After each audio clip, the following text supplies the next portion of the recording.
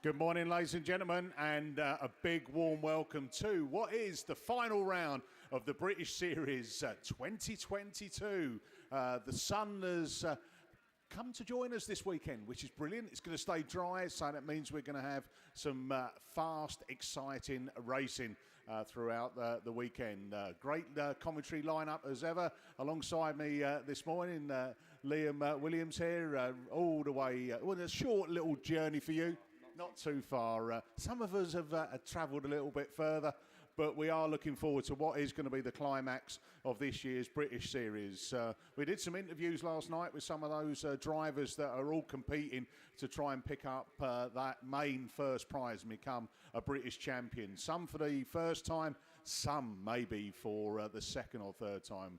But it is going to be some cracking racing. The pits are absolutely bursting at the seams, so lots and lots of cars to take you through this weekend.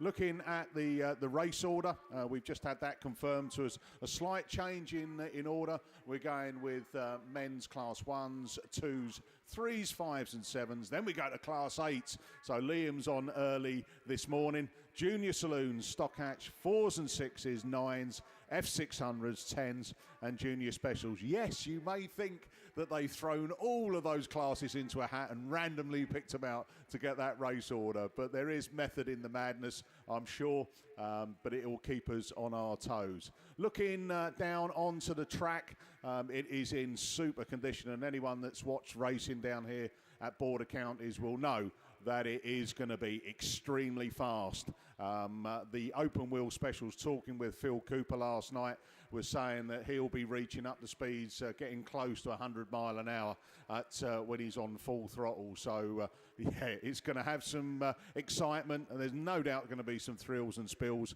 Maybe the odd red flag dropped in for good measure. Hopefully not too many this morning, Liam. Liam, you looking forward to your eights? Yeah, very much so, Mickey. I'm looking forward to it. Like you said, early start for me this weekend, and hopefully early finish as well. But I highly doubt that. But yeah, I'm not too sure on numbers yet. But as the majority of the BAS rounds have shown over the course of the year, you're probably looking at around 8-9 grids of Class 8s. Not too sure what other class I'm doing, but I'm sure that every class this weekend is going to be equally as exciting as the rest. As Mickey said, a very, very quick track. And unfortunately, I wasn't here for the 3-day, but I've only heard good reports. And if it can continue the form that they had a few weeks ago, what was it, 3 weeks ago, I think, then we're certainly in for a treat this weekend. Of course, the last BAS, so everyone's got a lot to play for.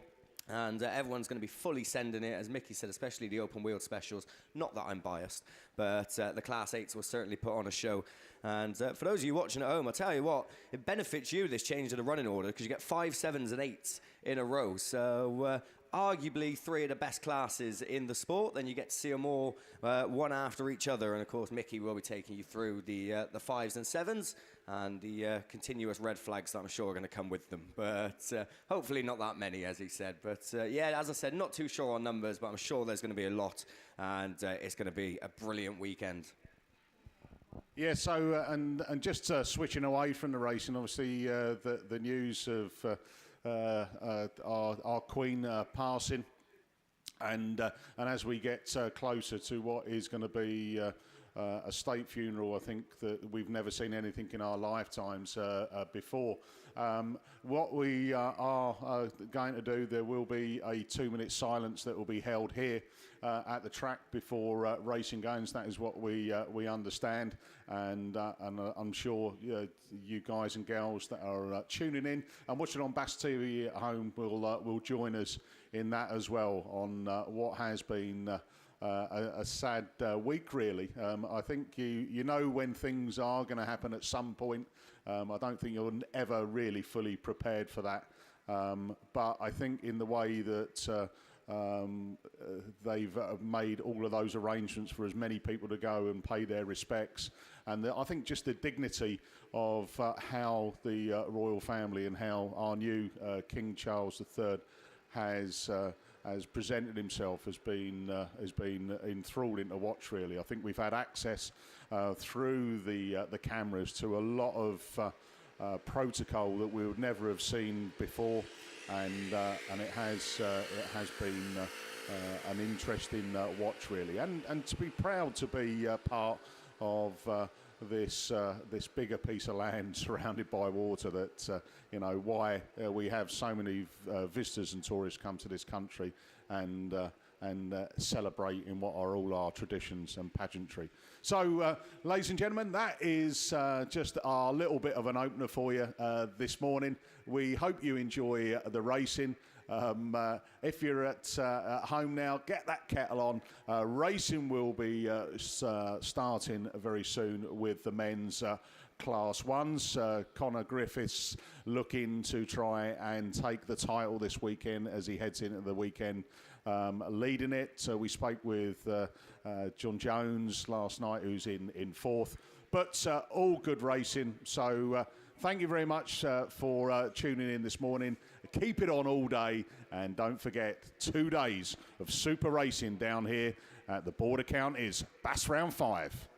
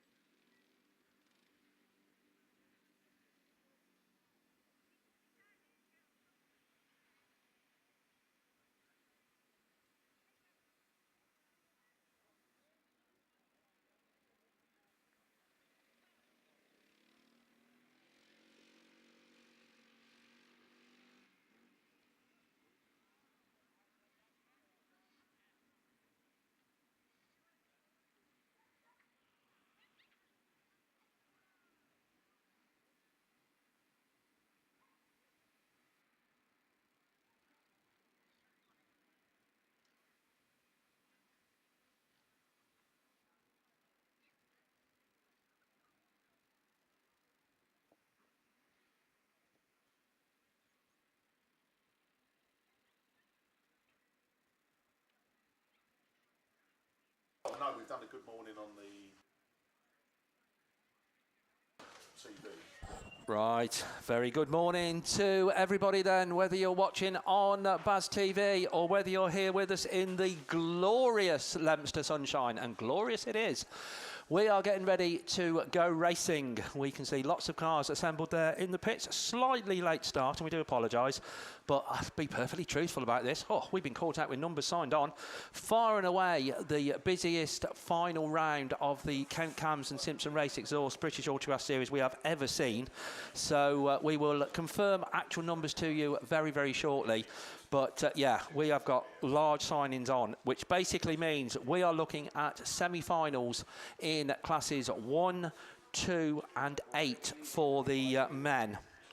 And as I say, we'll give you precise numbers. But yeah, good signing on. So lovely to see you all here. This is it, folks. This is where titles are decided. 2 of the titles have already been decided, I have to say.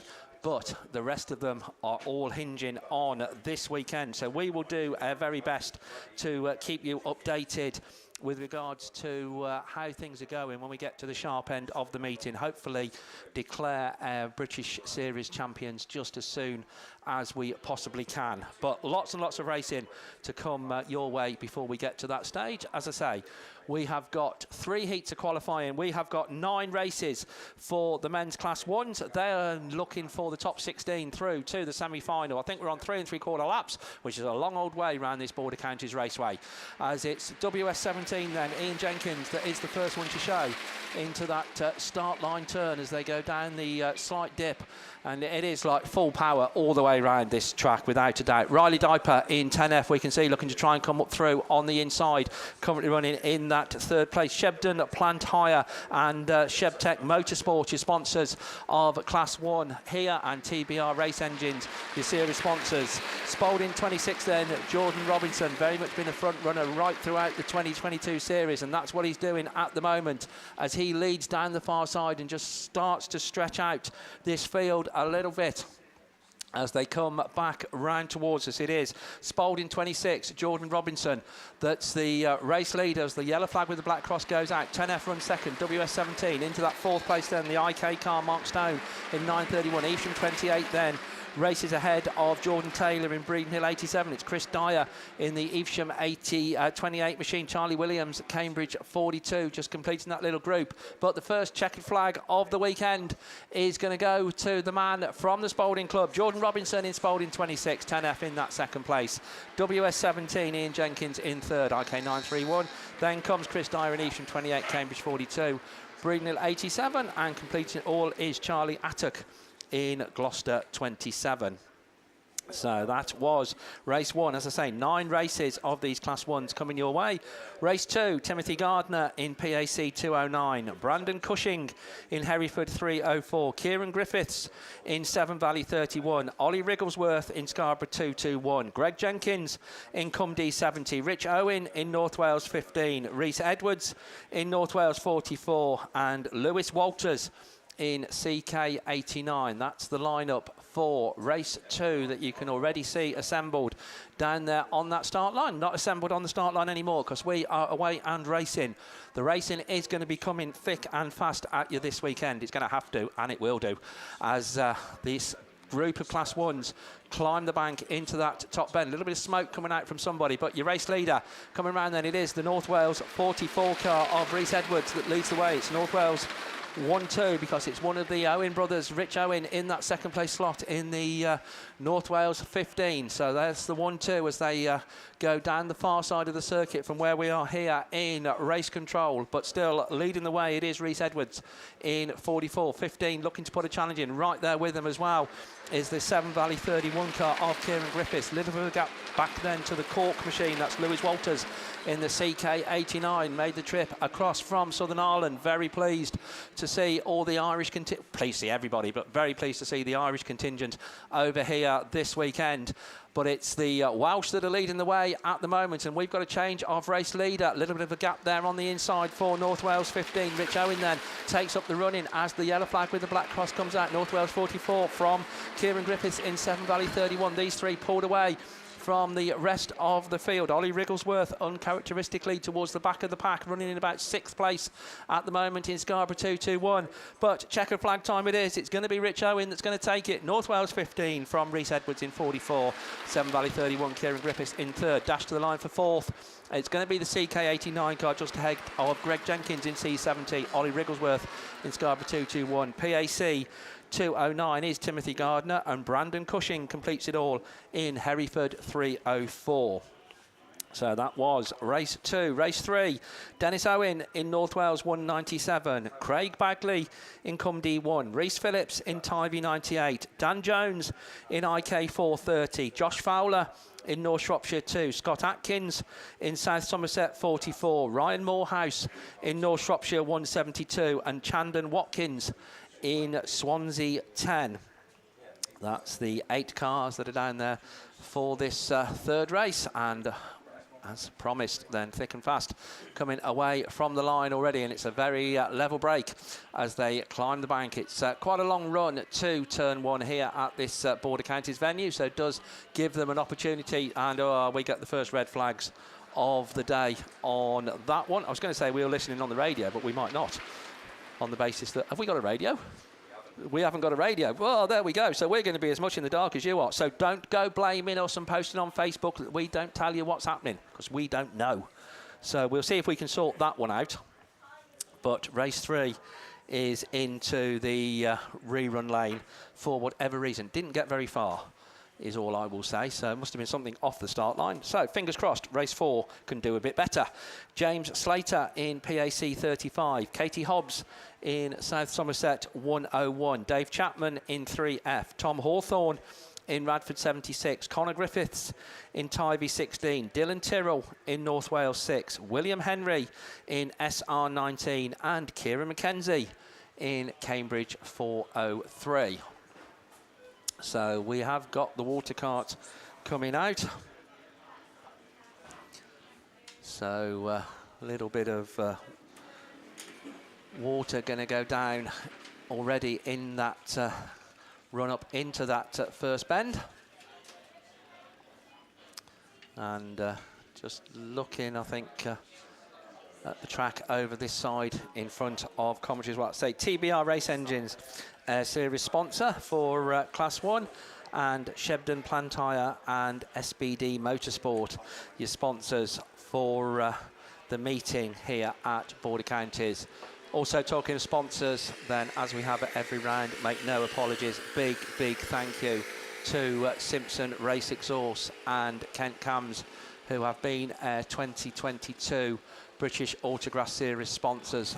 Been with the series a long time. It's lovely to have them on board. We do appreciate very much their ongoing continued support. And likewise, big thank you to GB Engineering, Jeff Beresford, for his support and commitment to BAStv. Quite a number of you, I'm sure, today will be watching on YouTube or whatever media you want to use the BAStv coverage that is brought to you courtesy of ARB, but courtesy of funding that we can get. It does cost a bit of money, it has to be said, and just wouldn't be possible without sponsorship. So a big thank you to Jeff. It was an unknown quantity this year, and he came in and supported it and has enabled it to develop as it has. So big thank you on that one as well. Right, race 4 then. Still don't know why race 3 was stopped, but it was. So race 4 then, Tivy 16, Connor Griffiths. I remember Connor's won something this year as well, isn't he? I can't. Oh yes, of course, he's your national champion. So there we go. He's having a good year. Is Connor Griffiths? Well, I think the TA16 machine is having a good year. Full stop. Multi or joint national champions, men's and ladies. But yeah, Tivy 16, Connor Griffiths it is that brings the field back round towards us as the race leader. Tucked into second place then, it's the SR19 car, William Henry, North Wales 6. That's going to be the Tyrrell machine. It is Dylan Tyrrell at the wheel of North Wales 6. Tucks into that third place slot. Kieran McKenzie runs fourth in Cambridge 403. But just pulling away a little bit from the rest of the field at the moment is Connor Griffiths in Tivy 16 as that last lap flag already goes out. SR19, NW6, Cambridge 403. Tom Hawthorne then comes next in Radford 76. He races ahead of Dave Chapman in the 3F machine. Little bit of a gap then back to James Slater in PAC 35, and completing it all is Katie Hobbs in South Somerset 101. But nobody racing ahead of Conor Griffiths. That's been the story of the 2022 season to a large extent. TA16 takes a good win. Will Henry second in SR19. Cambridge 403 just pinches third from Dylan Tyrrell. Then comes the Radford 76 of Tom Hawthorne. Dave Chapman in 3F. And a good battle at the back of affairs. But it was just James Slater in PAC 35. Finishing ahead of Katie Hobbs in South Somerset 101.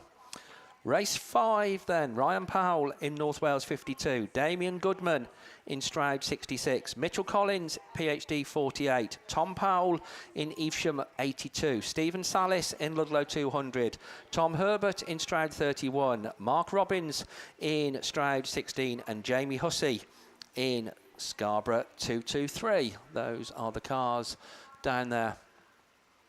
So just waiting for track clearance from the marshals. Now looks like we are ready to go then. And as they make their very, very level break down that far side and just throw it into that top bend, it is the Evesham man that's just about the first one to show. I think Tom Powell in 82. The Swansea 16 car then of Mark Robbins slots into second place. North Wales 52. Ryan Powell trying to make a move around the outside. Tucked in on the inside of them all is Jamie Hussey in Scarborough 223. That's the leading quartet as they go down that far side. Tom Herbert with a bit to do in Stroud 31, currently running in about 6th place. But your race leader, Evesham 82, it is. Just pulled away a little bit now from Swansea 16, Scarborough 223, North Wales 52. Stephen Salis comes next in Lud 200, Stroud 31, racing just ahead of Damien Goodman in the Stroud 66, and Mitchell Collins completes it all in PhD 48. But your race leader coming back round towards us, it is Tom Powell in Evesham 82. From the Swansea 16, Scarborough 223, North Wales 52, Ludlow 200, and Stroud 31, Stroud 66, and PhD 48. So all those cars then onto their final circuit, but it's going to be 55 maximum points, both towards his British Series total and towards a place in tomorrow's semi-finals for Tom Powell in Evesham 82. Second place goes to the Swansea 16 of Mark Robbins, Scarborough 223, North Wales 52, Stephen Salis in Ludlow 200, Tom Herbert in Stroud 31, Damien Goodman in Stroud 66, and Mitchell Collins completes it all in PhD 48.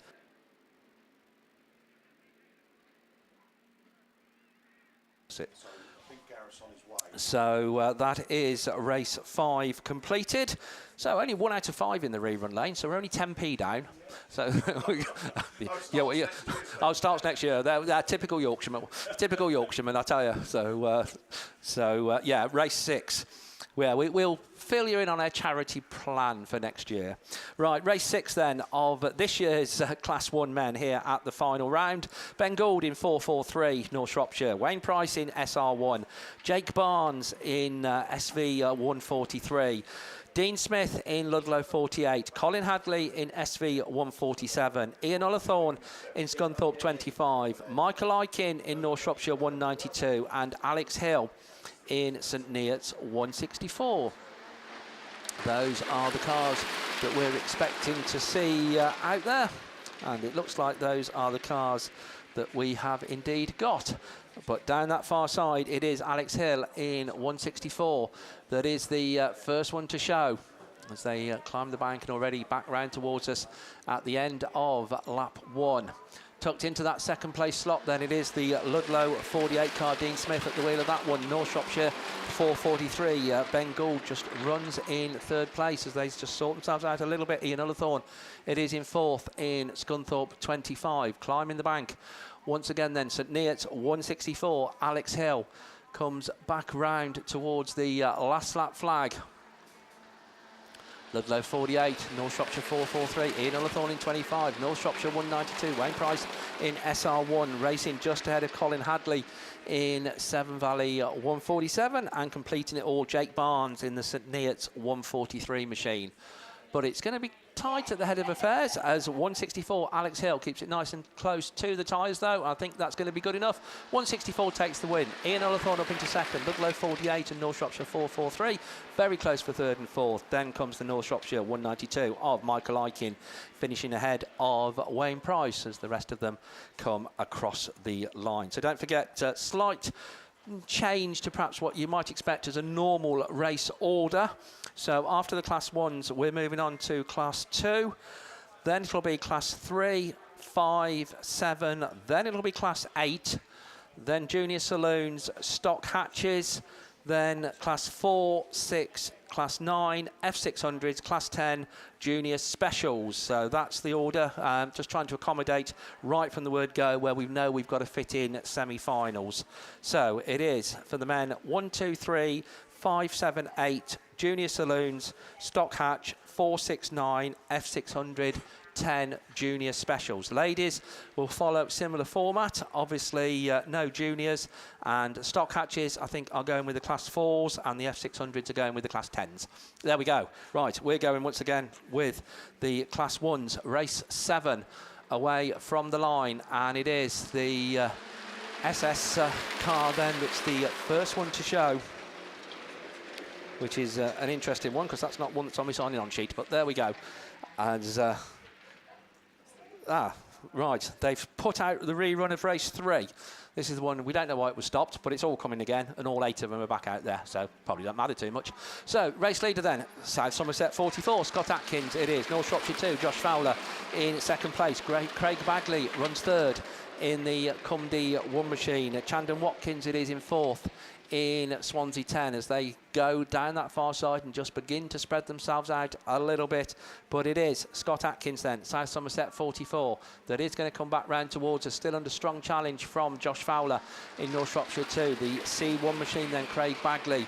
Swansea 10 racing all on his own in fourth. Then in Victor Kent 430, Dan Jones racing ahead of Dennis Owen in the North Wales 197 machine, looking to try and come up through the field a bit. Ryan Morehouse in the little mini, the 172. But Josh Fowler, your new race leader, as he comes round for the checkered flag. North Shropshire 2 then is going to take this one.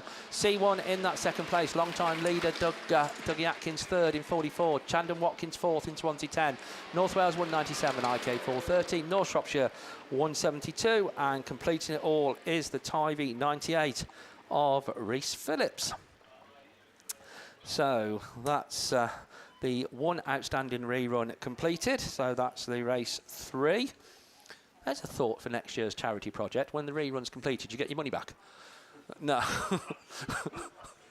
Or what about go double or quits? Hey, that's it. Will it get through to the end? If it goes red again, then you have to double up. That's a fair thought. Liam's gone a bit pale as a Class 8 commentator. As a Class 7 commentator, I think you're very brave on that suggestion. But yeah, I like that.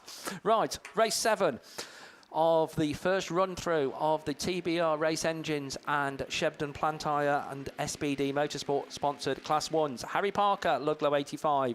Mark Stevenson, North Wales 164.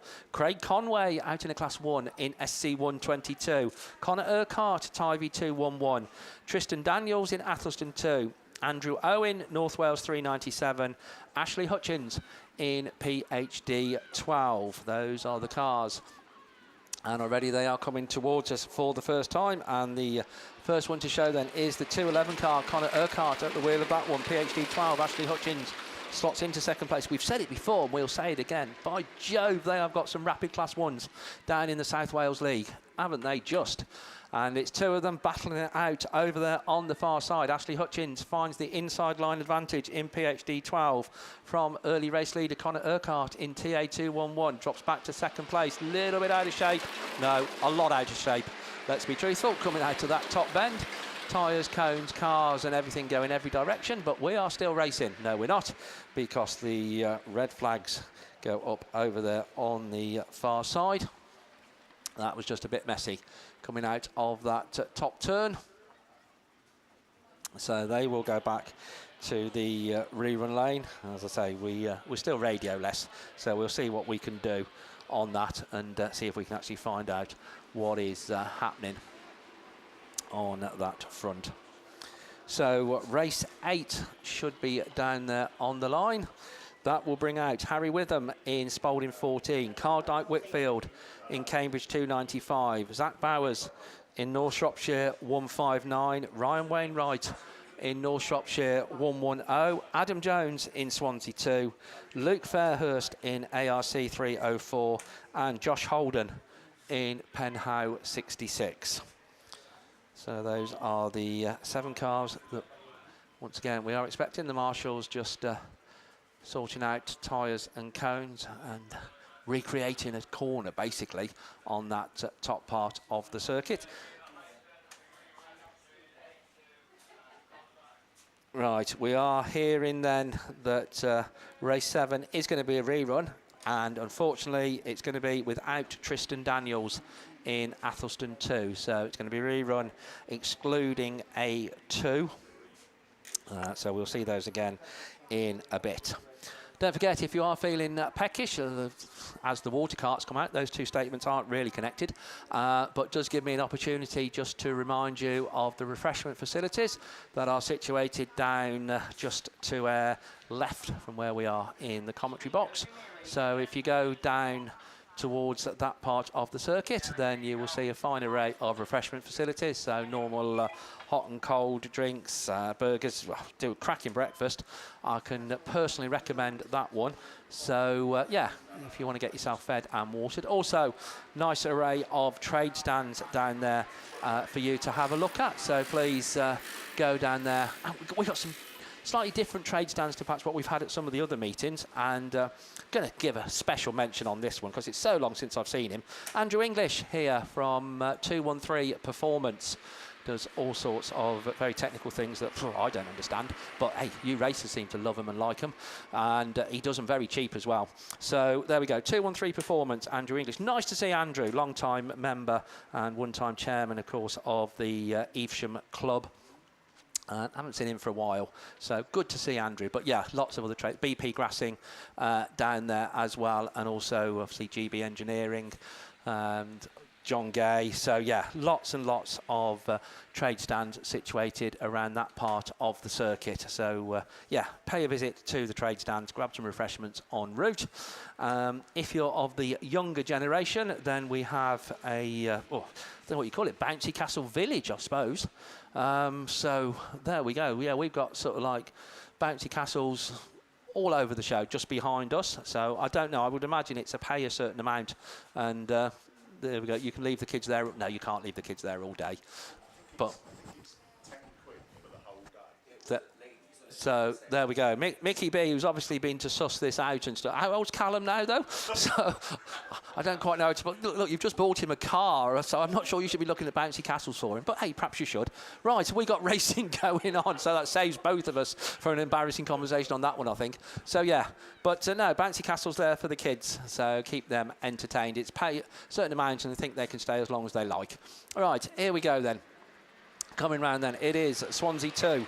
That's the first one to show. Adam Jones at the wheel of that one. Luke Fairhurst in ARC 304 tucks into that second place slot, or he did, because Carl Dyke Whitfield has other ideas. Cambridge 295 then goes through into that second place slot.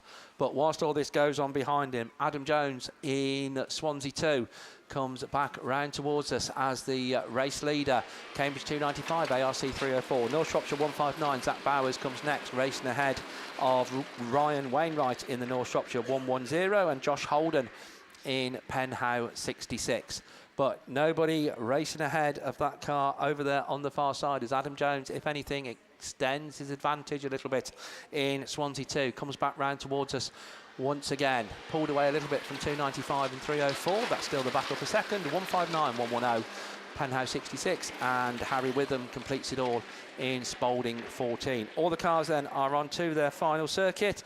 But it is Adam Jones in Swansea 2 that's going to come round and take 55 good points in this one. It's going to be close for second as they dash to the line. It's going to be Carl Dyke Whitfield in 295 from Fairhurst in 304. North Shropshire 159, Zach Bowers. Ryan Wainwright in 110.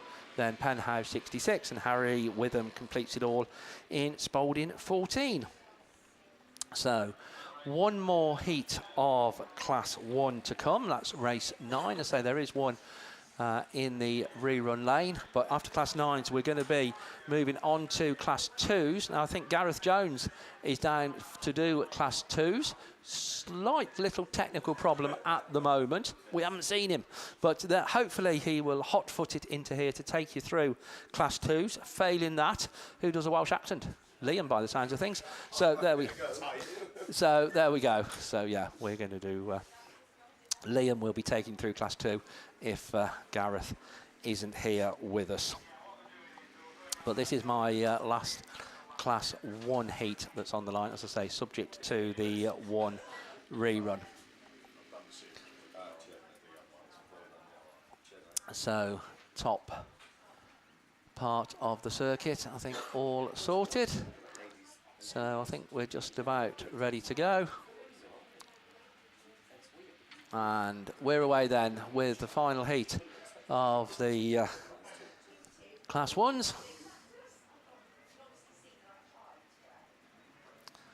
And as they come round, Jonathan Jones, somebody else that's had a very good season, another one of the rapid South Wales League cars on the outside in the Tidy 4 machine. But coming through, Jake Hemsley it is in Invicta Kent 611. And oh, we got a couple faced in the wrong direction there. 52F being one of them, Phil Thompson, and Dave Owen in North Wales 97. So here we go. We get another red flag on that one. They will go back to the rerun lane. We shall wait to hear if we hear anything with regards to any exclusions, etc, etc. Haven't seen Gareth yet. Hopefully he's going to be with us and will appear. But with Class 2 machinery down there on the line, then getting ready for action and taking you through the Class 2s. Just be grateful then with Class 2s that we haven't brought in a penalty for next year, Liam. But it's a very good morning for the first time this morning to Mr. Liam Williams. Yeah, thank you very much, Steve. Good morning, everybody. It's rare I get to say good morning on commentary because normally I'm not on till the afternoon, but nice early start for me this weekend, and it would have been regardless because Class 8s are coming out early, but I've got the honour then of picking up the Class 2s for the first time this weekend. Only the 8 grids to come your way, so a very tidy turnout for your men's Class 2s. Fleet Care Services, your very kind sponsors over the course of the British Autograss Series, and TBR Racing.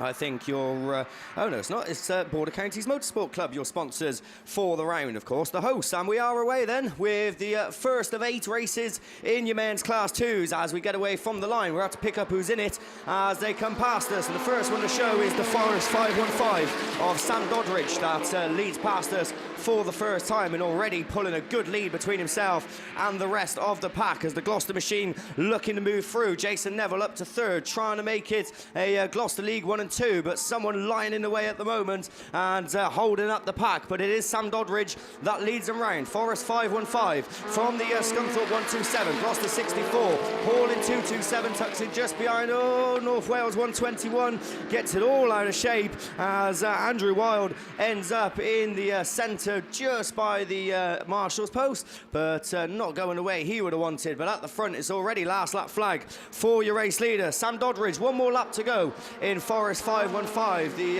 car that spun out is out of the way, but it isn't going to make a difference because I'm going to start as I mean to go on and bring out red flags in my very first race of the weekend. So what was Steve just saying about I should be grateful the rule isn't in this year? Well, he had a point, didn't he? So first red flag of the weekend for me, and I'm sure that won't be the last time you hear me say that. But Class 2s, well, I'll tell you what, I was just saying to Mickey, I did the Class 2s at the Ladies and Juniors Nationals a couple of weeks ago, and they were so well behaved on the first day, and I thought, oh, I'm sure the men can do it around this track. Nice big open track, let's stay out of trouble. Clearly not. So red flags then on race 1 for your men's Class 2s, and as I said, 8 races scheduled, so better get the floodlights out now. But looks like we're going to have a bit of water go down on the circuit then before race 2. We will obviously let you know of any exclusions, etc. when we get the word. But we're going to go race 2 then, and we got time to go through these ones because we've got water on the track. So, lane 1 then, race 2 of your men's Class 2s. Jack Bromley in Invicta Kemp 130 coming out from the inside. Owen Twigg in Typhy 202, lane 2. Lane 3, JD Farrow in Scarborough 17. Lane 4, Tom Stevens in Ludlow 55. Ryan Mulroy in Mallow 127 coming out of lane 5 with Simon Overty in Scunthorpe 18 coming out of lane 6. Lane 7 is Danny Robbins in St Neots 34. And lane 8, another Irish car, Stephen White in Cork number 7. Is the one going to round it off on the very outside of the grid down there on the line. So strong lineup of men's Class 2s. Mickey's grabbed the pen, so he's going to let us know what's going on. And this Andrew Wild, unfortunately, as I'm sure many of us expected, as he was the one that was stranded, unfortunately excluded from the rerun from race 1 in North Wales 171. So we believe then rerun of race 1, excluding Andrew Wild in North Wales at 171. But we're not going to have any more. No more reruns. We're going to crack straight through now with the next 7 races. Bit of water won't hurt. I'm sure these Class 2s will be able to find enough dry space on this track. It's absolutely massive. I mean, I come here year in, year out, and it still surprises me to this day when I do come here. And I'm sure you'll see the full magnitude of it once you get into the faster classes a little bit later on. You will see cars switching their line, of course, with the 1s and 2s. They might favour one of the inside lines and trying to keep it tight to the tyres, whereas when you get to the 7s, 8s and 9s, etc., then you will see them throwing the cars out wide, probably making contact with the Armco, but hopefully not. But you will see it. Hopefully no one gets confused this weekend and ends up trying to do a joker lap, because they don't do that at the BAS. But Class 2s, talking of jokers, we're off the line. As race 2 it is, that leaves the way and head up the hill for the very first time and into turn 1. And someone already with a clear lead as they come out. The sunshine bursting down on this track. But it's Ollie Stevens, Ludlow 55. That's the first one to show. Tom Stevens, rather, in 55. As he leads around. Danny Robbins dooring his way through, trying to move up to 3rd, but ended up in about 5th as the Cork machine taking a tap as well. But it is the 55 Tom Stevens that leads them up the hill once again, and just looking to extend his lead from the rest of the pack as the black machine throws the car out wide, comes past us once more. Scarborough 17 and JD Farrow runs 2nd. 3rd is the Invicta Kemp 130 machine of Jack Bromley, but going out wide, and it looks like the Scunthorpe 16 machine is looking for a way through. Simon Overty running 3rd. 4th is the race on the field as Stephen White moves up in Cork number 7 as he looks to pick him off, but the IK machine back up the inside as the last lap flag goes out already. Tom Stevens is clear. JD Farrow under very strong challenge from Simon Overty now, who runs in 3rd, but he's up the inside, finds a gap as JD goes out wide, looks to fight back around the outside. Can he get the speed up this hill and down that straight to make a move? It doesn't look like it at the moment, and certainly no one is going to be making a move for the race lead, because Tom Stevens is clear as the checkered flag gets made ready. 55 points for number 55 as he takes the win. Simon Overty takes 2nd. JD Farrow is the next one across. IK 130, Cork number 7, Mallow 127.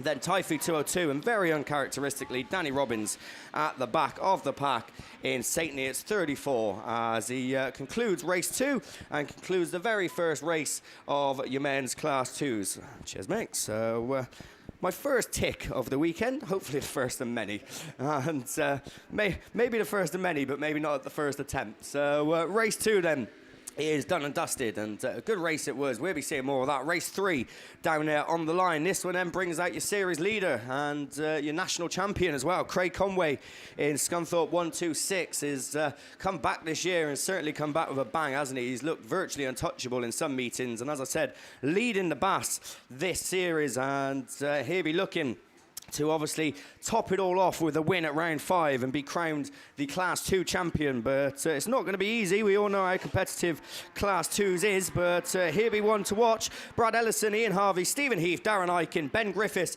and Kyle Urquhart are the ones coming out as they leave the line. It's 3 abreast going into turn 1. Ian Harvey on the outside, but Craig Conway, I said keep your eye on him as he snuck through the lot of them and come through into that first place position. They're all bunching up behind him, very tight there as they go into that bottom turn. The Pennine Machine just about coming out in second. Stephen Heath, Brad Ellison is relegated to fourth as Kyle Urquhart occupies third but goes out wide. Ellison's up the inside in York number 16. Conway's away though in Scunthorpe 126. He knows what he's got to do this weekend to claim that BASt victory, and he's certainly doing what he can at the head of affairs. 126 it is. Heath runs second, Ellison third, Kyle Urquhart runs fourth. Seven Valley number 8 of Ben Griffiths is running fifth, but under very strong challenge from Darren Eichen in North Shropshire number 4. And your early race leader, Ian Harvey, has found himself right at the tail ends. So probably the most experienced racer in this is the one running at the back, and he's got a lot of work to do as the last lap flag goes out. He started picking one off as Ben Griffiths goes out wide in Seven Valley number 8. But look at the lead your race leader has, certainly looking to take the most convincing win of the day so far, as Craig Conway it is, goes into the top turn for the final time, looking to add another 55 points onto his BASt tally and moves one step closer to becoming champion at the end of the weekend. So Heath takes second, Brad Ellison third, fourth is North Shropshire 4, Kyle Urquhart takes fifth, Ian Harvey moved up in Cumdy 63 with Ben Griffiths in Seven Valley number 8 coming across and completing it all. So, there we go then, race 3 done and dusted with. Where's my points? I did write some points down, but I don't know where they've gone. So, just trying to figure out what the gap is between first and second in the British Autograss series, but as I said, Craig Conway is certainly your series leader, and that win will do him no harm whatsoever as they make their way into the pits. We've got marshals putting out cones, class 2s scattering cones, could you believe it? So race 4 is down there on the line. Race 4 then is going to bring out Jack Stevens in Athelston 16. Paul Melly, his retirement didn't exactly last very long. He's down there in lane 2 in Swansea number 1. Ryan Taylor in Radford number 60 coming out of lane 3. Amber Powell mixing it in with the men in Ludlow 99. Ollie Stevens in Ludlow 15. He's seen Tom take a win earlier, so Ollie will be looking to repeat that success. He's joined by Will Duggan in Cumdy 190 and Ben Foster in Invicta Kent 231. That's the lineup for race 4 of your men's class 2s, the halfway stage for these. As I said, 8 races scheduled, so we will be looking for the top 16 point scorers, don't forget, over the course of the 3 heats, and going into semi-finals tomorrow afternoon. And we're away then as they go into turn 1. Oh, bit of bumping, dooring action as usual as they come out of turn 1. Paul Melly it is that emerges as your race leader. Ollie Stevens getting it all wrong in Ludlow 15, just about managing to straighten the car up there, but it might be a case of too little too late, because he's found himself well down the order and towards the tail end of the field. But Paul Melly it is that leads him round once more. Will Duggan runs second in Cumdy 190. And I'll tell you what, Melly's not really getting away as of yet. He's trying to extend his lead, but Duggan tucking in just behind him. Radford 60 then is running in third of Ryan Taylor. But Ryan doesn't look that comfortable because the Invicta Kent machine, Ben Foster, tucked in just behind him. Athelston 16 looking to make a move up the inside. Then we're going to go to Ollie Stevens in Ludlow 15 and Amber Powell in Ludlow 99. Last lap flags out this time. Paul Melly, still your race leader. Swansea number 1 it is, looking to keep it tight to the tyres and rein in this victory. And he certainly looks like he's on course to do that, as 2 cars getting a little bit out of shape at the back. I think one of them was the Jack Stevens car in Athelston number 16. He's found himself demoted to the tail end of the field, but it's going to be checkered flag. Paul Melly taking a win in class 2 as he comes across. 55 points on the board for him. Will Duggan takes second, Ryan Taylor third in Radford 60, Ollie Stevens fourth, Amber Powell moves up to fifth in Ludlow 99. Then we go to Ben Foster in Invicta Kent 231 and the Athelston 16 of Jack Stevens coming across to complete it all. So halfway there, race 5 is down now on the line. In class 2s, Jay Albright and then Scunthorpe 156, Ash Robinson in Spalding 43. Ash Robinson second in the BASt at the moment, and he's just seen Craig Conway take a win, so he knows that he needs a win in order to stay in contention towards the top of the table. Gary Shannon, Cork 16, Corey Paisley in Pennow number 8, Ash Wrigglesworth in Scarborough treble 2, Liam Morris in BC 64, and Jack Hodgson in Yorksdales 104. So we've got Jack Hodgson running third in the BASt and Ash Robinson running second. So those two will certainly be ones to keep their eyes on. As I said, they know they need wins in order to keep keep up with Conway in Scunny 126. Oh, it's all going wrong out of turn one. Door. As Ash Wrigglesworth gets it all out of shape. Jack Hodgson has ended up in the middle in Yorkshire Dales 104. Something tells me we could be seeing those dreaded flags, but not yet, because they're going to carry it on, and Jack Hodgson gets the car going again. And as all that went on, Ash Robinson just emerged at the front and pulled away from the rest of them. So Spalding 43 it is. That leads them round. Scunthorpe 156 runs second. Corey Paisley third. Gary Shannon fourth. Ash Wrigglesworth fifth in Scarborough treble 2. And then we're going to go to BC 64, who runs in that one, Liam Morris. And then the one who got it all out of shape, Jack Hodgson, as I said, third in the BASt, but running at the back after earlier problems. But Ash Robinson, no problems for him with one more lap to go. Spalding 43 it is, looking to keep the heat on Craig Conway at the head of affairs in the British Autograss Series table. He's away, he's not going to be caught. Jay Albrighton is running second, and he also looks safe because there's no one around him. Gary Shannon has moved up to third with Corey Paisley in fourth. And Ash Wrigglesworth looking to get on the mission, but it might be a bit too late to make any ground and make a position. But Ash Robinson it is that takes the win. Scunny 156 takes second. Third is going to be Corey Paisley as he snatches it back off Gary Shannon. Ash Wrigglesworth is going to be the next one in Scarborough at treble 2.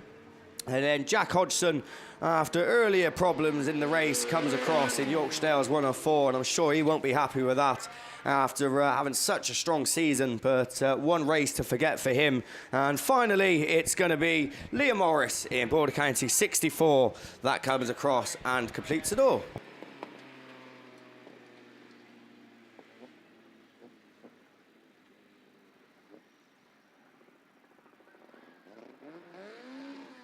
Right, well, I'm sure you'll all be pleased to hear that that's enough for me for this morning. So my reserve duty done for the day, and Gareth Jones has very nicely just walked into commentary, so we're going to say good morning to him for the first time this morning, and only the one rerun so far, Gareth, so I've tried my best for you.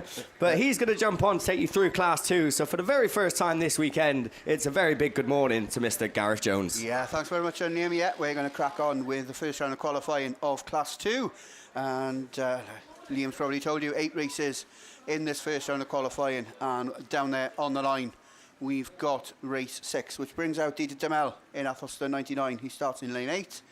Also down there, have we got a Class 1 rerun possibly? What is that? No, that is race 6, because I can see Darren Williams in the Carmarthen 6 machine starting in lane number 5. On his outside shoulder then, Ashley Lillington in South Somerset 38 starts in lane 6. Ash Farrow's there in Scarborough 249. He starts in lane number 7, and then towards the inside we've got Jamie Lillington in South Somerset 45, who starts in lane 4. Lane 3 is occupied by Gaz Stokes in Pennine 87 and Alex Espley in North Wales 64 from grid number 2. So away from the line they go. Then we get track clearance on race number 6, and it is the Stokes machine that leads into the Woodland turn for the first time. He leads across the top part of the circuit, trying to get back on the inside line, but he's on the outside as the cars go 4 abreast past us for the first time. But it's the Southern League's Jamie Lillington that leads through the start gate turn for the first time, just about a car length and a half ahead of Ashley in the 38 machine, making it a South Somerset and a Lillington 1-2, but he's left the door open and 2 go through on the inside. They are Gaz Stokes, who's now racing for that second position in the Pennine 87 machine. On his outside, Ash Farrow in the Scarborough 249. So it goes as they go through the start gate turn. It's still the Lillington machine side by side for second and third between Pennine 87 and the South Somerset 38 machine, just getting undone by Darren Williams, who's now up to 4th in Carmarthen number 6. But this time round, number 45 sees that yellow flag with the black cross. He moves on to his final circuit as Brother falls further downfield in the 38 machine, picking up a puncture on board on that front driver's side tyre, and Dieter Demel falling to the tail end of the field in Athelston 99. But here comes your race leader, about to become your race winner. South Somerset 45 then, Jamie Lillington takes the win in his first round of qualifying from Gaz Stokes, Ash Farrow. Darren Williams takes 4th in Carmarthen number 6 from Ashley Lillington, South Somerset 38 from Alex Espley, North Wales 64, and rounding it all out then, Dieter Demel in Athelston 99. So race number 6 then make their way back to the pit. Bumper entry for Class 2s this weekend, and looking at the other commentators' sheets as well, we have some seriously competitive lineups to come across each and every one of the classes. and we're going to have some cracking racing across the course of the weekend. We're going to go and continue then with the first round of qualifying of Class 2, because down there on the line we've got the runners and riders from race number 7. They are Stephen DeMel in Wessex 99. He's joined next to him in lane number 2 is Dan Owen, North Shropshire number 15. Michael Jordan in Radford 284 starts in lane number 3, with George Evans in North Wales 152 starting in lane 4. Brad Thomas is there in IK 55. Mark Mosley in Radford number 3, and Josh Woodward in Athelston 182 starts towards the outside in lane number 7. That should be a lineup for race number 7. Your Class 2s are sponsored this weekend by the Border Counties Motor Racing Club in memory of Gary Tolley, who we lost a couple of months ago. He always flew the Border Counties Treble 8 flag and did a lot of his racing in Class 2, and it's a nice touch from the hosts to sponsor the class this weekend. So like we said, we got race 7, so the penultimate race of the first round of qualifying down there on the line, and 2 more races of sound drivers to come your way. Just a little bit of water being sprinkled down on the tyres there on the start gate turn. That will keep the drivers and these machines off that tight inside line. It'll make that start gate bend a little bit more of a swooping bend, but the bungee's broken and away we go. Brad Thomason from the middle of the pack looks to add the best to start in IK 55. Just a little bit of a love nudge there from Dan Owen in North Shropshire 15, who goes towards the outside, but it's Thomas that takes up the running then. Owen still there in that third spot, because on the inside goes the Radford 3 machine of Mark Mosley. He now leads the chase on your early race leader. That's still Brad Thomas then.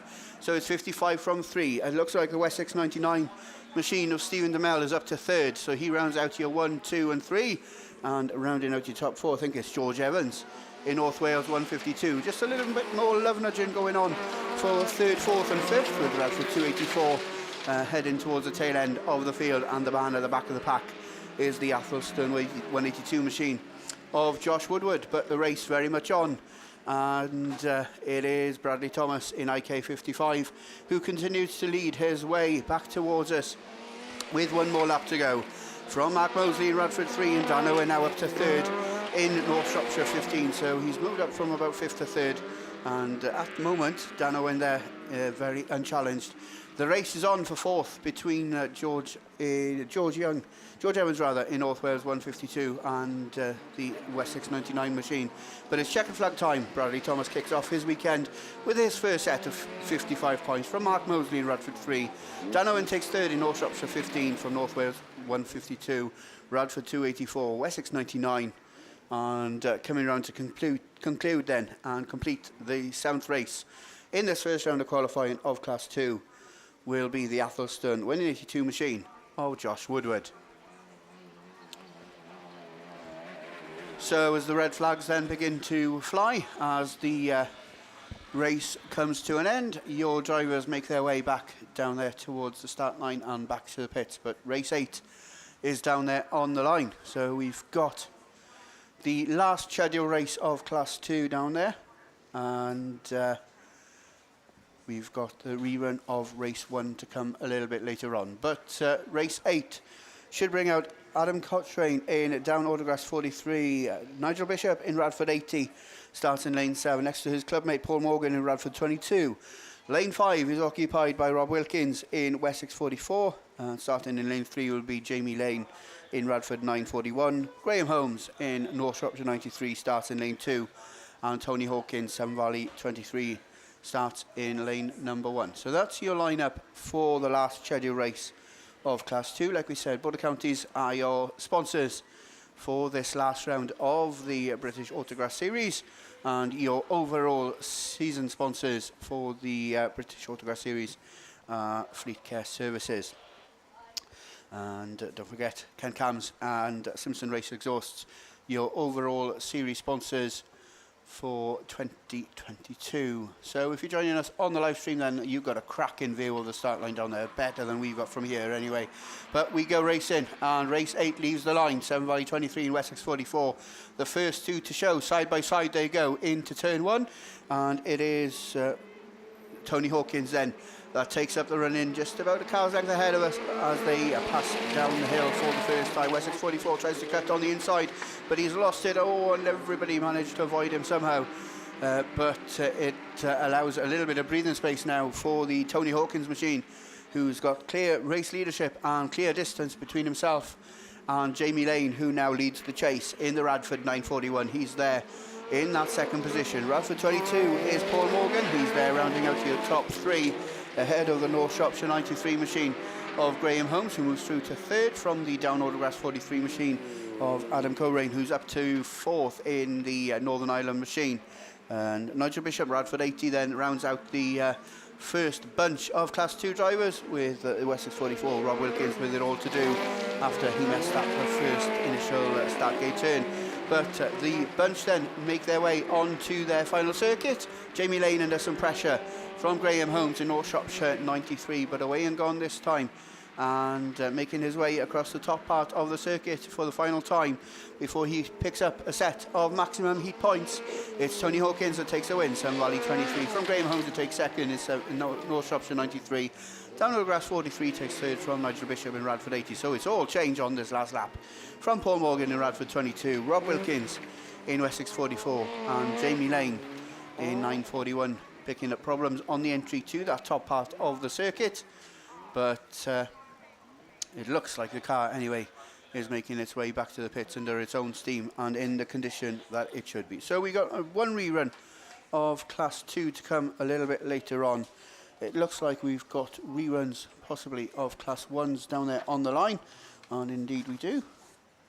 And it looks like we've got the rerun of race 7 that are about to come your way. So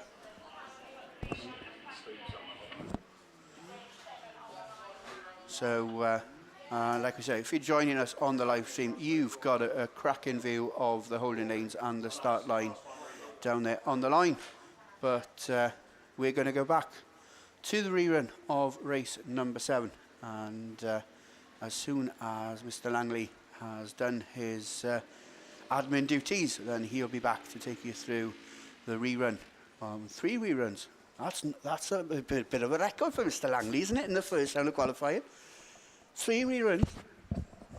So I'll hand you straight back over to Mr. Langley. Don't know what he's going to say, mind.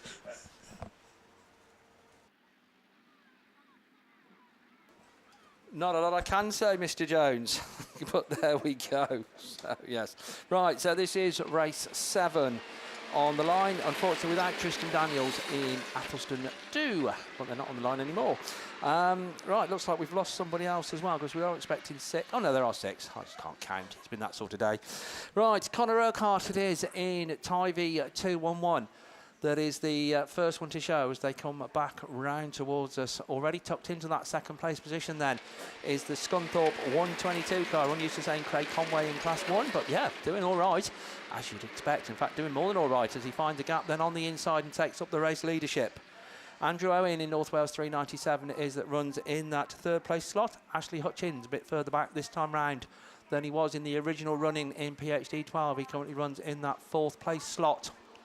Just tucked in behind him in 5th is the North Wales 164 car. That's Mark Stevenson's, and Harry Parker completes it all in Ludlow 85. But now he's got his bonnet in front, then Craig Conway in Scunthorpe 122. It is.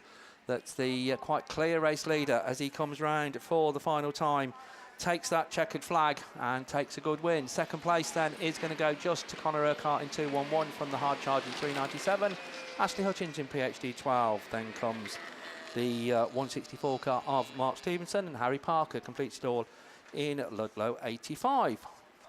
So that completes that rerun. Still got a rerun of race 9 to come, but they're going to keep us hanging for that, I think, looking at it, because down to the line, and that's where we can see the Kelly Recovery sponsored men's Class 3s. Kelly Recovery, the sponsors for the meeting. Ram Developments, the sponsors for the British Autograss Series. 5 races coming your way, so we are just looking for the top 8 to go straight through to tomorrow's final, but that's not going to be easy to get into that final. Keith Kelly, very much the man to beat in Class 3, so your series leader, and also, of course, your new national champion in Mallow 247, but you're going to have to wait till race 5 to see Mr. Kelly, because he's in the final race. Race 1 will bring out Russ Tinker in York 4, Dean Guy in Radford 70, Trevor Cusack in CK25, Pete Robinson in North Wales 72, Viv Cole in Carmarthen 4, Lee Almond in North Wales 27, and John Price in Penhow 119. Those are the 7 cars for the first run of men's Class 3.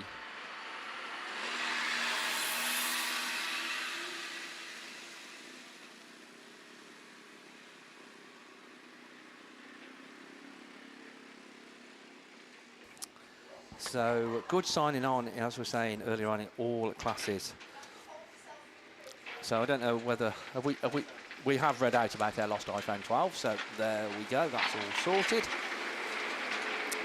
And I think we are just, as I say, putting a good dose of water down, and just taking the opportunity to grade the track a little bit and just have a look and see if there are any stones being picked up over this side. This is one of the perils, of course, of racing on a natural surface. Right, to whet your appetite. Oh, here we go. What we got there? Hold on, sorry, it's disappeared. The phone's been found, so there we go. Right, so that's good. Thank you very much to everybody involved in that one. So, all sorted, phone found. That's good. We like it when we reunite people with their property. So, that's got to be good. So, all sorted. Right, so, yeah, we've got total number of drivers here this weekend. We will get a class breakdown for you. Hopefully, we know men's Class 8 is the most popular supported class this weekend, but we have got, and as I say, I think this is the largest number we've ever had at round 5 of British Autograss Series. 641 drivers are here this weekend.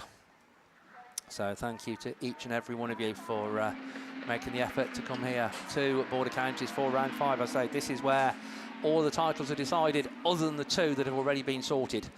As the and Class 3 is one of the ones that's still very much up for grabs. Keith Kelly, I think lots of people's favourites. Pete Robinson in North Wales 72 finishes up against the Armco. Carmarthen 4 comes around the outside. Viv Cole, your race leader, and we're looking at, and I think we've got the dreaded red flags on that one. So men's Class 3 race 1 not getting off to the sort of start that we want. Pete Robinson is I say parked up against the Armco, so we got to Gareth on the radio, so we'll try and identify what's happened and any exclusions or otherwise on that one. Yeah, right, just to whet your appetite, then what we can tell you is by the end of the weekend, and I'm not going to tell you when it is because I don't know yet, there will be a formal official announcement with regards to venues for 2023 series. So we'll get those announced by the end of the weekend. Now, there's lots of rumours and all sorts of things going around at the minute, but yeah, we'll confirm or deny them. So yeah, we'll know and we'll let you know by the end of the weekend, hopefully, where we're going for 2023. Another one, just to let people know, if you haven't already heard, with regards to the British Autograss Series presentation, one of the social events of the year, without a doubt. That is going to be in the early part of next year. With everything going on this year, and also requests from clubs trying to get their own individual dinner dances in and that sort of thing, then the British Autograss Series is going to be the early part. It'll be before we start the racing season next year. So it's going to be the early part of next year, sort of like Jan, Feb, March, into that sort of like quarter. So if you're looking to reserve a date in your diary, you haven't got to do it till next year. Right, race 2 then, away from the line. Ryan Power, it is in Yorksdale's 98. That is the first one to show from North Wales 99. Then Rupert Lomax slots into second place. New car, me for Rupert Lomax, but yeah, looking quick.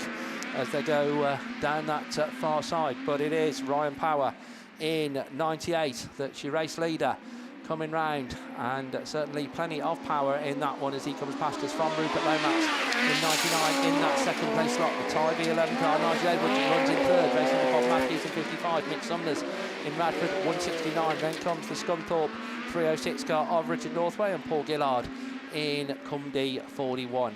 So getting quite spread out around this Border Counties Raceway.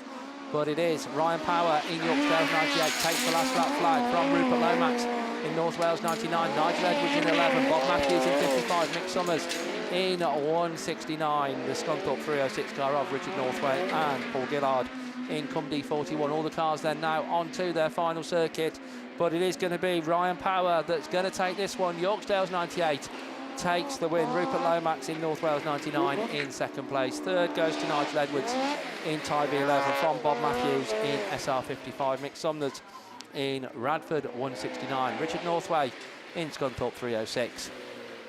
And completing it all, Paul Gillard in Cumdee 41. So that was race 2. Race 3 on the line. Andy Pipe back in Class 3 in North Shropshire 205. Ocean Hughes in TA 122. Neil Corbett in Evesham 56. Rich Lee in Scunthorpe 700. Paul Stevens in Ludlow 69. Steve Woodruff in White Rose 71. Chris Allinson in Yorkshire Dales 86. Those are the 7 cars for the race 3 of the Ram Developments and Kelly Recovery sponsored Class 3s. They're all down there on the line. So just as soon as we have track clearance. So we're hearing then the decision on race 1 is that all will be back in. So all 7 cars will be back in the rerun of race 1. So, and I'm going to say it because I know you lot are going to say it on Facebook. So no, I don't know why it was stopped then either. But there we go, it was. That's all you can say, isn't it, really? So all cars back in on race 1.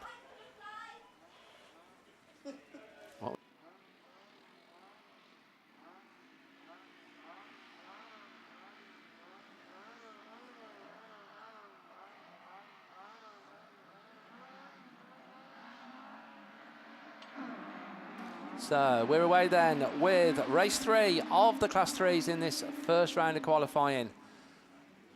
And it's the Scunthorpe 700 car of Rich Lee, one of the first ones to show on the outside. Coming then through, or looking to on his inside, Andy Pipe in North Shropshire 205 in what looks so much like. I'm not very good normally at recognising cars that have changed hands and things like that, but even I'm going to spot that's the ex-Martin Gould machine. In second place, Gary's got a very rueful smile on his face, so I think I might have actually got that one right. SC700 comes round then, Rich Lee as the race leader. Pipey runs second in 205. Running in third, Steve Woodruff in White Rose 71. On the outside, Paul Stevens in Ludlow at 69. Chris Allinson runs fifth in Yorkdale's 86. Ocean Hughes in TA 122, then racing with Neil Corbett in Evesham 56. But Rich Lee, he's been on form this year in Scunthorpe 700 and certainly demonstrating that here as he comes past us once again. But Andy Pipe certainly showing that he's forgotten none of his Class 3 craft as he goes down the far side in that second place slot. Paul Stevens runs third in Ludlow 69. Checker flag already being made ready, and it's going to be Scunthorpe 700. Rich Lee that's going to take the win from Pipey in second place in 205. Paul Stevens third in Ludlow 69. Steve Woodruff, White Rose 71. Chris Allinson in Yorkdale's 86. Neil Corbett in Evesham 56. And the TA 22 machine comes across the line to successfully complete. Race 4 brings out Mark Proctor in Scarborough 67. Martin Gould, we've just seen the old Martin Gould machine. We're about to see the new Martin Gould machine, North Shropshire 343. Gary Wickham in Invicta Kent 13. Matt Lloyd in C85. So Matt deputising for Ed, who I believe is the other side of the world. He's in Australia, and dedicated as Ed Lloyd is, then I think even sort of like a flight from Australia for a BAS round was going to be a bit much. So Matt, and he'll put up a fair deputisation, I'm sure. Phil Holloway in Evesham at 34. Tom Hall in St Neots 12. And last but by no means least, Jeff Gibbs in Hereford 1. So that's the lineup for this penultimate heat of the first round of qualifying of the Class 3s.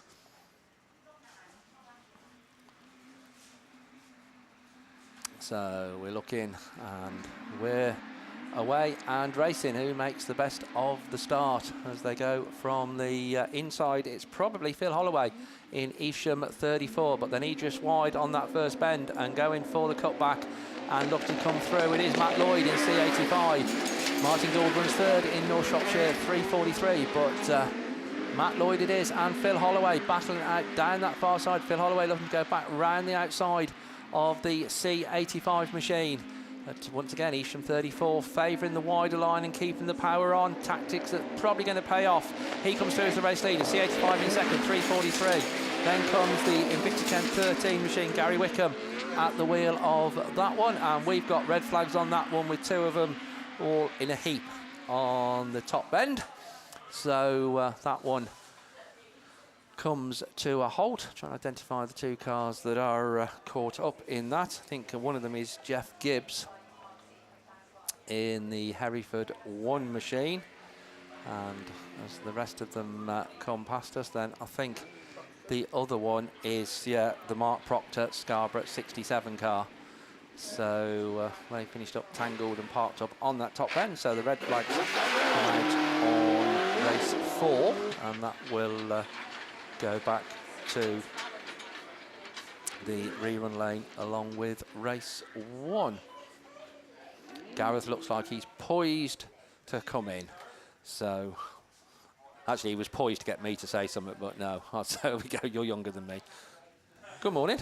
Good morning, yeah. Good morning, Steve. Yeah, just a quick announcement. A balance bike was left at the Ladies and Juniors Nationals a couple of weeks ago, and it is here in Coventry. The lap scorers are having a hell of a time on it, but we would like to give it back to the poor kid that's been without it for the last 2 weeks. So, yeah, we've got the balance bike that was left at the Ladies and Juniors Nationals here. It's here with us in race control. So if it's yours, come over and you'll have happy children playing outside the campus tonight. Yeah, I'm glad you did that one, because I was going to say, what's a balance bike? But there we go, show my ignorance here. So there we go. See, that's how out of touch I am with things. So, yeah, right. So that's, yeah, we do get various lost and found. So, yeah, we've got lost and found from other meetings as well. Oh, God, we're good. We are good when all's said and done. So, there we go. Right, we can see the first aid team out there in attendance, hopefully purely for precautionary purposes, but obviously we will keep you updated with that incident out there on the track in the Class 3s.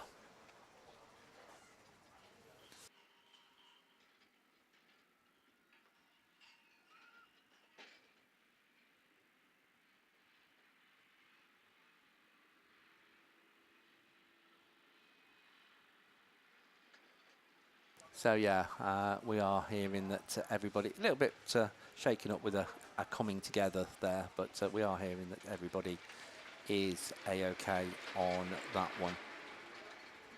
So we are getting towards the end of the racing season, but if you have any forthcoming race meetings or anything this year that you'd like us to announce, and obviously we're always more than happy to do that.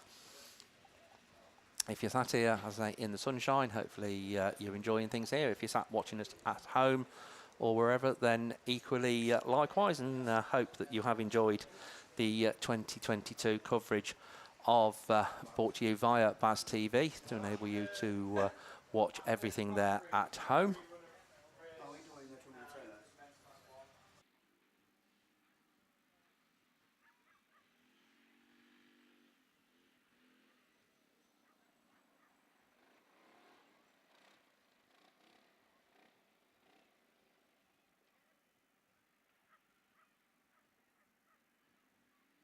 So the Marshall's just taken the opportunity also to just rearrange the track a little bit down there on that bottom bend. And once that's all been sorted and everybody is happy, oh, it's Simon Bentley down there, so they'll never all be happy. So, yeah, he will. So,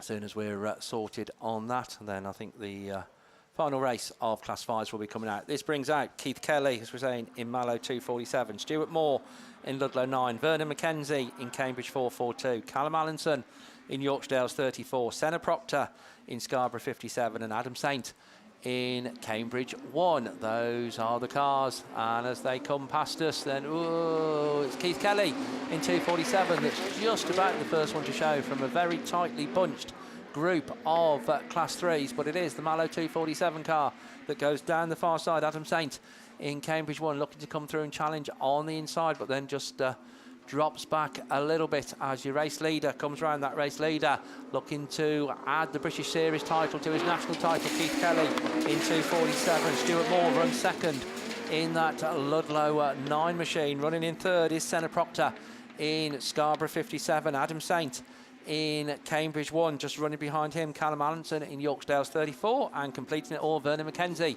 in Cambridge 442. Keith Kelly takes the last lap flag, 247. 1 to go, Ludlow 9, Scarborough 57, Cambridge 1, and Yorksdale's 34, and also the Cambridge 442 car means they're all on to their final circuit. But Keith Kelly has now stamped his authority on this Class 3 heat. So Kelly Recovery, one of your sponsors. Keith Kelly, your winner. 247 takes the win. Second place goes to Stuart Moore in Ludlow 9. Senna Proctor, Scarborough 57. Adam Saint, then comes Callum Allinson in Yorksdale's 34. And Vernon McKenzie completes it all in Cambridge 442. So 5 races, 2 reruns. That's over half, isn't it?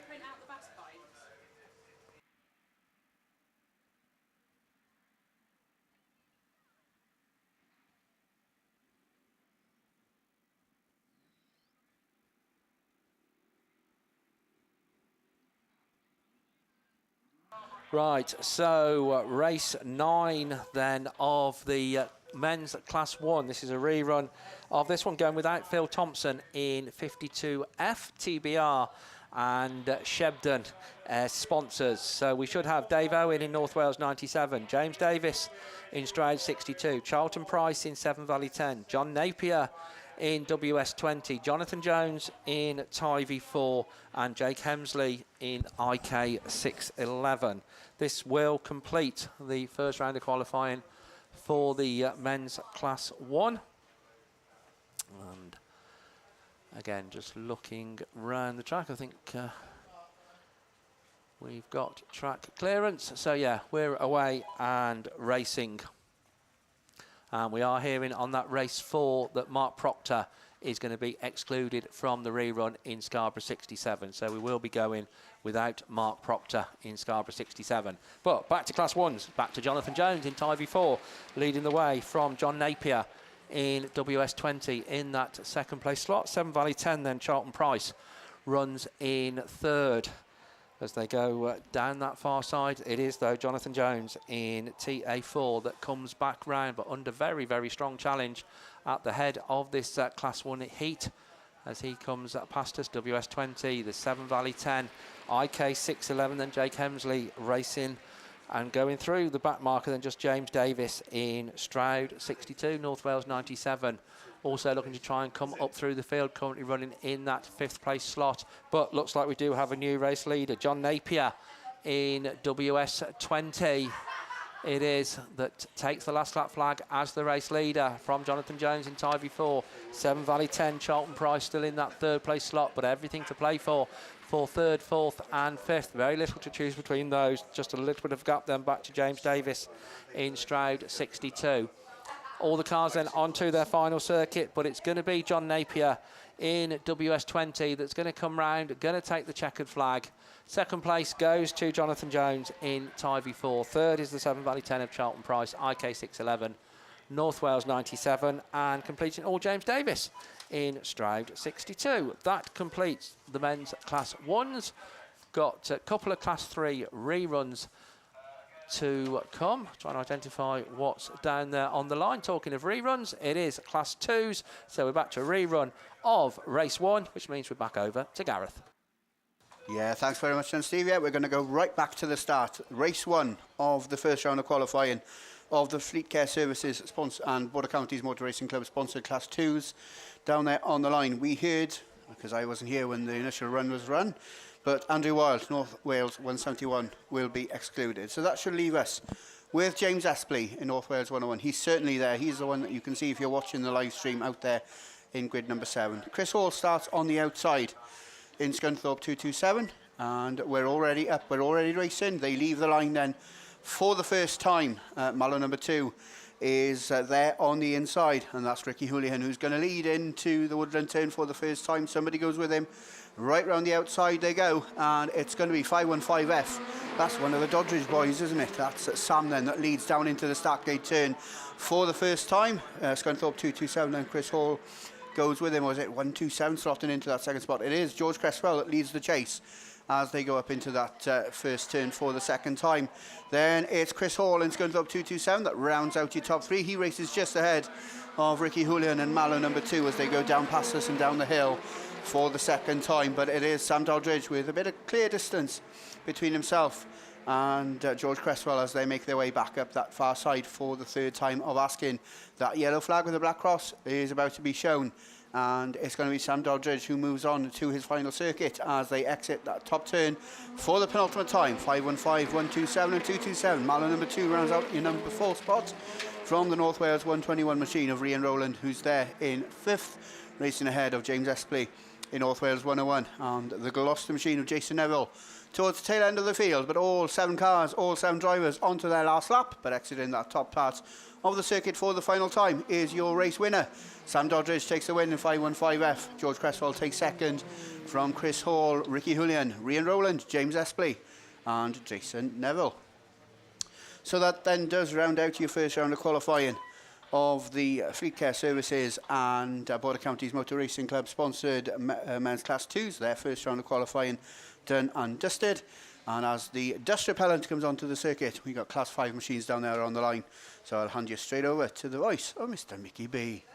Yeah, good morning, everyone, and what a beautiful day. The sun's out. It's warm out there in the sun. Hey, are you going to start singing?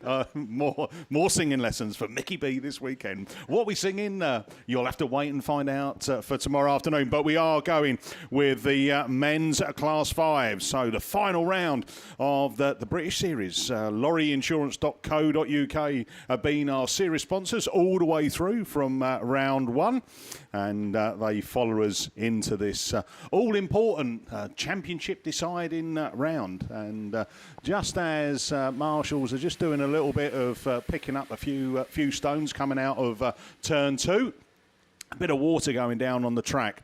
But Jabers Graphics are our sponsors for the weekend as well, and there we go, he's out in this first run as well. So let's take you through Carmarthen 14. That's Darryl Reynolds coming out of lane 8. Jaber Smith then Ludlow 8. So he's currently running second in the championship, and well, what can he do? Well, 120 point lead is Danny Lodge. He's coming out in race 3, but you've got to drop your worst 4, and then you've you double up round, and who knows?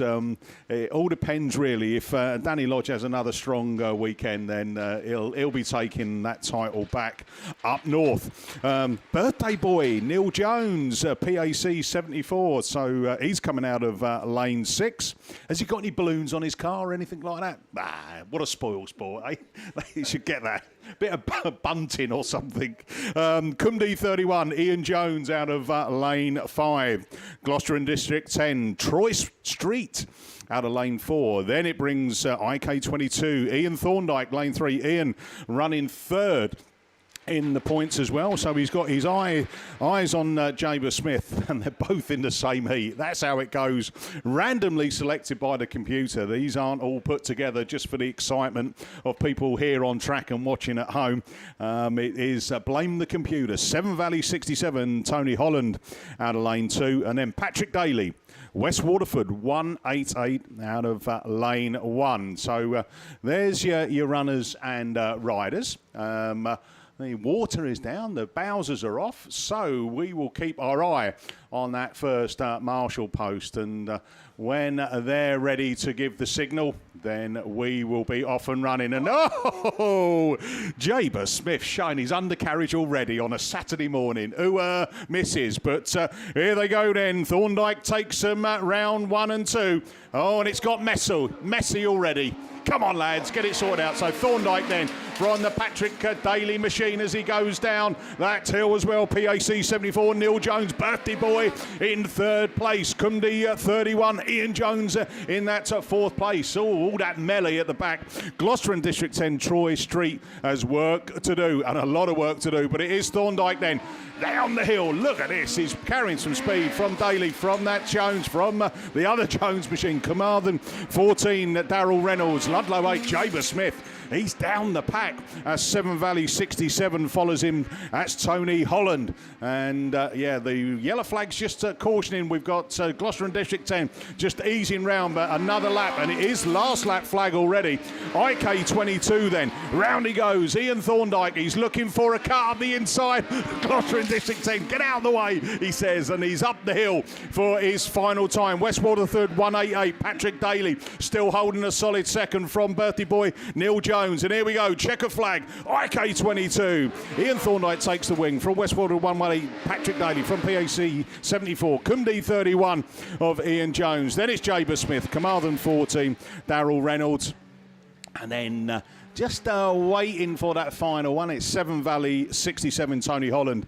And he didn't get to finish in the end. He crawled, he was a curb crawler, round the track for a number of laps, but Troy Street had to pull in on the grass. So there we go. That is your Heat 1, Race 1 with a tick in the box. Right, let's go to Race 2 then. And looking at it, none of these guys are in the top 5, but they're all good races in their own right. Mallow 184, Adam Brown, young lad, but he has impressed in the 5. Trent 121, Patrick Emerson, the Italian Stallion, Typhy 451, Lewis Richards, Chris Winnell in Breeden Hill 66, Robert Bethany in Gloucester and District 21, Steve Donovan, IK 72, Adrian Hathaway, Breeden Hill 44, and Charlie Holloway, Evesham 9. So Brown in 8, Emerson in 7, Richards in 6, Winnell in lane 5, Bethany lane 4, Donovan lane 3, Hathaway lane 2, and Holloway in lane 1. So just a little bit of grading going on, a little taking that top loose stuff off. I think that might be just from that few stones just flick up out of this. What is a super fast track. The good thing about with all the fencing up and the mesh, the higher mesh up there as well, it will stop and prevent a number of loose stones being flicked through, but there will be some that will find their way through. So just keep an eye on that. Make sure that you're a David Seaman. If you see one come through, get those safety hands out and try and catch it. Is it going to be like for cricket? You know, like when they do that T20. If anyone catches one of those, like, you know, when they hit a big 6 into the crowd, if you catch it, you get £1,000. You do, yeah. That's it. But it is funny, you know, when you see them. Like, I mean, have you ever tried to catch one of those cricket balls? They're hard. I'll be like this. Hey, protecting me pint. That's what I'd be doing. But no, that's maybe that's what we should do. Not £1,000, by the way. Maybe we're into that 10p category again. Double points. That's it. So yeah, that's where we are. Looking round, we've got quite a smart recovery vehicle. It's a van. Yeah. It does, yeah. It looks like it's just been taken from an Asda car park, you know. So, oh, it's going back off track. Maybe it's the sat nav's gone wrong, isn't it? It's got turn left at the lights. Turn right through the forest. That's it. That's yeah. So that is a new class for Autograss. It is the Mercedes van class. Yeah. So there we go. We are looking around. We're waiting for all yellow flags to come up on Marshall Post. And then we will be back racing with this lorryinsurance.co.uk and Jaber's Graphics sponsored Class 5s. 5th and final round of the British Series. And what a turnout. Absolutely brilliant, by the way. Normally we would see 350, 400 cars at a final round. We've got 551 cars, 641 drivers. So big round of applause for, yeah, that's it, yeah. And you've stuck with us, yeah. But that's a brilliant turnout. That is as good as a normal BAS round going in the early time. Here we go then. We are off and running. And Holloway gets a good start coming out of grid 1. And he takes them round there. Oh, there's a little bit of shenanigans going on in the minor positions. But where we go then. Holloway then from the Italian stallion. Alan Brown's up there as well as they bring it down the hill. Holloway's looking like he's going to get swallowed up as he come round there. Brown looking on the outside. Lewis Richards holding that third place as they climb the hill. We've got one stranded coming into turn 1 and he's out of harm's way, so it's yellow flags held. The racing continues. Holloway then from Brown, from the Richards, from that Hathaway machine, then Gloucester and Dixit 21, then Winnell, and then it's Donovan in IK 72 in the green machine. And Donovan looks for a cut back up there. Some loose cones and tyres that he flicks up, but he hasn't gained that place because he is in that final position.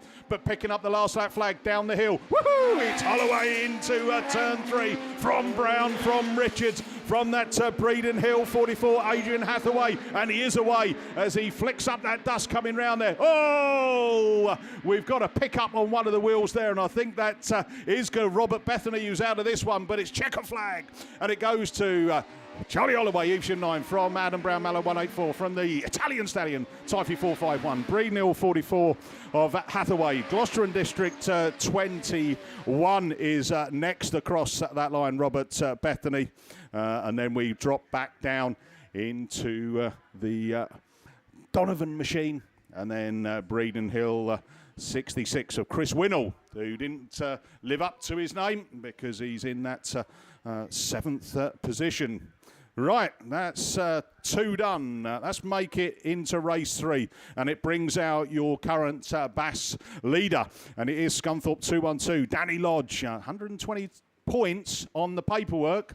Again, that will change as we do the drop the worst 4 and double up and all of that good stuff, but he's in a fantastic position. Can he hold on and do it? Who's in his race with him? Joe Doddridge in Forester Dean 15, coming out of lane 8. Penny Smith, Gloucester and District 119 in lane 7. Lee Cox, Forester Dean 2 out of lane 6. Tom Ellis in Stroud and District 33, lane 5. The Gaffer, ping pong, North Shropshire 1, John Gaffney, lane 4. Then, as I say, Lodgy coming out of lane 3. John Wild, Causeway 7 in the lane 2. And then Dan Godfrey in Cambridge 10. That's a great lineup, by the way, for race 3. And why we've got 5 grids of the 5s, how appropriate is that? And looking down at all the names and the runners and riders, they're all the ones that have been competing hard. You get the odd new driver coming in because it is an open round, and I think that may have helped with the numbers, but I think there's been a big contingent of all the BAS signed on drivers that have come down to support and finish off what is going to be a brilliant season, by the way. We've been in various different parts of the country, different tracks, different challenges, but we're now down here at Border Counties. So engines starting to rev on the line, and we are off and running already. Lodgy gets a good start coming out, but can he hold on as they sort themselves coming round? So Lodgy, come on then, down the hill, take them you go. From Tom Ellis, oh! John Gaffney into the fence there. They all came out on full power, coming out of lane grid, out of corner 2. And yes, spun him and into the Armco. And I'll tell you what, I think we might have a little bit of downtime here. John's okay, he's moving around in the car, and he's just getting out. We'll see him and make sure that we get a thumbs up from John. John, he's shrugging his shoulders there, just It's probably hurt a little bit, but he's a tough old bloke. John, if you can hear us, can you give us a thumbs up? Are you okay? Yeah, he's all right. He's having a look around, as these guys do. Look, the first thing he does is goes to look at the car, you know, making sure, is the engine okay? There's nothing really too damaged about it. Some of these things normally are cosmetic, more so than anything structurally, because the cars are extremely well built. But, yeah, John is climbing back in his car, which is a good sign. He'll probably look to see whether or not he can actually drive it off. If he can, that'll be a great sign. But as we thought, the fence repair crew are on track. Just to kind of give you an indication there, I think we've got one of the posts, not too bad, but I think it might need a little bit of work going through. And then looking down at the arm co, it would probably just need lifting, and another bolt that's going to be, or a couple of bolts put through as well. So while that's going on, there's a bit of grading work going on. The JCB's back out. The water bowsers are on as well. So they're going to use this bit of downtime just to get that sorted. And looking down, a confirmed decision on that it is going to be John Gaffney, North Shropshire 1, who is going to be excluded from the rerun for the cause of the stoppage.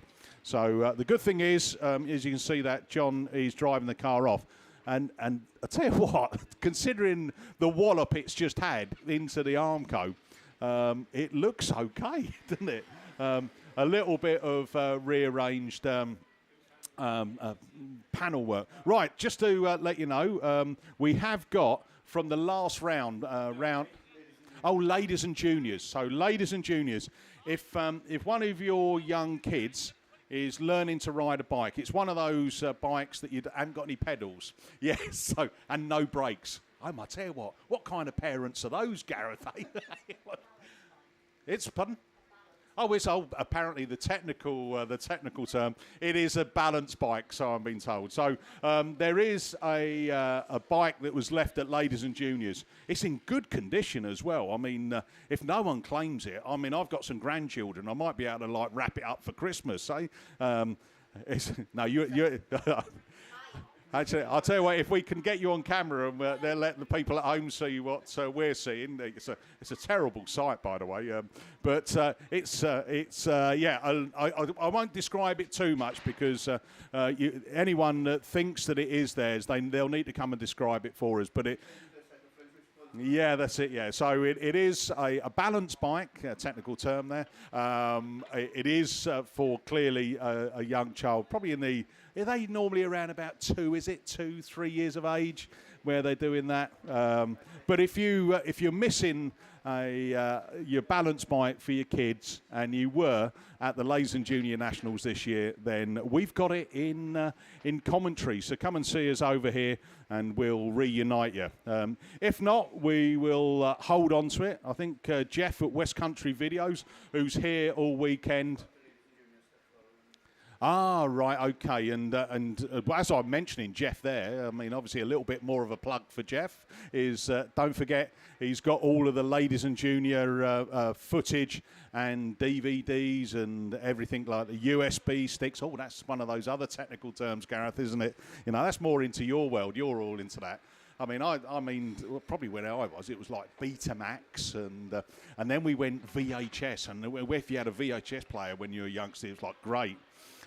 There is a story, right? I mean, I can't really kind of expand too much on it, but you know, there were certain VHS, cassettes that were going around that were above the age of 18. You know, and I remember my mum once putting the VHS on, you know, just to see what was in it, and there was some music played, and my dad, we were just talking about David Seaman and like diving for a save. He kind of flew through the air and pressed the off button. I don't know why, but that was VHS. That was a good thing. Oh, it was a good song. Yeah. Had a good rhythm to it.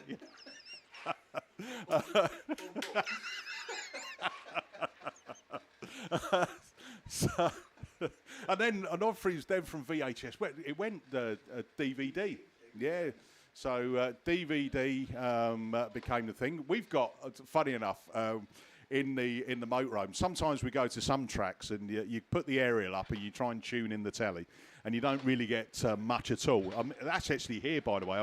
I think we've got 10 channels. We've got BBC, which kind of cuts in and out if someone drives the car past. You know, it's one of those. But we have got DVDs in there, and one of our favourite one is Lock, Stock and Two Smoking Barrels, or Snatch. You know, so they're funny films. You know, like when the dog swallows the toy and you squeeze it and goes quick, or something like that. You know. I'm not sure what other DVDs we got, but now it's all streaming online, isn't it? You know, we kind of, I know, and there are other products available. Oh, we're doing product placement again, aren't we? You know, well, no, we can't mention Netflix or Sky Movies or anything. Amazon Prime, yeah, that's so.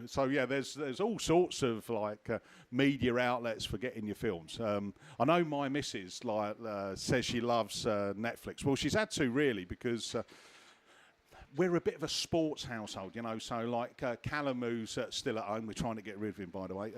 He likes his football. I like to watch my football. So when Jilly says, right, what's on the telly tonight? And then we go, oh well, we've got Champions League on, or we've got the Milk Cup, or that's an old competition, that, you know, whatever it's called now, the Windscreen Wiper Cup.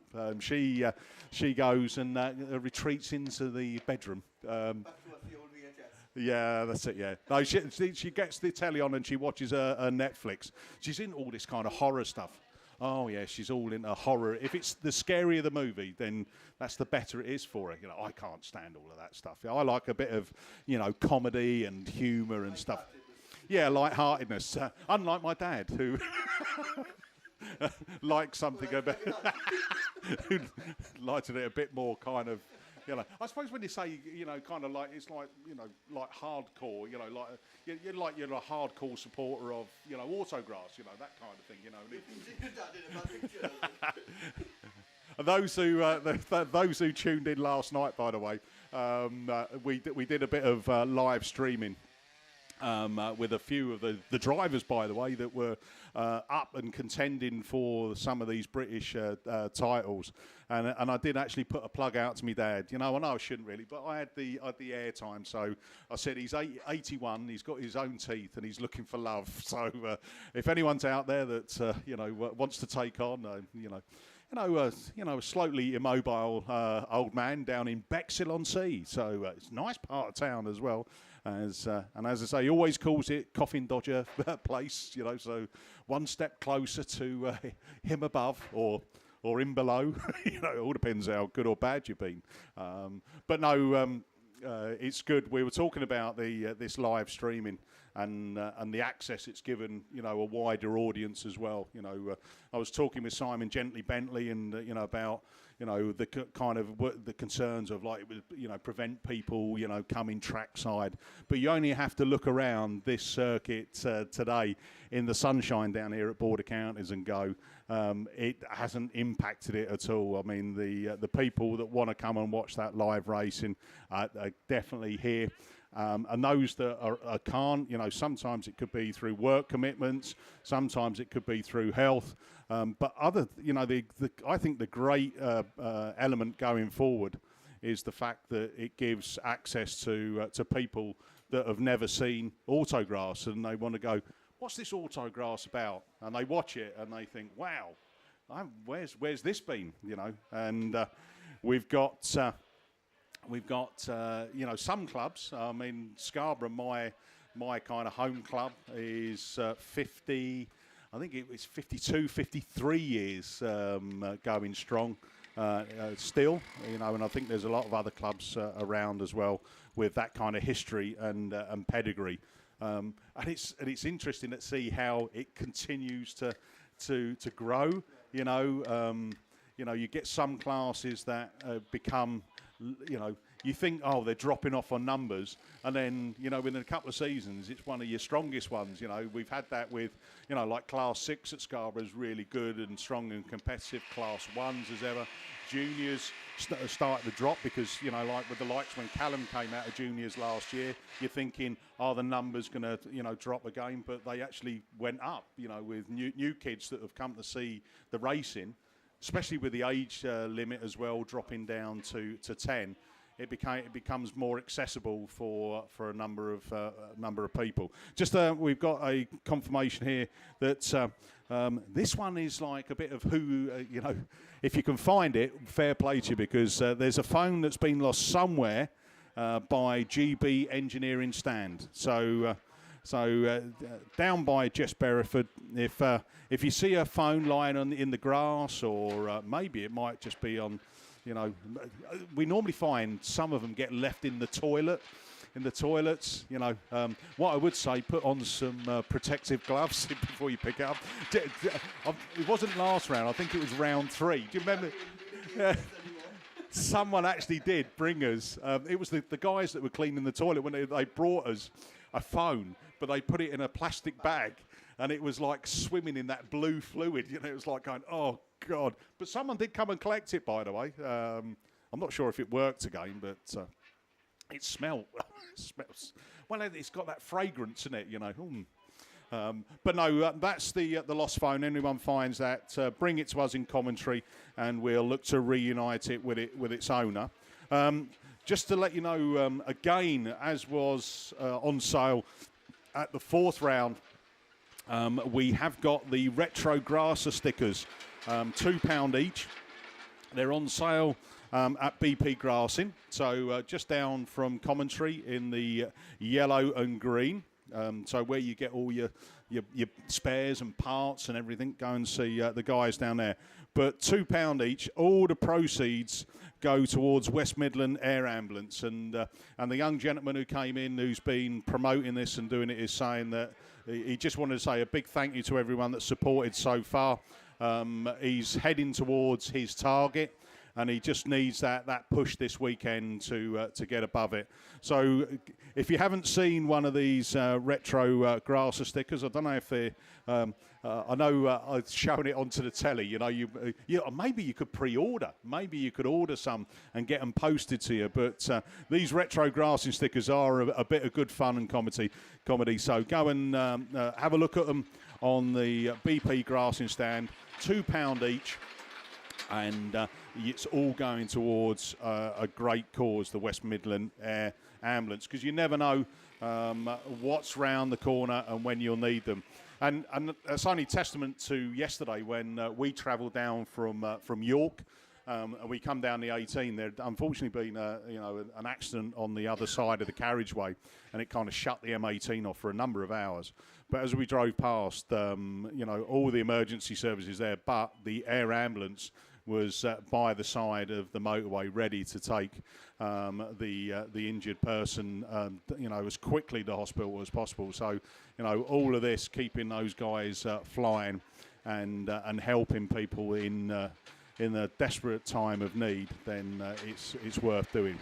I've got a few of these from the last round as well, so they are good. Stick them on your car. You can stick them on your windows at home if you wanted to.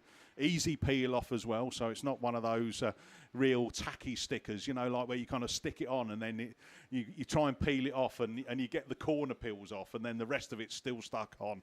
And then you start kind of scratch it off with your nails and then you lose your nails. Oh, hold on a minute. We're stepping up now. Look at this. We are moving on from phones being lost to a Pandora ring. So Pandora ring, if anyone finds it, bring it to commentary. So, well, that might be a little bit harder to find in a kind of a grass laden kind of setup, this venue. But if anyone finds a Pandora ring, let's have a bit of incentive here, Gareth. If anyone finds the Pandora ring and brings it in the commentary, then you will get a rendition of one of Gareth's favourite songs, and you'll be serenaded. Is that a deal, Gareth? Come on. No, that's not happening at all. Voice of an angel. Come on, you got to share Don't say you found the ring already. Oh, no, sorry. So, yeah, we've got a Pandora ring that's been lost. This young lady here who's on you want to be on camera? Just move out of the way. On camera. It says it's a thick... It's a thick band. It's a thick band, yeah. So that's... Do you know many thick bands? Beloved, or, you know... Do you feel like you've been on QVC, but instead of selling stuff, you're trying to get stuff back? I know, that's it, yeah. It would be. I mean, we have said that, you know, like last time when we were talking about the, you know, when you watch now EastEnders, and I think it's more Coronation Street, you know, where, you know, I'll do that as well. Maybe we might get a few bottles of this, by the way. You know, when they're like in a scene going, I know it was it was terrible, wasn't it? Did you see what happened down the Rover's Return? They've got a bottle of Buxton. Oh, sorry, I can't say. There are other waters available, and they kind of like strategically position these things. That I think you know that coffee shop begins with a C and ends in a A. They're always good on that show. They're always in the corner or on the top shelf material. So.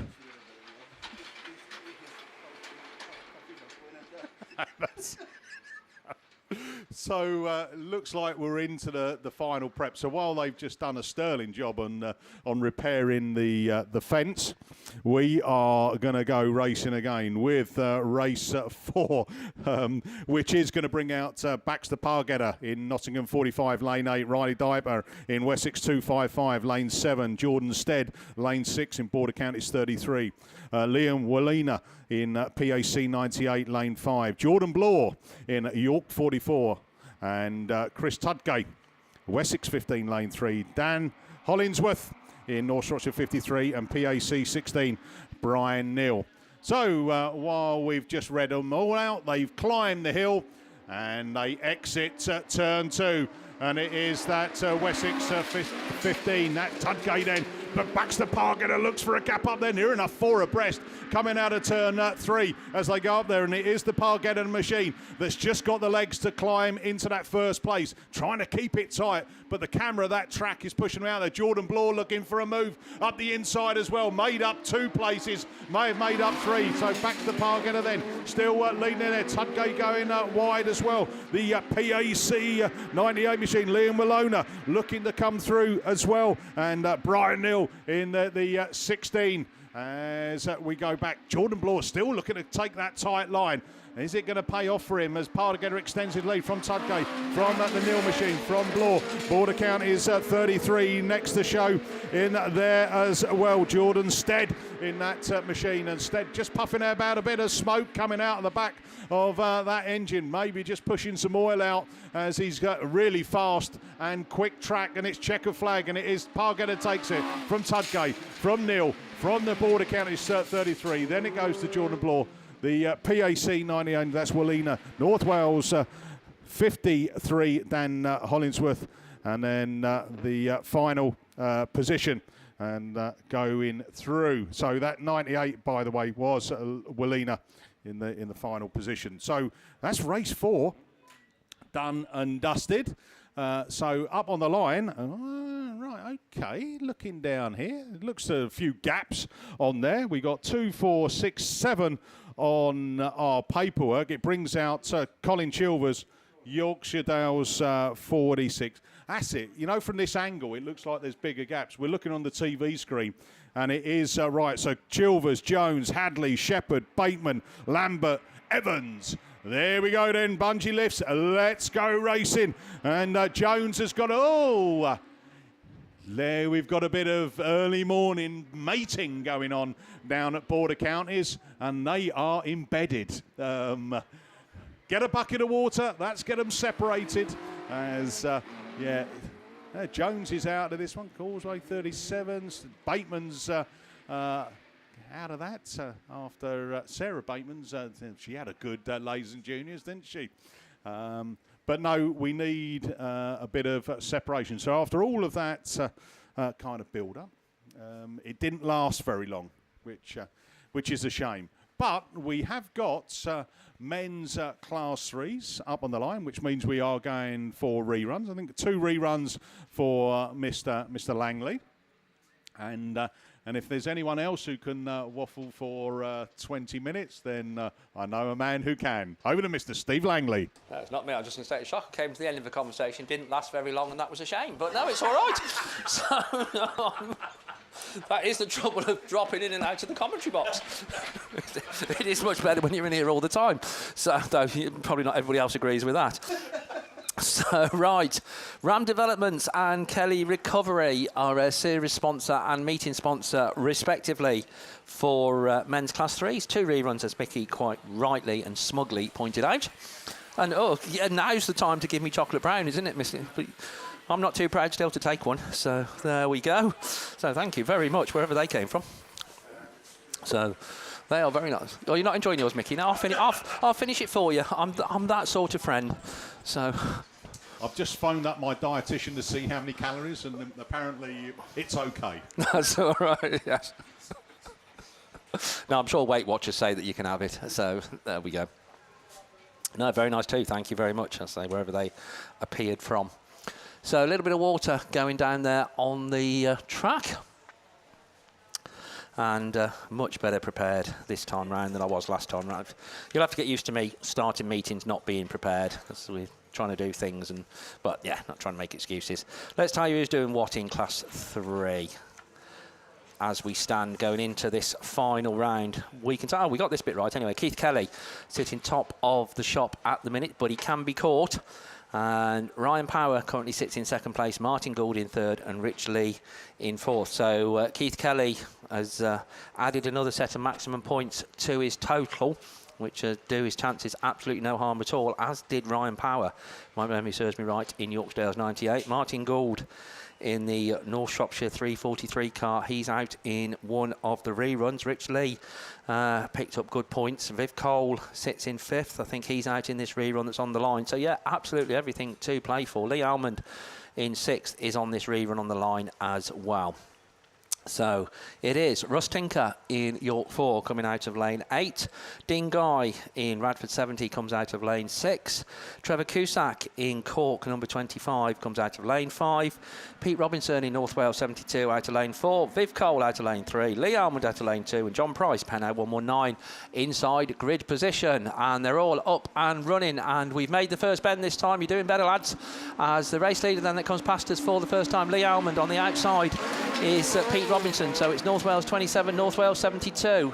CK 25, Trevor Cusack right in there as well. That's the 1, 2, 3. Russ Tinker getting right in the mix though, also in that super powerful York 4 machine as they go up the far side. It's the 2 North Wales cars. Russ Tinker in York 4 in that 3rd place position. Trevor Cusack runs 4th. Viv Cole 5th in the Carmarthen 4. Then comes the Penhow 119 car, and Dean Guy completes it all in Radford 70. But Lee Almond on the outside, Pete Robinson on the inside. That's the 1 and the 2. Russ Tinker looking to reel in the 2 North Wales cars as they go round that top side for the penultimate time, because there's the yellow flag with the black cross.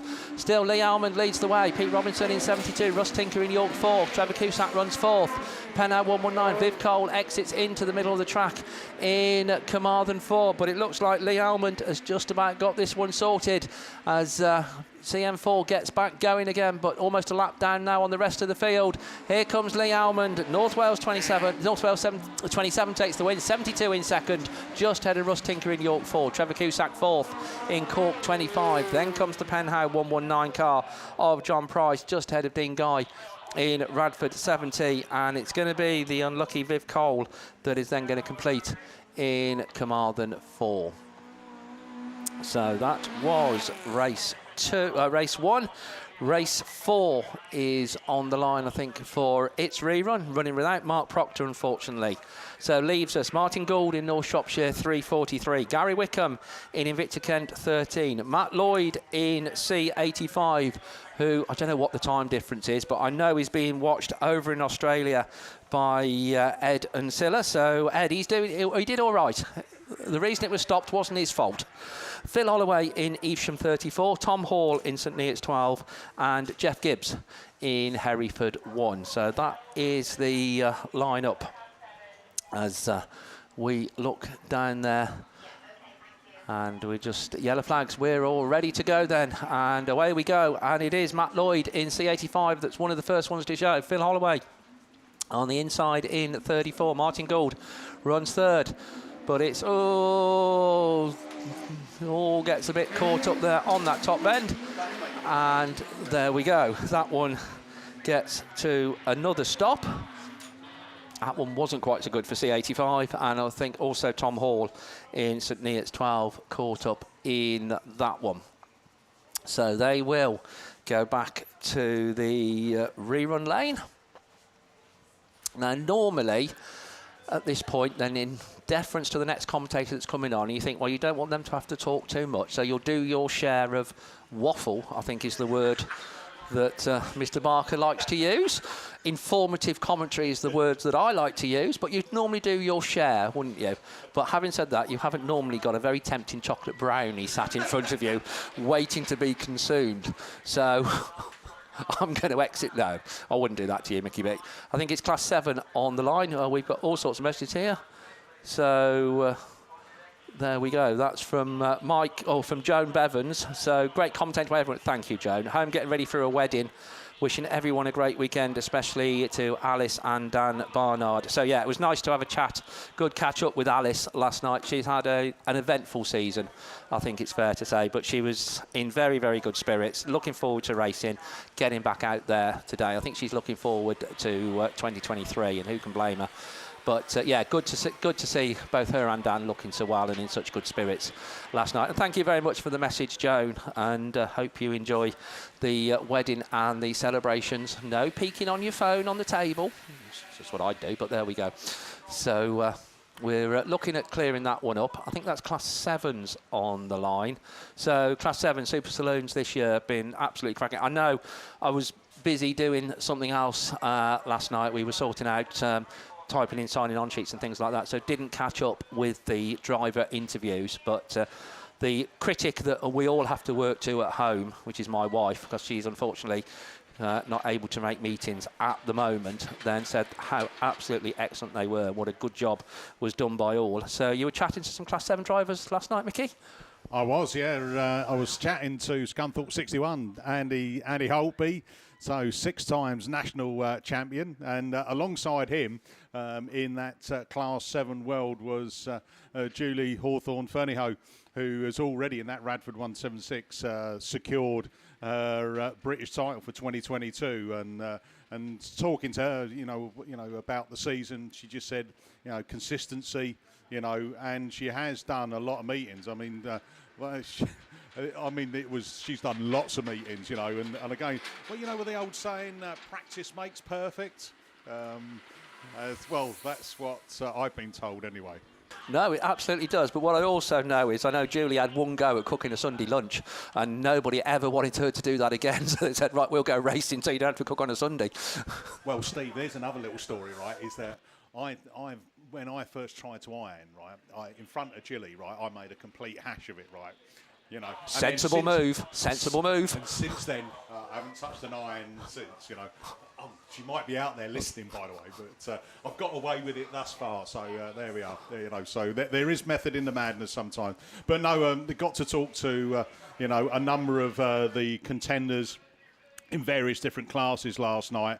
And yeah, it was good. Ben Gould came up and they said to me, he said, Mickey, you won't get much out of Ben. He won't talk a lot. Couldn't shut him up. I mean, he was on good form, and he was brilliant, by the way. Yeah, no, I think it went down really well. So I think as we look to this has been the first year of BAStv. We've enjoyed it, I think. The idea of constantly being on the potential of cameras in the commentary room takes a little bit of getting used to. But other than that, no, I think we've enjoyed it. We hope that you people at home have enjoyed it. As we keep saying, absolutely no substitute for coming to a race meeting, and please don't ever think it is. But we've developed it through the season. Early thoughts are that it will be in place in 2023. But hey, we need some sponsors. But you're going to sponsor? Good man, Gareth. I can't afford to be here, let alone sponsor. No, Russ Thompson, if you can hear us, can you come to see Ray Wyeth He's here in commentary and he wants to see you ASAP, please. Thank you. Right, so let's take you through runners and riders then for men's Super Saloon Class 7s, Heat 1, Race 1. Max Sport, our series sponsors, and XC Works Chassis Developments, our weekend sponsor. So coming out of lane 8, Evesham 152, Matt Manning, Scunthorpe 383, Dan Johnson, lane 7.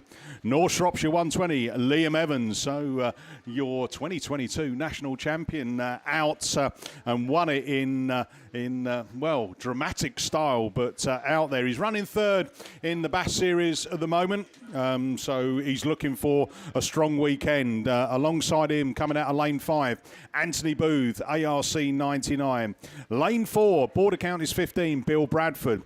Darrell Heath Bayard, Stroudon District 103 in lane 3. Brendan Ellison, York 219, lane 2.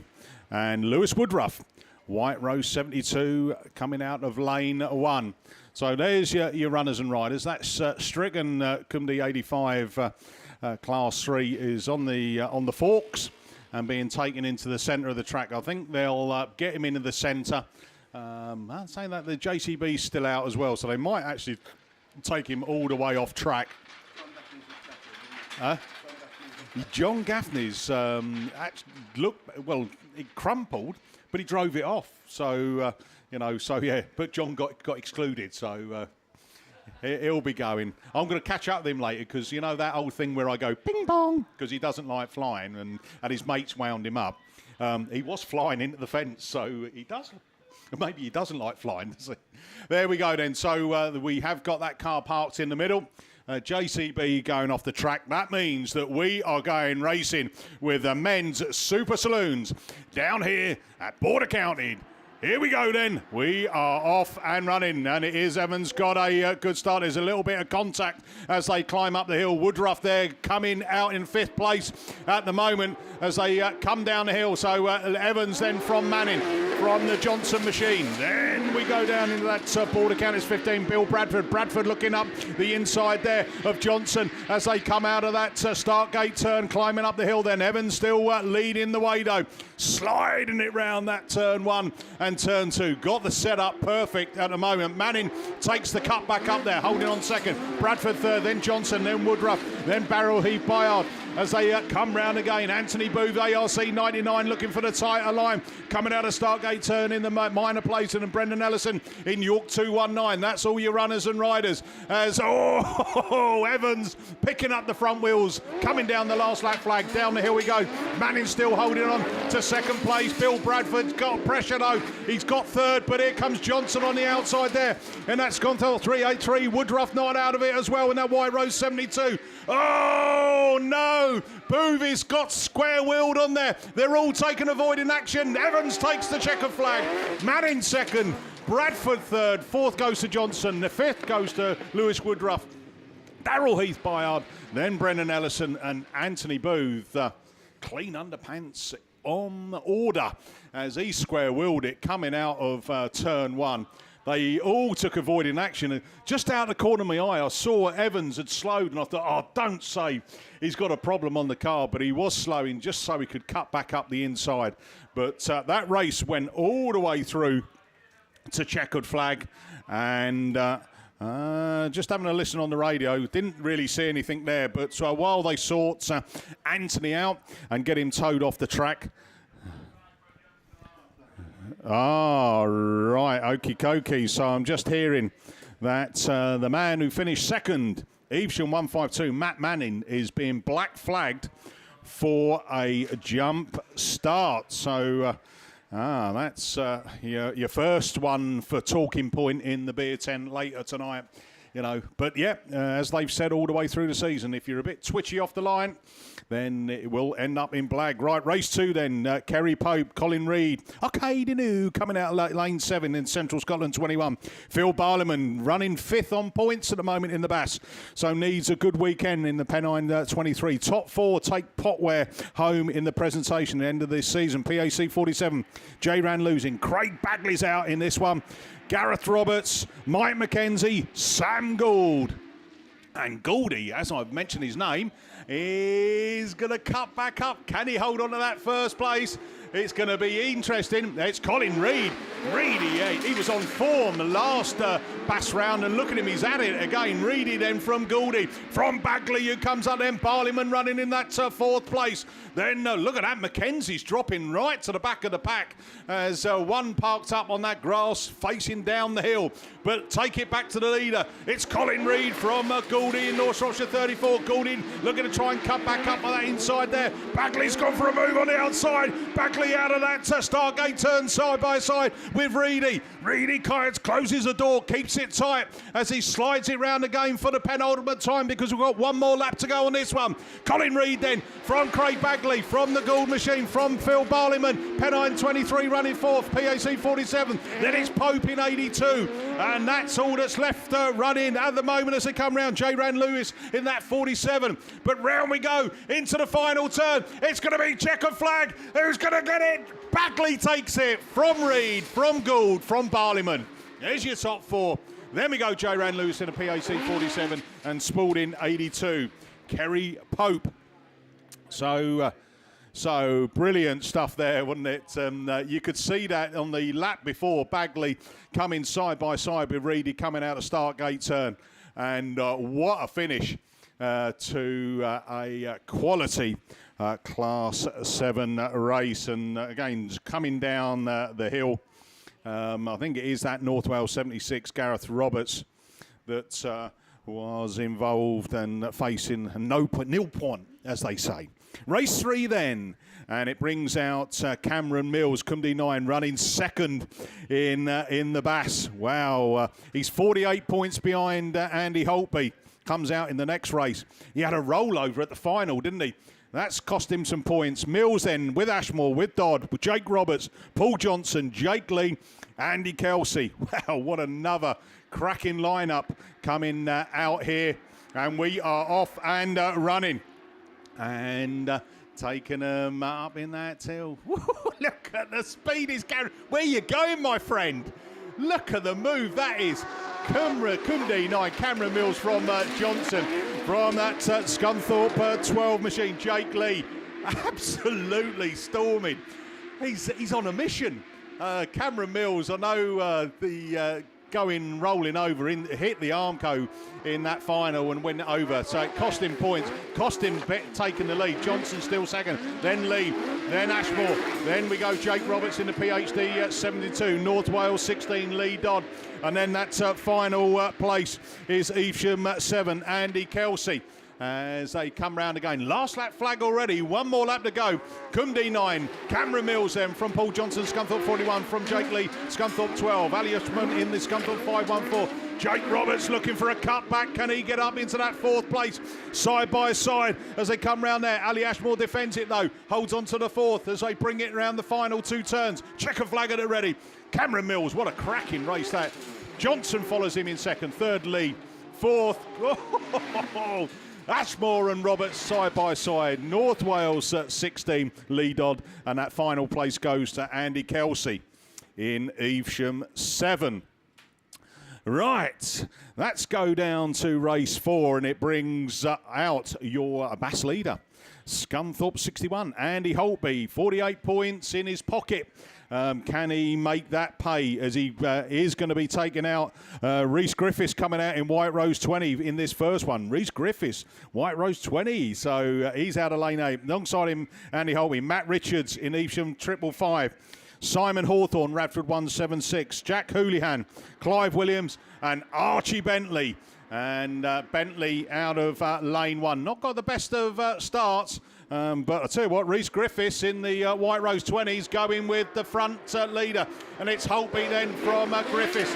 From the Evesham 555, Matt Richards. Houlihan there as well. Houlihan takes a real tight line. He scrubbed some speed off there. But Archie Bentley in the Border County 7. What a season he's had, by the way, for a young lad. 19 years of age now.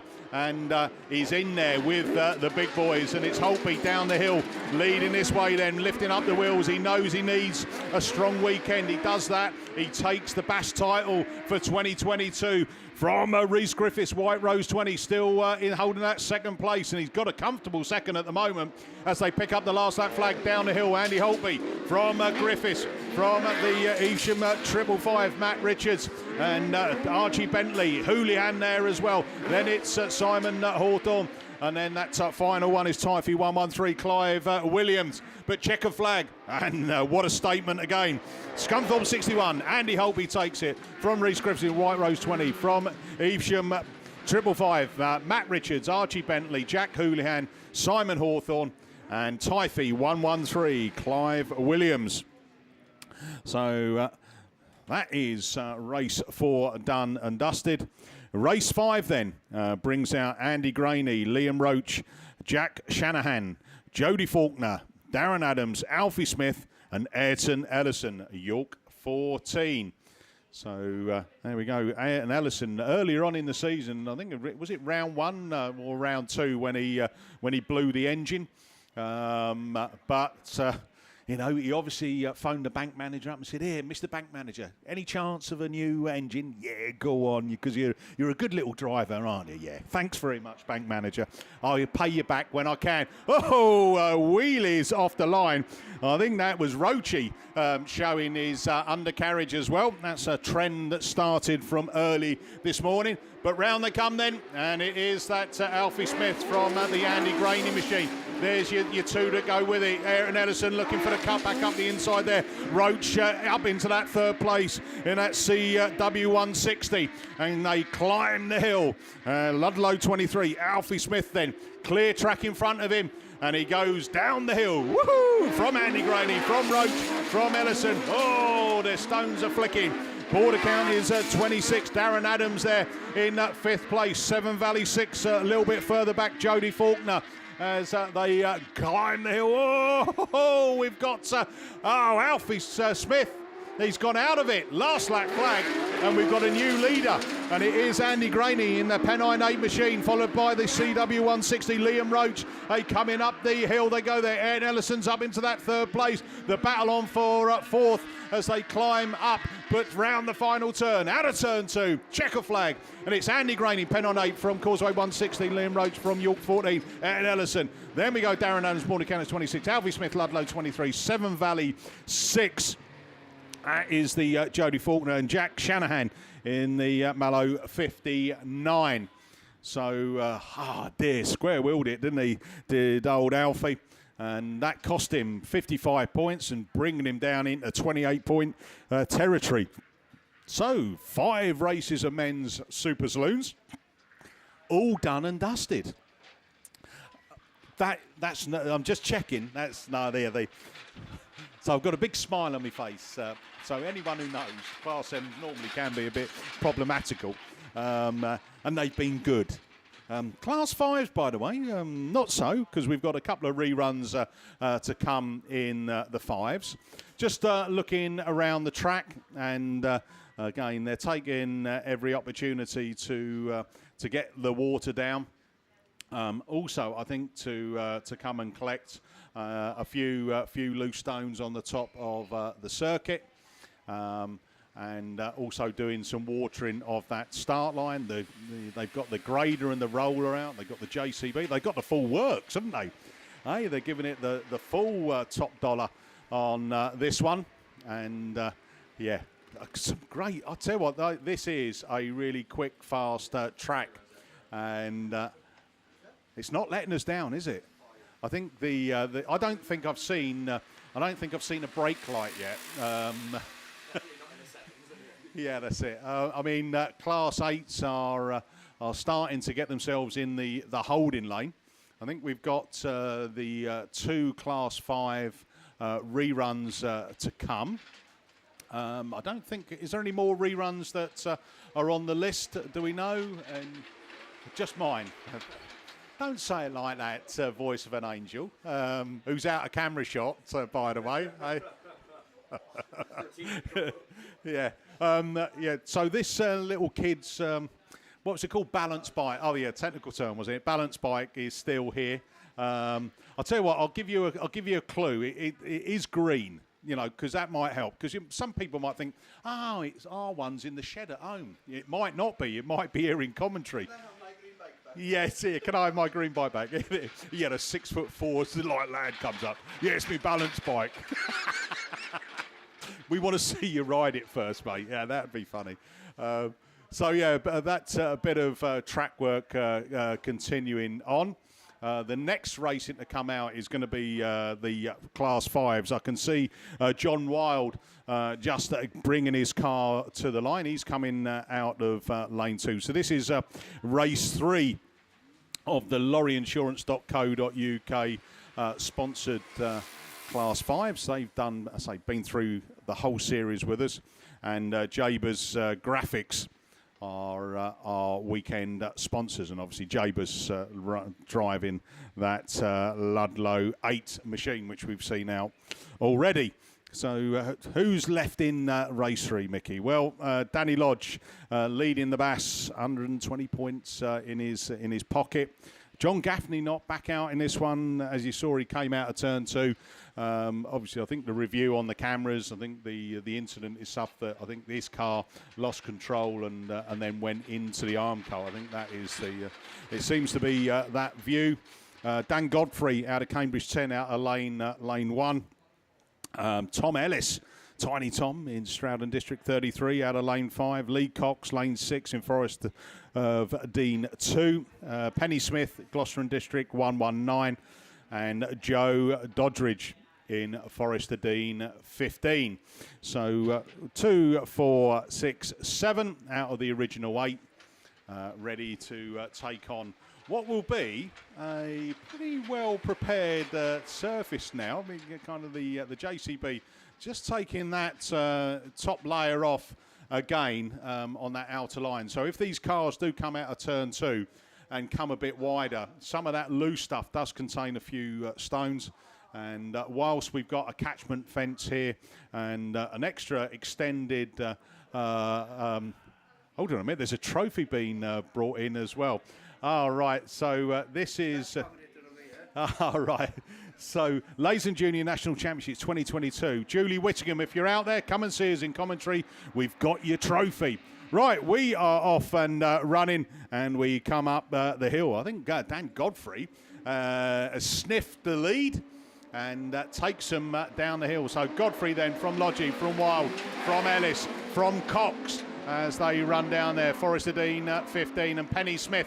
Penny Smith, oh, John Wild has square-wheeled it, coming round turn 3 and in the crown of that bend. And he's drawn from hero to zero.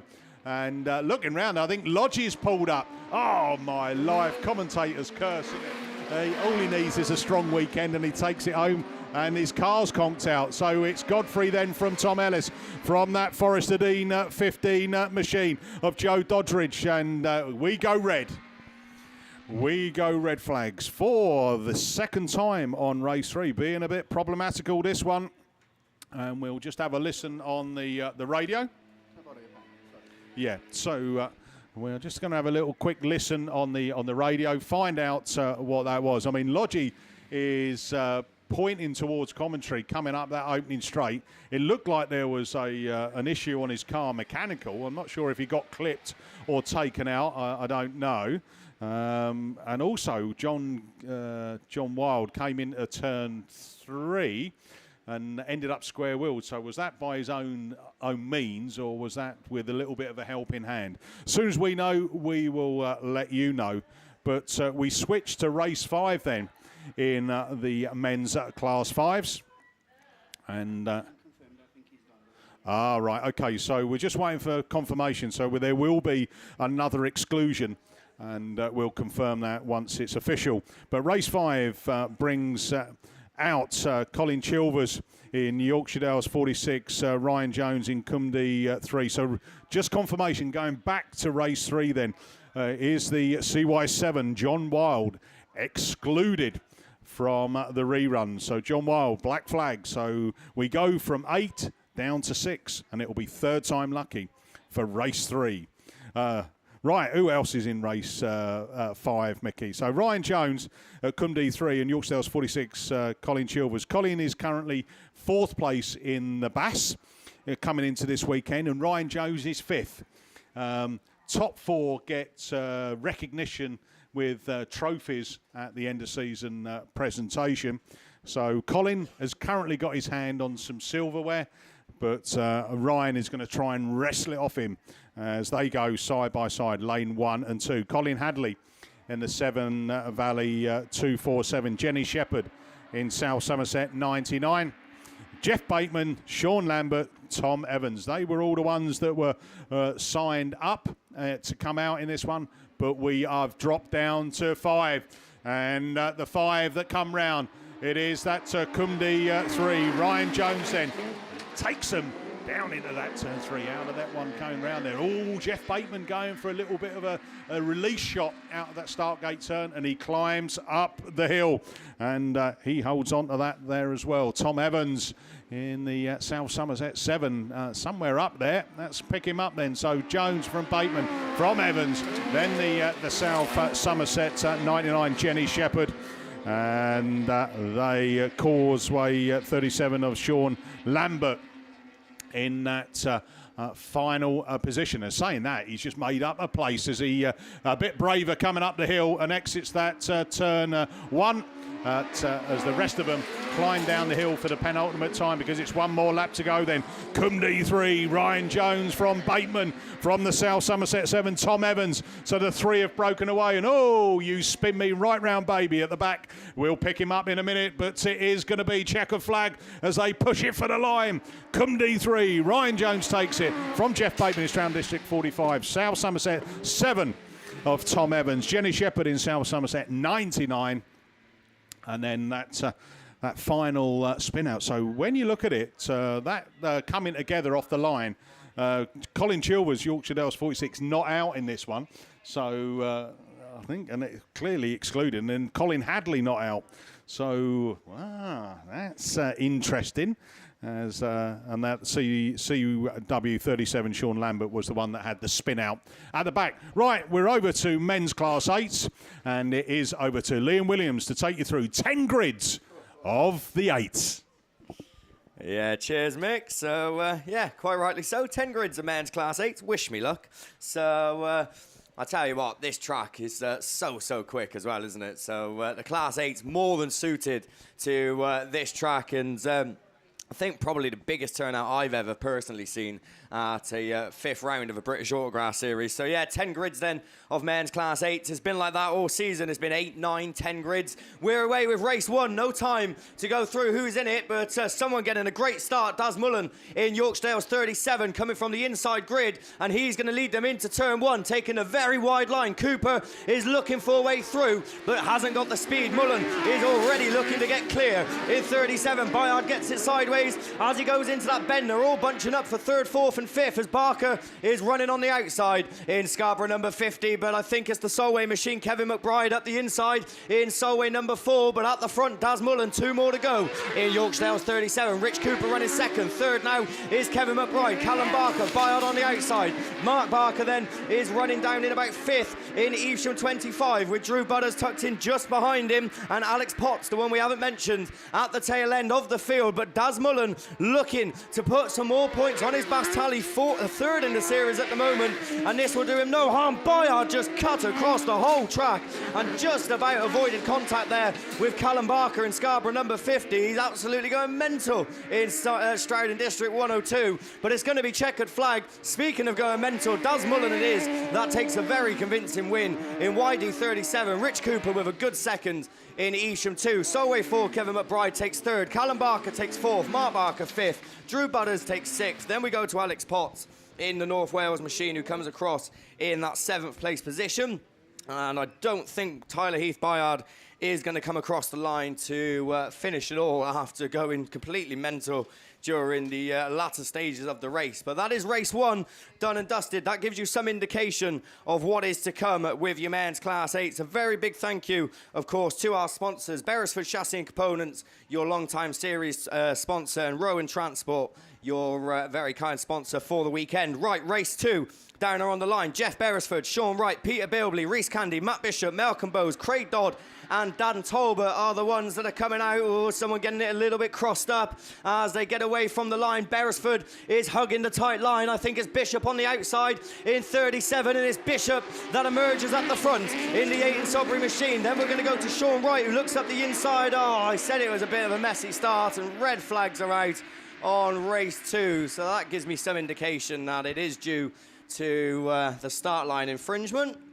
I'm not going to say who it was, but I'm sure once we get confirmation, then we'll be able to tell you. But yeah, a bit of a messy start in race 2 of Class 8s, and it was going so well too. So unfortunately, then that one is going to come to a halt. So if I can find a pen, I'm going to steal Gareth. Then I'm going to have to put 2 R's next to the race, which I'm used to it anyway. Oh, the only pen? Oh, only rerun. What, all weekend, Gareth? Or? Oh, just for the first round. So only 7 more races to go. I'll try and remain as optimistic as possible. Race 3 is down there on the line. Who's race 3 bringing out then? We're looking for some of the top point scorers, but they're not coming out just yet. We've got Craig Pyle, Wessex treble 6, Shane Smith in Cumdy number 8, Owen Lloydell in Invicta Kent 28, Dan Ray in Yorkshire Dales 52, Max Lewis, Radford 71, Dave Newby, York 811, Dan Smith in Ludlow 44, and Rhys Wyeth in Wessex 19. So even though there's no top point scorers in terms of BAS points, there's still a lot of big names in there and some serious racers coming out. Right, we're away. Race 3, wheelies off the start line as they get away from the line. Who's going to get the best of the breaks? Rhys Wyeth is on the inside in the Wessex machine. Dan Ray trying to slip through the middle, takes it out wide, but your race leader is going to be Dave Newby in York 811 as he brings them round for the very first time. Dan Ray runs third with Wyeth just in front of him as I think it's the Radford 71 that slots into 4th, and Shane Smith in Cumdy number 8 tucked in just behind, but Newby's on a mission. York 811 it is. That heads him up the hill into that top bank and past us for another time. Dan Ray, Rhys Wyeth 2nd and 3rd. Max Lewis runs 4th. Smith battling out now in Cumdy 8 and Ludlow 44 as Craig Pyle in Wessex treble 6 looking to go through, and Owen Lloydell at the back in Invicta Kent 28. But a battle on the field is for the minor places. It's the battle of the Smiths. Dan and Shane Smith battling it out in Ludlow 44 and Cumdy number 8 for 5th. But your race leader's clear. Dave Newby, 3/4 of a lap to go in York 811. Dan Ray hasn't got an answer to him in Yorkshire Dales 52. Just about half a lap now to go in order for him to make a challenge. He's not close enough. Newby it is. That's going to hold on. York 811 into the top turn and across the checkered flag for his first win of the weekend. Dan Ray takes 2nd. Rhys Wyeth 3rd. Max Lewis 4th. Shane Smith from Dan Smith. Then we go Craig Pyle in Wessex treble 6 and Owen Lloydell in Invicta Kent 28 is your final finisher. Good clean racing there from Class 8. It's rare I get to say that, but that is race 3 done and dusted with. Race 4 then is down there on the line. So we was looking for some top point scorers. We got 4th in the BAS coming out in this one. Chris Pope in Spalding number 8. I say he's 4th. He's joint 4th because we got 3 drivers tied on 793 points for obviously that last trophy position in the British Autograss series. So Pope, he needs some good points. Paul Sharp's down there in Solway 8. Adam Jones in BC 69. Spencer Mills in Ludlow 5. Anthony Ross in Sturton 77. Jordan Candy in Stroud 17. Lee Talbot in Sturton 187. And Tim Russell in Invicta Kent 19, so a very strong grid again, as always, of men's Class 8. So as I said, Chris Pope tied on 3rd in Spalding number 8. Jonesy, obviously back in the 8 this year, he's 10th in the BAS, so a top 10 finish. I'll tell you what, when you got about 90-odd Class 8 signed on over the series, isn't a bad result, is it? We're away anyway with race 4 as they get away from the line. Rossi's on the outside in Sturton 77. That's where the speed is, and that's where he's going to occupy the lead. Who runs 2nd? Talbot it is. That's got in amongst it as Jonesy goes up the inside, but Talbot gets him back on the cutback in 187. Pope, he's looking to follow in the doors left open, but it's 3 abreast for 2nd, 3rd and 4th. Anthony Ross unfazed though in Sturton 77. Into the top turn he goes. 2 more laps to go. Who's running 2nd? Jonesy just about. Pope's up to 3rd. Talbot relegated to 4th. Tim Russell runs 5th. in the Invictus Kent 19 machine, and the one at the tail end is going to be Ludlow number 5 of Spencer Mills, as he's got a lot of work to do and not going to be able to catch up with the rest of them. Certainly not going to catch up with Anthony Ross, because he's away and gone with one more lap to go. Jonesy and Pope battling it out for second and third. Pope could do with finishing higher if he wants to get his hands on a BAST trophy at the end of the year, but running third at the moment. Jonesy has got the speed down the far side. He doesn't look like he's going to be caught. Neither's Anthony Ross in Sturton 77. Checkered flags out, 55 for 77 in Heat 1. Jonesy takes second, Pope comes third, Lee Tolbert fourth, Tim Russell comes across in fifth. Sixth is going to be Solway number 8 of Paul Sharp, and Spencer Mills in Ludlow 5 finishes off race 4, Heat 1 of your men's Class 8. So let's get on a bit of a roll with them.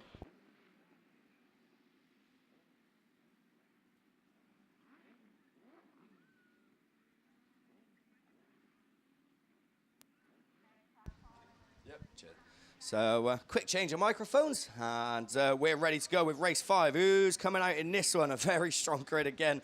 Matt Stratton, Tyler Priest, Thomas Browning, Colin Linehan, Michael Tinkle-Abbott, Dan Thomas and Dan McKenzie. How's that for a lineup of Class 8s? That could be a semi-final in itself as they get away from the line. Thomas is quick as they go into turn 1. He's on the outside line. It seems to be working for most of them, and it's worked for him as Michael Tinkle-Abbott runs second, Stratton third. Oh, McKenzie's out in Cambridge 44, gets it round, facing the wrong way, gone back to the original colours, but it's not brought him any luck this time as he's relegated to the back. Full 360, and he's a good half a lap, if not more, behind the rest of the pack. But Thomas it is that leads. Michael Tinkle-Abbott, Matt Stratton. Tyler Priest is running fourth, but not for much longer because red flags are out on race 5 of your men's Class 8. So obviously we did have some contact in the early stages. Dan McKenzie it was that got the worst of it after he spun out. The marshals tried to let it go for as long as possible, but unfortunately come to the decision that they need to red flag it, and when it does get rerun, we're just hearing Colin Linehan, unfortunately,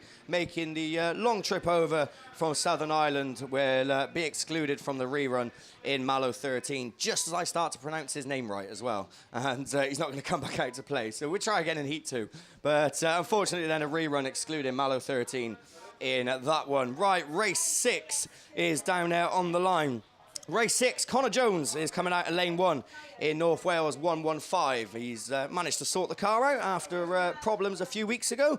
Gethin Lewis is coming out, Border Counties number 40. Aidan Taylor coming out in James Heselton's machine in York 75. Mark Weeks in Invictus Camp 116. Dan Barnard in Scunny 181. Sam Matthews in Cambridge 427. And Steve Mills in Cumdy number 10 is the final one coming out in this. So tell you what, Steve Mills, he's seen the rest of the family do bits, hasn't he? He's seen Craig Bagley take a win, and Cameron Mills obviously taking a win in the Class 7. So no pressure, Steve, but I'm sure that you'll be gunning for that top position, as will everyone else in Class 8. So as I said, 10 grids signed on. I think there's actually more here than there was at the last round.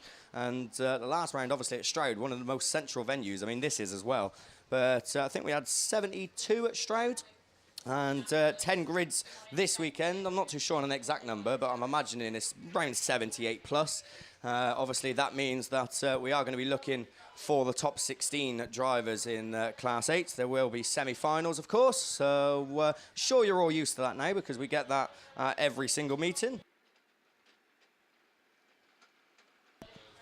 So just here and then there is going to be a slight delay until we go racing because unfortunately I think there's been an incident off track which the medical team need to attend to, so it gives the chance for the track team to do a bit of maintenance. Hopefully it's nothing too serious that's gone on in Spectatorland, whether it was a stone or something, we're not too sure. But as I said, hopefully nothing serious. Hopefully then all of you watching on BAStv are enjoying the coverage that you've got this weekend. Hopefully you've enjoyed it over the course of the series. There we go, we're on. So good morning to everyone. Is it morning? Yeah, still morning. So good morning to everyone that is watching on the TV. As I said, hopefully you are enjoying the service that's being provided for you. I think Mum and Dad's watching. So morning Mum, morning Dad. I don't know why Dad isn't here. So... Yeah, that's... Well, the bigger fans of Mickey B, to be honest, than me, so... Especially Mum. She watched it for the first time at the last BAS. And she rang me. She goes, who was that commentator doing the 5s and 7s? Was it Mickey? Mickey? I said, yeah. She said, oh, he's brilliant. He's better than you, isn't he? Oh, yeah, cheers, Mum. So just good morning, Dad, I think is fair. So hopefully you two are enjoying it. As if you don't hear my voice enough on a weekly and daily basis, but I'm sure you'll be glad to hear everyone else, of course. A fairly regular team now, I think it's fair to say, that we've had at the BAS rounds this year, hence the matching T-shirts. So obviously you'll all be familiar with the tones of everyone that you hear over the course of the weekend, and as I said, the course of the series, all managed to stick to the same classes as well, which is pretty good. It gives us a chance to memorise a lot of the names. It don't take much to confuse us, especially me. I can speak definitely on my behalf for that one. Can't speak on behalf of anyone else, but I'm sure they're the same as me. So obviously, BAStv, new thing brought in for this year, and I think it's fair to say that it's been very well received. I know a lot of people that obviously if they can't make it to racing, then they've stayed home and they've watched it, or even if it's been raining and they've stayed in the camper and watching it rather than coming out and getting wet, then it has certainly gone down a treat. Obviously, we want as many people as possible to actually come to the meetings and see the racing live, but obviously, if there are some circumstances where you can't get here, then BAStv is the ideal thing. Obviously, I know a lot of people were moaning about the Nationals. Oh, it wasn't streamed, or we couldn't see it, but this is purely for BAS, hence the name BAStv.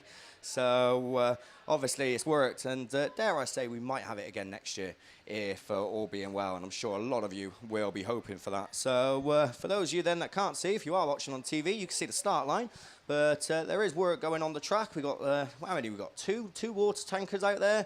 We've got 2 graders as well. The marshals are going around just throwing some stones off the track. It is fairly stony, I have to say. When I was out there watching the Class 3s earlier on, I think Keith Kelly was probably the main culprit, the way he was flying that Class 3 machine around.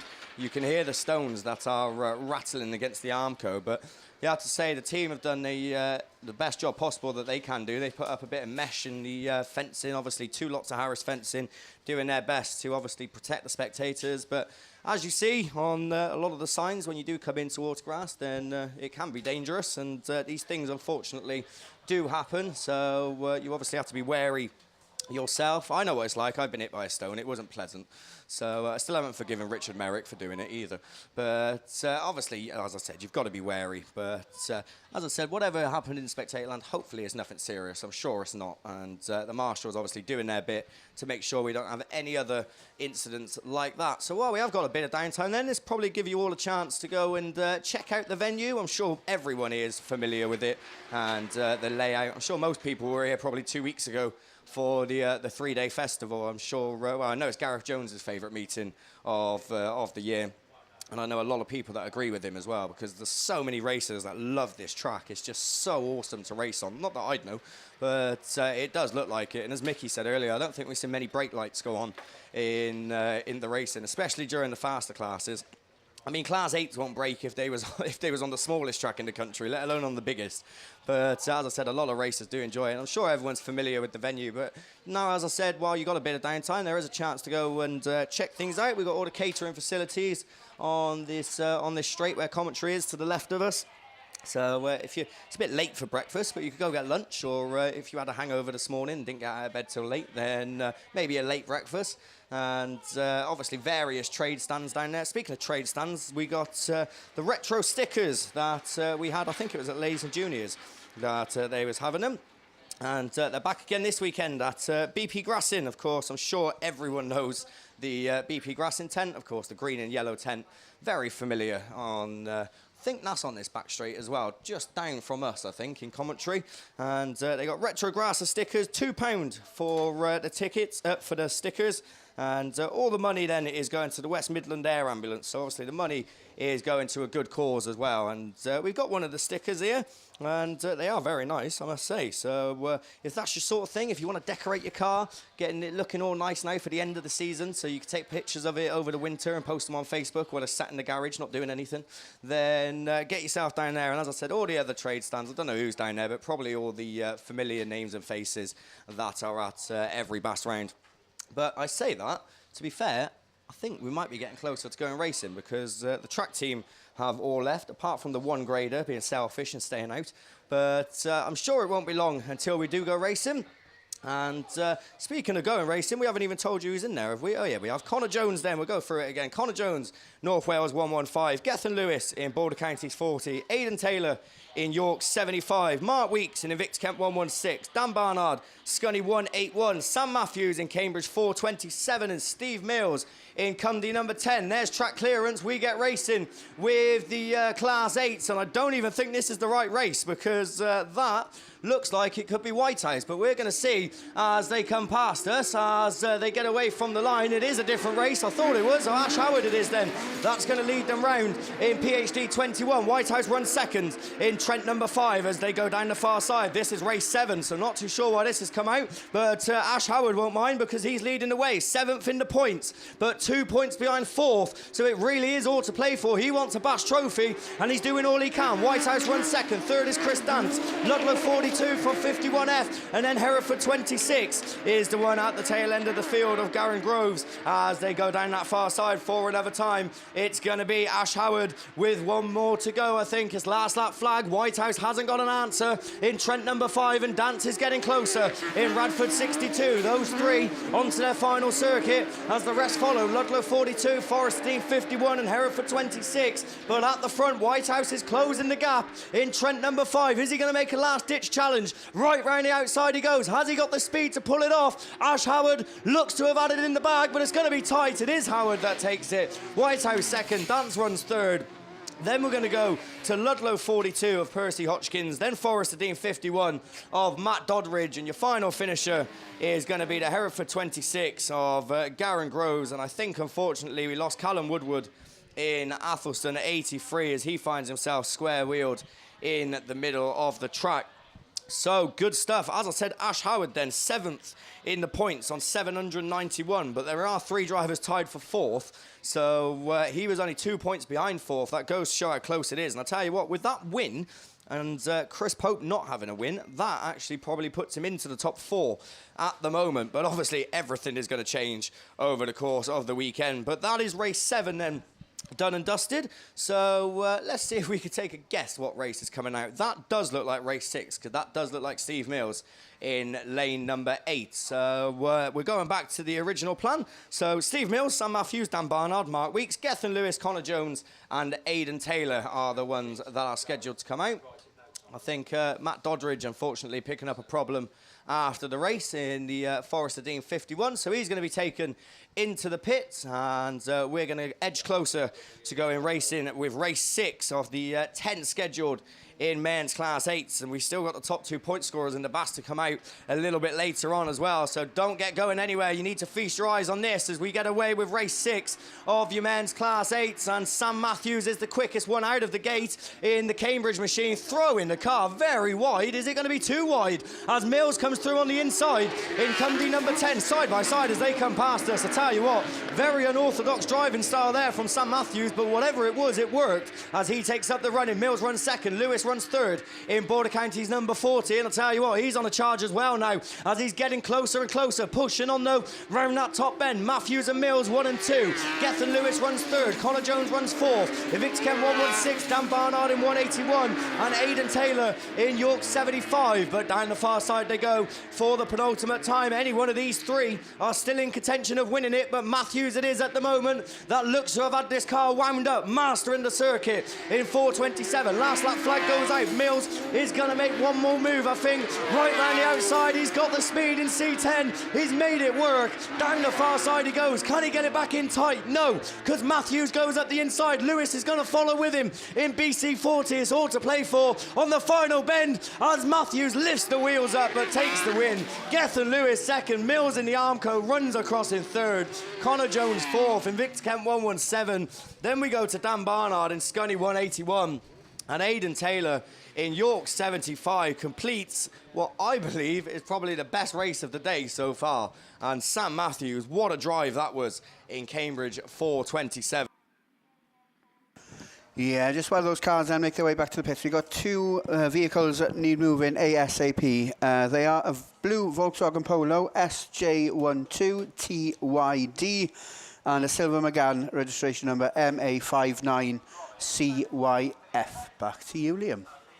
Yeah, cheers, Gareth. So That was race 6 done. We've already done race 7, so by process of elimination, this should be race 8, and it is, because it's very hard to miss that Mitch Wells machine, which is down there on the line. Mitch Wells, then, your series leader at the moment in the Invicta Kent 356, 43 points separating him from second place. So Mitch knows what he needs to do this weekend, especially in Class 8s. When you know that you're looking for the top 16, it really is all to play for. So Mitch, can he stay in that top spot in the BAS? We're going to wait and see very shortly. Anthony Coyne, Mark Pascal, Harry Liversidge, Connor Shanahan, Dave Watkins and Matt Owen are the ones that are going to try and stop him. But Wells it is that gets the best of the breaks. But, oh, God, shortest race of the day. Red flags are out straight away on that. So probably something to do with the start line now. I didn't see anything, but my eyesight isn't the greatest, hence why I'm not a marshal. So unfortunately, that does bring out the red flags once again on men's Class 8s, but we're not doing too bad. 3 out of 8 so far. So we got 5 of them done, but Gareth is listening intently to the radio, and I'm sure once they give us the verdict, then he'll let us know. And I say that, he's right by me now. So who is it, Gareth?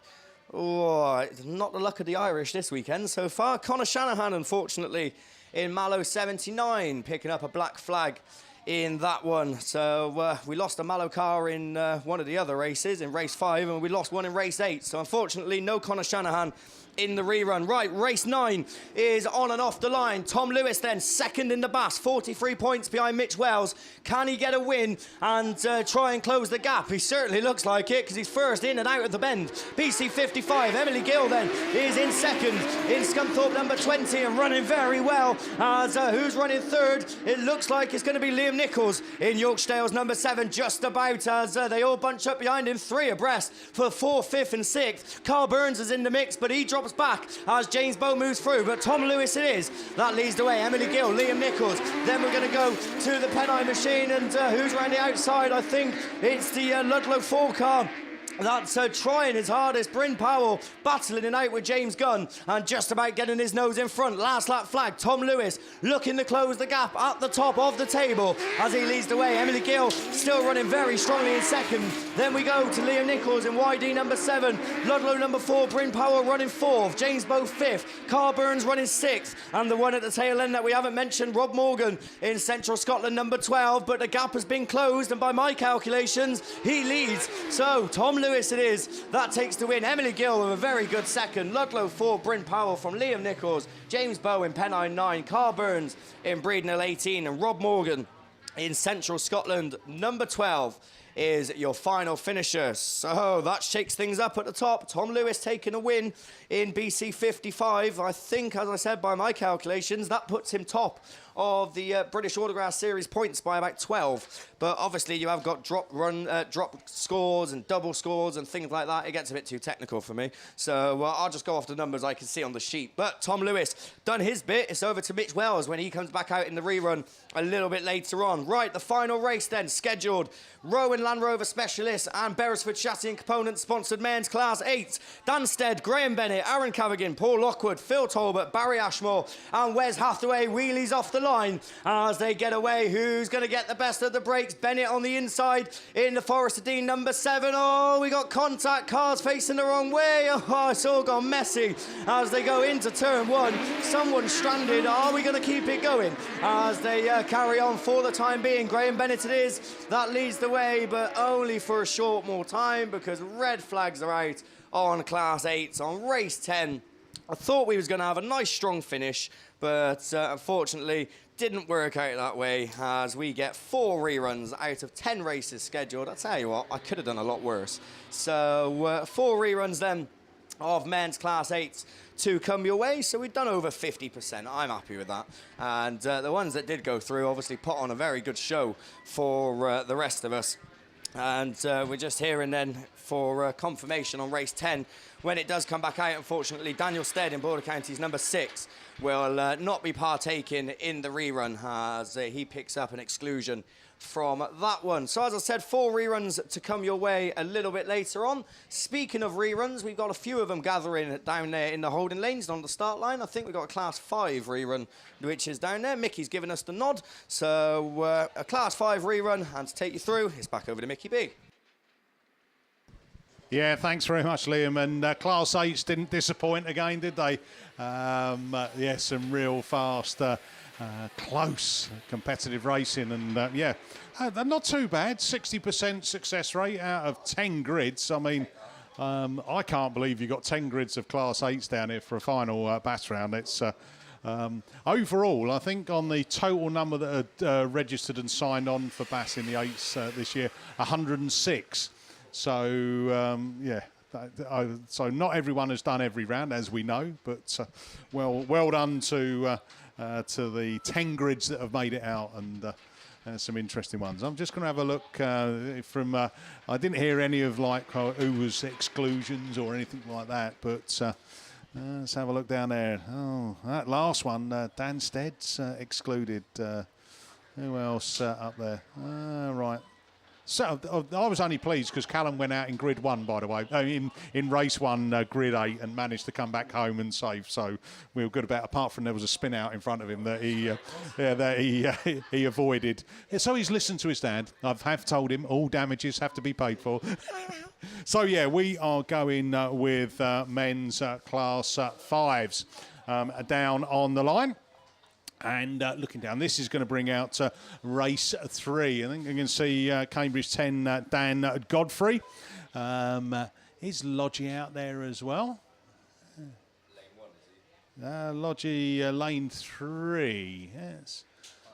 No, I can't see him either. Oh, let's just have a... he's there. There he is. From the angle we are, you might think that we get a clear view vision of it.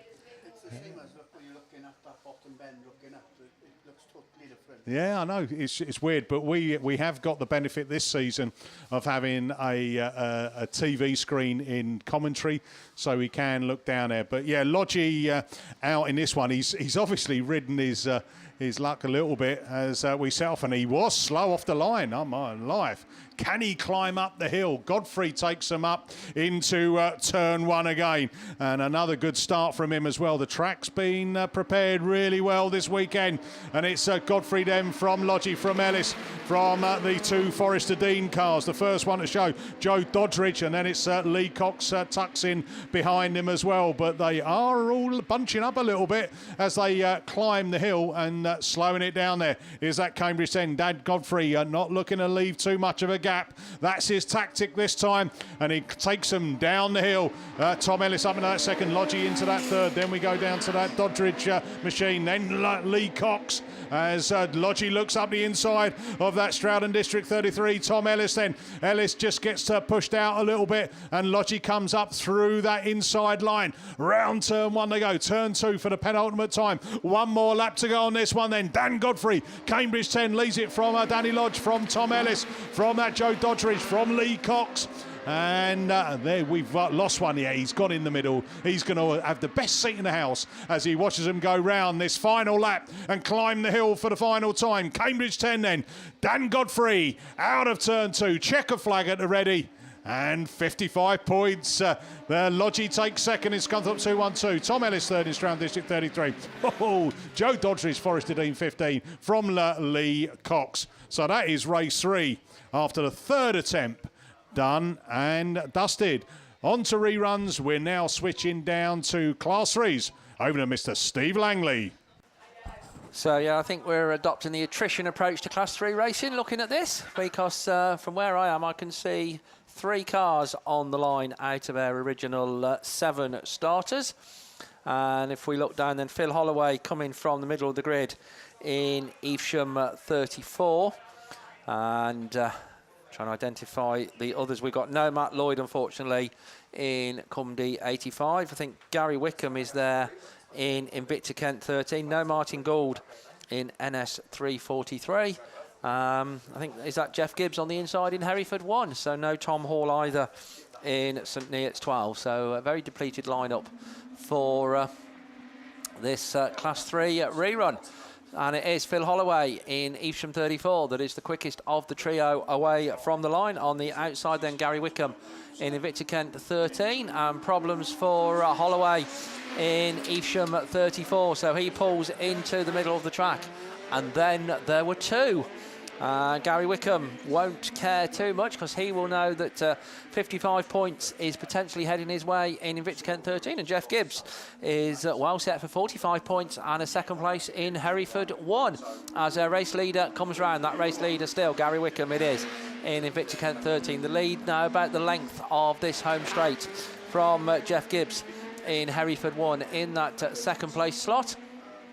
And as they go down that far side, it looks like this is going to be Gary Wickham's for the taking, barring mechanical problems. And that's obviously what did befall Phil Holloway in Evesham 34 as he pulls into the middle. But as the last lap flag goes out, increasing his lead is Gary Wickham in Invicta Kent 13.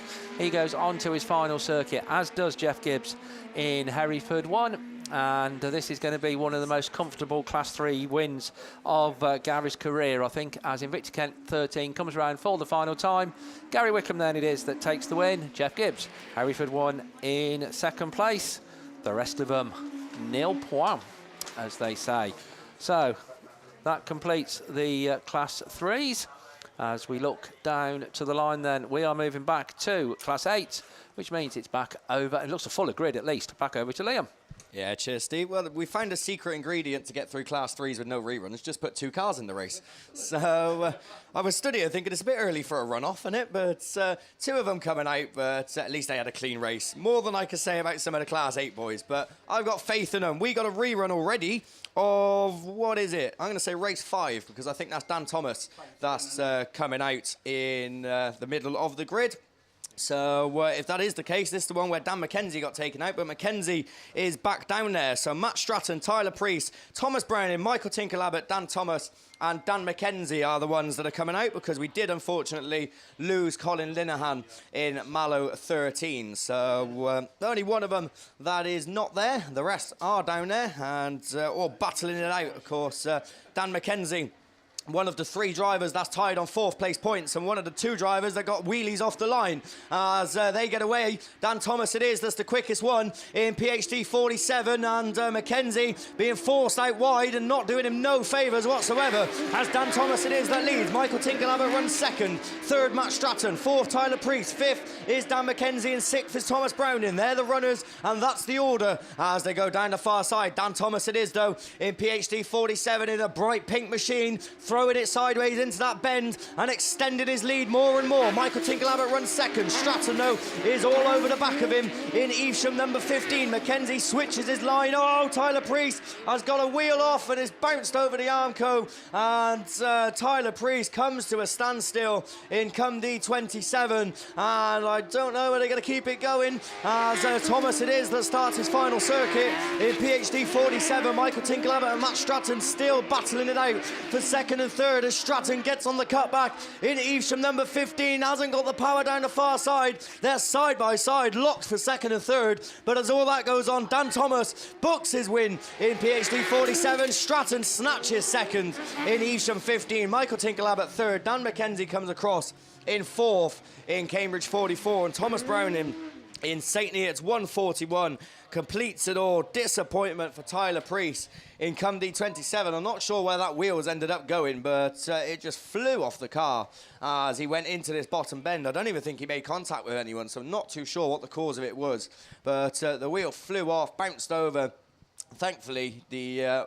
oh, there we go. So just seeing it on the camera, it's landed right by the Armco. So thankfully it managed to stay on the track. It didn't fall down the ditch that is the other side of the Armco. So once they get that wheel recovered and drag Tyler Priest with 3 wheels on his wagon back into the pits, then we're going to be going with another rerun. I said to Mickey just a second ago, they're certainly not messing about with getting the reruns out, are they? Because we no sooner finished Class 8 and then we were back on them as they sent them straight back round. We've got 4 reruns, but it looks like we're going to get 2 of them done at least before we see the junior saloons that are lining up. Of course, they had their biggest weekend of the year 2 weeks ago.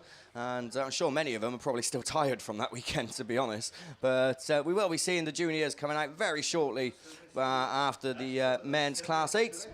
So what's a rerun on that one then? What race is this as we look to the line? I'm going to guess that it's going to be race 10. Gary's pointing at 2, but... SL6, oh, it is race 2. Gareth was right, so I don't know why I'd ever question against you, Gareth. So race 2, I was getting confused because I couldn't see Sean Wright's car, but I'm guessing then, Sean Wright, is that him in grid 2? So it is hard to see the start line from here. You can't actually see grid 1 and 2 from here. From our point of view, grid 3 actually looks like grid 1. So he is down there because he's in lane 2. So the one missing then is going to be, by the looks of things, Peter Bilbley in York Treble 8, as he's not coming out in this one. So the ones that are down there then, Jeff Beresford, North Shropshire 55, Sean Wright in Scunny 71, Reese Candy in South Somerset 24, Matt Bishop in Yayton Sudbury 73, Malcolm Bowes in York 3, Craig Dodd in North Wales number 9, and Dan Talbot in Solway number 6. They're the ones that are assembled and ready to go. Just looking at the points then for the British Autograss series. Matt Bishop 8th currently in the series, but only 38 points off 4th. So it really does go to show how close it is for the Class 8s, of course. I think is there 2 classes already that's been wrapped up and had their winners? I think both of them in the ladies, but we'll get to that when we get onto the ladies racing. So I think every other class, it really is all to play for in terms of the points. And of course, these drivers battling it out for a top 4 finish in the BAS and to get one of the lovely BAS trophies. I think they said that the presentation dinner is going to be sometime at the start of next year.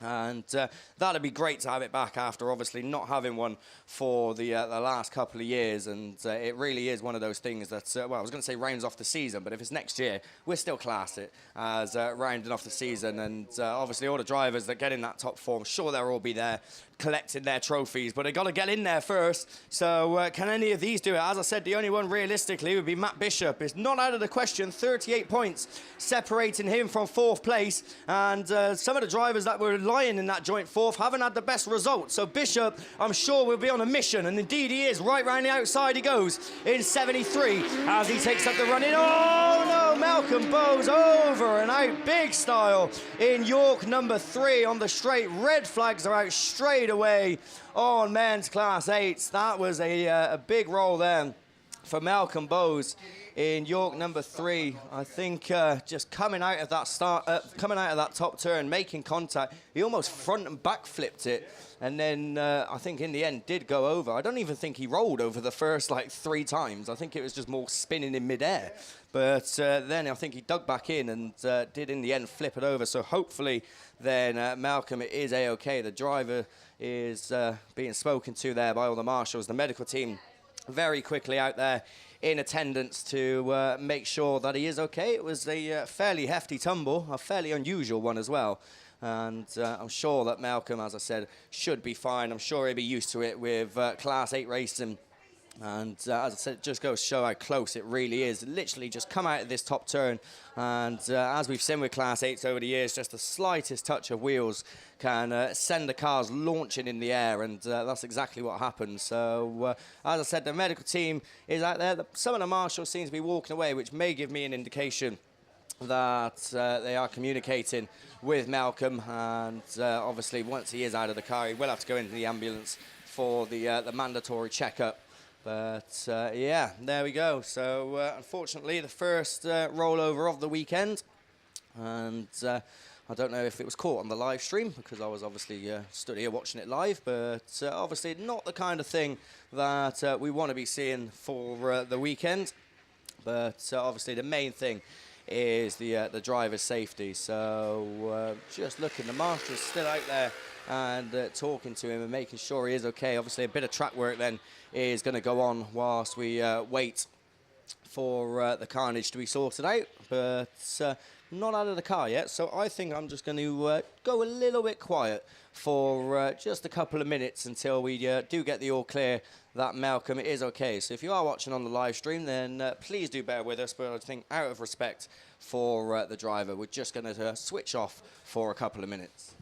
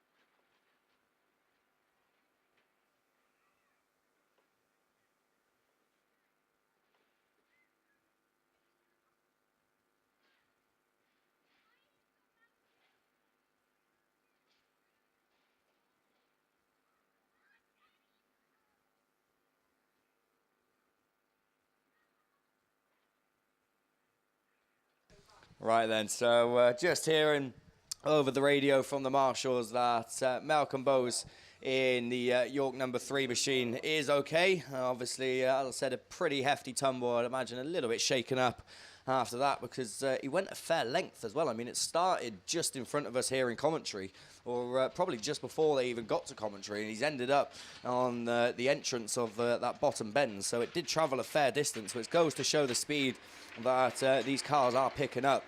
But as I said, the main thing is the driver's safety, and we have heard the word that he is okay. As I said, we'll have to go into the ambulance, as everyone does when there is an incident like that. But as long as he's all right, I'm sure probably a little bit stiff after that, but that is to be expected after a tumble like that. But as I said, a lot of these Class 8 racers know that, unfortunately, these things do come with running in the class. And as I said, it doesn't take much, just the slightest bit of contact for these Class 8s to launch themselves airborne. And I think for those of you that were listening to Mickey this morning, he was saying when he was interviewing a few of the drivers, I think it was Phil Cooper he was speaking to, who said that he's going to be getting up to speeds of about 100 mile an hour on this track, and obviously that's in a Class 9, and you would imagine a Class 8 is faster than that, so it really does go to show the speed that these cars are pulling. But you can now see, for those of you that are on track, that the ambulance is making its way back into its bay, which gives us the indication that Malcolm is in the back and being taken to have a routine check over. The car probably a little bit worse for wear, as the marshals are surrounding it, I think, trying to get that picked up and taken into the pits.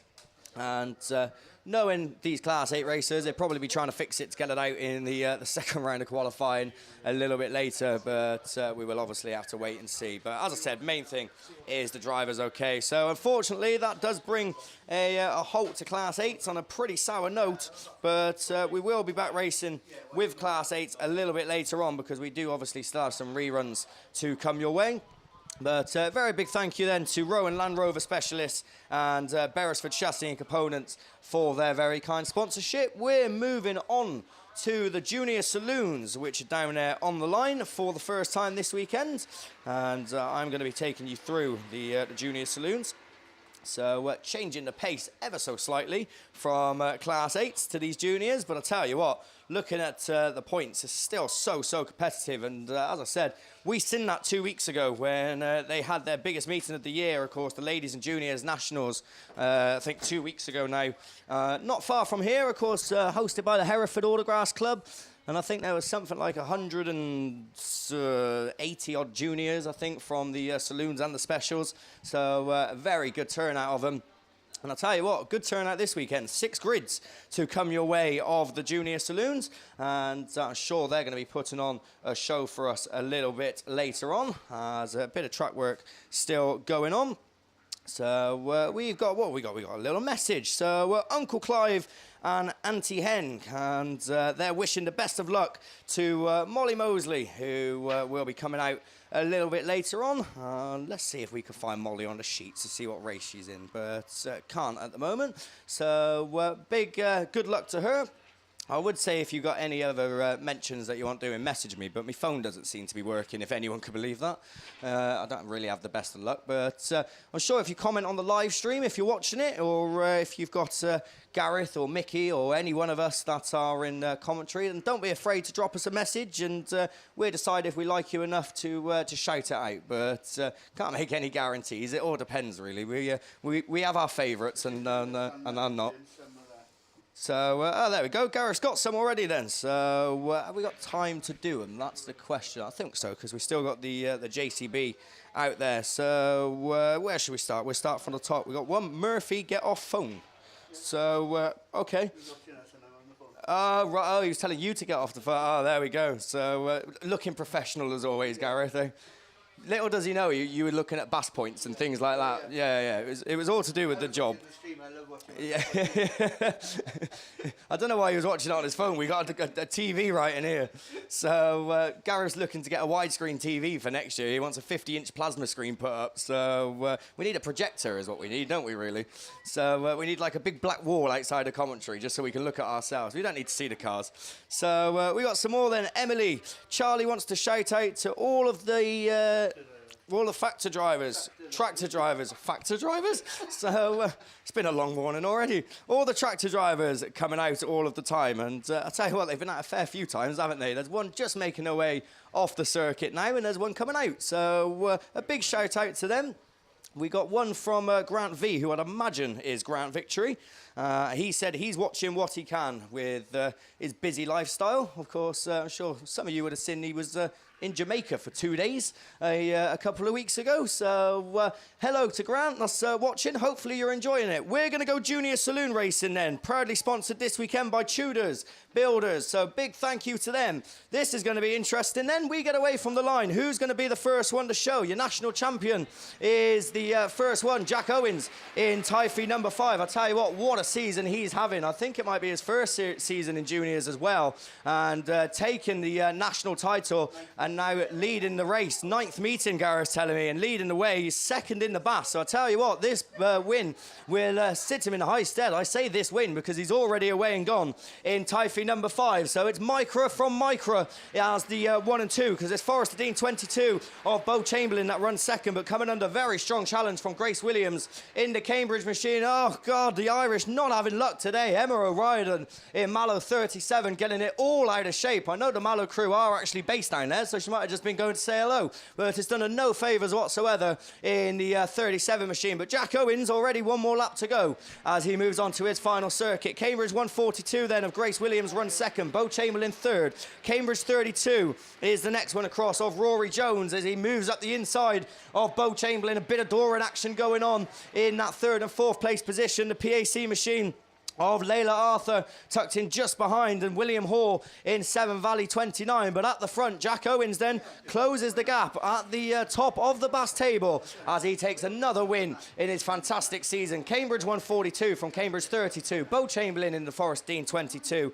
Then Layla Arthur in PAC 48. Severn Valley 29 of William Hall is the next one across. And Emma O'Riordan in Mallow 37 after earlier problems coming across to complete it all. So race 1 then, clean racing for the most part. As I said, we had a bit of door in halfway through the race, but you'd expect that from juniors. And Jack Owens then putting 55 points on his tally to catch up with your series leader, who is coming out. I think race 4 is coming out, but we'll go race 2 first because we got another one on the line. Molly Bubb in Evesham 146. Then we go to Travis Markeel in PAC 9, Lewis Middleton, White Rose 21, Hannah Lewis, Meg Parsons, Lexi Owen and Shane Fuller. They're the ones that are scheduled to come out. And Lewis Middleton then in the Mini. I think he's the only Mini out there, and he's got the best of the breaks in White Rose 21 as he goes into that top turn and leads them round for the first time. So there's life in the Mini yet, as he's proven as he goes down the far side and into that bottom turn. PAC number 9 running second, but coming under very strong challenge from the club mate then. I think Shane Fuller in PAC 20 moving up the inside and into second place. Molly Bubb running 4th in Evesham at 146 and rounding out that leading quartet. But at the front, Lewis Middleton is going to come under some challenge, I think, because Shane Fuller is looking to get past him as they come across to complete another circuit. PAC 9, Molly Bubb in 146. Then we're going to go to Meg Parsons in the Ludlow machine, and after a poor start, Lexi Owen is playing catch-up in North Wales 97 and looking to get into the mix. Can she make a position up as they go down that far side for the penultimate time? Last lap flag gets made ready. Lewis Middleton is led from the word go. Can he hold it off for one more lap? Shane Fuller still there in second and no signs of slowing down. In fact, he's looking for a way through, but Lewis Middleton closing the door in White Rose 21. As he goes down the far side. The race could be on for third as well, as Molly Bubb is looking to get past Travis Markeel, but can't quite make it work at the moment as the checkered flag's going to go out. He's held it on as he goes out wide, but brings it back in. Lewis Middleton takes the win. Shane Fuller second. Molly Bubb is the next one from Travis Markeel. Then we go to Lexi Owen in North Wales 97 and Meg Parsons in Ludlow 19. Your final finisher in race 2, heat 1 of your junior saloon. So we've mentioned your weekend sponsor, but I'll tell you what we haven't done. We haven't mentioned your series sponsor, Shropshire Designs, your very kind series sponsor. And of course, these juniors racing for that Young Guns title as well. And the Young Guns this year sponsored by Power Max. So a very big thank you to them Of course, for those of you unfamiliar with the Young Guns, then what is the cut-off age, Gareth? Do you know? Is it 21?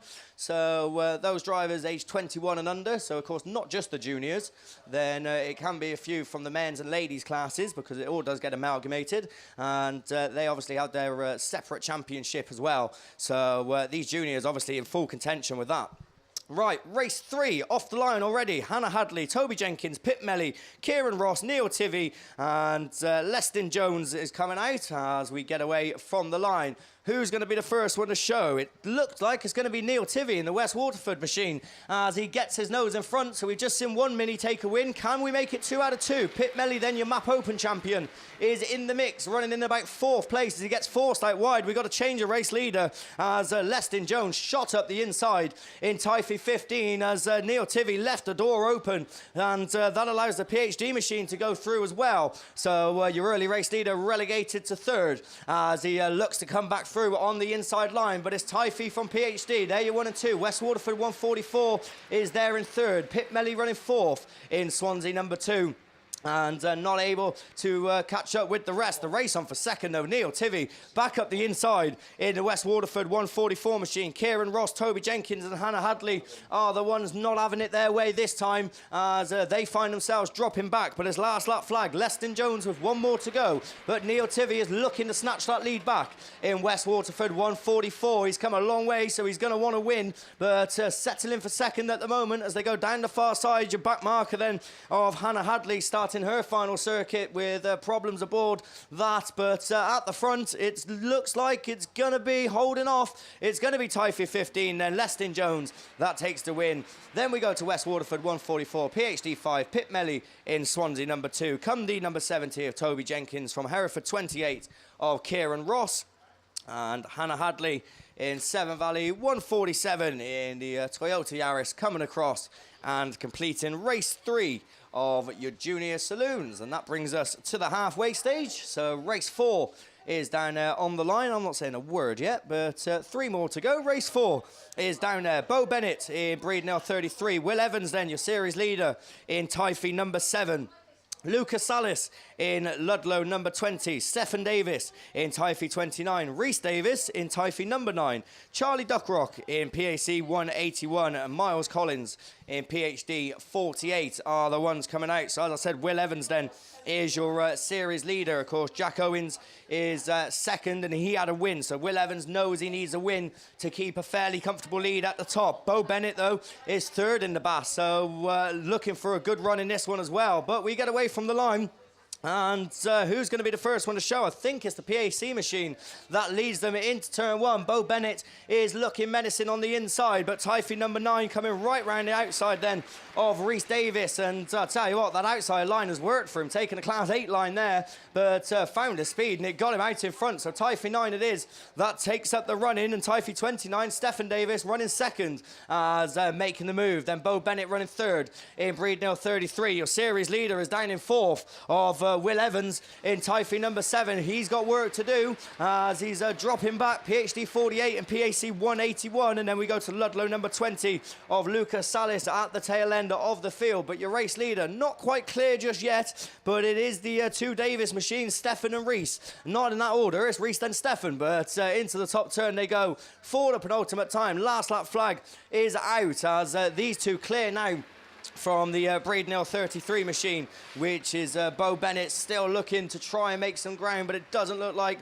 they're going to be able to, as your series leader still running 4th. I tell you what, that's going to shake the points up, isn't it, after Jack Owens' win earlier on? So it'll be interesting to see what the points are after the end of Heat 1, but certainly one thing we know for certain is that Rhys Davis, Typhy 9, takes the win. Stephen Davis takes 2nd, Bo Chamberlain in 3rd. Then we go to Will Evans in Typhy number 7, PhD 48 from PAC 181, and Ludlow number 20 of Lucas Salis is the one that comes across and completes it all. That rounds off race 4 of your junior saloons. Race 5 is down there on the line. So we've seen the top 4 drivers then in the BAS. So the rest of these now battling it out for pride and still battling it out for BAS points, and of course battling it out to make that final tomorrow. 6 grids of juniors signed on, so a good turnout. So they know they all need good results. Race 5 brings out Brandon Young in Evesham 28, Lily Chapman in the Forest Dean number 10, Jay Jones in Invicta Kent 430, Will Hadley in Severn Valley 107, Freddie Neville in Gloucester 63, Amber Powell in North Wales 52, and Fraser Brown in York 88 as they get away from the line and go into that turn 1. It looks like it's the battle of the Yarrises, but there is a micro on the outside, but not quick enough to mix it in with the best of them because it's Amber Powell that takes up the run-in the North Wales 52. The Forester D machine slotting there into second of Lily Chapman, but coming under strong challenge around the outside. I'll tell you what, throw a blanket over those two and you won't separate them. As your race leader, it is holding on at the moment, Amber Powell, but she is under very strong challenge from Lily Chapman in the Forest D number 10. These two then starting another lap. Evesham 28, Severn Valley 107, IK 430, York 88, and the Gloucester and District 63 of Freddie Neville is the one at the tail end of the field. But Severn Valley 107 then, Will Hadley is looking to move up the ranks. He goes from 4th to 3rd, up the inside he goes, and he's got the front two in his sights as Amber Powell and Lily Chapman it is that are still running in that 1st and 2nd. Lily Chapman though going out wide, and that allows Hadley to gain the more ground in the Severn Valley machine, and up the inside in the door he goes, but it's working. He's muscled his way through and barged past. Is Lily Chapman going to fight back as all this goes on? Amber Powell extends the lead at the front in North Wales 52 as the checkered flag gets made ready this time, unfazed by what's going on behind her. 52 it is. That takes 55 in Heat 1. Severn Valley 107, Evesham 28, Lily Chapman in the Forest Dean number 10, York 88 from IK 430, and Freddie Neville in Gloucester and District 63 completes race 5, and that leaves us with one more race scheduled of your junior saloons. I'm not going to say a word, Gareth. I'm not even thinking it. I have no idea what you're talking about. So race 6 is down there on the line. Race 6 then brings out Reese Tipton in Ludlow number 1, Finley Robbins in Swansea 16, Harry Berriman in Swansea number 1, Molly Ann Mosley in PhD 58, and Ben Hughes in Evesham 127, Rio Sheehan in PAC 33, and Alex Seal in Hereford 37. They're the ones that are coming out, and Reese Tipton is the one that gets the best of the breaks in the Ludlow 1 machine as he leads them into turn 1. We've already had 2 mini wins. Is it going to be 3 as he leads them into that top turn and out of it? Who's running second? Anyone's at the moment. Hereford 37, I think, just about getting their nose in front as Scarborough number 1 then is there in 3rd. Harry Berriman not out of it yet. These 3 away and gone from the rest of them as they go down the far side. Your race leader though coming under strong challenge. Reese Tipton is sticking to that tight line, but I tell you what, Alex Seal is going to give him a right battle around the outside in Hereford 37. Side by side they go as they come past us. I hope they don't finish like that because I can't split them as 1 and 2 go into that bottom bend 4 another time. Seal's got the speed around the outside. Is Harry Berriman going to follow him on that line? Down the far side, hasn't quite got it in him this time as Reese Tipton hugging the tyres but dropping back a little bit now. Is he going to make that inside line work? I don't think so as the last lap flag goes out this time. It's going to be Alex Seal with 1 more to go. Reese Tipton and Harry Berriman really battling it out for 2nd and 3rd as Berriman goes round the outside. Contact for 4th. Apologies to the rest for not getting much of a mention. Oh, in the door at the back as one's facing the wrong way, but at the front it looks like Alex Seal has done enough, or has he? He goes out wide. He's got the speed though. Hereford 37 takes the win. Then we go to Harry Berriman in 2nd. Reese Tipton takes 3rd. PhD 58 of Molly Ann Mosley is the next one from Evesham 127 of Ben Hughes. PAC 33 of Rio Sheehan is your final finisher because unfortunately I think problems aboard for Finley Robbins in Swansea 16 over there on that bottom turn. So am I the first one to do that so far this weekend? Get 6 ticks in a row. So try. Oh, did 7s go through? Ah, there's always one that's got to beat me. So Mickey B then, the one that did it first, and.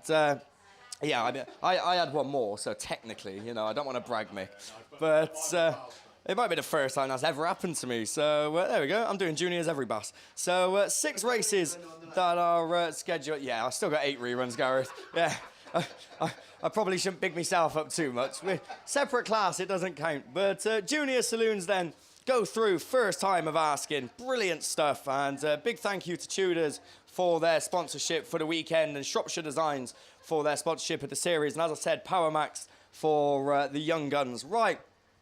Yes, as Gareth quite rightly pointed out, I do have reruns still to come the way. They are Class 8 reruns. I think we got 3 of them to come out. This one then is a rerun of Race 8, because this brings out your series leader, Mitch Wells. Well, I say series leader, but I think after Tom Lewis won his heat, he now has his nose in front. So Mitch Wells then, I think a first or a second will be enough to put him back on top, but he's got a tough heat. Who's he coming out with? Matt Owen in Cumdy 115, Dave Watkins in Hereford 282, Harry Liversidge in Yorkshire Dales 90, Mark Pascal in Hereford 350, and Anthony Coyne in Carlo number 80. Are they all down there? 1, 2, 3, 4, 5, 6 cars are coming out. So who's going to get the best of the breaks? Harry Liversidge, I think, but Mitch Wells goes up the inside, leaves the door open, and someone's shooting through. Wells goes out wide. Has he got the speed? It's the Coyne machine then, Carlo number 80.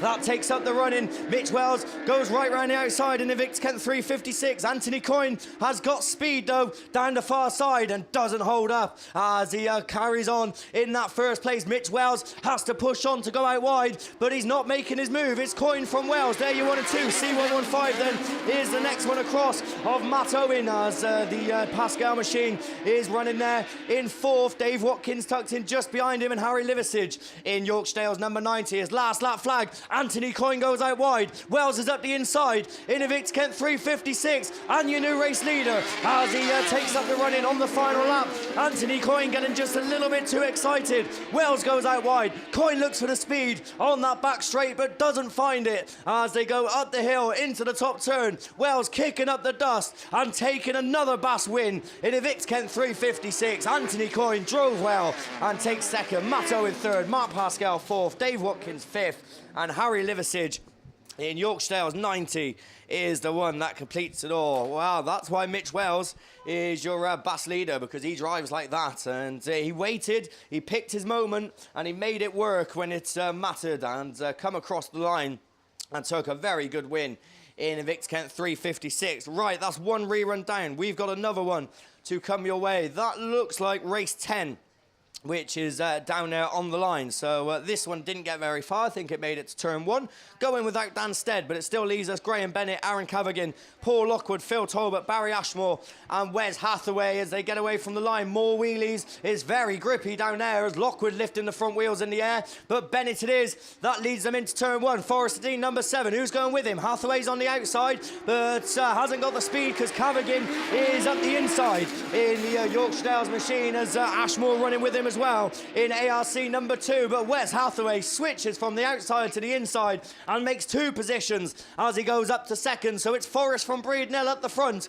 as Graham Bennett it is. That leads him round once more. Wes Hathaway. Then we're going to go to the ARC2 machine. Old Talbot battling it out now in that 4th place position as Aaron Cavigan looks to go through. Paul Lockwood in Scunny 92 is the one that's at the tail end of the field, but Spanner's got 1 more to go. Last lap flag is out this time. Forrester Dean, number 7, led from the word go, not being caught as Wes Hathaway runs second. Barry Ashmore 3rd, Phil Talbot 4th. Then we go to Aaron Cavigan in 5th and Paul Lockwood 6th in Scunny 92. Is that going to be the way they finish? It looks like it at the moment as they start to spread themselves out. Maybe a change a second, but your race leaders, your race winner, Graham Bennett books a win in Forest D number 7. Wes Hathaway 2nd, Barry Ashmore 3rd, Phil Talbot 4th.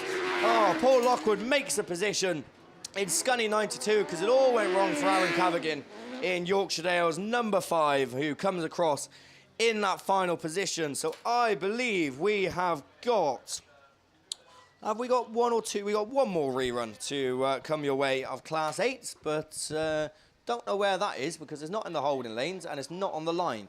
We have got stock hatches, is it, that are down there on the line. So Tim, I think, is scheduled to take you through these, but he only finished work 15 minutes ago, so he's not going to be here. Gareth has very kindly volunteered to jump in. I don't know how when he's got a plate full of biscuits in front of him. But they're Mickey. If they wasn't Mickey's, they definitely are now in any case. So we're going to go stock hatch racing for the first time this weekend. I think, what is that, 3 grids or something? signed on, so we will see when we get the paperwork. Yeah, there we go. 3 grids of stock hatches signed on. Always growing now is the stock hatch class, the affordable class in Autograss racing, and the cheap class, but we haven't got no cheap commentators. It's professional as ever. It's Gareth Jones to take you through stock hatches. Yeah, thanks very much, Liam. Yeah, 17 drivers signed on this weekend for the stock hatch. So we're going to have 3 runs coming our way in this first round of qualifying. SGS Gases are our series sponsors for the stock hatch over the course of the 5 rounds of the series, and our local sponsors here this weekend, M&C Light Haulage. All the details are in your programme as normal. So we've had a couple of messages coming through over the course of the morning. Liam's read a couple of them out, but well, we've got a bit of downtime, then we can catch up a little bit. Steph Grasby wants to give Macy a big shout out. She's going to be joining the Class 8 ranks next weekend, and Macy's here trackside somewhere while Mummy's at home painting the kitchen, but she wants to wish Macy all the best of luck as she leaves her junior special career and is about to jump into the ladies Class 8 next weekend. Also, the baby whisperer, Mickey B, sent little Ophelia to sleep a little bit earlier on, but Georgia and Ophelia want a shout out, so here it is. Also, we've had a message from Joan Bevans wishing Alice and Dan all the best of luck over the course of the weekend, and we'll see Mike and Joan tomorrow. One of the first ones of the day that we haven't mentioned yet is a message from Sam King, and Sam, reliable as ever, one of the first ones to get in.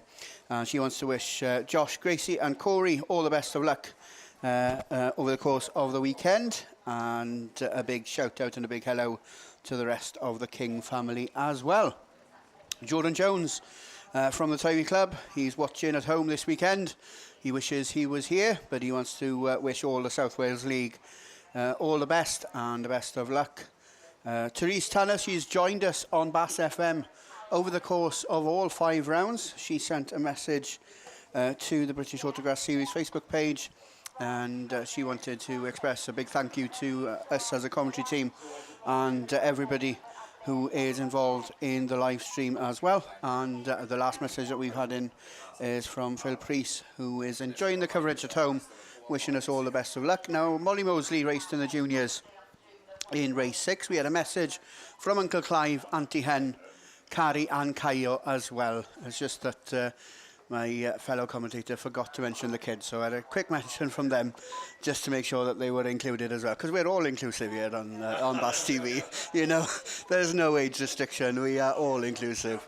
Yellow flags beginning to wave around this Monkland Raceway, so we're going to go very shortly racing with the first race this weekend of the stock hatches, and on cue the bungee brakes. The graphics up on your live stream there, and already, as you can see, a little bit of a staggered start as they go into turn 1, but it's the Southern League's South Somerset number 8 then that leads past us for the first time. So that's Justin Hardy that leads the way down the hill for the first time. Radford 59 is John Petrie. He's there on the inside, and he now claims that number 1 spot. But on the cut back, it's back over to South Somerset number 8. So it's Hardy that takes up the run-in once again. Just about a length and a half, but he's taken too wide a line into that all-important second turn.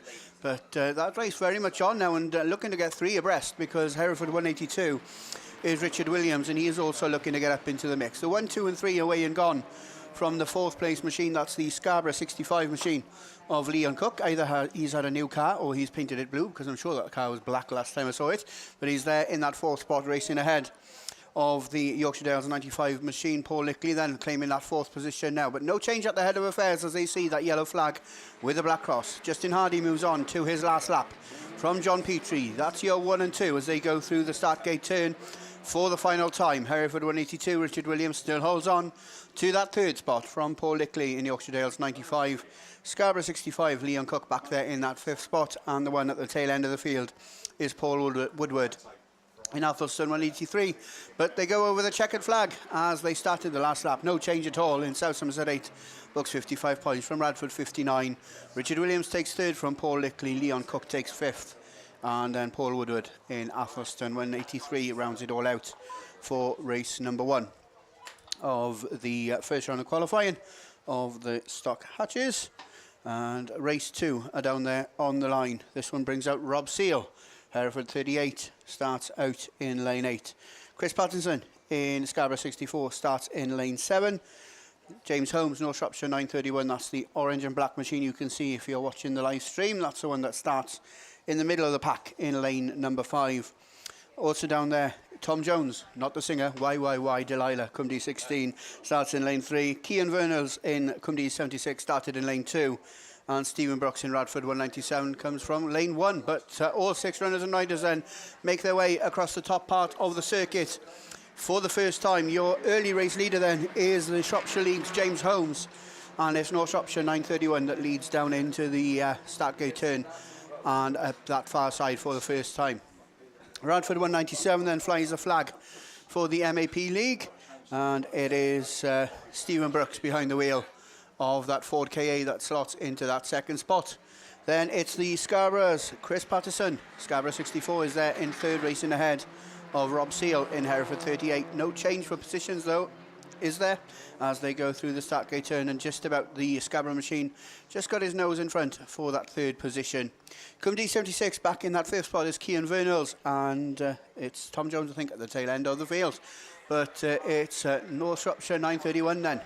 James Holmes moves on to his final circuit, about 10 car lengths clear now of the MAP League machine of Stephen Brooks. Radford 197 still holding a very strong second position from the Scarborough machine of Chris Patterson from Rob Seal. That's your 1, 2, 3 and 4 as they make their way across the top part of the circuit. No change then. James Holmes takes 55 points from the Stephen Brooks machine, and Scarborough 64, Hereford 38. Cumdee 76, Cian Vernals takes 5th. And I think we've lost, yes we have, we've lost Tom Jones in Cumdee 16, who's just parked up there on the track exit entry. So that's race 2 done. Just the 5 starters then down there on the line in this scheduled third race.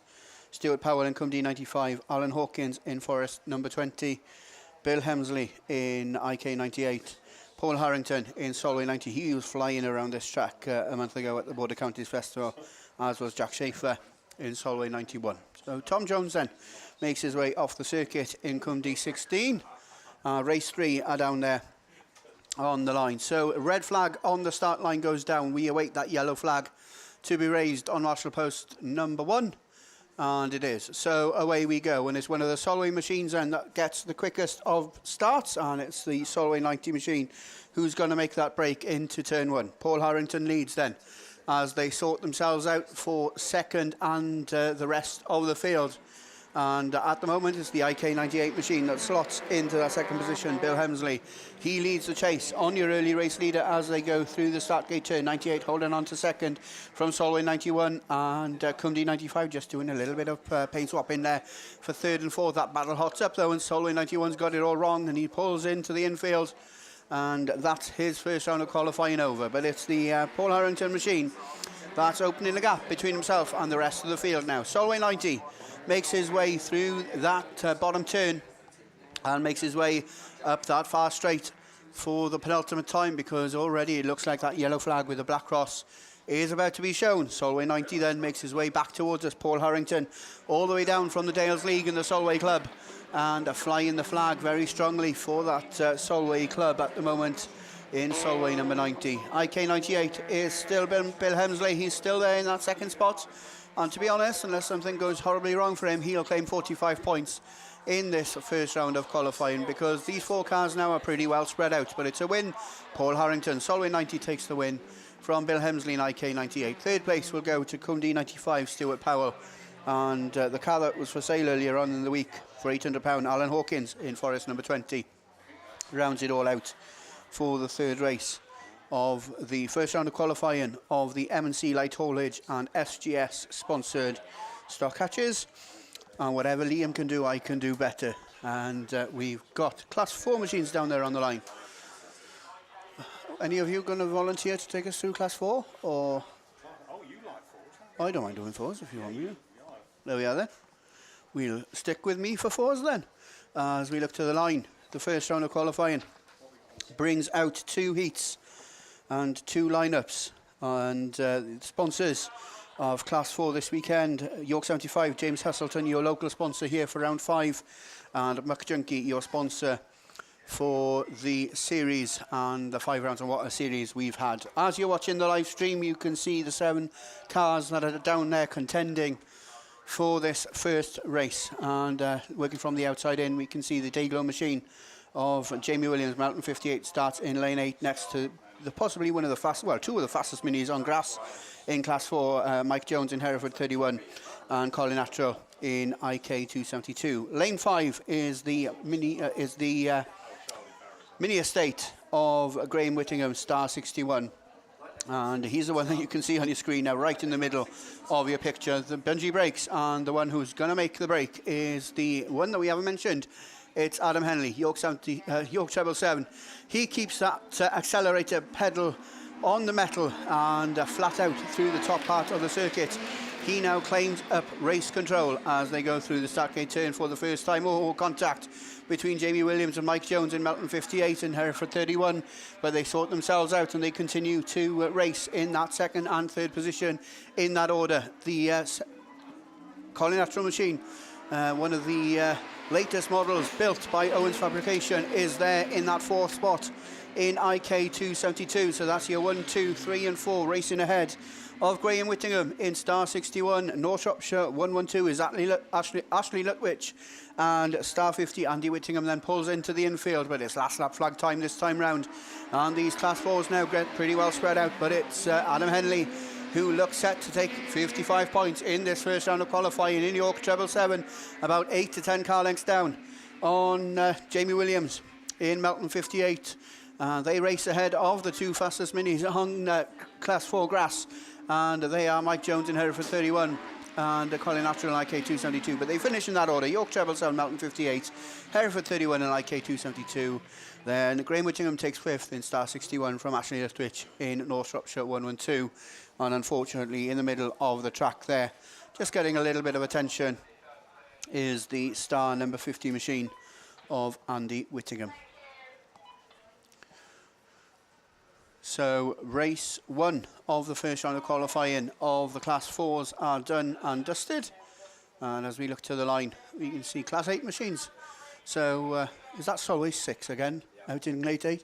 So to take you through the rerun of race 2, I'll hand you straight back over to Mr. Liam Williams. Yeah, cheers, Gareth. So the final remaining rerun that is outstanding, then the rerun of race 2.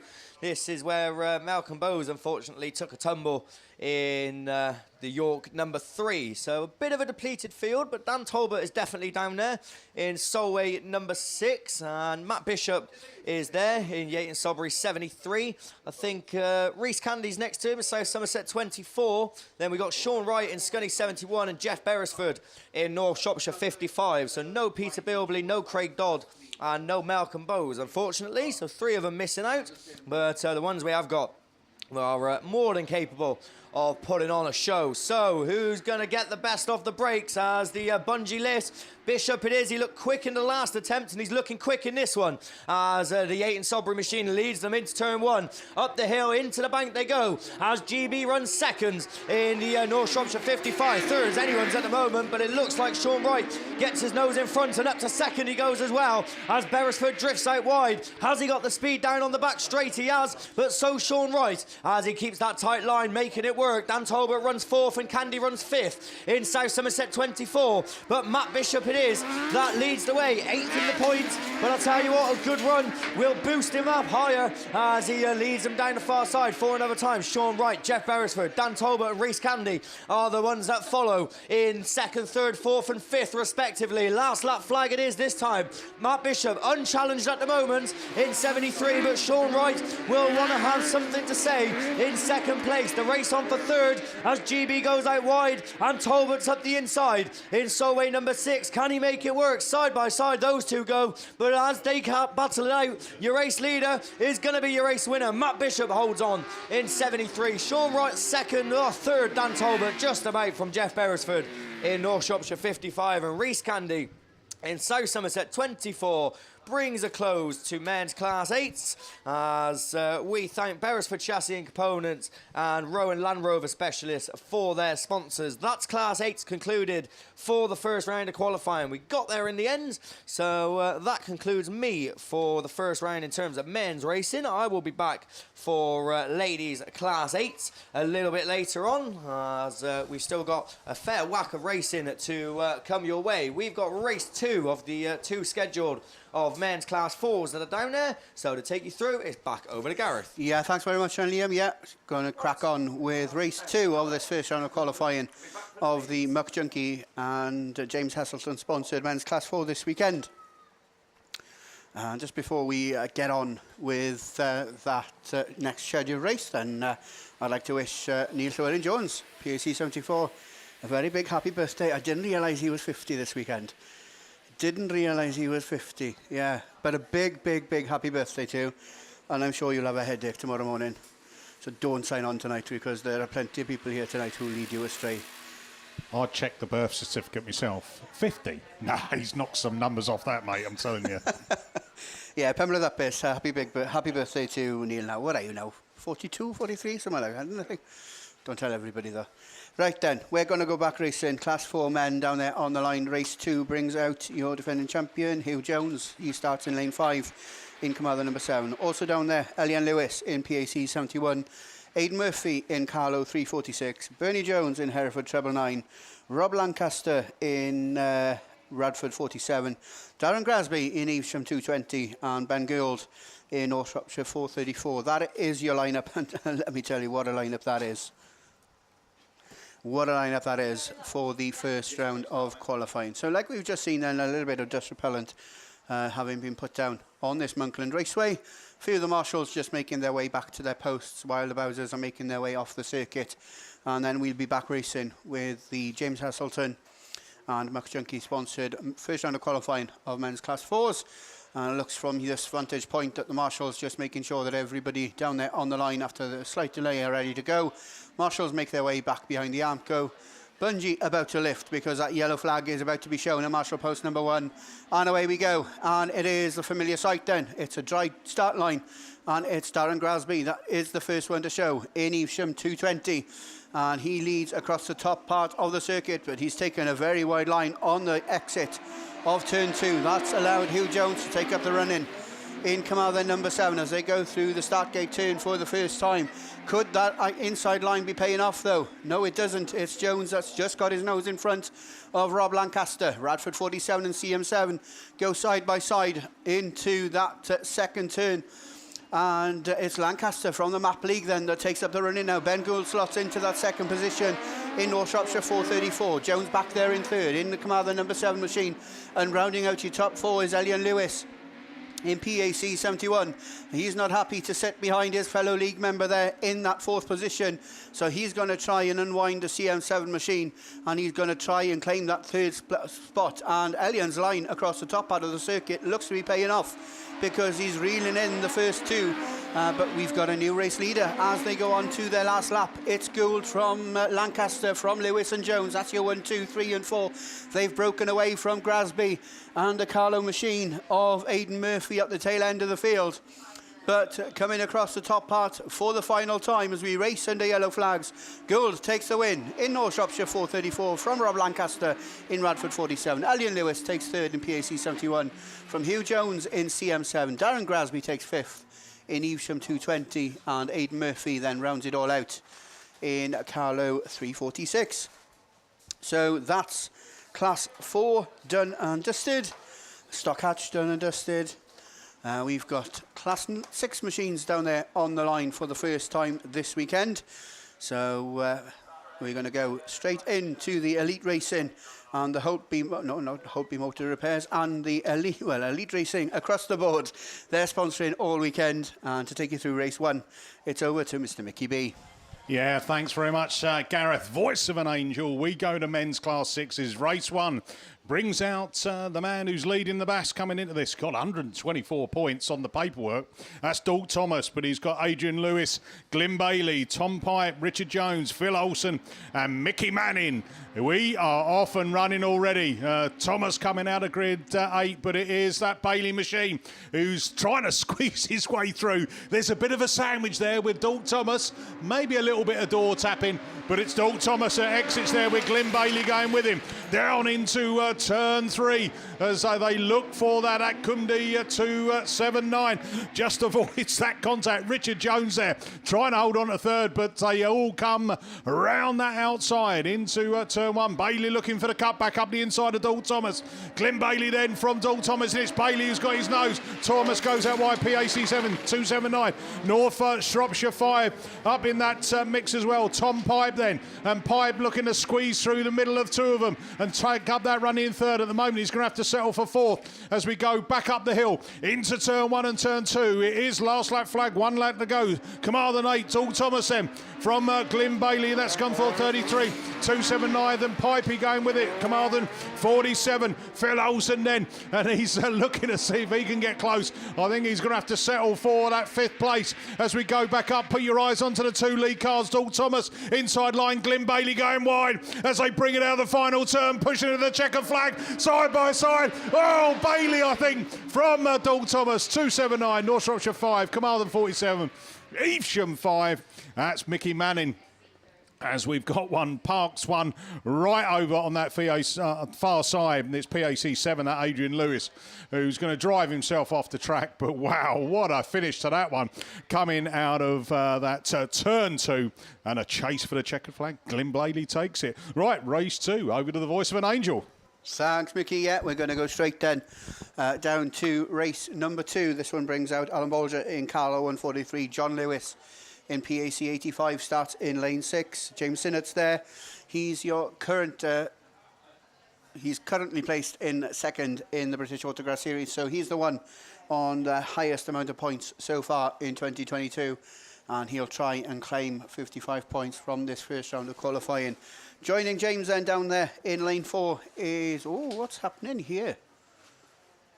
These drivers from race 2 being sent back. 1, 2, 3, 4, 5, 6. And it looks like they're all there, so we can only assume that it's a start line issue rather than a lineup issue. But coming up forward to the line, then we should have race 3, and they're there because I can see Andrew Lewis and Neil Reid. They start towards the outside. Neil Reid then in TA 221 starts in lane 8. On his inside line will be Andrew Lewis in PHD 85. Jamie Lee, North Wales number 12, starts in lane number 6. And then it's Ollie Soul that starts in lane 5 in St. Neots 668. Also down there then, Jamie Newman, Jordan Tinker and Jack Brown from the Southern League in Mallow 183. And it is the Southern Island League man then that makes his way into turn 1 and turn 2, but Tinker's there on his inside line. But 182 takes up the run in. He leads the way down the hill for the first time from Jordan Tinker in York 35. 182 gets all sorts of out of shape, and that allows Neil Reid to capitalise in the Tivy machine. He's there on the outside fighting for that 2nd position, looking to go right round the outside of them all as they make their way across the top part of the circuit for the 2nd time. But it's still just about 182 from 221 who's got his nose in that 2nd position as they pass us for the 2nd time. Ollie Soul pulls into the infield. In St. Neots 668, that's his first round of qualifying done, dusted and over. Hereford 53 is Jamie Newman. He's back there in 4th. And Andrew Lewis in PHD 85 at the tail end of the field, but there's no change in year 1, 2 and 3 as they go on to the last lap. It's still the Mallow man that leads down into the start gate turn for the final time. Jordan Tinker goes with him in York 35, and Neil Reid in 221 not out of it yet. 1, 2 and 3 have pulled ever clearer from the Hereford 53 machine of Jamie Newman. There's been no change since lap 1, and this looks like how it's going to stay. It's Brown that takes the win from Tinker in York 35. Neil Reid takes 3rd in 221 from Jamie Newman in Hereford 53. Andrew Lewis in PHD 85 then takes that 5th spot. And unfortunately, a DNF from round 1 of qualifying for Ollie Soul in St. Neots 668. So that's race 3 done and dusted. Race 4 is down there on the line. So for that one, I'll hand you straight back over to Mr. Mickey B. Yeah, thanks very much, Gareth. Race 4 then. Carl Proctor, York 44, coming out of lane 7. Dave Gilder in Radford 61, lane 6. Alex Hay, York 24, lane 5. Just a quick message. Yeah, if you're watching us on the live stream, then I'm very, very sorry that your screens have gone dark. We have lost the camera on the live feed, but you should still be able to hear us. So we will commentate, as we always do. But we are aware of the problem, and the ARB team are trying their utmost to get that camera feed back up and running as soon as we possibly can. So, but like we say, bear with us. We'll be back with you as soon as we can. And at the moment, there's a car being recovered in the middle of the track, so you're not really missing that much. But yeah, we are aware of the problem. Back to you, Mickey. Yes, so lane 4 then, Stephen Parsonage in the North Wales 146. Andy Russell, lane 3 in IK 64. Adrian Brown coming out grid 2 in the PAC 37. And Evesham 291. That's Martin Canning out of grid 1. Just looking around some of which grids have been the best. Grid 8 looked to be grippy, but at the moment they're coming out of the middle of the pack, which means that it's going to be Parsonage and Russell. But Hay looking for a wide line coming around the outside, but can he make it stick? It is that North Wales 164 from the IK 64. So as we said, Parsonage and Russell are the two that have broken away. Bradford 61, Dave Gilder following him up there as well, and Gilder's on the brakes because they were on the brakes, the two lead cars, just to try and keep it as tight as they can. This is their tactic. So 64, another 61, and then cutting back up there, York 7. And Proctor just got company alongside him as they exit that start gate turn, climbing back up the hill. Still Stephen Parsonage, Andy Russell, IK 64. Those two are at it as they come past to pick up their last lap flag. Radford 61, Dave Gilder. Then we go down to the 77. And Weavesham 291, Martin Canning trying his hardest to find a way past that Proctor machine, and he's having to give up the ghost because he's in 5th place. Oh, look at it, Alex Hay crawling round the outside, but checker flag. It's going to be Stephen Parsons who's going to have to pick up 2nd. IK 64, Andy Russell takes it. 3rd, Radford 61, Dave Gilder. Then we go Proctor, Canning, and that final... couple of places going down to those minor places. Adrian Brown in the PAC 37, and that's York 24, Alex Hay. So that was race 4 done. We've got race 2 still to come up to the line after they were taken off, but it is race 5, and it's back over to the voice of an angel. Yeah, thanks very much, Sean. Yeah, but we're going to go back to race 2. The ones that were moved off the start earlier on. So race 2 are down there on the line, and it does bring out the same lineup. It's Alan Bolger, and he was not in lane 8, which is why they were probably sent back round. So Carlo 143 starts all the way out there in lane 8. John Lewis is there in PAC 85. He starts in lane 6. He's the car, if you're back with us on the live stream, he's the car that you can see on the right-hand side of your live stream at the moment. Also down there, James Sinnott, then he's currently placed in 2nd. That was done better the 2nd time round. He's placed in 2nd at the moment behind Dalton Thomas in the overall series standings. Also joining them, Kai Williams, Paul Bailey, Charles Farrow and Mark Gilder. That's your lineup as the 7 cars then leave the line. Radford 161 from the MAP League, very quick out of grid number 2. But it's going to be James Sinnott that leads towards us then for the first time. It's the man from the Southern Ireland League and the Carlo Club. 174 makes his way through the start gate turn for the first time, and it's a Carlo 1 and 2 because Alan Bolger goes with him. So that Nissan Micra, the white machine, in that 2nd position. And the 2 Carlo machines and 2 Carlo drivers pull away from Mark Gilder, who's still there in the Radford machine there in 3rd. John Lewis is there in 4th in PAC 85, but he's taken a very wide line into that start gate turn. He just about holds on to 4th at the moment, but there's a Scarborough man there trying to get up on the inside. And I think that's Charles Farrow in 349. Oh, and there's contact between him and John Lewis. It all ends in tears further downfield, but it's Sinnott that continues to lead in 174 from Bolger in 143 from the Radford machine. of Mark Gilder. He's still there, rounding out year 1, 2 and 3. Paul Bailey in Hereford 99 is there in 4th from Kai Williams in TA 121 and Charles Farrow, but your checkered flag is flown, and Carlo 174 and Carlo 143 take the win and the 2nd place from Mark Gilder. Paul Bailey takes 4th in Hereford 99. Kai Williams takes 5th in TA 121 from Scarborough 349. And then rounding it all out is John Lewis in PAC 85. So the runners and riders then from race 2 make their way back towards the pits. Over there, more classics machines. We're going to go to race 5 and we're going to go back over to Mr. Mickey B.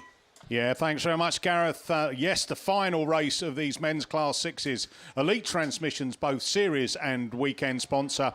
And race 5 brings out 3 Scarborough members. Darren Bryan, Scarborough 41, former national champion in this class out of lane 6. James Armstrong, Scarborough 76 in lane 3. Andy Johnson, Scarborough 16. Had a big role in that last BAS round, but the car back out and Hannah took it out in the Ladies National. Martin Bowen, Darren Rees and Jay Colgate. And Colgate is the man, North Wales 20, coming into this on 3rd place. A bit of contact there as they bring it round. Andy Johnson looking for the cutback coming out of turn 2.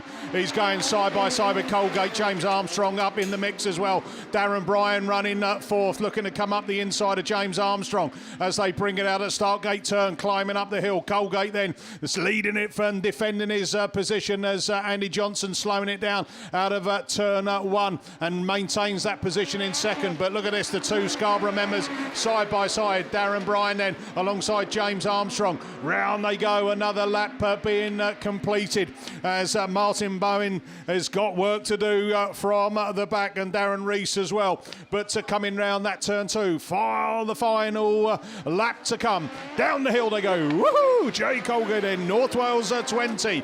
He's already 3rd in the BAS series and 55 points is exactly what he wants. He climbs up the hill. Andy Johnson, Scarborough 16. From Darren Bryan, Scarborough 41. James Armstrong, Scarborough 76. That is how the top 4 runners, they come to the checker flag. Jay Colgate takes it, North Wales 20. 2nd, Andy Johnson, Scarborough 16. 3rd, Darren Bryan, Scarborough 41. 4th is James Armstrong, Scarborough 76. 95 across the line. That's from Typhy, Darren Rees. And that final place goes to Border Counties 5, Martin Bowen. So, a clean sweep. Good work there, Voice of an Angel. We've gone through. The teamwork that you did. Yeah, there is. Yeah. There's no I in team, is there, Gareth? No, unless you're Welsh. Is there no? Is there the team? You spell team in Welsh with an I. With a. You lot are pickled, don't you, really? Yeah, I mean, that's it. Yeah. So, water coming down onto the track. A little bit of grading work going on. Up on the line, we are going over to men's Class 9s. I interviewed 2 of those boys last night, Phil Rogers and Phil Cooper. The 2 Phils, they weren't like the 2 Ronnies, by the way. Yeah, there was a bit of seriousness about it, you know. I think there might be a bit of niggle, you know, who knows. But they said they're going to keep it clean. Here you go then, over to Gareth. Yeah, thanks, Mickey. Yeah, I picked up on that this morning. I watched the Class 9 interviews, and all that we really got was that they were here a month ago testing things out, and that Phil Cooper wanted the marshals to keep an eye on Phil Rogers. And Phil did say, I've been here, I've seen it, I've got the T-shirt. That's how I summed it up, by the way. Yeah. But as always, they will do their talking on the track, and that's what it's all about. 4 races going to be coming your way in this first round of qualifying. I've got to say, like everybody else, cracking job you did last night on that little bit of a live stream you did. If I just tell you that I arrived at 5:30 and it was like, Mike, would you be able to do some live stream interviews? I had no questions prepared. I had nothing prepared. All that was off cuff, by the way. So I was ready for me can of cider. I can't mention the name because that's product placement. Yeah. But Thatcher's was brilliant. I mean, yes, it was brilliant. Thank you. And I think it was something like 1,600 people have watched it since last night as well. Oh, wow. So, it's a bit like ATV. You can get it on repeat or ITV Plus all the time, can't you? Yeah. And if you were here last night and you didn't watch it, then it is on the British Autograss Series YouTube channel. And I think it's going to be there forever now. So, yeah, if you want to watch this ugly mug, then, and I'm talking about Mickey B, not myself, then you can pick it up whenever you want. You will spot, by the way, when you do watch it back, if you do watch it back, that they'd kind of give me a list of names of who was going to come up. Some people didn't show. The chickens. And they switched on the Class 4, and the man behind me just went like that. And I went to school, so I knew that meant 4. He wasn't telling me to go away twice, you know. But, right, okay. And I quickly had a look down on who it said, and it said Hugh Jones. So I said, right, ladies and gentlemen, and Hugh Jones. And in walked Ben Gould. He went, I'm Ben. All right, I'm Ben Gould, yeah. But, a good bit of fun last night. And again, that is just, it's Tim Jones. Come in, Tim. And so here he is. He's been working because he's taken us all to the bar tonight for doing some extra work. So what do you reckon, a couple of pints each? Should we say 4 so that we don't get breathalyzed in the morning? 4 pints, oh yeah. Yeah, how early am I on in the morning? Yeah, 4 pints would be all right, yeah. So, hello, Tim, how are you? Yeah, good, mate. Yeah, we're all right. Yeah, it's unfortunately working this morning, but can't be up. But, yeah, we're here. So, I have been sort of skiving and watching with interest this morning. So, yeah, it's good. It's been some really good racing, by the way. Some real good, and it's fast, isn't it? This Border Counties track, and we're going to see that very soon because I can hear engines revving. It's over to Gareth for the Class 9s. Yeah, Matt Schofield's back in place on that marshal post, so we await for that yellow flag to be shown on marshal post number 1, Class 9, first round of qualifying down there on the line. Race 1 brings out Chris Colgate, Paul Harden, Martin Jones, Thomas Lloyd, Alan Roberts, Matty Jones, Andy Hornshaw and Laura Blaber, and they're away from the line, and it's the Hornshaw machine that leads into the Woodland turn for the first time, taking a wide line on exit. That's allowed somebody through on the inside. That's Paul Harden in the PHG 3 machine. He leads the chase. 2 cars get tangled right in front of us here. We got Athelston 12, Swansea 8, North Wales 4 falling further downfield, but they all get going into their own steam, which is always a good thing. But it is Hornshaw in. We get red flags on the first race of the Class 9s, and we await with interest for any marshalling decisions on that one. We think that we could possibly have an exclusion for one of the 3 that were in front of us here in commentary, but we will have to wait and see until that is confirmed. So race 2 down there on the line brings out Adam Robinson, North Wales 88. He's the one that starts on the outside down in lane number 8. Also there, Trent number 9. Sam Middleton starts in lane 7. York 6 is James Bowe, your 2019 national champion in Class 9, taking a drive in the York 6 machine that won the Ladies Nationals a couple of weeks ago. They're joined by Kieran Cobb in IK 166, Josh Morgan in Gloucester and District 31, Archie Rose in Stroud District 22, Rhys Weatherick in IK 99, who starts in lane 2, and Lee Seagreaves in ARC 3 starts in lane number 1. That's your lineup then for the first round of qualifying. Race 2 down there on the line. They'll be kicking up a cloud of dust very shortly because we await that yellow flag to be shown on marshal post number 1. On cue it does. Big wheelie there from Adam Robinson in 88. He might need to change his underwear when he gets back into the pits, but he joins the ranks back in that 7th position. But I'll tell you who's after the head of affairs. It is the York 6 machine. It's James Bowe that leads down the hill for the first time. Seagreaves goes with him in ARC number 3, and making up your 1, 2 and 3 is the 166 machine of Kieran Cobb. He rounds out your top 3 then, ahead of Josh Morgan in Gloucester and District 31. He's back there in that 4th spot, but it's the York number 6 machine. James Bowe takes up the running, and he's opening the distance between himself and Seagreaves, who's still there in that 2nd position in ARC number 3, making their way up that far side. And if you're watching the live stream, then the zoom can't zoom out far enough because there's too much of a gap between these 2. But it's York 6 that leads back towards us from ARC 3, from the Kieran Cobb machine, IK 166 and Josh Morgan. 5th place is the Rhys Weatherick IK 99 machine. He races just ahead of Adam Robinson in North Wales 88, from Sam Middleton in Trent 9, and Archie Rose at the tail end of the field. But it's already checkered flag time. James Bowe jumps back into a 9, takes 55 points from the first heat. From Lee Seagreaves, ARC 3, Kieran Cobb, Josh Morgan, Rhys Weatherick, Adam Robinson. Back in that 7th spot was the Trent number 9 machine of Sam Middleton. And Archie Rose rounds it all out for race 2 in Stroud District. 22. So I think that race is clear. Race 3 should be down there on the line. This one brings out Sean Roberts in North Wales 17. Marcus Mills in Ludlow number 12. He's joined by fellow club mate Jimmy Smith in Ludlow 80. He starts in lane 6. Morris Powell's there in Evesham 92. He starts in lane 5. Lane 4 is Jamie Dodd, North Wales number 8. That's the Bullet Grey and Dayglow yellow machine. That starts in lane 4. Outside, Mark Barker, Phil Cooper and Dave Palmer. We're away, we're racing. Somebody from grid 6 up, lifting up the wheels, but I don't think they inflicted too much on the rest of the lineup. But it's Phil Cooper in ARC number 5 that leads the pack towards us for the first time. Dave Palmer makes it an ARC 1 and 2. In ARC 31, he leads the chase through the start gate turn for the first time. Next up is the Northwestern 1, 2 and 3, because North Wales number 8 slots into that third position. That's Jamie Dodd that makes up your 1, 2 and 3. But it's Coops at the head of affairs in ARC number 5 that continues to lead. He didn't have the best of luck when they were trying their cars out here a month ago, but he's looking to put it right this weekend at the last round of the British Series, and he's pulling clear daylight ahead of last year's national champion Dave Palmer, still there in that second position in ARC 31. But it's last lap flag time already, and sideways through the top turn comes Coops. ARC 5 from 31. Evesham 26, he's come up from the middle of the pack. That's Mark Barker, who now rounds out your top 3 ahead of Jamie Dodd rather in North Wales 8, Sean Roberts in North Wales 17, Morris Powell and the Hereford machine.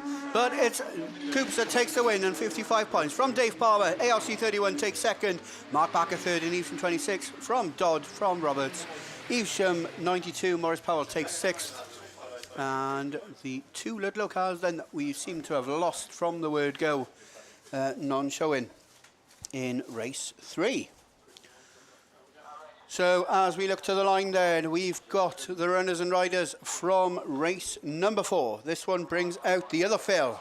The one I think that currently leads is Phil Rogers in PhD 2. He starts in lane number 7.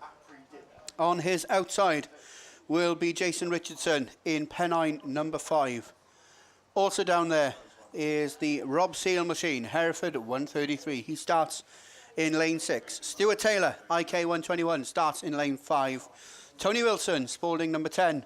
He starts in lane 4. The gap between grid 4 and 5 looks to be quite big there on your screen if you're watching the live stream at home. Graham Moore, North Wales 96. He was flying around this track a couple of weeks ago at the Border Counties Festival. He starts in lane 3. Lee Waldron's there in Forest number 4. And Aidan Llewellyn in PhD 9 starts in lane number 1. And it's Aidan that's lifting the wheels. And he's the one that's going to lead into turn 1. He goes ahead of his fellow club mate. And it's 9 that leads past us for the first time. So it's Aidan from Billy. But Billy's on the outside. And they clip wheels. And that makes Billy go even further into the start gate turn. But he takes up the run in PhD number 2. Aidan Llewellyn just out of shape in PhD 9, but holding on to that second spot. He leads the chase on your current series leader as they come back towards us to round out their first full circuit of this Monkland race race. Stu Taylor in IK 121 is there in that third spot. He rounds out that top 3 ahead of Jason Richardson in Pennine 5, who's racing side by side with Lee Waldron in Forest number 4. Then comes Graham Moore in North Wales 96. Rob Seal in Hereford 133. And Spalding number 10, the man at the tail end of the field, is Tony Wilson.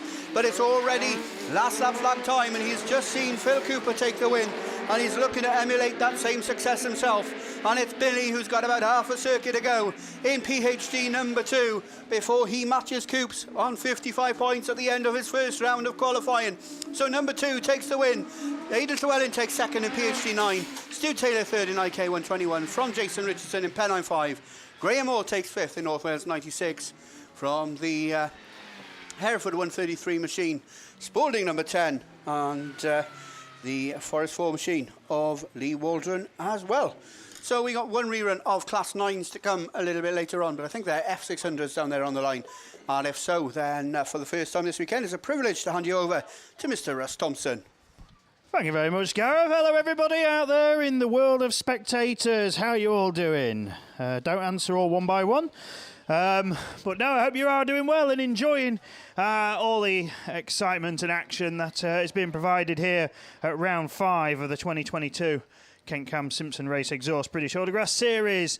It's great to be back on the mic as well, and here we are covering you through the Formula 600s, men's class 10s and junior specials. So hope we've got some good racing lined up. First off though, we start with the F600, I think the largest grid that we've had this year, with 5 of them signed on. We've had 5 sign up for the series. One of them hasn't raced this year and isn't here either today. But looking at the championship standings, Jamie Smith holds the lead by 10 points in Yorkshire 103. But it is all confusing with drop scores, double scores, and everything else. So we'll wait till all the points are added up before we get the official confirmation on who has won what. But at the moment, it looks like 633 points to the top 16 scores scored by Jamie in Yorkshire 103, with a double to add on another 200 for his best scores, giving him 833, and he sits there 10 points ahead of Frosty, Trevor Frost, in Whiterus 400. Now, Frosty has no points to drop if the drop score comes into it in Whiterus 400, because he didn't do round 3. So he's actually in a good position himself, but not far away either is Harrison Barnbrook in Sturton 45. And no Harrison this weekend. So that's a shame as they come round already. Catch me unaware with Frosty leading the way in White Rose 400. Couldn't even hear the cars set off the line, but you certainly heard them scream past. Andrew Godfrey, a new car for Sturton 11, then slow and steady away. So at the moment, Trevor Frost holds the advantage. I think running second is the Penhouse 600 of Aaron Spriggs. Aaron's a new name to me in this class, and running very well in that P600. Just froze the car sideways a bit too early for the turn, and that's scrubbed off some speed there. Jamie Smith then, Yorkshire 103. That's a different car to what he had at round 4, but he's there in 3rd position in at the moment ahead of the Ludlow 16, Ashley Bradford. So the Ludlow car then running at the tail end. That's another new one to me. He's signed on for the series but hasn't done a round yet. So this is his debut run at the final round of the championships. Andrew Godfrey still going round just at that moderate pace. I think that is a brand new car. But checkered flag already, and Trevor Frost then will jump up the head of the order of the championship as far as points are concerned. I think Penhouse 600, then Aaron Spriggs, a good second place for him, head of Jamie Smith, and also a good run for Ashley Bradford, if that's a relatively new machine also. So F600's quickly completed, how we like it, and Formula 600's the series sponsored by SGS Gases. So thank you to all involved there. Not sure who's actually the sponsor this weekend. I'll try and find out quickly in the excellent programme that we have for this weekend. So we'll... there we go. So KP Thomas & Son, your sponsor of the Formula 600s. Right, away we go then. Let's move over and make way for the Class 10s.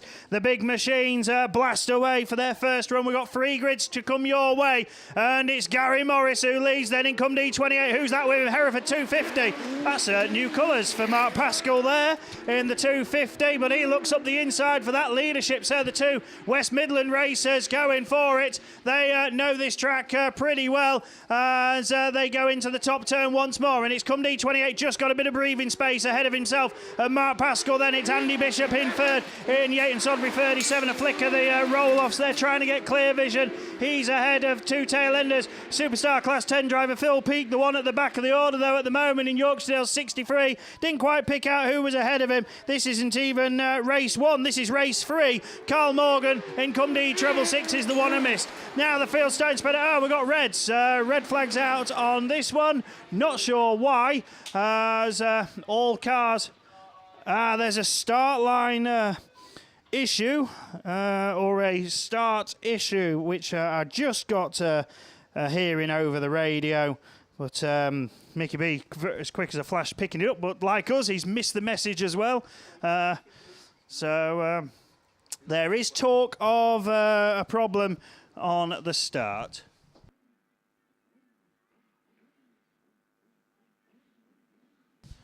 So there we go. So that was race 3. So we're in a bit of a mixed up order. This one is race...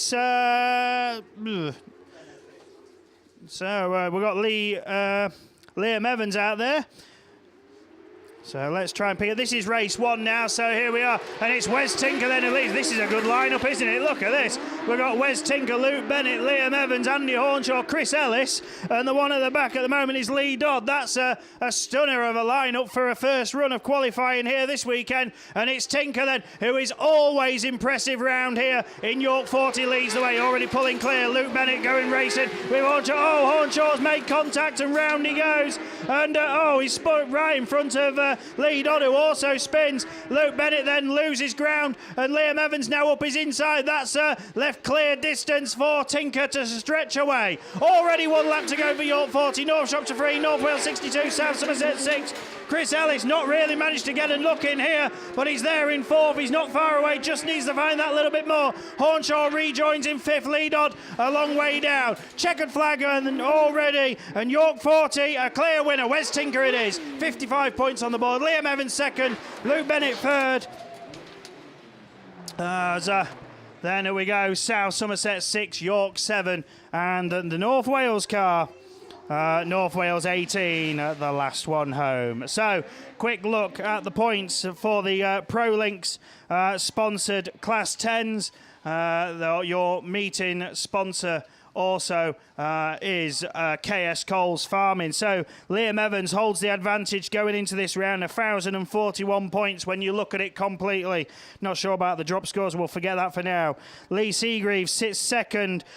He's 104 points behind, so it's a big ask going into this. He's got to pick up some points and hope for some misfortune for Evans, but Evans then took a 2nd, so I think the title is on its way to North Shropshire 3, but anything can happen and change in this game. Don't we know it? 3rd in the table, disappointing first run there for Andy Hornshaw, but he was sitting 3rd. National champion Nige Beard is 4th, and Nige is not here racing this weekend, so no Gloucester 87.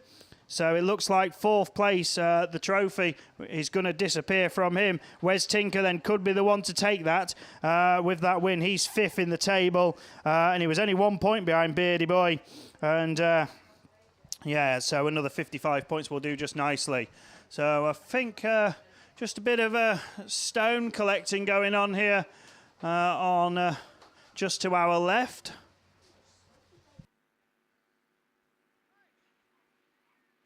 Okay, so we're just going to have some downtime for a moment. I believe there has been a little incident just to our left of commentary. So just please bear with us, and we will be back. But for those obviously watching with us online and those trackside, hopefully we'll be back ready to race very, very soon. But for the time being, we can look a little bit further down the British Autograss Series Championship table. 6th in the table was Luke Bennett and was hoping for good things, a 3rd place. Not bad, but could have been better in his first heat. He was just ahead of Matt Barnbrook, so no Barney this weekend in Scunthorpe 45. Phil Young is 8th in Evesham 23, and Phil will be out in this next race. And then Vinnie Gibbons was 9th. No Vinnie this weekend either in Leeward 170. And rounding out the top 10 was Andy Bishop, who we saw in the first run, which got stopped in Yayton Sodbury 37 there. He completes the top 10. So a depleted lineup of Class 10s this weekend. Usually happens in some of the classes as we get to the latter stages of the season.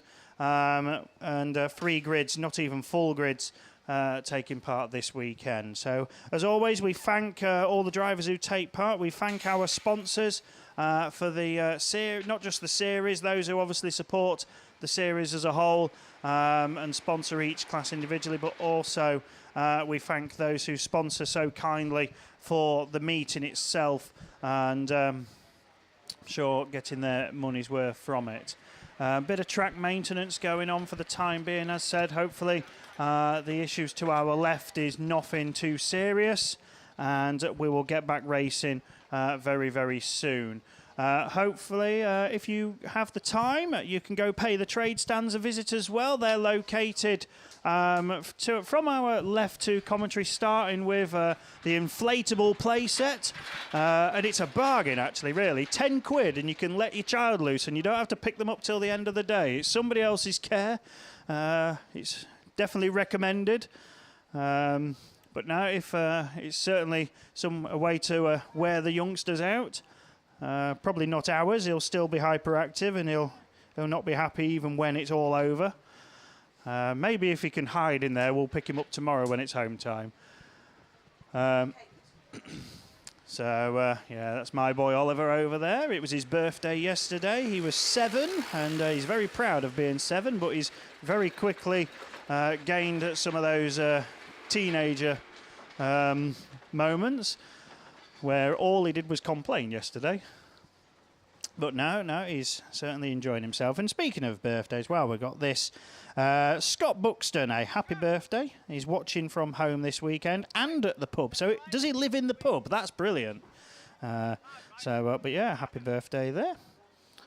That was Shez Buxton who sent that in, so thank you. If you do want to send any messages into my Grass Chat page, if I get the chance, I will read them out for you. But I can't guarantee I'll get everyone read out. Make sure they're sensible. But yeah, so we will do that if we get the time. But yeah, don't forget trade stands. There's catering vans. There's the beer tent is down there as well. Also, I'm assuming the bar is open. There's quite a crowd sat outside it, so I'm assuming it is open. But obviously, you've got your regular supporters here of the meetings down there, BP Grassin and all the others as well.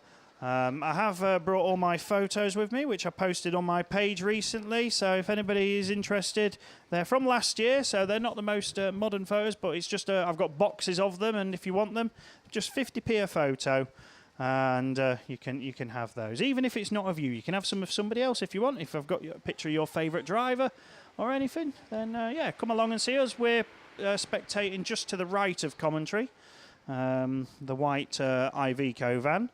With the little awning out, and Toby will get some pocket money. He's found some polos from somewhere. I don't know where he's picked them up from, but they'll keep him going. That's his dinner sorted out.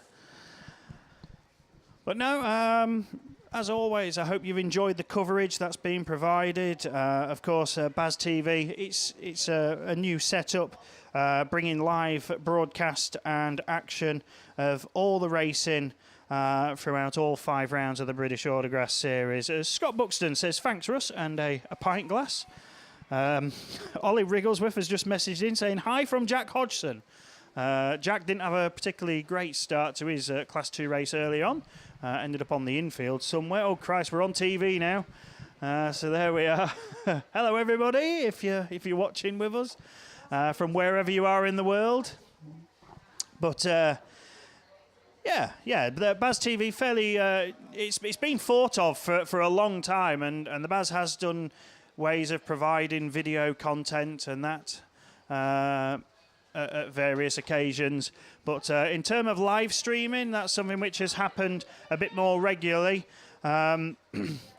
I've obviously done my bit of live streaming over the years. I think I was one of the first to actually do it, giving myself some personal credit there. I know I filmed live at the 2018 Nationals back when the South Wales League hosted it. So that was one of the first major live streams I did, but I had done other events as that. And then, of course, as has been thanked to every round, Nick Apps from Apps Media did a lot of live streaming last year in the more difficult times. That was his aim, to provide live content for those who couldn't get to events, and it's just grown from there. But it's still work in progress. I think overall the team behind it all can be very happy, and all being well, it will return next year and beyond. So Yeah, keep your ears out for that. But we're about to go racing again then. Class 10s leave the line. And who's it going to be? There's somebody out the middle of the grid. Look quick, but it's Lee Seagreaves up the inside in ARC1. Lee drifts the car wide, freshly watered surface.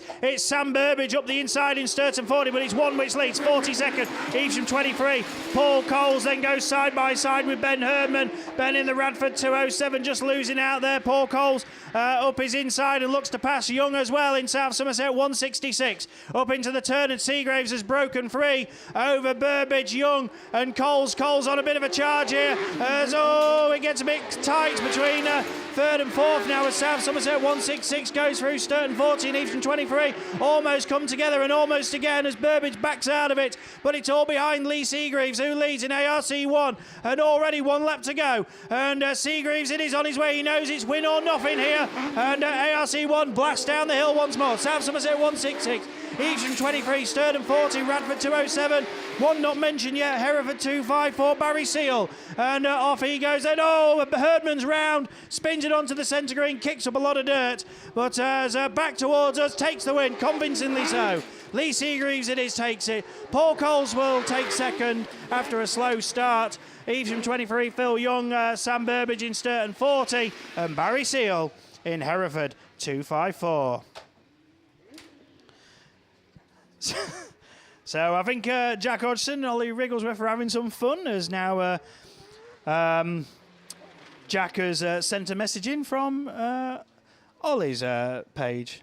And a birthday's gone out. That's happy birthday to Andy Johnson, Scarborough 16. That was Tracy Armstrong messaging in there. So happy birthday, Andy Johnson. I hope you're doing all right. I didn't see your first eat. Mrs. Langley, Sally, saying hello, Toby. He's just like maintaining the equipment at the moment.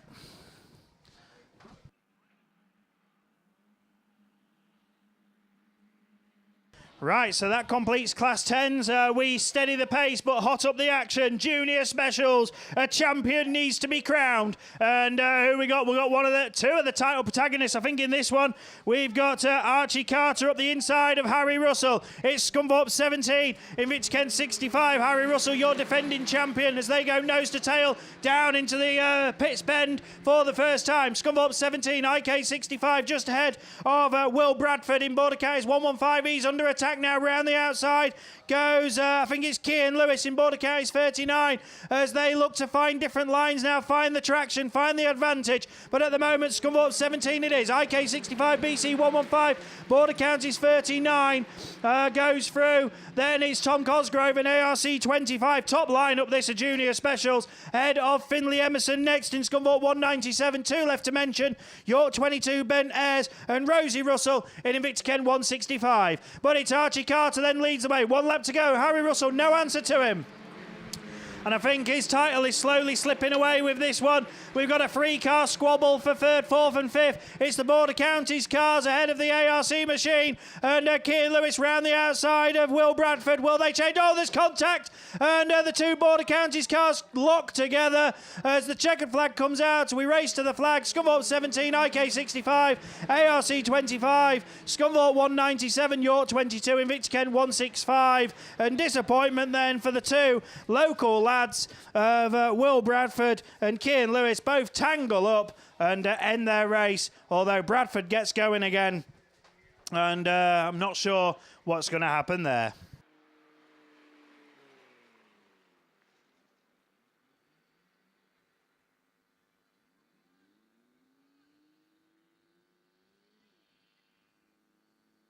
So exciting stuff then from the Junior Specials. It might be a slower pace than the 10s, but Christ, the action is just as close, isn't it? Even closer, in fact. Nice to see a message from Mrs. Raff. Christine Raffle, I hope you're all right. Saying, hi, Russ, good luck to all my racing buddies this weekend. Well, I hope you're doing well, and look forward to catching up with you again soon. But thank you for your message. Right, so we have 6 races scheduled of Junior Specials. This should be race 2. Away we go. No time to rest. As Junior Specials leave the line, who we got heading down that first straight? We've got Max Holtby in Scunthorpe 6. This isn't race 2 at all. Where are we going here? Although I can't see Max's name, but we'll just keep talking. CM49 just goes past him. Forest Treble 7, brand new driver there at the wheel of that one. This is race 5, so we're all a bit confused. Thanks, Matt, who's just come to let me know. But it's Max Holtby who leads the way. Scunthorpe 6 ahead of the Border Counties car. Owen Bradford in 116.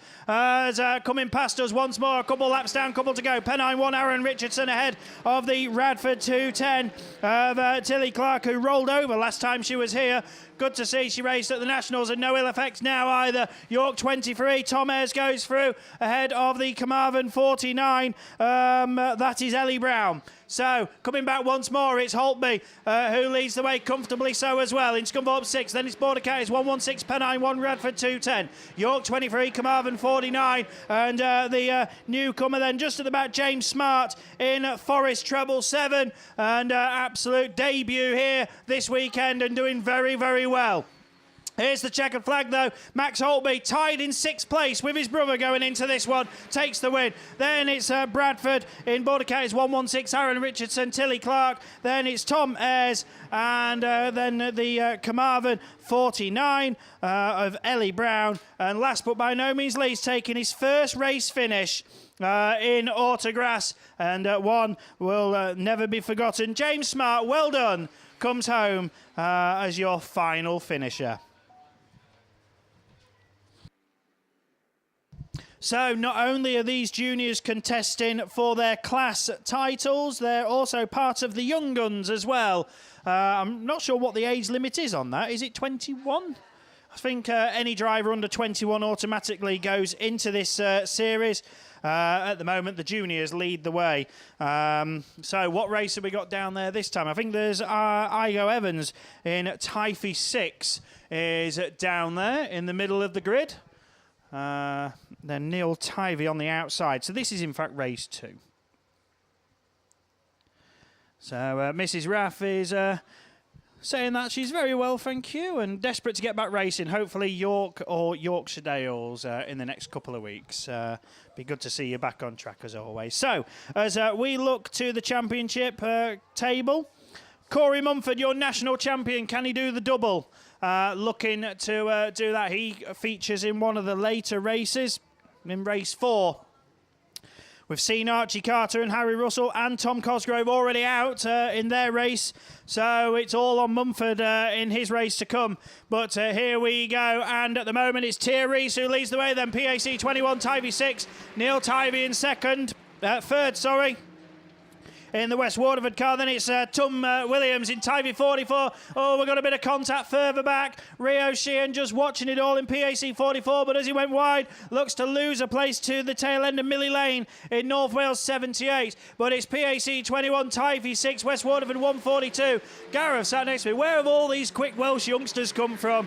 You've been a little bit absent in the junior rankings in the past few years, but by God, have they come on form as of late, haven't they, in both saloons and specials. But here we go with Tia Reese leading. One more lap to go, PAC 21. Then it's Tivey 6 under a bit of pressure then from Neil Tivey. West Waterford 142, Tom Williams. Then North Shropshire 16 of Harvey Evans. The tail enders come through, then Millie Lane and Rio Sheehan complete the lineup. But up the hill for the final time into the turn under the trees. And it's Tia Reese then who's going to lead it. PAC 21 led it pretty much all the way. Takes the win. Tivey 6, West Waterford 142. Then we go Tivey 44, North Shropshire 16.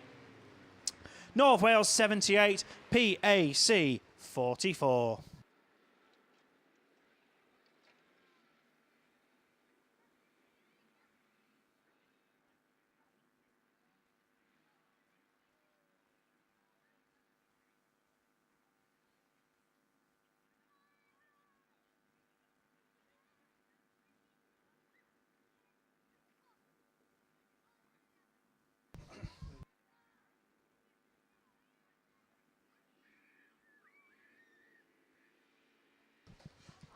So let's see what race 3 can bring to the table then. Hopefully this is race 3. Trying to look on the TV screen. The camera, it's a long way away, isn't it, from the start line. I can see Alfie Ross in grid 2. So this is indeed race number 3. So I think we're back on track with the order. I'm not sure why race 5 ended up out so early, but never mind. It doesn't matter what order, as long as we eventually find out. But Junior Specials, the racing has been incredible this year. I mean, I only joined the party for round 3. Didn't get to do the first 2 rounds, but I've been very, very impressed with the junior standards at the top level. The Junior Specials, I think, have been one of the highlights of the season, really, with their racing. We saw some fantastic racing at the last round, at round 4, hosted by the Wiltshire League at Gossington Bridge, and we're seeing just the same again. And it is amazing. Same with the saloons. It's amazing to think that they start now at the age of 10 and they're so competitive. Some of them from the moment they get behind the wheel, even though they can barely see over it. But away we go then with race number 3. Who have we got? A fairly level break going up the hill for the first time. Alfie Ross, who's been on good form lately in Sturton 717, leads the way. And right behind him, who have we got? We've got the Invicta Kent 71. That's Harvey Donovan looking to fight and bring the challenge there. Head of Jesse Jones in Swansea 6, sitting there in 3rd position. Then already a gap back to 3 of them chasing away. Hereford 450, Vince Pascal. They seem to be growing more and more in numbers, don't they? The Pascal team. We've got another one out here as well somewhere. Hereford 50, is it? That's Hereford 50 there. Evesham 120, York 33. So, sorry, the 450's not there in this one. But going back to them. So we've got Sky in Hereford 50 in that 4th position, but looking back up to the front with 1 lap to go. 717 and 71, Swansea 6. Then Hereford 50, York 33 just goes through. That is Nathan Bowes. And at the back now, relegated there, Evesham 120, Dylan Grasby. So unfortunately, no Hereford 450. Not sure if stranded on the line or not. But back to the front, and here's the checkered. Alfie Ross is your winner. Harvey Donovan chased him all the way, but no answer to get through. Swansea 6, Jesse Jones. Then it's Sky Pascal in Hereford 50. York 33, Nathan Bowes. Evesham 120 of Dylan Grasby. There we go. Hereford 450 has been pushed back from the start gate. So unfortunately, Vince Pascal, you did get a mention, but sorry, no actual result. So that's a shame. Hopefully they'll get that sorted and we'll be back for the second heat. So it looks like the ladies are starting to make their presence known in the holding lanes for the first time this weekend as Class 1 machinery starts to make their way down.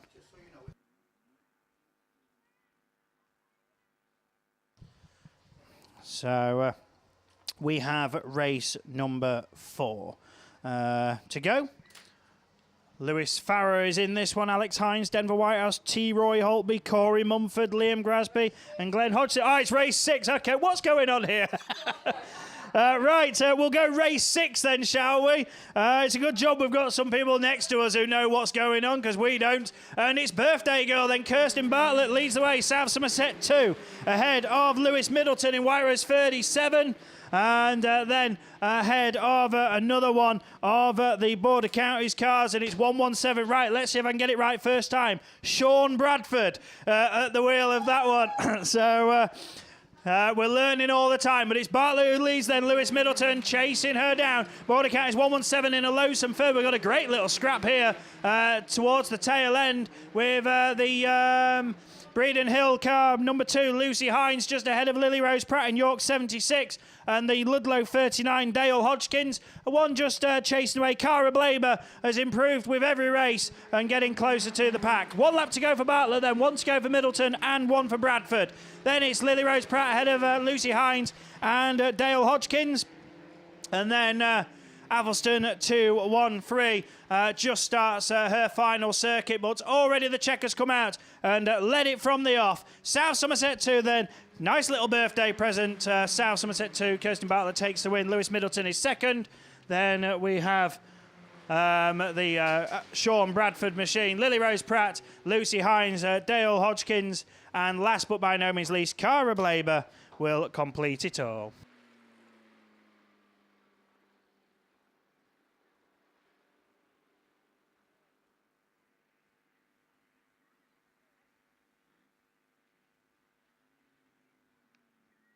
Right, okay, so I think we've narrowed it down now. We've got race 4 left out of the 6. So we went 1, 5, 2, 3, 6, 4. Don't know why, but that's how it went. So let's go then with the Junior Specials race number 4. This has got your national champion and points leader in this one, but he's been swamped. Corey Mumford mid-pack at the moment, and it's Lewis Farrer around the outside of Troy Holtby. Mumford back up to 3rd, ahead of Alex Hines, I think it is, in Breeden Hill 5. Yes, it is in that machine. That's the top 4 then, a little bit of a gap back already. Trent 6 then of Denver Whitehouse ahead of the Evesham 121 of Liam Grasby. One left to mention as Grasby goes back a position, and we'll pick them out in a moment. I think it's Glenn Hodgkins in Ludlow 40. Yes, it is. But the race closing up with 1, 2 and 3. Corey Mumford now got the pace. In Forest 161, he's up the inside of Lewis Farrer, takes 2nd place. Now what can you do about your race leader? 1 lap to go. And it's Holtby who leads from Mumford. And Holtby just left a bit of distance there on the inside. And Mumford closes up right on the tail end of the Scunthorpe car now. The 2 161 machines have dropped the Yorkshire Dales car down the start straight for the final time. Checkered flag is going to be made ready. And will it be Troy Holtby? Mumford goes the long way round, tries to carry momentum. It's too far, surely. Troy's your winner. Scunthorpe 161, Forest 161 second. That was close for 3rd. I think Yorkshire Dales 42 just from Breeden Hill 5. Then it's Ludlow 40, Trent 6, and Evesham 121. So, I think that is 6 junior special races started and 6 junior special races completed. I hope I'm not wrong in that. So well done, juniors. F600s are done as well. Just 1 Class 10 stoppage, was it? Yes, race 1 was done, race 2 was done, so race 3 was running and then got red flagged, and they're back on the line, and there's not many there. I think there's only no, there's 4 cars, so we're missing 1. We only had 5 to start, and unfortunately Superstar Class 10 driver Phil Peake is not there. So Yorkshire Dales 63, I think, excluded for a start issue. They don't call them crossovers nowadays. It's more called dangerous driving. I think crossover sounds a bit more polite. But anyway, away we go. Gary Morris it is who leads the way, and he led it before kicking up the dust. Mark Pascal up the inside, Hereford 250. So it's the 3 West Midland cars, and the 1 Yayton Sodbury machine, Andy Bishop, then is the one in that 3rd position. Can he do anything about the 2 ahead of him? Gary Morris it is then. Come D28. Once again, kicking up a lot of dirt there. Mark Pascal looks up the inside. Cumdee 28, Hereford 250, Yayton Sodbury 37. And Cumdee treble 6, then Carl Morgan, the last one running. We've got a great battle here down the far side as Pascal looks up the inside, nearly contact, just manages to withstand it and just gradually back out, but still looks to attack once more. Up the inside, Morris it is, 1 to go. Pascal 2nd, Bishop watching in 3rd, and Morgan sitting there in that 4th position. And down that far side once more. Can Mark Pascal do anything here? And Gary Morris back very quickly and done. Thank you very much. Right, so we've got another rerun on. Class 9s, I believe it is. So over to Gareth to tell you what's happened there. Yeah, thanks very much, Ed. Yeah, we're going to go back to the rerun of race 1 of the first round of qualifying of the Class 9s. And already they're away from the line. And once again, it's Owen Shaw that leads into turn 1 in York 78. He takes up the running, then Matty Jones goes with him in the Swansea machine, as does the Hereford 55 machine of Martin Jones, but down into the start gate turn for the first time. And we've got a new race leader. That is now Chris Colgate in North Wales 19, Hereford 55. Is Martin Jones. He's still there in that 2nd position from North Wales number 4. He's up to 2nd and he now leads the chase.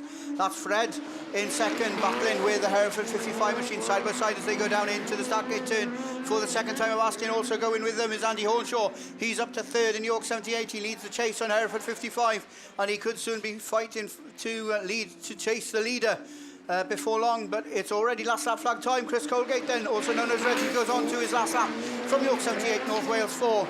and Hereford 55. Further downfield then, the two that we haven't name checked, we'll pick up next time. Oh, it's Paul Harden in PHG 3 there in that 5th spot, and Thomas Lloyd in Tybee 42 at the tail end. But it's Colgate that takes the win in 19. Second place goes to number 4, just ahead of 78 and 55. Paul Harden takes 5th from Thomas Lloyd in TA 42, and I think he's missed a part of his car there on in the middle of the track. There's certainly some debris come off one of the Class 9s there in the middle of that finish line just ahead of us. But that brings to a close then the first round of qualifying of the Class 9s. Extract your sponsors across the year, and we'll see them out a little bit later on. But as we look to the line, we've done all the men's racing. For the first time this weekend, we've got ladies down there on the line. And to take you through the first round of qualifying of ladies Class 1s, it's straight back over to Mr. Steve Langley, who's ready. Thank you. Yeah, don't sound so surprised, though I am. So, yeah, I know it's most unusual. So, there we go. Just in time arrival again. So, yeah, ladies Class 1s. 4 races coming your way in this first round of qualifying. Kent Cams and Simpson Race Exhaust British Autograss Series associate sponsor, TBR Race Engines. And class sponsor here this weekend, Hereford Bounce and Slide, the people that are supplying all the bouncy castles, as I say, that are gathered behind us here in commentary. So a big thank you to both of those for their sponsorship and support. And just got time, I think, perhaps for a couple of announcements. Right, first of all, then we've had an envelope handed in very kindly by somebody. I say very kindly, I mean you good folks out there are brilliant. This one's actually got a reasonable amount of money in, shall we say, and it's been handed in. So what I'm going to say is it's to somebody with many thanks from somebody else. So I'll tell you what, if there's somebody else wants to come here and sort of like claim it, then we can sort out who it's going to go to. So it's to somebody with many thanks from somebody else. So let's have the somebody else up here. Tell us who you are. Just give us your name, because it's on the envelope, and we'll very happily reunite you with your envelope. And big thank you to the people that handed that in. Right, we said earlier on about forthcoming race meetings. We would be happy to plug them, and we will do exactly that. So a couple of race meetings coming up. One, a rearranged one from last weekend, and one that's in the diary and in the calendar anyway. The rearranged one, meeting in my part of the world. It still is my part of the world from an Autograss racing point of view. I know it's not from a living point of view, but MAP League. Evesham Autograss Club, the Alf Cope Memorial Meeting. Always a good meeting in the Midlands. Was due to run last weekend, and unfortunately, and quite rightly, like everything as a mark of respect, everything got cancelled last weekend. The Alf Cope has been rearranged and is now running on Sunday, October the 2nd. It is a cash meeting, so there'll be some good cash prizes, perpetual trophies. The Alf Cope Memorial Trophy on the Champion of Champions genuinely is one of the nicest trophies in the sport of autograss racing, and there are some absolutely superb names on that trophy. If you want to add your name to it, you need to be at the John Wilkin Raceway at Dodwell, just outside Stratford-upon-Avon, on the 2nd of October. So that's the rearranged one. The meeting that is in the fixture list, and what a great meeting it is. It still maintains its position, I think, as a unique race meeting in the sport of autograss. It is the only team autograss meeting. That, of course, is the Southern League Grand Prix meeting. Takes place over 2 days. That's the 8th and 9th of October, so it's the following weekend for the Southern League Grand Prix. Believe that they're actually going to come up, aren't you, Reese? Because I've been told you are, and give us all the details and specific details about the Grand Prix, how to register, etc., etc. I don't think you need to register to actually go to the Grand Prix meeting, but in terms of getting team points and registering your team, then you do need to register in advance. I say, unique meeting in the sport of autograss, one of the best meetings in the sport of autograss racing. The South Somerset, it's the Southern League, I think now. The Southern League Grand Prix does provide some absolutely superb racing on a superb venue. If you haven't been down to the Southern League venue, and it's not as far as you'd think. So a very, very easy to get to. Good roads right the way up to it. Right, we're racing though with Class 1 ladies. First of the 4 races. Claire Compton is your current series leader. I haven't seen her out yet. We'll see her in one of the later races, but it is the... and there we go, red flags on that one. So didn't get very far on that. We did have a radio. So I tell you what, can't leave these lot alone for 5 minutes, can you? So, right. In my defence, I've been away doing something else. I don't know what their excuse is, but yes, they've managed to... They've managed to lose... Right, Mickey B's listening in, but he's sort of like also trying to get a suntan as well. So, there we go. We'll let him off on that one. Decision as yet, Steve. No decision as yet, but... The only decision we do know is red flags went up. So race 1 goes back to the rerun lane. Let's try race 2 then. Jasmine Cusack in Mallow 5. Gail Davis in Ludlow 77. Beth Emblin in North Shropshire 443. Emily Grayson in Scarborough 95. Tia Morgan in Swansea 10. Maisie Bowers in Stroud 62. And Sarah Lovett in IK 37. Those are the cars. None of these at the moment showing in the top points positions for the British Autograss Series. Emily Grayson, the best of the scorers as it stands, currently sitting in 6th place. So the Scarborough 95 will certainly look to want to add to those points, but everything's still up for grabs in ladies class 1, and it is Emily Grayson in Scarborough 95 that is the first one to show as they come past us, or as 4 of them come past us. 3 of them don't, and there we go. RR followed by RR. So 2 reruns, and neither of them sort of like got even to the end of the first lap. Need to do a bit better than this, class 1 ladies, and I'm sure you will. So, fingers crossed for race 3. Nicole Kingsley in Invicta Kent 90. Angela DeCrow in PAC 181. Rachel Compton in North Shropshire 159. Rachel Hadley in Severn Valley 147. Rebecca Rowan in North Wales 397. Charlotte Hart in WS20. And Imogen Morris in Cumdee 1. So again, in terms of series standings, some of these got a little bit to do. All back in, and Lud 77 excluded. So we've got the update from the man on the radio. Race 1, everybody will go back in to race 1, and race 2 will be a rerun, unfortunately, with the exclusion of Gail Davis in Ludlow 77. So all go race 1, unfortunately, minus Gail Davis in race 2. So that brings us up to date on that. So fingers crossed, race 3 is away from the line, and it's Imogen Morris showing on the inside in the Cumdee 1 car. Just about the first one to show as they come past us for the first time. Tucked into second place then, the WS20. That's Charlotte Hart at the wheel of that one. On the outside then, Nicole Kingsley in Invicta Kent 90. Gets it all a little bit sideways in that bottom bend. PAC 181, also a few problems. Angela DeCrow, but we are carrying on racing, and we are racing with Imogen Morris as the race leader in C1. Comes back round towards us from Charlotte Hart in WS20 in that second place slot. Severn Valley 147. Rachel Hadley moved up through the field into third. North Wales 397.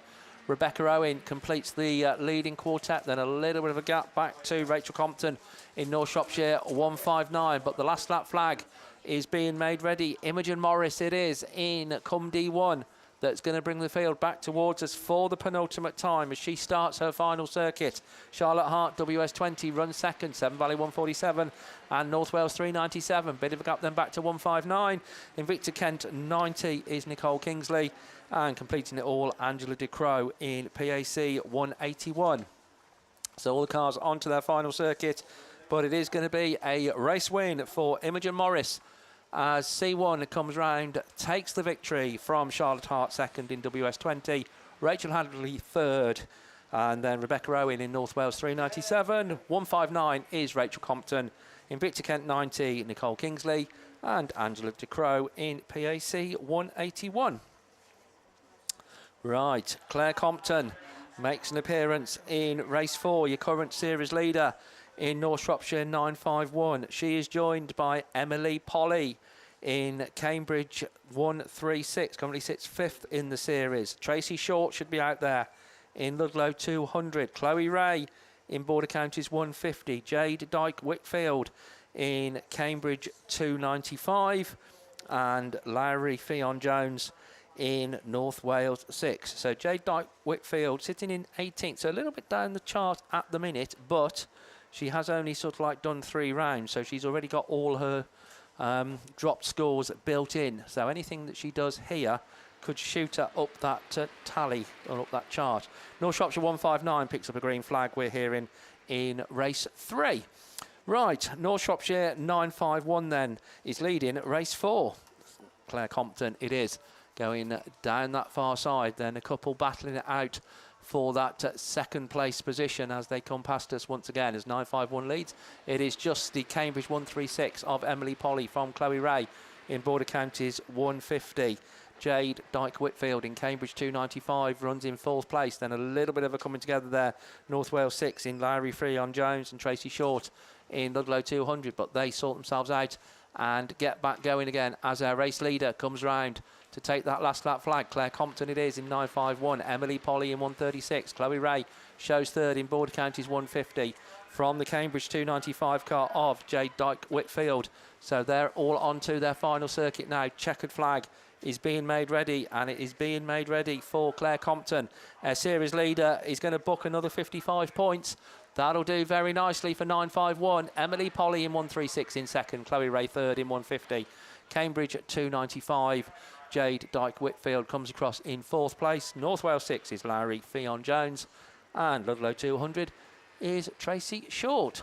So that completes the ladies class 1s, or completes 2 of them. 2 in the rerun lane. Looking to the line on our race order, don't forget we're going class 1, class 2. So it is class 2 that's down there. So it is back over to Gareth. Yeah, thanks, Steve. Yeah, the first round of qualifying of ladies class 2s down there on the line. And 17 drivers signed on for this weekend's action. So 3 races going to be coming your way in the first round of qualifying, and we've already got yellow flags waving down there at the start line. So no time to give you a full rundown of the runners and riders because already we're away from the line, and it's Jess Conway in Scunthorpe 126 then. That's going to lead towards us for the first time.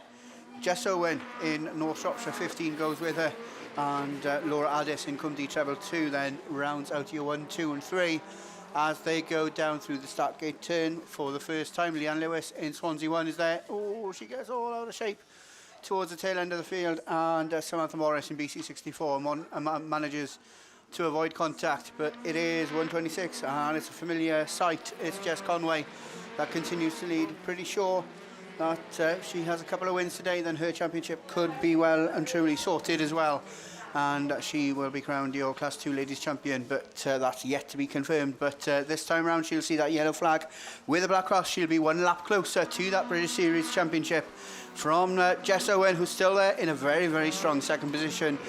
She's away and gone from Leanne Hushker in Sun Valley 23, who's still there in 3rd, and Laura Addis back in 4th, racing ahead of Leanne Lewis and Samantha Morris. But all 6 drivers, all 6 cars now are on their last lap, but exiting the top part of the circuit for the final time. Jess Conway takes the win in Scunthorpe 126. Jess Owen, North Shropshire 15, takes 2nd from Leanne Hushker in Sun Valley 23. Laura Addis in Cumdee Treble 2. Leanne Lewis in Swansea number 1. And Samantha Morris rounds it all out for race 1 in BC64. So Fleet Care Services are your sponsors for Class 2 throughout the 5 rounds throughout this year's British Autograss Series, and your local sponsor of Class 2 here this weekend is TBR Racing. And thanks as always to everybody for their support and supporting these meetings. And we've got race 2 down there on the line. This one brings out Jade Morgan. She blew up her car at the Nationals a couple of weeks ago in Cumdee 30, but she's there in lane 8. She's joined alongside Nicola Bettany in Rodford 92, another one of the contenders for the British title this year. She starts in lane number 7. As we look to the line then, and watching your live stream, then you can see grids number 6 and 5 are empty, but lanes 1 to 4 are occupied. And Claire Boland in Mallow 117 is the car that occupies lane 4. She starts on the outside of Lara Jones in TA17. It'll be interesting to see how that car from lane 4 goes off the line, won't it? Because it's not even lined up straight. Lane 2 is Linda Thomas in PAC 91 and Stroud 99 and Caitlin Newton. She was trying to sell that car a couple of weeks ago, but she's still there and she starts in lane number 1. But it's Lara Jones in TA17 and she came up earlier and she wanted to wish Viv Dance a speedy recovery after your operation today, and she said that Viv was only going to watch ladies class 2, so I'm sure that Viv and all the rest of the family are supporting Lara as she makes her way up that fast straight for the second time of asking behind the wheel of the TA17 machine. And it's not only Lara that's wishing Viv a big speedy recovery, that's from the Tywee Club and obviously Horace Louise as well. But it is Lara that makes her way through the start gate turn. Radford 92, Nicola Bettany goes with her, albeit about 3-4 car lengths down at the moment. Linda Thomas in a PAC 91 is there in that 3rd spot. And at the moment, Linda is fairly unchallenged because Caitlin Newton in Stroud District 99 is a fair way down, as these 4 cars now pretty well spread out. But it's Lara that leads on to her final circuit in TA number 17. And Nicola Bettany is reeling her in, but let's hope that Lara can keep her racing head on as she makes her way up that fast straight and into the woodland turn for the first time. It's going to be a long way round for Nicola to claim that extra 10 points on offer, but Lara Jones will hold on. TA17 takes the win from Radford 92. PAC 91, then Linda Thomas takes 3rd from Caitlin Newton in Stroud District 99. Jade Morgan's a lap down in Cumdy 30, so 5th place on the track will go to Claire Boland. But that's another ladies class 2 race clear, and they make their way back to the pits on that far side. So just to make sure she claims her 6th place points, Jade Morgan in Cumdy 30 is going to come back and claim the 15 points for that 6th position. And as we look over there towards the line, then we can see a little bit of a depleted field. We should have 5 cars, and I think we've got them all there. So we should have Pam Horgan, Mallow number 2. She starts all the way out there in lane 8. On her inside will be Michelle Hall in Scunthorpe 227. Those two definitely there. Grid 5, grid 6 should be Jenny Booton, but she's in the wrong lane. She's in lane 5. Missy Mosley should be there in lane 4 in Radford 3. And starting in lane 1, Vicky Robbins in St Neots 34. All 5 cars then leave the line. And it's going to be the St Neots machine, the East Anglian machine of Vicky Robbins that leads towards us for the first time. They're all bunched up behind her as Missy Mosley in Radford 3 slots into that 2nd spot. Radford 80 is Jenny Booton. She's there rounding out your top 3. Pam Horgan put on Facebook this morning she wanted a little bit of luck this weekend, and she's there in that 4th spot. And at the moment she's got a lot to do in this heat. And just behind her is Michelle Hall in Scunthorpe 227, but it matters not to your race leader who's at the back of the pack, because it's Vicky Robbins at the head of affairs, and she's going to try and keep that inside line. She's going to make everybody try and go round her if they want those extra points on offer. But it's 34 that's going to come back across the top part of the circuit and back towards us to start her final lap. Robbins it is then in St Neots 34 from Missy Mosley. It's not Mosley anymore, is it? It's Radford number 3, so Missy Fowler is there in that 2nd position in Radford 3 from Jenny Booton. Rounding out your top 3 in Radford 80 from Pam Horgan in Mallow number 2 and Michelle Hall in Scunthorpe 227. That's how it's been from lap 1. That's how it's going to stay. Vicky Robbins takes the win in St Neots 34 from Missy Fowler in Radford 3. Radford 80, Scunthorpe 227, Mallow 2. Just a quick swap at the last lap there, the last gap attempt, and Pam Horgan unfortunately demoted back to 5th as Michelle Hall takes the 28 points on offer in the first round of qualifying. So that is your ladies class 2, sponsored by Fleet Care Services, done and dusted. We've got ladies class 3s down there on the line. Oh, we just quick message then. There is a licence that's been lost somewhere on the venue. If you do find it, then could you bring it back here? But if you, well, obviously the number and the name of the driver that's lost it on the licence as well. If you could make sure that they get it back as well. But just keep your eyes peeled because there has been a licence has been lost on this field. So just if you do see it, don't ignore it. Pick it up and either bring it back here or take it back to the driver. Class 3 then down there on the line. And we're going to hand you straight back over to the class, Mr. Steve Langley. Thank you very much then, Gareth. So yeah, Class 3 Ram Developments are our associate series sponsor, and Digit Plant Hire, our meeting sponsor here this weekend. We have 9 of them signed on. So given that the maximum we can have on the grid at any time is 8, we have got 2 heats coming your way. Current series leader and newly crowned national champion, of course, Becky Shaw in Border Counties Treble 1. But it's close at the top of Ladies Class 3 because just 3 points behind her is Jade Russell in Yorksdale's 86. No disrespect to anybody else, but it does look like the title battle is between those two. Claire Horner, who isn't with us this weekend, currently sits in 3rd place, and Nicola McKenzie in IK13 currently sits in 4th. But once again, Nicola has dropped all of her scores because she didn't do the first round of qualifying. So there we go. We shall see what happens on that. The British Series, of course, across 5 rounds, but the drivers are allowed to drop their worst 4 scores across those rounds. Now, it could be they're all at 1 round, i.e. if you don't do it, or it could be 1 meeting from 4 different rounds. But it does mean things shake up a little bit.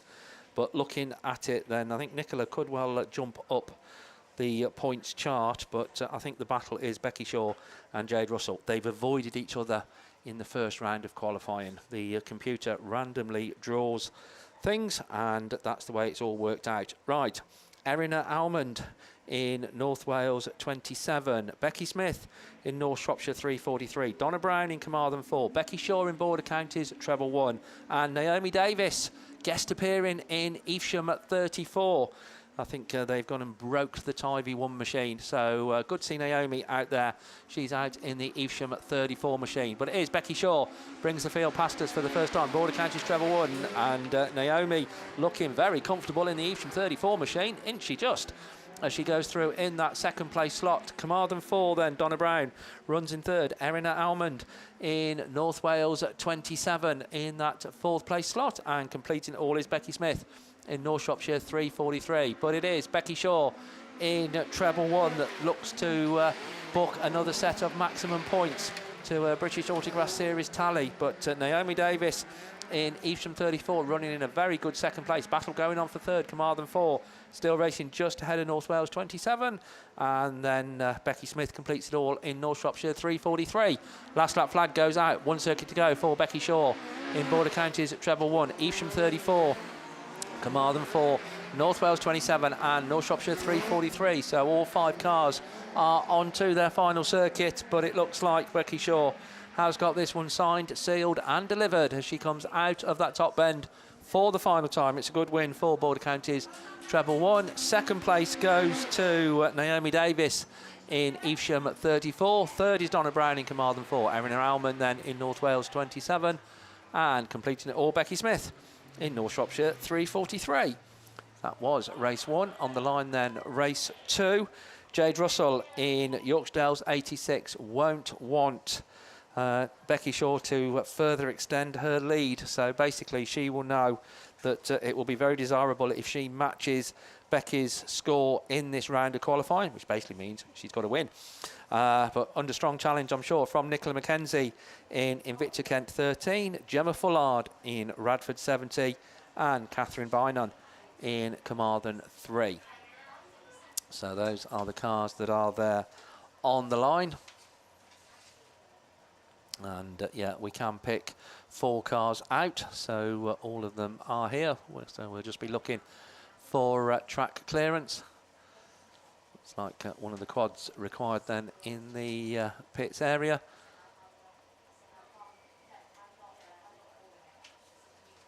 And as soon as that's done and sorted, then we will look for all of the yellow flags red flag will go up on that first marshal's barrier, then the yellow flag, that will be the wind-up signal. And the drivers will be away, and it is Nicola McKenzie in Invicta Kent 13 that gets the best of the start. Catherine Bynon in Carmarthen 3 in that second place slot, running on the inside. Jade Russell in the Yorkshire Dales 86 looking to come through as well, and then Gemma Fullard in Radford 70 in that 4th place position. But it is McKenzie that takes them down the far side in the Invicta Kent 13 machine. In that 2nd place slot still Jade Russell in Yorkshire Dales 86, Catherine Bynon in Carmarthen 3 in 3rd, as Jade Russell looks to mount a bit more of a challenge on Nicola McKenzie. But IK13 comes past us once again. YD 86 throwing it into that bottom bend. These two now just pulled away just a little bit from Catherine Bynon in Carmarthen 3 and Gemma Fullard in the Radford 70 car. But already the last lap flag is being made ready, and it is Nicola McKenzie in Invicta Kent 13 that comes across the line and takes the field onto her final circuit. Can Jade Russell do anything on this final lap in Yorkshire Dales 86? Catherine Bynon in Carmarthen 3 and Gemma Fullard in Radford 70. That's the race order still, but it is the Invicta Kent 13 car that's going to come round, I think, Nicola McKenzie, and take checkered flag maximum points. So Jade Russell just dropped back a little bit now on Becky Shaw. YD86 in 2nd place, Catherine Bynon 3rd in Carmarthen 3, and then Radford 70 in that 4th place position. Gemma Fullard completing all of that.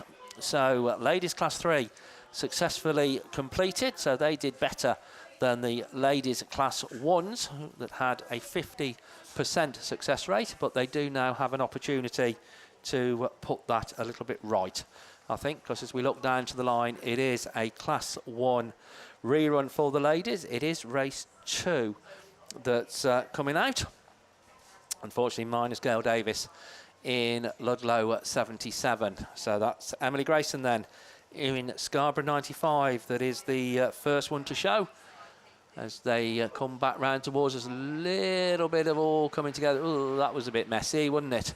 And didn't three of them finish parked up on that bend last time round? I think they probably did. But we are still racing at the moment, as down that far side, the North Shropshire car then of Bethany Emblin in 443. But no, we're not racing for too much longer. So we're hearing across the radio that that is going to be a rerun.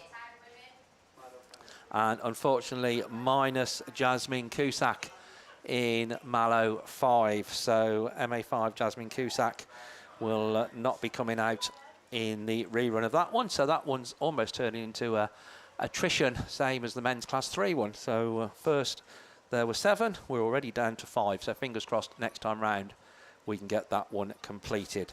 So class 7, race 1, 7 cars there on the line for the rerun of this. Full lineup: Jess Conway in Scunthorpe 122, Laura Henry in SR19, Laura Cannon, as you may remember. So good, I think, was it the first time Laura's raced under her married name? I'm not sure. No. Did she? There we go, Gareth. Oh, yes, indeed she has. So there we go. But she'll always be Laura Cannon to me now. Laura Henry in SR19, Caitlin Seal in Hereford 37, Sophie Lewis in Athelston 2, Larry Davis in Tivy 2, Elizabeth De Croo in PAC 48, and Nia Jones in TA 352. So those are the 7 cars, hopefully, that are down there. 7 cars leaving the line, so that's always good. And it's Larry Davis and Sophie Lewis sitting 2nd and 3rd currently in the British Autograss Series standings. As they come past us, though, it's the 352 machine that leads the way from Athelston 2 and then Tivy 2. So it's Sophie Lewis in Athelston 2, Larry Davis in the Tivy 2 machine. They're looking to come up through on the inside of 352. Laura sits 4th in the SR19 machine as they go down that far side.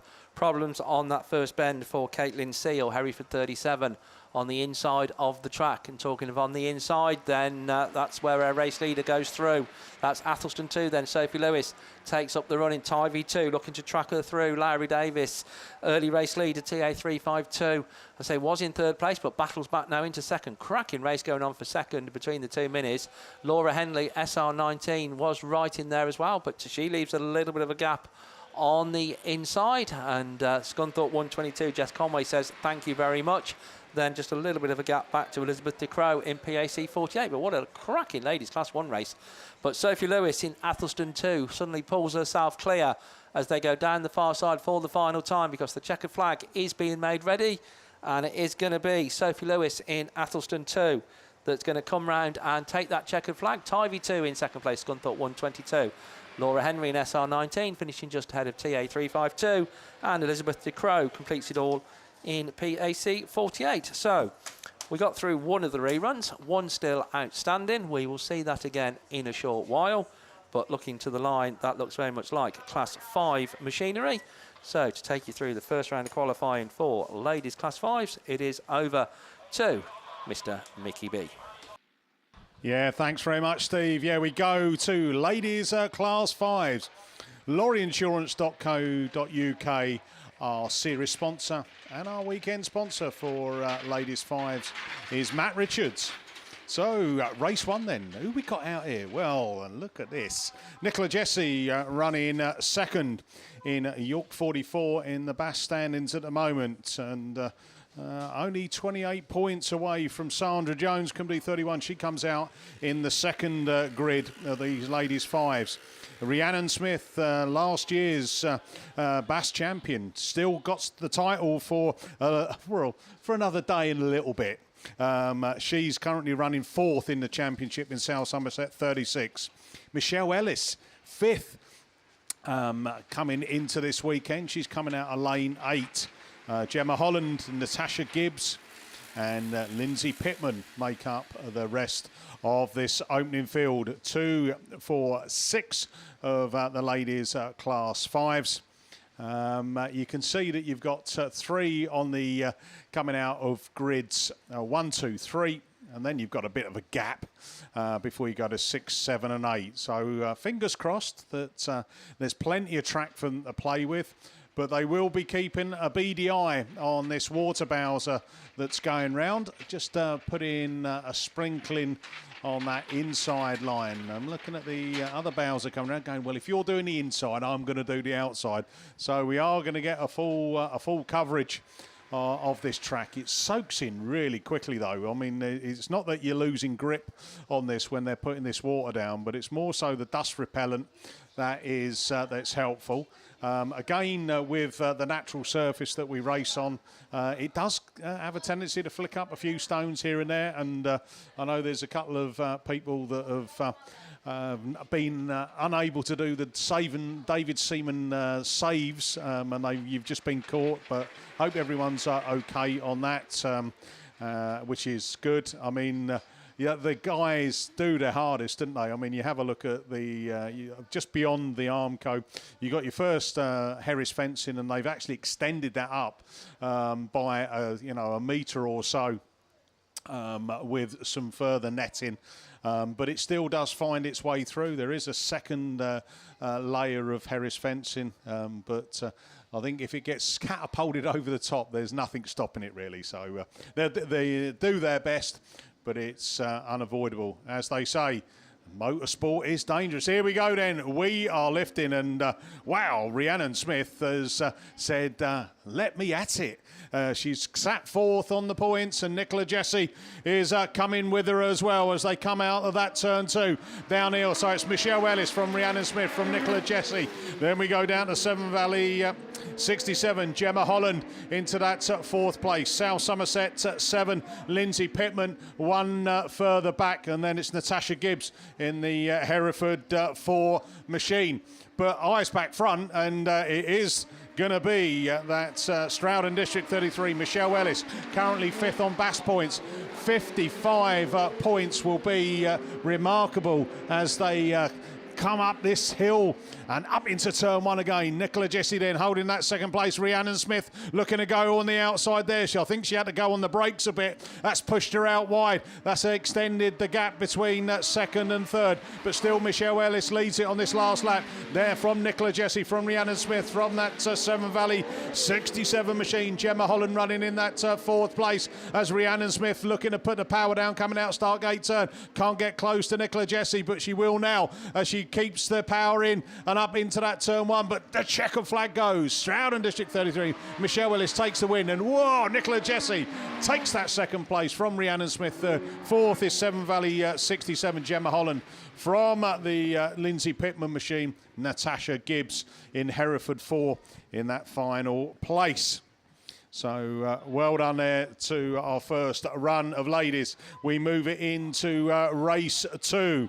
And it brings out Sarah Chilvers, the daughter of the man who had the touch but shaved off to make himself look younger, is coming out of grid 8. She's currently third coming into this on the BAS points, but the difference between second and third is only 7 points. Anything to go. Kirsty Godfrey out, Ruby Emerson, Sarah Bateman, our new national champions, out in this one. Sandra Jones and Gail Morris. Sandra is the one to watch. She's got 28-point lead coming into this one, but she's not leading it coming out of turn 2. It's Sarah Bateman then, and it is that Sarah Chilvers goes alongside Sandra Jones. Jones goes for the wide one there, gets the power down and moves up into that second place. She's now got Sarah Bateman in her sight, and she's keeping the foot down as she comes side by side, coming up the hill into turn 1 again. Sarah Bateman looks for the inside line as Sandra goes wide, and I think that wide line's going to pay off. It's Sandra Jones then from Sarah Bateman, Sarah Chilvers from Kirsty Godfrey, and then that Trent 121 Ruby Emerson is that final Class 5 in this second run of the ladies down here at the final BAS round 2022. And up the hill and round we go again. One more lap to go on this one, and look at this battle going on. Sarah Bateman's not giving up, she's going down the hill. Woohoo! From Sandra Jones, Kundi 31 still leads it. Sarah Bateman, Sarah Chilvers, Kirsty Godfrey and Ruby Emerson as they come round. They're all on the last lap, up the hill for the final time, up in towards the trees, underneath the old shadows, and we go for the checker flag, and it is Cumby 31. Sandra Jones takes it from Strand District 45, Sarah Bateman. 30 is Yorkshire Dales 46, Sarah Chilvers. Cambridge 10, Kirsty Godfrey in 4th. 5th place goes to Trent 121, Ruby Emerson. So well done there to our ladies Class 5s. We look down onto the line and we switch it from 5s to ladies Super Saloons. So Max Sport, our series sponsors, and our ladies Class 7s is design and fabrication. So DM Design and Fabrication. They are our sponsors. Oh, look at this. It brings out our first of our 2022 British champions, Julie Hawthorne Fernie-Ho, Radford 176. Consistency has already taken her to the championship, but she said to me last night when being interviewed, she's not giving up. She's not going to drive it slowly. She's going to go hard for it.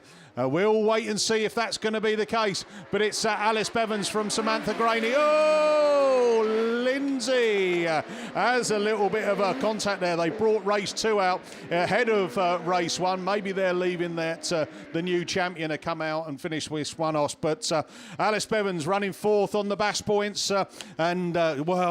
She had an eventful Ladies Nationals into the fence and through the fence. But thankfully, she's A-OK and back doing what she loves best, racing and leading this pack. Samantha Graney then still trying to close the gap from that 37 of Lindsay Allen. Lindsay Allen running 3rd. She's currently 3rd on BAS points as well, so consistency there. But picking up the last lap flag, Alice Bevan then from Samantha Graney. Lindsay Allen, who's coming around in 4th, and that is Sarah Allmack there from the Hereford 44, Nicola Gibbs, and then the CK8 of Lee Wynn. They are all your names on this one as they come up into the final 2 turns. Checker flag at the ready, and it is going to be PAC 53. Alice Bevans takes it. Samantha Graney, Pennine 8 in 2nd. 3rd is Pennine 37, Lindsay Allen. 4th is Sarah Allmack in York Sales 19. And that final places go to Hereford 44, Nicola Gibbs, and CK8, Lee Wynn. So well done there. And as they did. I saw that with Russ as well. They on his junior specials, they were bringing them out in all sorts of different. It was like, should it be race 1? No, it's race 6. Is it race 2? It's race 4. But thankfully, ladies class 7s, they've only switched 1 and 2 round. Right, race 1 then. It is Julie Hawthorne-Fernio, your new British champion. Out in this, coming out of lane 4, Sue Herdman, Shamel Gadsby, Ella John, Emily McKenzie, Kesney Adams and Michelle Barrett. Michelle Barrett, York 12, holding second place. Oh, Julie, she's showing her undercarriage as well. Ooh, misses as they bring it up into turn 1. And look at this, there's about 5 of them all going for the same spot. But it's going to be that Border Counties 26 that takes them down. It's Kesney Adams then, leads it from Michelle Barrett. Michelle Barrett second on the BAS points, and that is where she wants to stay because as we've already said, the title's already gone to Julie Hawthorne, and Julie now up into that 3rd place, cuts it back up on that tight line, coming out of turn 2, can't get any movement there. York 57, PhD 6, then we go down to Shamel Gadsby in that Spalding 31, PhD 6 is Ella John. Ella John then running in that 5th place as the Cambridge 12 machine, and that's Emily McKenzie still got work to do, but they've got 1 more lap to go, and it is Kesney Adams from Julie Hawthorne-Fernio, from Michelle Barrett. Then we go down to the 57 machine. Sue Herdman then. Sue Herdman looking for that tight line, but Ella John's gone for it on the PhD 6 on the outside. She's up into 4th. Is she going to go for a move up into that 3rd place? But checkered flag. It's Kesney Adams takes it from Julie Hawthorne-Fernio, from Michelle Barrett, Ella John, then Sue Herdman, Shamel Gadsby, and Emily McKenzie in Cambridge 12. So, ladies 5s and 7s, you have been clean, and they've gone through without an issue. Thank you very much. So, after ladies 5s and 7s, in the revised race order, it means we're going ladies class 8s, and it's over to Mr. Liam Williams. Yeah, thank you, Mickey, and well done as well for getting through those. I'm sure my ladies' 8s are going to be exactly the same. So 4 races then scheduled to come your way in ladies' class 8s. And I'll tell you what, just like the men, it is really, really taking shape at the head of affairs in terms of BAS points. Just looking at the points, they're a little bit more spread out than the men are, but it's still all in contention. Nothing has been decided as of yet. I think 87 points separating 1st and 2nd, and a 38-point gap from 2nd to 3rd. So it really is all to play for. Obviously, one bad result can really shape things up and not just change the course of this weekend, but change the course of the series as well. But your series leader is Josie Tompkinson going into this final round in Scunny 52. You're going to have to wait to see her because she's coming out in race 4, but she'll be looking to obviously wrap things up this weekend and take top honours in ladies class 8. So obviously Beresford Chassis and Components, your very kind series sponsors, and Bennett Built Motorsport, I think, is your very kind sponsors for the weekend. And of course we will be seeing Abby J Bennett come out a little bit later on. But we're going race 1, heat 1 of your ladies class 8s out of the 4 races scheduled. And just like I said, as with the men, every race is could be a final in its own right. So race 1, lane 1, Taylor Jade Pascal is coming out in Hereford 350. Lane 2 brings out your now former national champion Claire Cockerell in North Shropshire 55. Jade Russell's out in lane 3 in Invicta Kent 19. Lindsay Mullen in Yorkshire 37, just didn't have luck on her side a few weeks ago. I think took 3 wins in the heats at the Ladies Nationals, but it all went wrong in the final. But she'll be looking to come back with a vengeance in the BAS. She runs 3rd in the series, and she's coming out of lane 4 in Yorkshire 37. Kelly Matthews in Cambridge 427s in lane 5. Vicky Appleton in Scarborough 2, another one who was a little bit unfortunate at the Nationals, led the final in, I think it was the 2nd attempt and 1st attempt, there we go. And I had that many reruns, Mick, I lost count by that point. So she led the final, but unfortunately didn't manage to take top honours. I think she did finish third, though, so a very good third for Vicky. And Courtney Brady, a relatively new name to me in the ladies' Class 8s, but a bit of a messy start for Taylor Jade Pascal, but no problem for Lindsay Mullen, as she's going to head them up into turn 1. Up the bank she goes, as Sooty looking to cut through the lot of them in Scarborough 2. She runs out in second. Jade Russell running third in IK19, then Claire Cockrell fourth in North Shropshire 55, but coming under strong challenge now is Kelly Matthews looking to make a move. As Taylor Jade Pascal gets it square wheeled, she gets it going again. So we continue with the racing. Lindsay Mullen in Yorkshire Dales 37, taking a wide line, but showing the speed she's got in that 37 machine. As I said, third in the BAS. She needs a good 3 runs in order to move up the points, but Vicky Appleton's there in second. Jade Russell runs third. Look at the race for fourth, as it's all going on 3 abreast, and it is the Courtney Brady car that gets that 4th place spot from Claire Cockrell, Kelly Matthews and Taylor Jade Pascal. It's last lap flag already, as Lindsay Mullen looks to kick her weekend off with a win in Yorkshire Dales machine. Sooty still runs in second in Scarborough 2.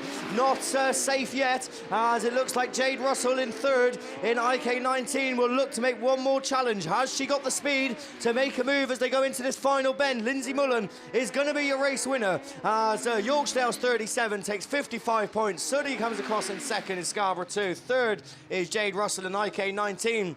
Fourth is Courtney Brady in Carlo number 2, then Claire Cockrell in North Shropshire 55, Kelly Matthews in Cambridge 427, and Taylor Jade Pascal, well, it wasn't her race at all, was it? As she got it wrong a few times, got it sideways, spun it round, and unfortunately finished at the tail end. But that's race 1 of your ladies' Class 8s done and dusted with. We're moving on to race 2, which is down there on the line. Hope Godfrey in Sturton 22, Charlene Hankey in ARC2, Cassie Gunn in Pennine number 9, Sue Nichols in Yorkshire Dales number 7, Jodie Glover in Scunthorpe 71, Shelby Almond in North Wales 271, and Sinead Thomas in Carmarthen number 20. So none of these are in terms of top in the BAS points. We got a big wheelie off the line, but I'm sure they're going to put on a show. Sue Nichols then it is that leads them round. The most experienced one, she's got it round, and they just about avoid her as they go into that top turn,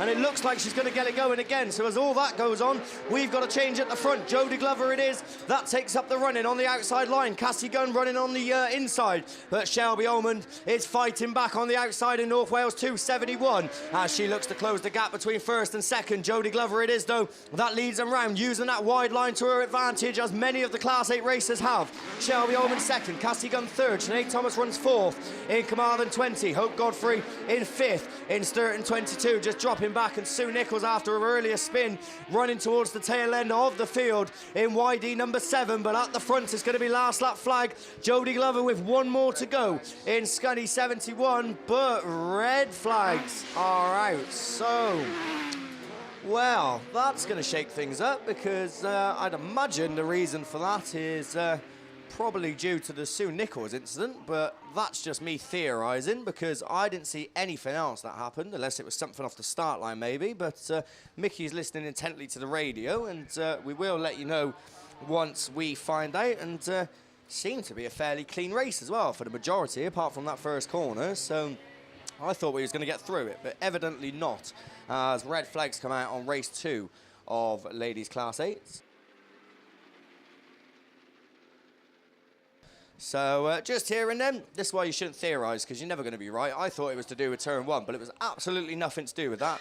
It was a problem with the bungee we're hearing on the start line, so it will be rerun with everyone back in it. So no exclusions from race 2, and everyone will be back out. I say everyone will be back out. I've just seen Charlene Hankey is being told off the line in ARC number 2. She was scheduled to come out in that, but being taken into the pit. So whether we'll be seeing her come back out, I'm not too sure. But the rest of them will be back out in race 2 in the rerun. Right, race 3 is down there on the line. This brings out your sponsor then, Abby J. Bennett. This also brings out your new national champion, Jennifer in the West Waterford machine. And she's the one that heads them into turn 1 as they get it all sideways. It's Waterford from Forest as Abby J. Bennett runs second. Third then, Ellie Hines just about, I think, from Ruby Emerson, who threw the car in early there in Scunny 199, but it's done her no favours. Alice Bevan straight out of the 7 and into the 8, but not running on the same form as she's down in about 5th place. Sharon Barker runs 6th, but at the front, Jennifer where it is. That leads them round. Abby J. Bennett looking up the inside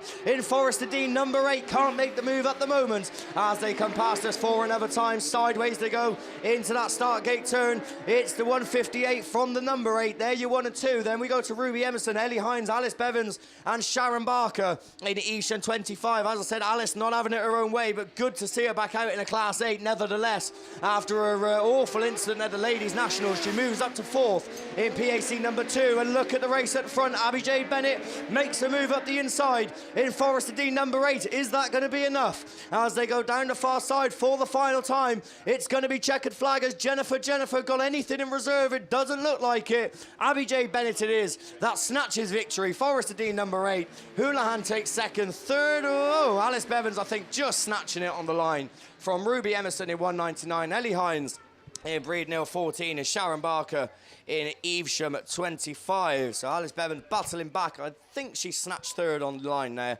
from the Ruby Emerson machine, but a good drive nonetheless, and a good drive for Abby J. Bennett as well, who took the win in the Forrester Dean number 8, beating your new national champion in West Waterford 158. Right, race 4 is on the line. The final race scheduled. A family affair in this one. Beth Tompkinson in Scunny 51 and series leader Josie Tompkinson in Scunny 52. We've got second in the BAS as well, Claire Horner. We've got 4th in the BAS, Sophie Lewis. So all of the big guns coming out in this in terms of point scorers. And it's going to be Horner and Tompkinson, the first 2 to show. But who's going to get the best of it as they come past? Josie's got the inside line in Scunny 52. It's first versus second in the BAS and first versus second on track. Sophie Lewis is looking to get in the mix in Radford 71. She's up the inside. She's going to go through the 2 of them as she finds a gap, drifts out wide. Can she make that move stick? It doesn't look like it because Horner's back up the inside, but Lewis has the speed. The 2 very similar looking machines. There's way too much orange out in this race as they go into that start gate turn. It's Claire Horner that just about takes up the running from Sophie Lewis. Josie Tompkinson is running there in 3rd. I haven't got time to go through the rest because we're going to stick with the best as they go into that top turn for the penultimate time. It's last lap flag 62, 52 and 71 as they come past us. Terry Mumford runs 4th, Beth Tompkinson 5th and Rosemary Glover in 6th, but this could shake up the points. It won't be enough to take up the running in the BAS, but it's certainly going to get her 10 points closer as Claire Horner is going to take the win in Melton 62. Josie settles for second in Scunny 52. Then we go to Terry Mumford who takes 3rd. 4th was Sophie Morgan. 5th was Beth Tompkinson and 6th is Rosemary Glover in the White Rose number 2. But as I said, 87 points separated them going into that race. That's now down to 77 points. So Claire Horner gradually trying to close the gap. She does, of course, have 2 more heats and a final if she makes it to close that gap. But I tell you what, Class 8 shaping up to be very exciting here at the series finale. So a very big thank you to Beresford and BB Motorsport for their very kind sponsorship. That's them concluded for the time being. I've got a rerun of race 2 to come. I'm sure that won't take too long. We've got ladies class 4s and I think a stock hatch is down there. And the yellow flag's up, so it's over to Tim. Yeah, thank you, Liam. So, yeah, good afternoon, everybody. Hope you're all well as we go racing already with the Junkie and Holtby's Motor Repair sponsored ladies class 4, and it's the Compton machine, North Shropshire 434, that's going to bring them round for the first time. Second in the standings ahead of IK at 272 Kelly Weatherick in that second place. Like your series leader then, Gwen Reeves then slotting into 3rd, which is the last meeting for the car. I think it is actually sold, so it goes after this meeting. So just one more meeting to go for the Commander 7 machine, but Compton it is. It leads them round once again, 434, 272 from Commander number 7. Then comes Radford 47. That's going to be Claire Herman ahead of the 2 lone stock hatches, which go through. That's Radford 59 of Michelle Pitry and a Hereford 182 of Kelly Louise. And last of the runners and riders, that's going to be Julie Whittingham in SR 61. 1 to go then for Compton, 434. On to the final circuit she goes, 272. Then comes Gwen Reeves in at Commander 7. Radford 47, Claire Herman going through ahead of Radford 47. Radford 59 rider and Hayford 182, and problems on board for Julie Whittingham in SR 61, but no problems for your race leader. She becomes race winner then. Claire Compton takes it 434, IK 272, Commander 7 of Gwen Reeves. then Claire Herman in Radford 47, Radford 59 of Michelle Petrie, and Kelly Louise in Hereford 182. So that's your Class 4s and the ladies stock hatches done. So a bit of a depleted lineup, but we get through it with no problems. As I say, Muck Junkie, of course, your very kind series sponsor, and Holtby's Motor Repairs is your meeting sponsor. Once again, big thank you to both. So moving onwards, and once again, ever upwards, ladies Class 6s. Another bit of a depleted field, but we got one grid that's already assembled onto the line. Elite Racing Transmissions, of course, your sponsor. As we, again, look towards the line, a meeting sponsor, Elite Racing Transmissions. So once again, big thanks to them. Okay, bungee lifts, away we go then. Ladies 6s are away from the line. It's Thomas on the inside in Scarborough 16 that leads through turn 1 with Ella Bailey, your new national champion course in Scunny 33. On that outside, then comes Colgate, Leanne Hushka in North Wales, number 20. Holson in there as well, and Command in 47. But round the start gate turn we go. It's Thomas that leads them down the far side. Hushka runs second, Bailey running third. Then comes Olsen running in that 4th place slot just ahead of, I think that's Emma Cannon in Evesham, 292. But round towards us with another lap completed. Hannah Thomas it is. Hushka goes through in second. Bailey's gone awfully wide in Scunny 33, but Olsen not quite close enough to capitalise this time around, as PAC 37 is the other Class 6 we got there. That's going to be Jenny Brown at the wheel of that one. Yellow flag of the Black Cross, you know what that means. One to go. Hannah Thomas, Scarborough 16, North Wales 20. Ella Bailey in Scunny 33. Then comes Emma Cannon, Evesham 291 from Carmarthen 47. of Nicola Olsen, I think, just slowing slightly as PAC 37 go through to start the final circuit of this Border Counties Raceway. But coming round and looking to make it another win, it's Thomas that takes it. Scarborough 16, North Wales 20, Ella Bailey in Scunthorpe 33.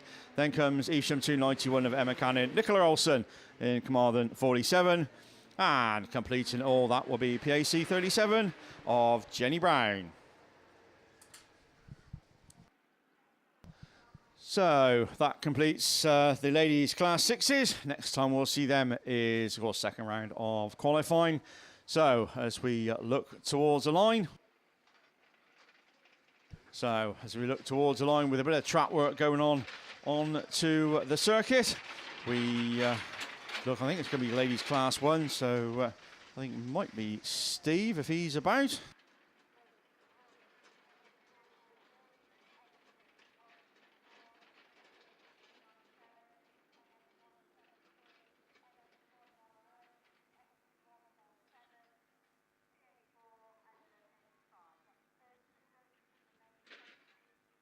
So, found the paperwork. Steve, obviously busy doing other stuff as always. One of the busy man is our Mr. Langley. So, unfortunately, you're stuck with me.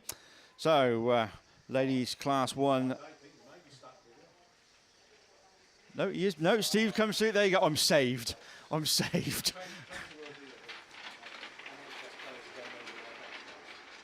So, Class 1 then, over to Mr. Langley. Thank you very much then, Tim. So, yeah, this is a rerun of the men's Class 1 Race 2. We're down to just 5 cars, I think. So, Beth Emblin in North Shropshire 443, Emily Grayson in Scarborough 95, Tia Morgan in Swansea 10, Maisie Bowers in Stroud 62, and Sarah Lovett in IK 37. So, that's our lineup. Looks like we're all good to go. And 5 cars then it is away from that line, and it is the Emily Grayson Scarborough 95 that is the first one to show. Swansea 10 then, Tia Morgan on the inside, just slotting into that second place position. Just on the outside is the North Shropshire 443 car. That's Bethany Emblin at the wheel of that. IK 37, Sarah Lovett, and the one just at the back with a little bit more to do, Maisie Bowers in Stroud 62. But Scarborough 95 it is, going down that far side and back round towards us. Emily Grayson in the Scarborough 95 car. Swansea 10 and North Shropshire 443. Little bit of a gap then now back to the Invicta Kent 37 car. Sarah Lovett at the wheel of that one. And Stroud 62 just completes the lineup. But it's going to be last lap flag this time round, and it's going to be the Scarborough 95 car of Emily Grayson that's going to take that last lap flag as the race leader. Swansea 10, North Shropshire 443, Invicta Kent 37 in that 4th place, and Maisie Bowers onto her final circuit as well. So closest battle at the moment is for that 2nd place slot. Swansea 10, Tia Morgan, under a little bit of challenge from Bethany Emblin in North Shropshire 443. But as she comes round, Emily Grayson has got this one sorted. Scarborough 95, Swansea 10 holds on to 2nd, North Shropshire 443. In 3rd, Invicta Kent 37 then. Sarah Lovett in 4th place, and Maisie Bowers completes it all in Stroud 62. So that completes Ladies Class 1 for their first round of qualifying. And coming to the line, we have got Ladies Class 9s. 10s, right. So Ladies Class 10, so not sure who's on Ladies Class 10. Ah, Russ, there we go. I think I just do arrive and drive. So there we go. So Ladies Class 10s there on the line. I think just the one run, but competitive machines, no doubt. And for that, it is over to Russ. Yeah, thanks, Steve. Yeah, didn't plan on it to just get through the door at the time, but here we are. The tankers have obviously come out. They, again, feel sorry for me. They want to just make sure I don't have to rush, but yeah, lots of track maintenance going on. The watering does look like a heavy dosage, doesn't it, with 3 tankers out there, but it really is a fine spray. And with the weather that we've got, it doesn't take long before it dries up and we get back to that fast, grippy surface that we've been accustomed to. So we've got a mixture of classes here sharing the grid once again, the Formula 600s and the ladies in Class 10. The 10s are sponsored this weekend by FW Graphics and Design. That's Finn Wells, of course. And if you look at a lot of the cars out there now, Finn has been the one behind the graphics on there and looking superb. The F600 sponsored by KP Thomas & Son this weekend. Your Associate Series sponsors, Class 10 is ProLinks and the F600 is SGS Gases. So who have we got then? 3 Class 10s down there. Shame that's all we have. But these ladies will no doubt put on a great showing for there, and they'll be sharing with the 2 F600s. So in Class 10s, we've got Becky Faulkner in North Shropshire 6, Jill Grasby in Evesham 122, and Jodie Pascal in Hereford 250.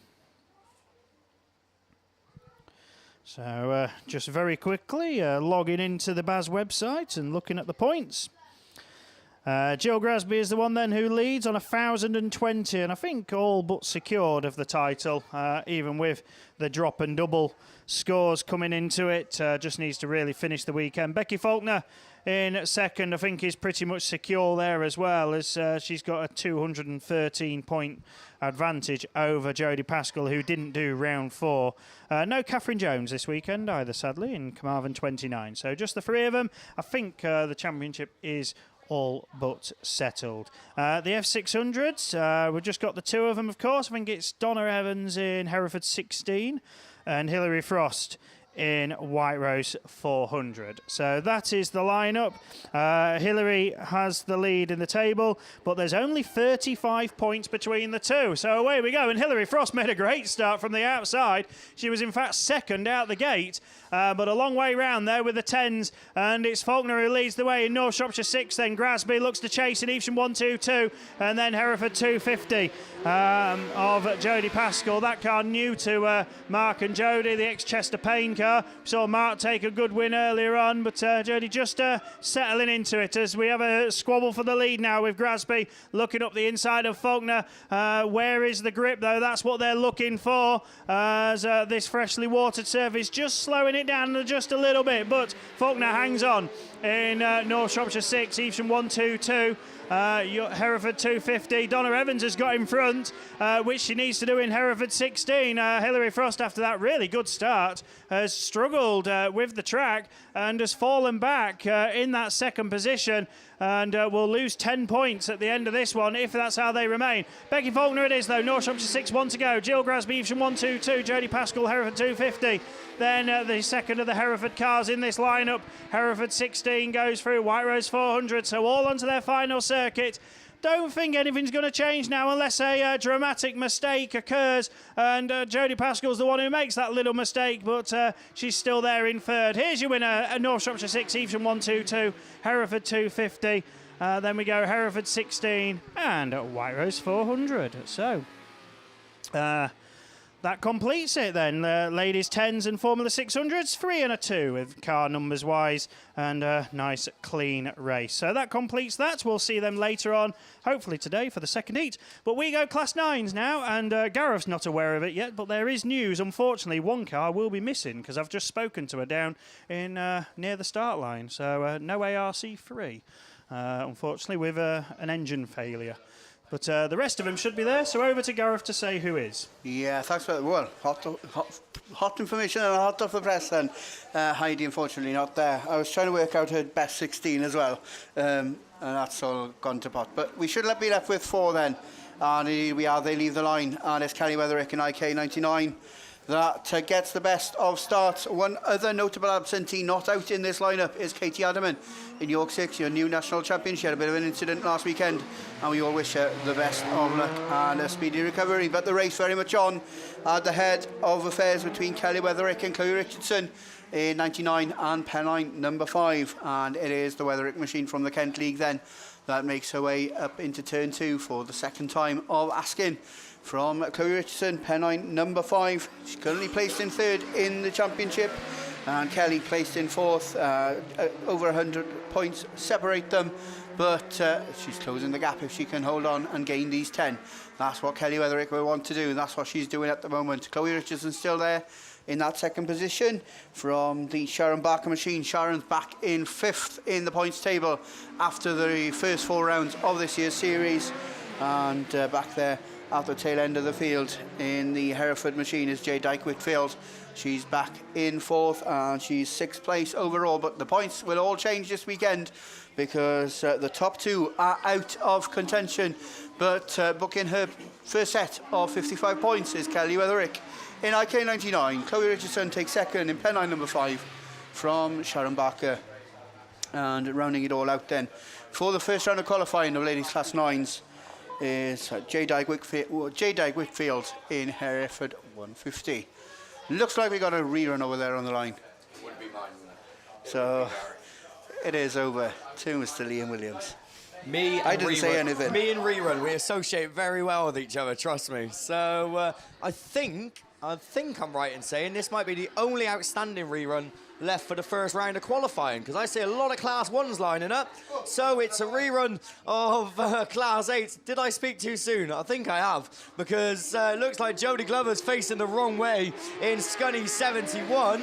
So how long is this going to go on for? We'll keep going, shall we? As Cassie Gunn it is then that leads the way in Pennine number 9. They're keeping it going as she runs down the far side then. Hope Godfrey 2nd, Sue Nichols 3rd, 4th is Shelby Omond in the North Wales 271, but at the front Cassie Gunn it is that leads the way. Hope Godfrey as Sue Nichols 3rd, and then as I said, Shelby Omond running 4th, but up the inside she goes now of Sue Nichols. The one we haven't mentioned is the Thomas machine in Carmarthen number 20, and Jodie Glover still square-wheeled on the far side, but it seems like she's out of harm's way because they've gone past her twice, and it's all good, and she gets it going as she looks to make a move. Oh, red flags. Jodie Glover, well, I don't know what she was doing. She's doing a wheel bender because she's gone the wrong way, but red flags are out.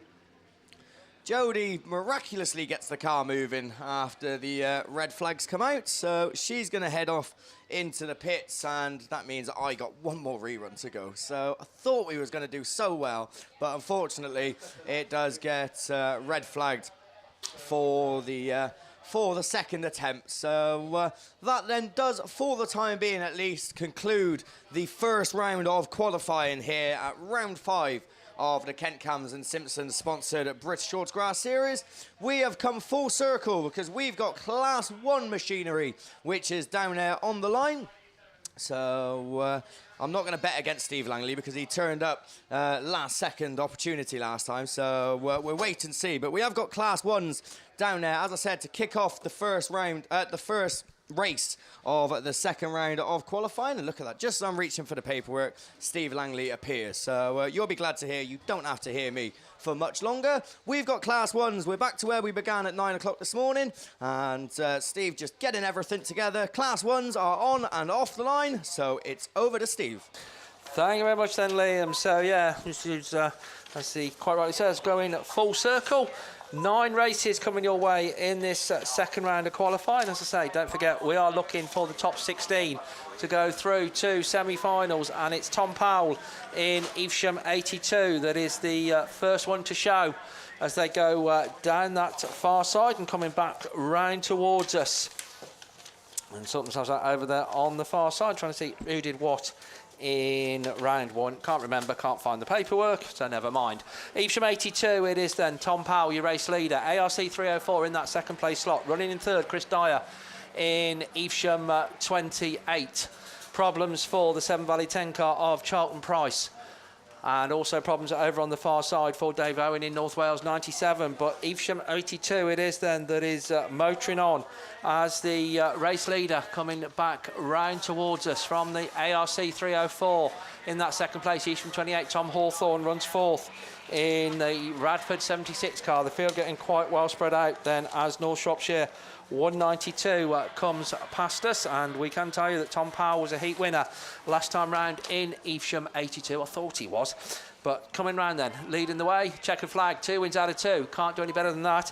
ARC 304 in second, Evesham 28 Chris Dyer, Tom Hawthorne, Radford 76, North Shropshire 192.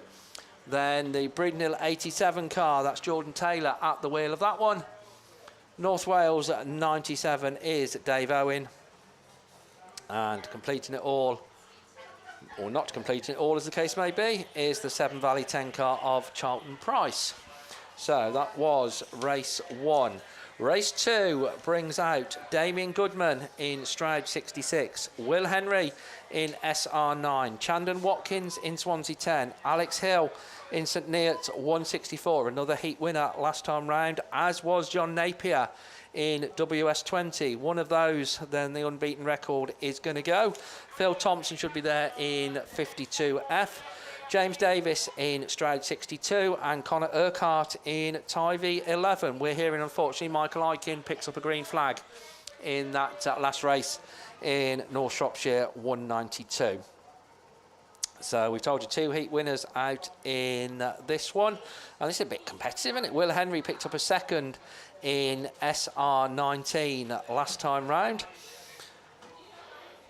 Connor Urquhart also picked up a second in TA211. So let's have a look. And this one's sort of running to form a little bit as they come past us and into that bottom bend. But it is Will Henry in SR19 that comes through on the inside as that race leader. Alex Hill, St Neots 164, just showing in second ahead of Connor Urquhart in Tivy 211, but the Tivy car with the inside line advantage, and absolutely neck and neck as they come past. WS20 then runs in that 4th place, John Napier. 52F having a much better run this time round, that's Phil Thompson at the wheel of that one. But Will Henry it is in SR19 looking to end the day on 100 points as Swansea 10 Chandon Watkins pulls into the middle. And 100 points is a good day's work as he comes past us. St Neots 164 is also going to be on 100 points if things stay as they are. But Connor Urquhart has other ideas in TA211 as he looks to go through on the inside in this battle that continues to second place. This is going to be close, but nothing close about the race leader, the race winner. Well done, Will Henry. SR19 takes the victory. In second place, it's going to be Connor Urquhart in TA211 from St Neots 164, WS20 in 4th. Then comes Phil Thompson in 52F. The Battle of the Strouds honours go to Damien Goodman in 66 from James Davis in 62. Race clear. That's good.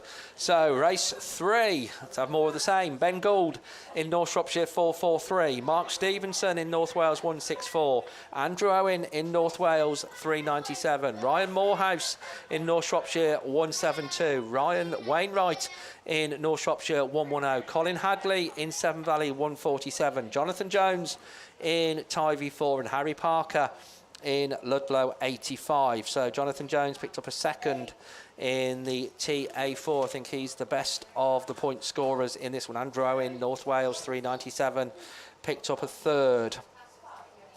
So everything very much to play for as we look over on the far side of the circuit to the start line. Looks like everybody is clear. We're ready to go racing once again. Race 3 of the 9 races coming your way in the Shebden Plant Hire SBD Motorsport and TBR Race Engines sponsored Class 1s. Problems on the first bend, I think, for the Severn Valley 147 car of Colin Hadley. Jonathan Jones comes past us as the race leader in TA4. North Shropshire 443 tucked into that second place, and we get red flags on that one with Severn Valley 147 square wheeled there on the top part of the circuit, right in the middle of the racing line. So we shall await a verdict and a decision on that one. So they will go back to the rerun lane and we will see them again in a short while. Very shortly though, we will see race 4. I think race 4, Charlie Attock in Gloucester 27, Josh Fowler in North Shropshire 2, Dylan Tyrrell in North Wales 6, Greg Jenkins in Cumdee 70, James Slater in PAC 35, Harry Witham in Spalding 14, Scott Atkins in South Somerset 44, and Dave Chapman in 3F. So looking down the list, then these have all got a little bit still than Josh Fowler, heat winner last time round in the North Shropshire 2 machine, and looked very impressive, it has to be said, in run 1. But we'll see what the rest of them can do. Just to make it a little bit more interesting on the side, then we can see there is a little bit of water going down around the raceway. And just whilst we do have a little bit of downtime, then we do have a happy birthday to Rowan Ellis, who is 5 today. So I think that's from everybody that knows you, Rowan. So Rowan Ellis, very happy 5th birthday for today. Oh, what it would be to be 5 again, lads, eh?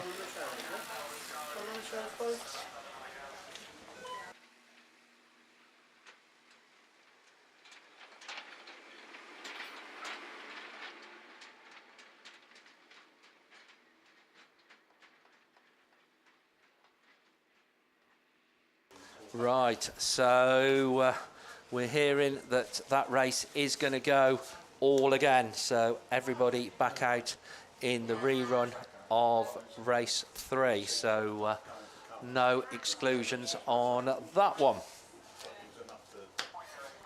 So I'm sure Rowan Ellis, say, having a good 5th birthday, be cheering on his mum and dad out there on the racetrack. And particularly getting ready, I'm sure, for Class 5s.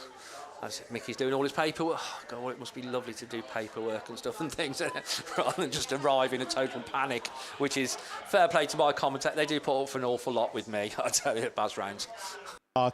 Because it's the final round, you know, we've just normally what we'd do is that we'd be able to pick out who's had the wins, seconds and thirds.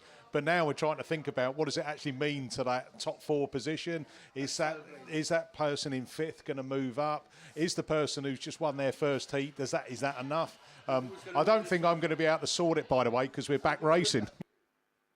Right, here we go. Yeah, that's as far as my brain scan goes, is who's going to win this race. So here we go. You're far too organised, you lot. Right, South Somerset 44 then it is. That's the first one to show. Scott Atkins at the wheel of that one, tucking into the 2nd place position. I think, is that Harry Witham in Spalding 14, if it is, having a much better run this time round. Josh Fowler in North Shropshire 2, say heat winner last time round and looking to challenge for that 2nd place position. But Dylan Tyrrell has other ideas as the North Wales 6 car comes through on the inside and up into 3rd place. 3F then, Dave Chapman runs in 5th. PAC 35 then, C70. Greg Jenkins at the wheel of that one. Charlie Attock completes it all in Gloucester 27. But going down that far side, and Scott Atkins in South Somerset 44, absolutely stamping his authority on this race as he comes back round towards us once again. The close battle is for second place. Dylan Tyrrell in North Wales 6, racing ahead of Josh Fowler in North Shropshire 2. They're doing a little bit of paint swapping, but it don't matter, they're both red, so that's all right, it's not going to show. Spalding 14, Harry Witham in that 4th place position still. But it is the South Somerset 44 car of Scott Atkins. I think Josh Fowler's got himself up into second place. So SS44 takes the win. Dash to the line for second, it is Josh Fowler, finishing just ahead of Dylan Tyrrell. Spalding 14 then is the next one. 3F finishes just ahead of Greg Jenkins in the C70. James Slater in PAC 35 and Charlie Attock completes it all in Gloucester 27. Race 5. Brandon Cushing in Hereford 304. Tom Herbert in Stroud 31. Mark Stone in Invicta Kent 391. Josh Holden in Penhouse 66. Carl Dyke Whitfield in Cambridge 295. Mark Robbins in Swansea 16. Dennis Owen in North Wales 197. And Ashley Hutchins in PhD 12. Those are the cars that we're expecting. What would also be very nice is if Julie Whittingham from the Star Club could come up to commentary, please. So the driver of SR61, Julie Whittingham, if you can make your way up to commentary, please, that would be beneficial. So we've got another birthday today, and I'll tell you what, talk about going straight in at the deep end and as soon as you possibly can. Vince Pascal, we'd expect nothing. We know his mum and dad. Vince Pascal, Hereford 150. He's out there in the junior specials for the first time today, and we know it's going to be the first time because he's only 10 today. So 10th birthday today for Vince Pascal in Hereford 150. He's out there in the junior specials and one of the debutantes in the junior specials day, because we know James Smart, also another one in treble 7F. But happy birthday to Vince, 10 today. Here we go then, back racing with race 5 of the Class 1s, and it is Carl Dyke Whitfield in Cambridge 295. Going through on the inside then, Ashley Hutchins in the PhD 12 machine, showing just in that second place slot, trying to come through. Battle for third is Mark Stone in the Invicta Kent 931 machine, but Carl Dyke Whitfield it is. Had a second last time round, wants to add a first to it as he comes past another lap successfully completed. PhD 12, Penhouse 66, IK 931, Stroud 31. Just not really his day today from his normal standards. Tom Herbert at the wheel of Stroud 31. Then comes the North Wales car, Dennis Owen at the wheel of North Wales 197. But one circuit to go for Carl as Cambridge 295 comes round. Onto his last lap he goes. PhD 12, P66, IK 931, Stroud 31, North Wales 197 and the Hereford 304. That's Brandon Cushing at the wheel of Hereford 304. But race leader going to be your race winner. 100 points at the end of day 1.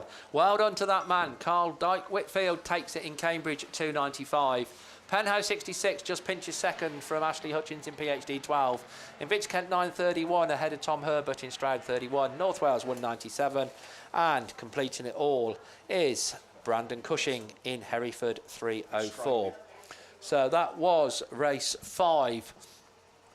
Race 6 then on the line. Wayne Price in SR1. Lewis Walters in CK89. Ian Ullathorne in Scunthorpe 25. Jordan Robinson in Spalding 26. Kieran McKenzie in Cambridge 403. Stephen Salis in Ludlow 200. And Riley Diper in 10F.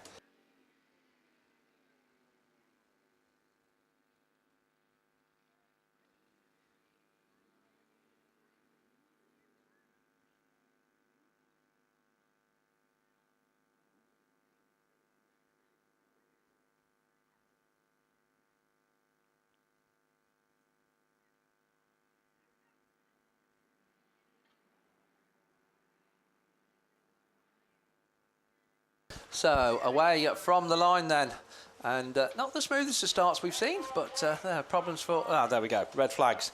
So problems coming off the line on that one on race 6. So race 3 headed to the rerun lane, race 6 headed to the rerun lane, race 9 when we get to there. We expect you to behave yourselves.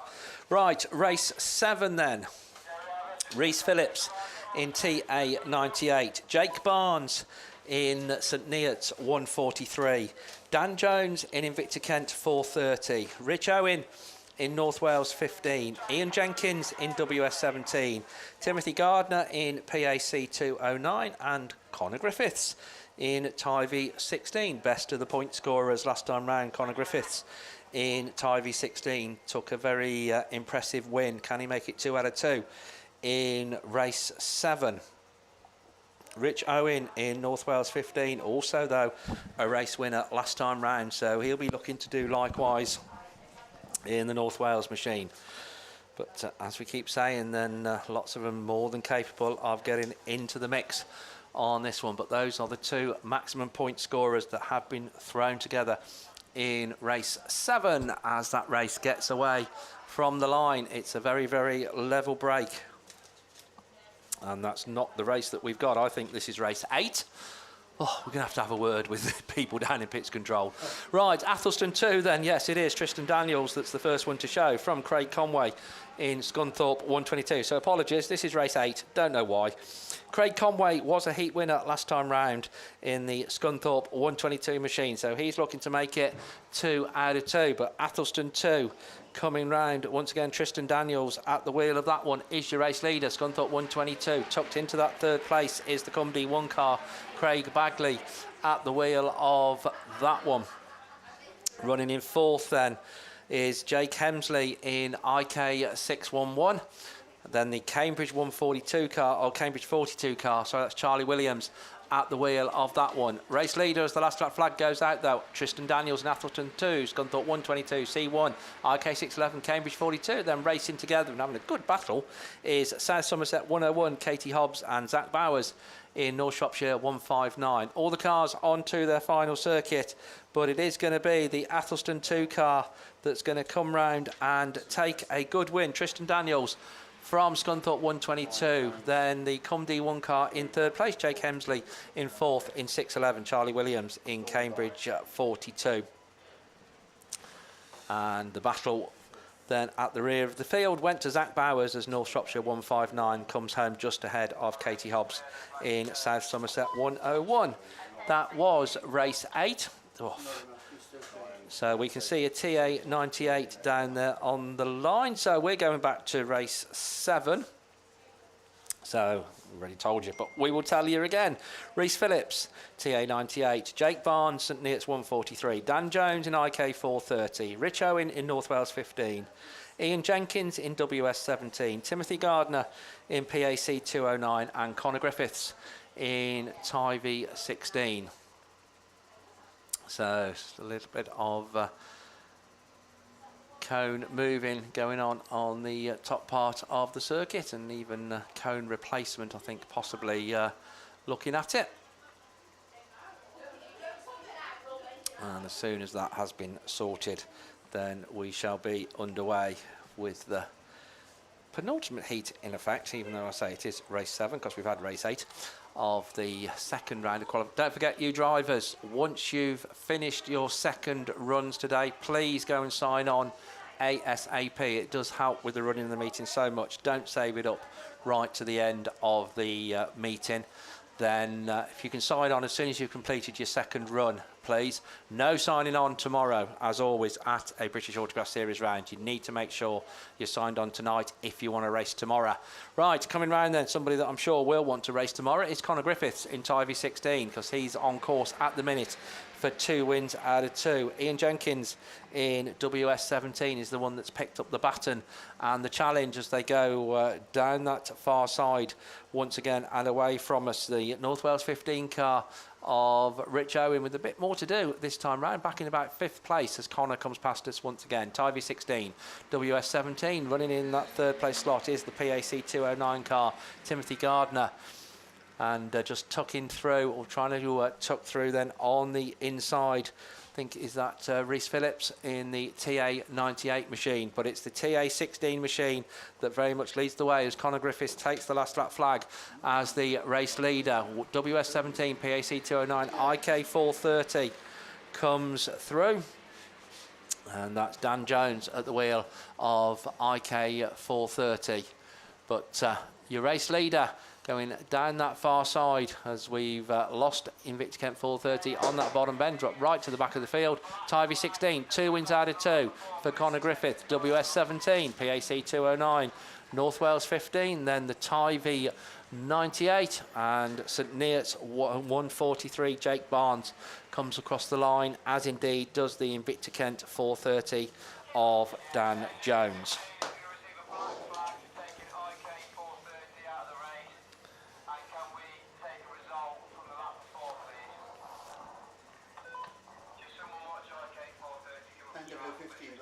Right, so we are hearing, unfortunately, details of a black flag in that one, and it is Rich Owen in NW15 that is going to be excluded from the results, and I think Dan Jones is going to be reinstated into his position in IK 430. So NW15 excluded, IK 430 will be reinstated.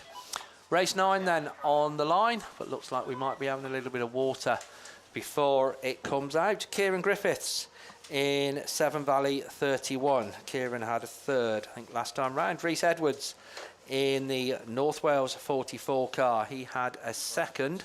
Mitchell Collins in PhD 48 is also there. Jamie Hussey in Scarborough 223. Dean Smith in Ludlow 48. Ryan Powell in North Wales 52. And heat winner, or a heat winner, Adam Jones in Swansea 2. So Rich Owen, they picked a black flag in that last one, so race win and a black flag. I think that is a 0 to 0 type scenario as the water carts make their way round. So certainly not going to knock the conditions that we've got here. This looks off. If everything goes off in the commentary box, don't blame me, folks. We've got Messrs Jones and Barker. They've got electricity in their hand. Oh, good blimey, O'Reilly. This is all looking a bit complicated. So I dread to think what's going to happen with these two, but there we go. So, yeah, I'd pray as well. So he's just about to hit the on-off switch. Bang! So I won't tell you what they're plugging in, but it'd be good if it works. So there we go. Yeah, the power button's a bit of a giveaway, Mickey. So I tell you, this is where we do need close-up cameras. So there we go. They're claiming it's an air conditioning unit. I have a feeling it's more of a fan heater, but it's all right, gents. We'll be all right. We'll be all right. So there we go. It's getting a bit warm in here. I know we shouldn't knock it, but there we go. It is getting a little bit warm in the commentary unit. But so yeah, I'm very impressed, team, between you. Very impressed. So yeah, didn't go bang at all, because I wouldn't want my hair to stand on end or anything like that. So they're going to bang over low. So. Right, no, you're not meant to turn the temperature up. The idea is it's meant to cool down. So, right. So, yeah, we started off at 20. Mickey's managed to get it up to 21. So, yeah, you'll have it to 30 by the time we finished, I'm sure. So, fortunately, the track watering's going better than the commentary cooling, I think is all I can say. Gilly, get my Speedos. So, no, right, you are not having your speed. We are not having the Watford Speedos coming out again.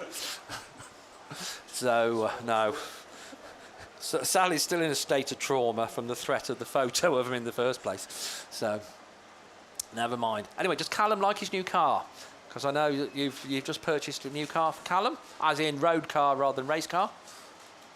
I'll tell you, Steve, you're racing. Oh, there we go. We're racing. So, just getting into waffle and they start racing. We're going to have words with this start line, I've told you. So, there we go.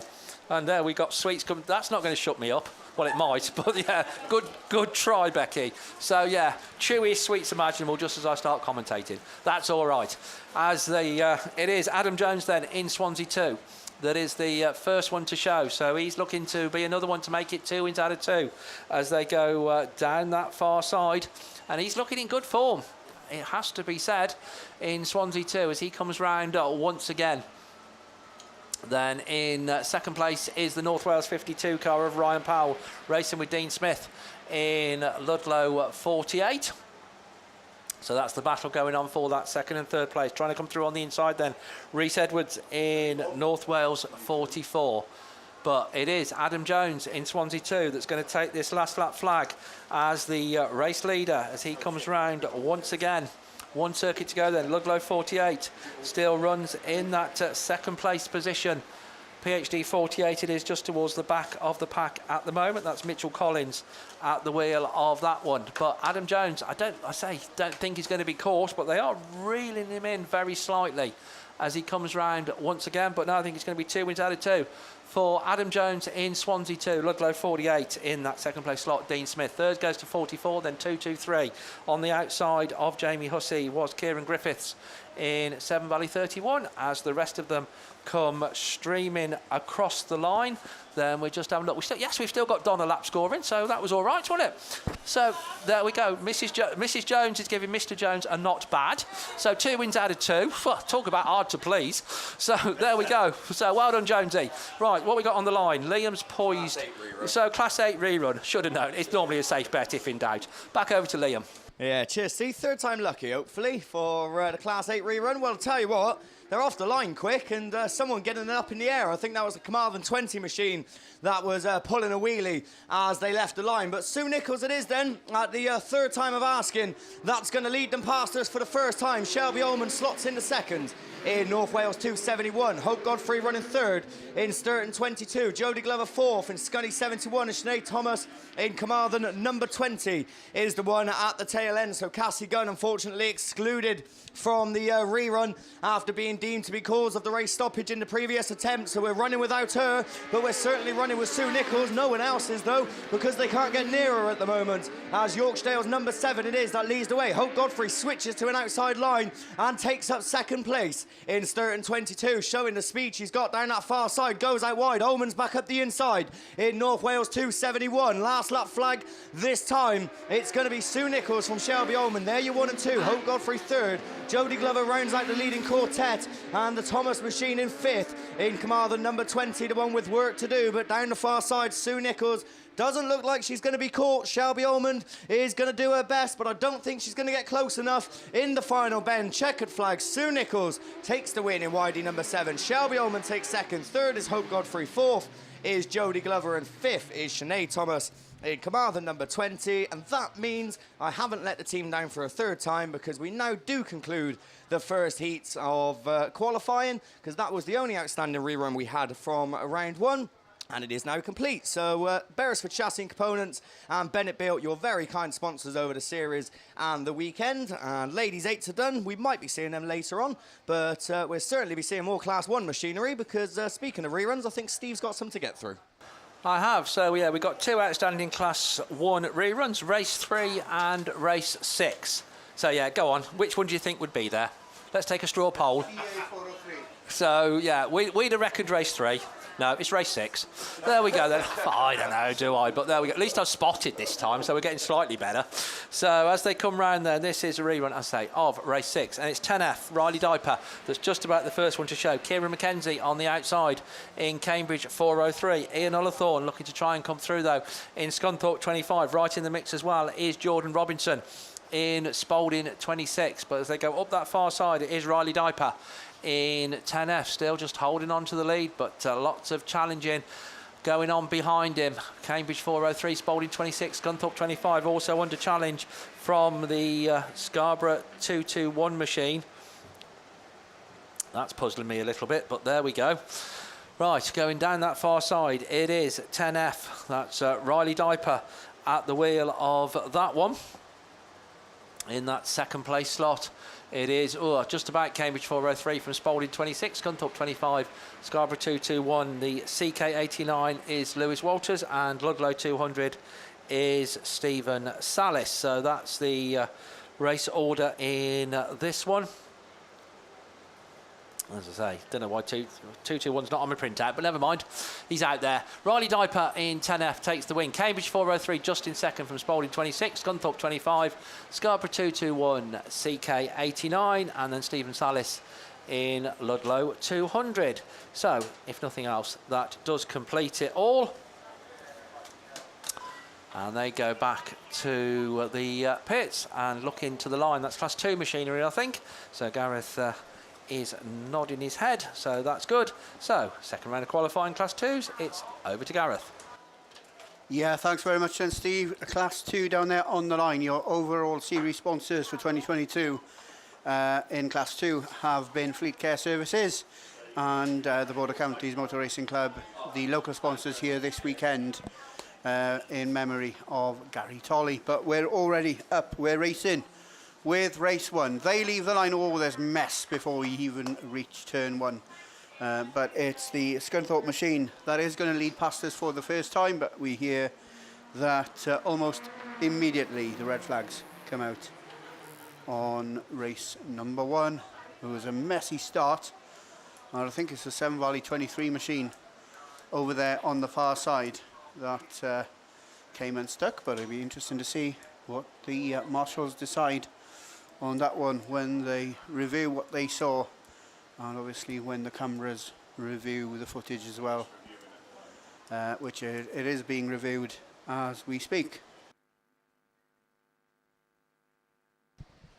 So as we look to the line, we can see race 2 in the scheduled lineup. 8 races going to be coming your way in this second round of qualifying, and like we mentioned, the topic of discussion from race 1 is currently in review, and we'll await for any firm decisions on that one. As always, lots of opinions being thrown about, but we look to the line, we can see the runners and riders from race 2. Now this lineup is an ultra competitive lineup.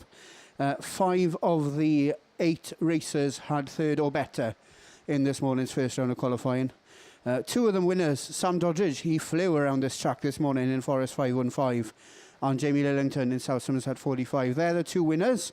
There were 3 that had a second place in this morning's first round of qualifying. They were Stephen Heath in Pennine 65, Mark Mosley in Radford 3, and Ash Farrow in Scarborough 249, and then a 3rd for Brad Ellison in York 16. So we're away, we're racing with race number 2, and it's a 4-way battle as they go into turn 1, and it's going to be a 3-way battle as they head back towards us, but it's Doddridge and Farrow at the head of affairs. It's just about the 249 machine from the Scarborough Club that's got that inside line as they go through the start gate turn for the first time. He's followed by Sam Doddridge in Forest 515. Stephen Heath in Pennine 65 is there in 3rd, but he's left the door open, and Brad Ellison just looks to squeeze his nose up on the inside to take that 3rd spot, but has to make do with 4th at the moment. Mark Mosley's back there in that 5th spot in Radford number 3. He's racing just ahead of the Ashley Lillington South Somerset 38 machine, and Dieter Demel in Athelston 99 at the tail end of the field. But Brad Ellison, a car that was for sale a couple of weeks ago, pulls into the infield in York 16. But the race very much on between these 2 at the head of affairs. Sam Doddridge continues to look towards an outside line. He cuts back on the inside as they make their way up that far straight. 249 is Ash Farrow. He's there from the Scarborough Club, and he's left the door open as Sam Doddridge takes up the run-in as they come back towards us. He's going to take the checkered flag, and he's going to take 2 heat wins out of 2 on Saturday from Ash Farrow in 249. Stephen Heath takes 3rd in Pennine 65. Mark Mosley 4th in Radford 3 from South Somerset 38. Athelston 99. And first and last, call that a day of differences for Jamie Lillington in South Somerset 45. So we're hearing from race number 1. It's going to be Tony Hawkins in Severn Valley 23 who's going to be excluded, a recipient of the dreaded Ninja, and after picking up a win in this morning's first round of qualifying, he'll have it all to do tomorrow. Race 3 of 8 is down there on the line. This one brings out Ryan Mulroy, Liam Morris, Darren Aiken, Rob Wilkins, Stephen White, Alex Espley and Jay Alberton. They're the lineup for race 3. We've got yellow flags scattered around this Monkland Raceway. We just await for Brad Ellison's York 16 machine to be pulled into the centre of this Monkland Raceway. We also wait for that yellow flag to be shown on marshal post number 1. That red flag flies, the yellow flag's shown, bungee brakes, and we do have 7 cars that leave the line. And it's a very, very even break as they make their way into turn 1. But it's the number 4 machine from the North Shropshire Club, piloted by Darren Eichen, who's got that inside line. As they pass us for the first time, cork number 7 is Stephen White, and he goes with him as they make their way through the start gate turn then for the first time. Wessex 44 is Rob Wilkins. He had a strong showing in this morning's first round of qualifying, but he ended up towards the tail end of the field. But he's there in that 3rd spot at the moment, racing ahead of the BC 64 machine of Liam Morris and Jay Alberton in Scunthorpe 156. Mallow 127 is back in that 6th spot. That's Ryan Mulroy, and the man at the back of the pack is the North Wales 64 of Alex Espley. But the race very much on for 1st and 2nd as they come back towards us with 1 lap to go, and it is Darren Eichen in North Shropshire number 4 that's holding on to that race control. The leader of the chase is cork number 7. It's still Stephen White, still there in that 2nd spot. Jay Alberton's had enough for sitting in 4th. He looks up the inside and tries to claim that 3rd spot. That battle very much hotting up, but it's going to be North Shropshire 4 that takes the win. Cork 7 takes 2nd. Scunthorpe 156 3rd from Rob Wilkins, who takes 4th in Wessex 44. I'm not going to split Liam Morris and Ryan Mulroy, who crossed the line in 5th and 6th, and Alex Espley in North Wales 64, who rounds it all out for your 3rd race in this 2nd round of qualifying of the Border Counties Motor Racing Club and Fleet Care Services sponsored men's Class 2s.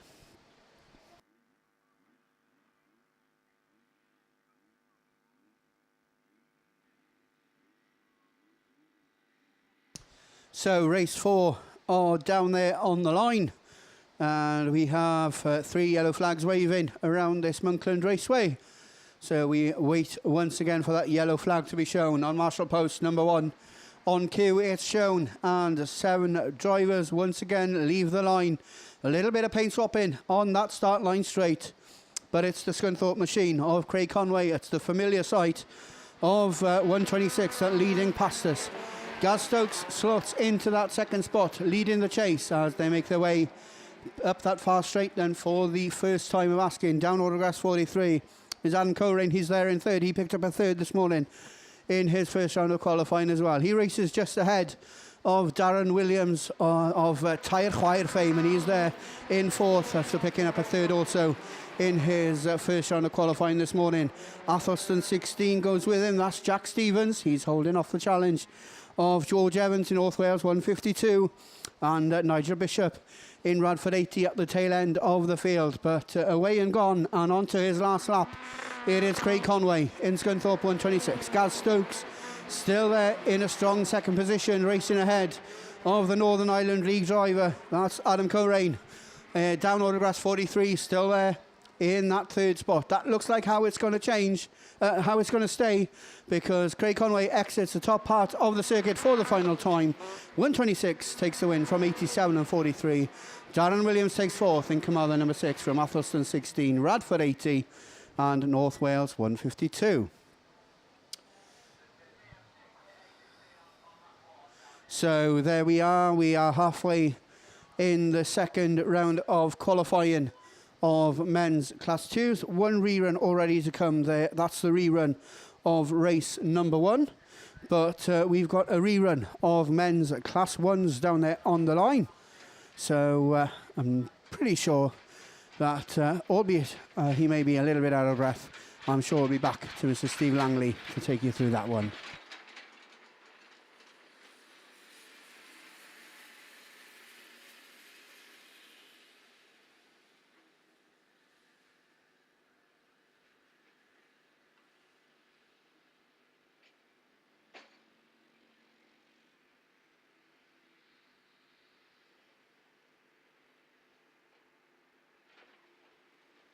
So as you can see then, the dust repellent being put down on this Monkland Raceway. Just a little bit of track maintenance being done on the entry to the start gate turn as well.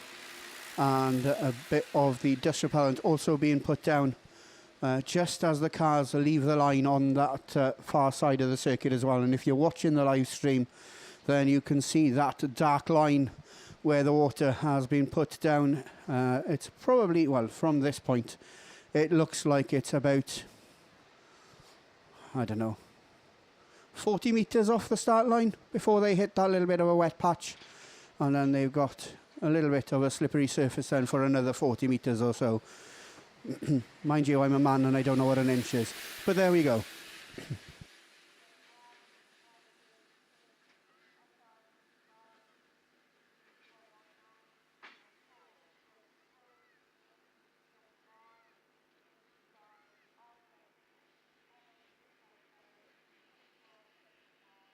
Okay, and we're just hearing as well, hot off the press from the marshal, that in that last race, commander number 6, Darren Williams, picks up a green flag for continuous contact.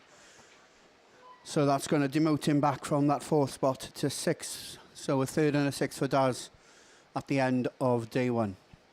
The disc repellent continues to be put down on the far side of the circuit, closer and closer to the start line. So I reckon that, well, I was going to say that they're going to put another line of water across, but it looks like the JCB is making its way off the circuit. The dust repellent also off the track. So we got a yellow flag waving down by the start line. We await that yellow flag to be shown on Marshall Post 1 once again, and on cue the bungee brakes, and it's North Shropshire 443 and Johnny Jones in TA4 that are the first two to show. So this is the rerun then of race number 3, and it's Gould versus Jones as they come back towards us for the first time. North Wales 397 is Andy Owen, and he's there in that 3rd spot, but he's left the door open for Colin Hadley in Severn Valley 147 to battle for that 3rd spot. That's where the closest battle lies, actually, is for 2nd, 3rd and 4th, because at the moment it looks like Johnny Jones in TA4 is just holding back the challenge of Colin Hadley and Andy Owen, and that allows the North Shropshire 443 machine of Ben Gould to pull ever clearer of the chasing pack. So 443 it is, racing from ahead of number 4 from Colin Hadley in Severn Valley 147. Andy Owen back there in 4th in North Wales 397. Also looking to get up into the mix then is the North Shropshire 110 machine of Ryan Wainwright. He rounds out your top 5 with Harry Parker in Ludlow 85 back there in that 6th spot. And Johnny Jones has picked up a tyre. Not sure if he drove over it or whether somebody else had flicked it out onto the track. But it's all going to change for Jonathan in TA4 as he struggles his way up that far straight. North Shropshire 443 continues to lead the way. It's still Ben Gould, and he takes the checkers on the track. Andy Owen's going to take 2nd in North Wales 397 from North Shropshire 110, Severn Valley 147. Max Stevenson takes 6th in North Wales 164 from Harry Parker. Johnny Jones taking 4th. North Shropshire 172 is Ryan Morehouse. And we're hearing that Andy Owen in North Wales 397 picks up a green flag for contact in that last rerun of Class 1. So that brings the 2nd round of qualifying of Class 1 to a close. We're going to move back, though, to Class 2. Fleet Care Services, your overall series sponsors in Class 2. Race 5 are down there on the line. Starting out in lane 8, we had a good luck wish for him from Sam King earlier on this morning, and he's there in grid number 8. That's Corey Paisley in Penhow 8. Also there, Ollie Stevens in Ludlow 15. They're joined by Rian Rowland in North Wales 121, Jason Neville in Gloucester in District 64, Danny Robbins in St Neots 34, Paul Melly in Swansea 1, and Ricky Julian in Mallow number 2. So a few of the tyres being adjusted on the top part of the circuit. Marshals and quads look to be beginning to make their way back towards their posts and to the centre of this Monkland Raceway. Red flags on the start line have been dropped. That means that the start line crew are ready if nobody else is. But we got yellow flags waving on this near side straight. Yellow flag on Marshall Post number 1. And once again, for the 5th time in this 2nd round of qualifying, the bungee lifts. Mallow number 2 then is Ricky Julian. He had a better start this time round, and he leads in through turn 2. He leads past us for the first time, ahead of Rian Rowland in North Wales 121. who's taking a wide line through the start gate turn. Paul Milai, Swansea number 1, is there in third. And he bought this car a couple of weeks ago. He's there in third, chasing down the Ricky Julian Mallow 2 machine. And he's already unwound Rian Rowland in North Wales 121. So it's Swansea 1 now that leads the chase for that race leadership. So Julian from Melly, and at 121 is Rian Rowland. Danny Robbins is there in fourth in North Shropshire, 34. Just a bit of paint swapping with Corey Paisley, who tries to cut back on the inside in Pennow 8. He just gets caught by the Ludlow 15 machine of Ollie Stevens, and the man at the back of the field. Oh, that's a big hit there on the entry to the Woodland turn. That's surely going to bring out the red flags. And just one car from this vantage point looked to have lost it. The others had nowhere to go. And once again, it'll be interesting to see how the marshals deemed that one. But unfortunately, red flags out on that one.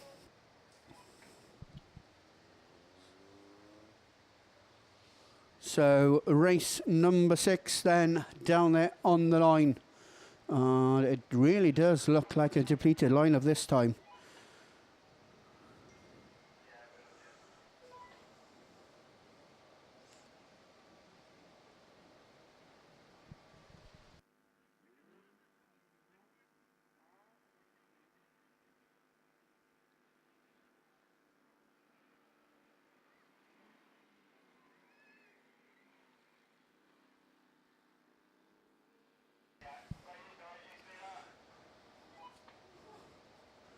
So the marshals aren't deliberating on that one. They come to the same conclusion as I did from where I was watching, and that means that Rian Rowland North Wales 121 is going to be excluded from the rerun. So they'll all go again, excluding North Wales 121. Race number 6 is down there on the line. We should have 7 drivers. And if you're watching on the live stream, then we are going to go without one because there's only 6 cars down there. So by process of elimination, I think it's going to be Paul Morgan in Radford 80, who's not there. Radford 22, rather, who's not there. Ryan Taylor in Radford 60 is, though, and he starts in lane number 7. Ben Griffiths in Severn Valley 8 starts in lane 5. He starts next to Simon Overty, who picked up a 2nd place in this morning's first round of qualifying in Scunthorpe 18. Josh Woodward in Athelston 182 starts in lane 3 on the outside of Kyle Ucart in TA 212, and the Scarborough 17 machine of JD Farrow will start in lane number 1. That is your lineup for race number 6. Danny Robbins, senior 34 machine, just getting a little bit of attention and recovery there on the far side of the circuit as we progress through the second round of qualifying here at the final round of the 2022 Kent Cams and Simpson Race Exhausts British Autograss Series here at Border Counties. And for all of you that are looking forward to 2023 already, then don't forget the announcement of hosts and venues for next year going to be done at some point throughout this weekend. And I guess that's going to be when they bring out that big secret case with all the information. And that's obviously going to be broadcast out to Spectator Land here, and obviously it will be put out on the live stream as well, and probably in due course the hosts and dates for next year will be published online as well. So yellow flags are waving on this near side straight. We haven't got to wait too much longer because already the bungee breaks, and Simon Overty, Scunthorpe 18, is the first one to show, and he's followed into turn 1 by Kyle Ucart, JD Farrow, and I think it's going to be the Ben Griffiths machine on the outside. It is.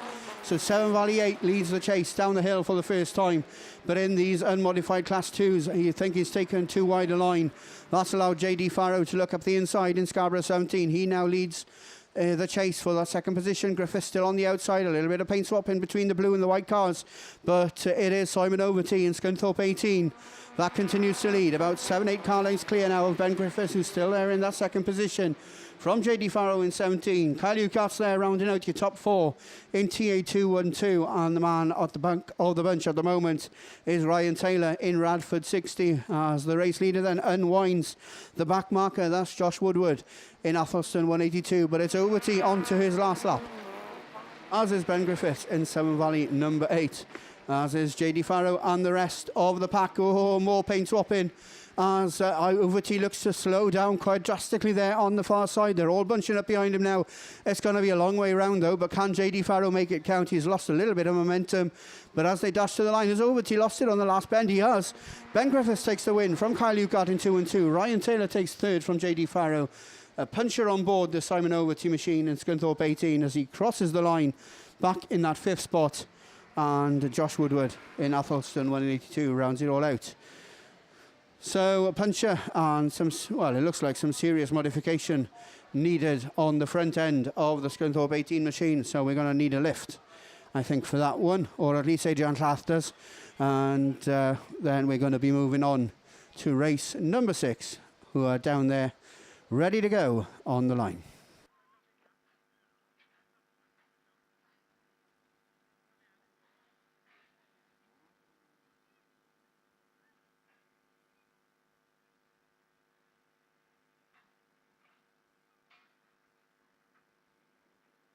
So while we got a bit of downtime then, we've got one man listening in on the discussion on the airwaves, and he's been busy doing his paperwork. Is there anything really exciting you've noticed for this second round of qualifying coming our way in Class 5 and 7s? Well, funny you should say that, by the way, Gareth, as I just pick up this microphone. I don't like it round my ears, by the way, hence why I just talk into it. So, but on my my 5s and 7s, I was just having a look down on the 7s. So Holtby came in leading the 7s into the weekend. We had Cameron Mills that was tucked in behind him. There's about 48 points between the two. And then Liam Evans running third. And all three of them know that they needed to put on a bit of a charge this weekend, and all three of them managed to pick up heat wins. So it's no change at the top on the men's Super Saloons. Down in 4th place, Archie Bentley. I think just where he's sat at the moment, he picked up a 4th, but his closest rival to take that 4th position away from him, Barliman, Mr. Phil Barliman, I should say, also had a 4th, so there was no change in that. So as you were on Class 7s, but Class 5s though has been a bit interesting. I mean, we know Danny Lodge came into this with a pretty healthy points tally, about 120 under his belt. He had a second, so he still sits there at the top. There's no change there. But then second place, so you got Jaber Smith. He had a 5th. So that was going to be interesting because Ian Thorndike, who is the current reigning British champion in the Class 5, was Jaber Smith was 894 points coming in. Thorndike was 868. But Thorndike picked up the wing, Jaber's 5th. So what did that do? It means that they're now still in the same positions, but there's only 2 points between that 2nd and 3rd. Colin Chilvers, the man who had the tash but shaved off to make himself look younger, is still in well, he was in 4th, but he had an NS against it, so nil point after his first heat. But Ryan Jones, who was about 33 points behind him coming into this weekend, he picked up a win. So he's now leapfrogged Colin Chilvers from 5th into 4th, so he is in the final trophy position. So this is how the permutations, it is like the Eurovision Song Contest, isn't it? You know, as you work through it and people jump up the grid and then go down. No, it's a little bit different to the Eurovision Song Contest. At least here we know how the points work. Oh yeah, that's it, yeah. But no, just switching though. I mean, you're a little bit of a singer yourself, aren't you? You know. So are you now after Stroud and this morning? Yeah, this is. Yeah, no. I've had many requests from, I mean, Simon Cowell phoned me up and said, Mickey, do you fancy it? And I was like, no, I want to give others a chance. You know, I'm getting older these days. Like you can tell by the grey hair on the chin that, you know, I've lived a life. You know, I want to let others experience. My missus, by the way, was looking at me last night and like with these beady eyes kind of going, what's that? And, you know, and she thought I'd got something on my top lip, you know, like maybe a bit of me tea or something. Maybe it was just another grey hair that had appeared, you know. So. Yeah, but you were wearing her glasses, so she couldn't see properly. So there we go, ladies and gentlemen. I'll just give you a little, for those guys and girls at home, I've had to borrow the wife's glasses. I've left mine at home. Yeah. And it doesn't say Specsavers on it, does it? And it says... hold on a minute. Was that product placement? Do you go to Specsavers? Oh yes, yeah. You know, it's like Asda. You know, a 2-for-1 offer. Buy one, you get one free. Oh, hold on a minute. That's what's that window company? They used to be Bog Off. You buy one, you get one free. And it's the same with glasses from Specsavers. So I've got the wife's glasses. I'm not going to put them on there because they Gareth looked at me earlier and started to laugh, so I thought that was a bit harsh. That's a lie as well. Hey, that's it, yeah. And the strict instructions was from the missus was don't scratch them and don't stretch them. Now, if you see my missus, her head's a lot smaller than mine. So how are you supposed to put glasses on that are not going to stretch? I mean... How am I going to tell her I've broke one of the arms off? Eh? God, I mean, it's going to be a tough conversation tonight. I think you'll be all right. I don't think she's watching YouTube, is she? Ah, no. If you remember, Tim Jones said to us that, when he arrived, after he'd done his morning session at work, that we're on a 4-pinter down at the beer tent after racing finishes. Whenever that will be, by the way. But we are guaranteed... Wednesday. Look, come on. We've said it before, innit? You know, we always now see day one of racing down at a British Series. It's not uncommon for the second heats to run into day two, and I think pretty much all the way through this season, I don't think we've had completed both sets of heats in the first day. But we pick up that pace in day two because obviously we're doing third heats, finish off the second heats, and then we're into those finals. And there will be one day, I tell you, where we will go have a clean sweep of finals all the way through without any incident, and we'll be on the road going home. Because like up in my part of the world, a 2-for-1 offer at the Hairy Lettuce for steak and chips for a tenner. There you are. You can come up and join me one day, Gareth. I don't think we're going to see those days. Right then, we're back, we're racing. Enough waffle, back to the important stuff. Race 7 leaves the line. Spalling 43 is Ash Farrow. He picked up a win this morning. Oh, he gets knocked out. Oh, shape there. But controls it beautifully. And he's looking to make it 2 from 2 then, as he leads past us for the first time. Ludlow 55 is Tom Stevens. He also picked up a win in this morning's first round of qualifying. So both these drivers looking to make it 2 from 2. IK 130 is Jack Bromley. He's there and he's through on the inside of the Ludlow machine to now lead the chase. But it's still the Fenland League's Ashley Robinson. Spalling 43 continues to win, and he's opened about 8 to 10 car lengths of a gap between himself and Jack Bromley, who's still there in IK 130 in that second position, just holding off the challenge of Ludlow 55. Tom Stevens looking to close the door, but he fails to do so. So it's the West Midland League machine that now leads the chase for that race leadership. That yellow flag with the black cross gets made ready, and Spalling 43 moves on to his final circuit. From Ludlow 55 and IK 130, fourth place is the Duggan machine. That's Will Duggan in Cumdy 190, racing ahead of U1 Twig in TA 202. Back in that sixth spot, I think it's the Cork 16 machine of Gary Shannon. And at North Wales 101, James Astley then rounds it all out for race 7. A little bit of a change and a swap further downfield, but it's led pretty much from the word go. Robinson takes the win in Spalding 43 from Ollie Stevens in Ludlow 55. Jack Bromley takes third in IK 130 from Will Duggan in Cumdy 190. Cork 16 then takes fifth. That's Gary Shannon from Ewan Twig, who takes sixth in TA 202. And James Astley in North Wales 101.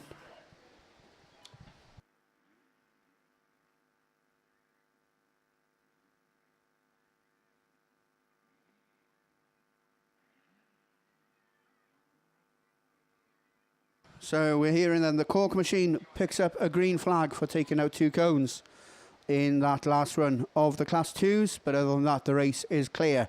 Race 8, the last scheduled Class 2 heat in the second round of qualifying, is down there on the line. We can see the orange machine of Graham Holmes, North Shropshire 93, starting all the way out there in lane 8. Joining him, Stephen DeMel in Wessex 99, Bradley Thomas, Jamie Lane, Jack Hodgson, Michael Jordan and Ash Wrigglesworth, as they make their way then away from the line and up the hill towards us. IK55, Bradley Thomas, picked up a set of 55 points this morning, and he's looking to emulate that same success as they go down the hill for the first time.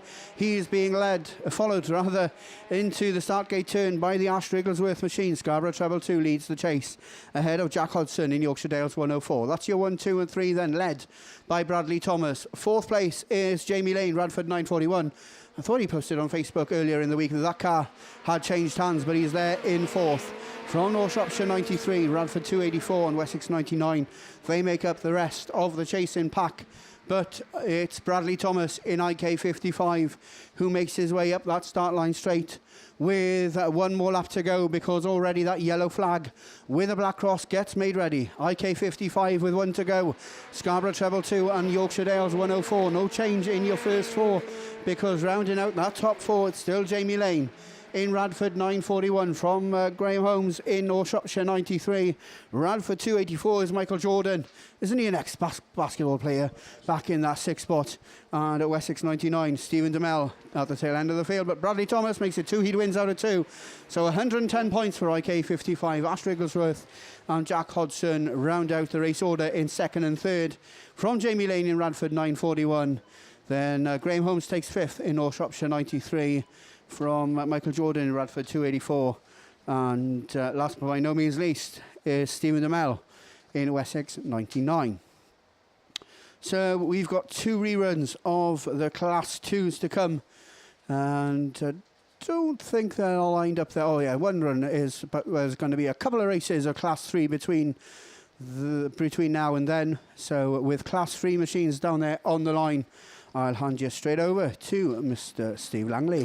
Thank you very much then, Gareth. So yes, 5 races to come your way of these Class 3s. Race 1 is already coming at us.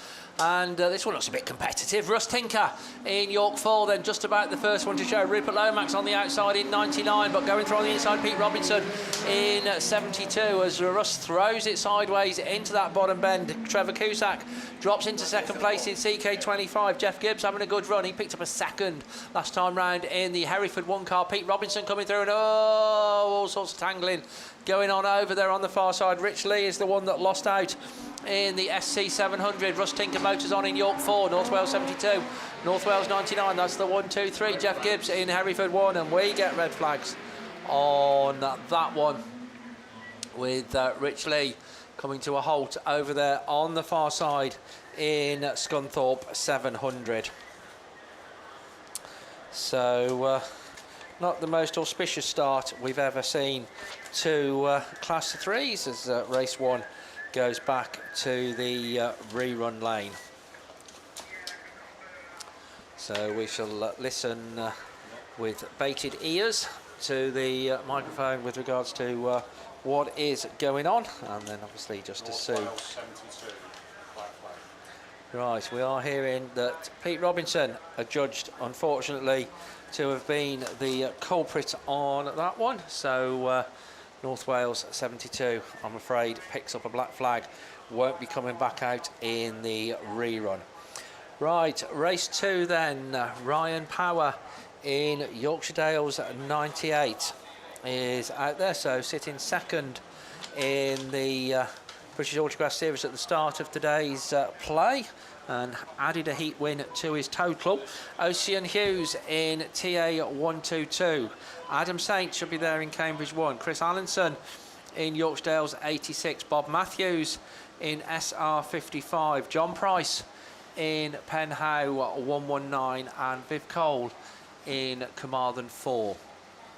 Those are the cars that we are expecting. Problems down there on the bottom part of the circuit for Trevor Cusack in the CK25 machine. Hopefully he can get that all sorted in time for the rerun of Class 3 Race 1. So don't forget, just another reminder, all of you drivers, if you are in spectator land, then make sure that you get yourselves signed on today for racing tomorrow. Still lots of points and titles to be decided here at the final round of the 2022 Kent Cams and Simpson Race Exhaust British Autograss Series. So it looks like we are going to have a bit of water down this home straight. And I think the top part of the circuit looks like they might be happy with. So we have moved the cones and tyres in on that bottom part. So we are running on probably the shortest circuit that we have used here this weekend. But having said that, it's still a fair size out there, isn't it? If you don't believe me, when racing's finished, you walk around it. So if you want to give your dog plenty of exercise, then that's the place to do it. I tell you, it's a fair old walk around. But no, cracking venue here at Border Counties. Looks like a little bit of water then just going across that start line area, just to keep the dust down over there. And we will then look to the top part of the circuit, and looks like we're ready to go then with race 2, second round of qualifying of the Class 3s. Kelly Recovery, meeting sponsor, Ram Developments, our associate series sponsor. And it is that man, Ryan Power, in Yorksdale's 98. That's the first one to show. Chris Allenson runs second in the Yorksdale's 86 machine. Coming through on the inside then, Adam Saint in Cambridge 1. Bob Matthews, good to see Bob Matthews back out on an autograss racing circuit in SR55 and running there still with the best of them in that 4th place position. Viv Cole runs 5th in Carmarthen 4, Tivy 22, and then the Penhow 119 car. That's John Price at the wheel of that one, but down that far side, Ryan Power on course for another maximum 55 points. Yorksdale's 98 comes round for the penultimate time. We're going to have a change, I think, for second place. Adam Saint goes up through on the inside of Chris Allenson. Bob Matthews looking to track him through as well in SR55. Viv Cole in Carmarthen 4, Tivy 22 and Penhow 119. So all the cars then on to their final circuit, and it is Yorkshire's 98 that's going to come round, take the checkered flag and take a good win. Well done, Ryan Power. Adam Saint for me just ahead of Chris Allenson, then Bob Matthews 4th in 55, Carmarthen 4, Tivy 22 and Penhow 119. Unofficially that's how we would have called it, but we're not actually on the finish line. The lap scoring ladies are, so what we say, as I always say, is totally unofficial. Right, let's see what race 3 can bring out. Senna Proctor in Scarborough 57, Matt Lloyd in Cumdee 85, Dean Guy in Radford 70, your current series leader, national champion, heat winner from round 1. Hey, it's not a bad year, is it, for Keith Kelly in Mallow 247. Steve Woodruff should be there in White Rose 71, Neil Corbett in Evesham at 56, and Gary Wickham in Invicta Kent 13, and they're already away from the line and making the best of the start. It's just about Keith Kelly in Mallow 247. Matt Lloyd goes with him on a bit more wider line in Cumdee 85. Gary Wickham comes through in Invicta Kent 13. Coming right through though is Senna Proctor in Scarborough 57. So this one just looks a good dice there. Matt Lloyd has to take avoiding action as Invicta Kent 13 gets a little bit caught up with somebody else down there. I think it might be Steve Woodruff in White Rose 71. Keith Kelly motors on as the race leader. Senna Proctor in 57. Neil Corbett runs 3rd in 56. The two map cars racing together. Dean Guy in Radford 70. Then comes the Cumdee 85. And we've got red flags on that one. So suspect that was connected with the incident down there on going into that start line turn. So red flags come out on that one. Once again, we will have a listen and give you information with regards to exclusions or otherwise for the rerun, but I can tell you with some degree of certainty that a rerun is what it's going to be. And as we look to the line, then I think we are into rerun mode anyway, Class 2. And to take you through that one and bring you up to date, it's back over to Gareth. Yeah, thanks very much, Steve. Yeah, we're going to go right back to the start of the second round of qualifying because down there on the line we've got the rerun of race number 1. This is going to go with the exclusion of Tony Hawkins in Severn Valley 23. And there's just a little bit of water being put down on the start line. I was just watching the live stream there as the last run of Class 3's left the line. And it's absolutely superb. You wouldn't want to be sat there, but on the TV it looks really good when you've got that cloud of dust. So down there on the line, we have got the bright green machine of Dan Owen. He starts out in lane 7 in North Shropshire 15. Going with him is Ben Foster in IK 231. Amber Powell's there, starting in lane 5 in Ludlow 99. George Cresswell, Scunthorpe 127, will start in lane 4. Next to him is Ian Harvey in Cumdy 63. Chris Hall picked up a third this morning, and he's there starting in lane 2. And Andrew Wild in North Wales 171, he starts in lane number 1. So that's the 7 cars that we are expecting to see down there. And once again, if you're watching us on the live stream, then you can see those 7 cars. You can also see the dust cart making its way up that start line straight. And yeah, if you're joining us, then good afternoon. You are missing out on what is a superb meeting here so far in the hands of our very capable hosts, the Border Counties Motor Racing Club. It's a fantastic track in it. It's a fantastic venue. And even though they only put one meeting on a year normally, it is the best meeting of the year. I absolutely love the 3-dayer, which was held a couple of weeks ago on Bank Holiday August, and it's good to be back here for the last round of this year's British Autograss Series. And tomorrow afternoon, I'll tell you one thing, we are going to have some cracking finals. We are going to have some people who are possibly sat at the top of the points table as we speak, who are going to be disappointed come tomorrow afternoon. We're going to also have some people who maybe have thought that they didn't have a chance of picking up a BAST trophy, who are still very much in the run-in, and a few decent runs along the course of these 4 races, and that might boost them enough up the table to actually get their hands on what is a prestigious trophy, one of the British Autograss Series ones. And I think it's been confirmed that the presentation will be done in the first quarter of 2023.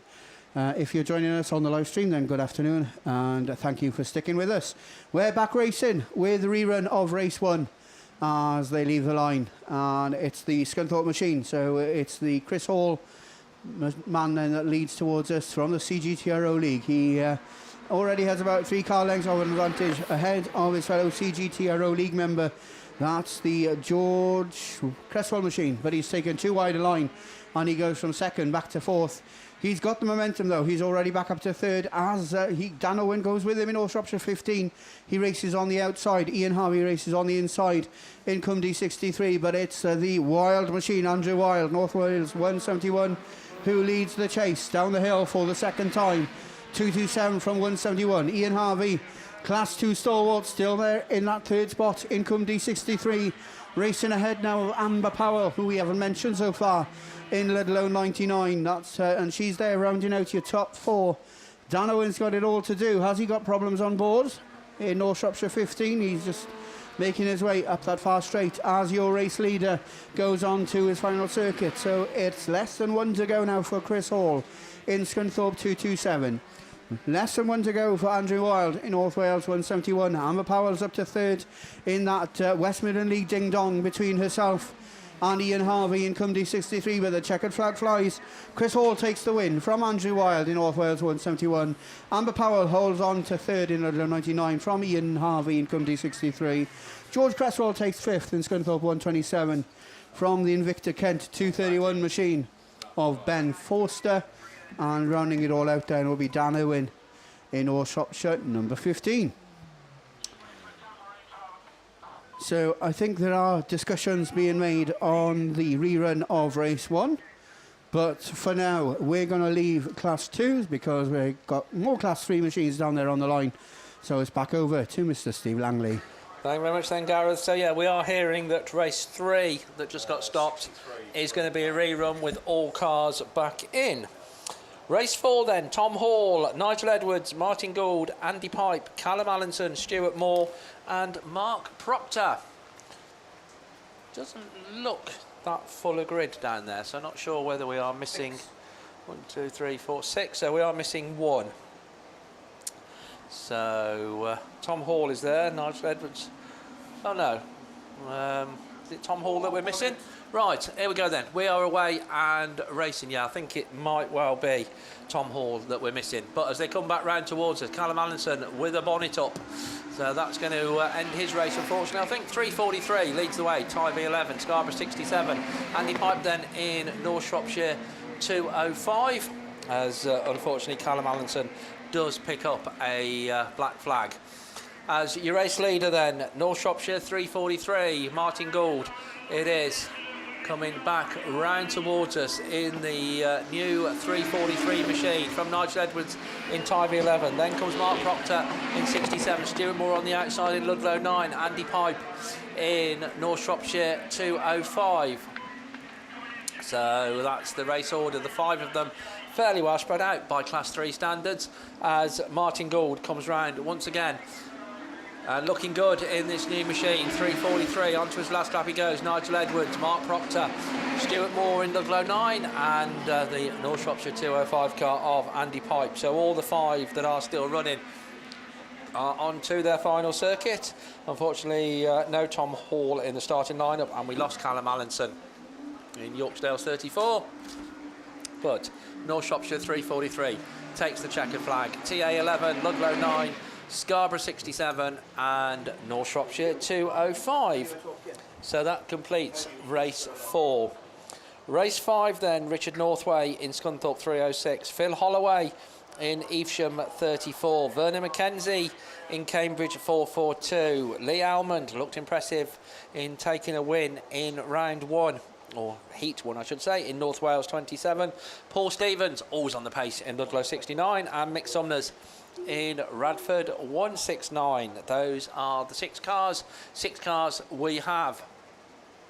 So they come into starters orders and we're away and racing. Isley Alman then gets just about the best of the start from the middle of the grid, but on the inside Paul Stevens throws it in sideways in 69. Holloway on the outside in 34, looking for the cutback is Mick Summers in Radford 169. Phil Holloway and Paul Stevens the first ones to come past us, and North Wales 27 then, Lee Almond looking on the inside, that's the 1, 2, 3. Mick Summers runs 4th, Vernon Mackenzie having a better run this time round in Cambridge 4:42, and then Richard Northway in Scunthorpe 3:06. But it is Paul Stevens now that is categorically going to bring the field past us once again in Ludlow 69. Phil Holloway in Evesham 34, Almond runs 3rd in 27.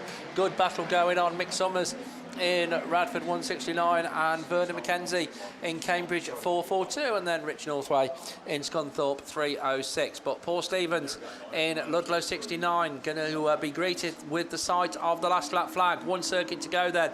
This battle still goes on for second though. Lee Almond in North Wales 27 now ahead of Phil Holloway in Evesham 34. Mick Sumners looking to get involved in that one as well in Radford 169. Vernon Mackenzie not out of it in Cambridge 4:42. Scunthorpe 3:06 is Richard Northway, but it's checkered flag time.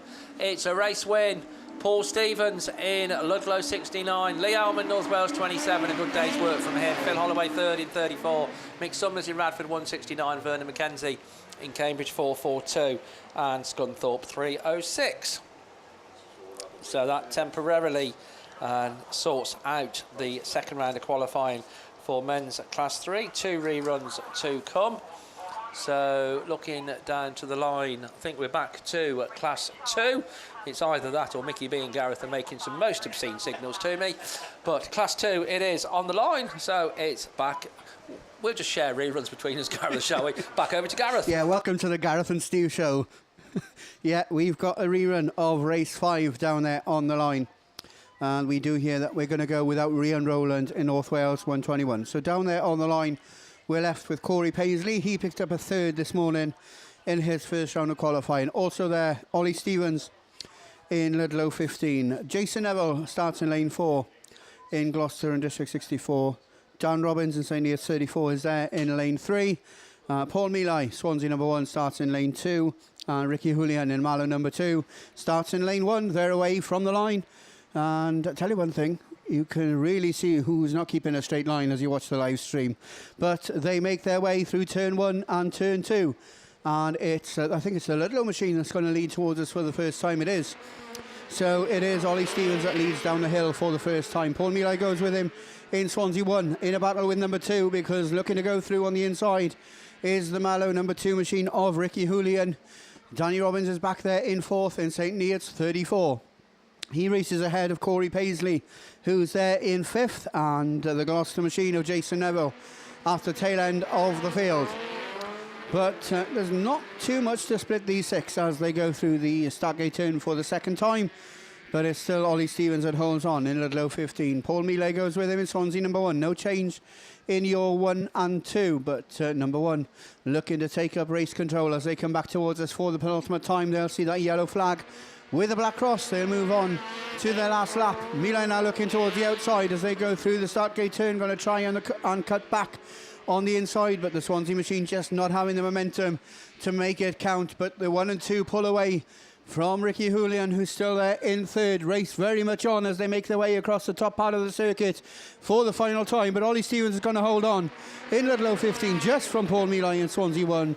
Ricky Julian takes 3rd from Danny Robbins. 5th place Corey Paisley in Pennow 8. And Jason Neville in Gloucester and District 64.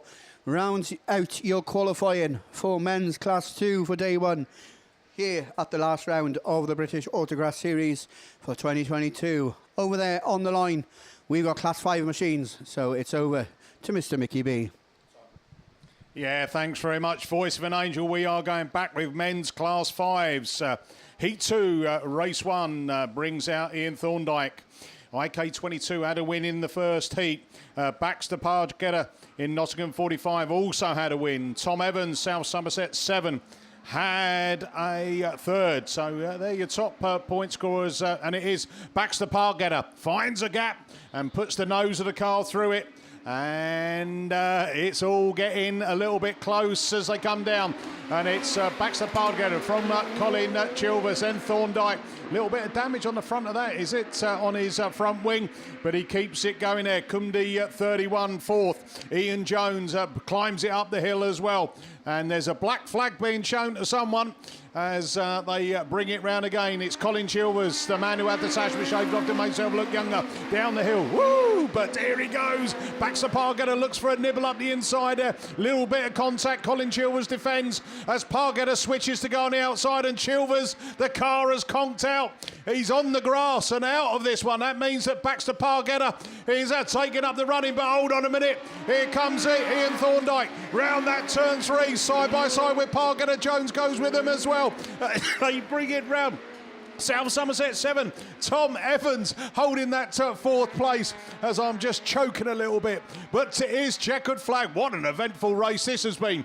IK22, it's Ian Thorndike from Baxter Pargetter from Ian Jones. South Somerset 7 across the line. Tom Evans, North Wales 53.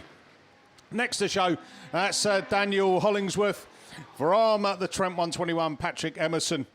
And then that's final car across the line.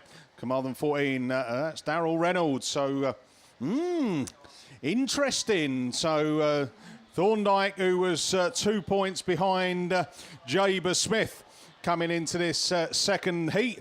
Based on that, because we've got to see Jabers next, he's now moved himself up into 2nd place in the championship. Right, let's go to race 2 then. Top 2 guys in here, Tom Ellis and Lewis Richards, both had 3rds in their first heat.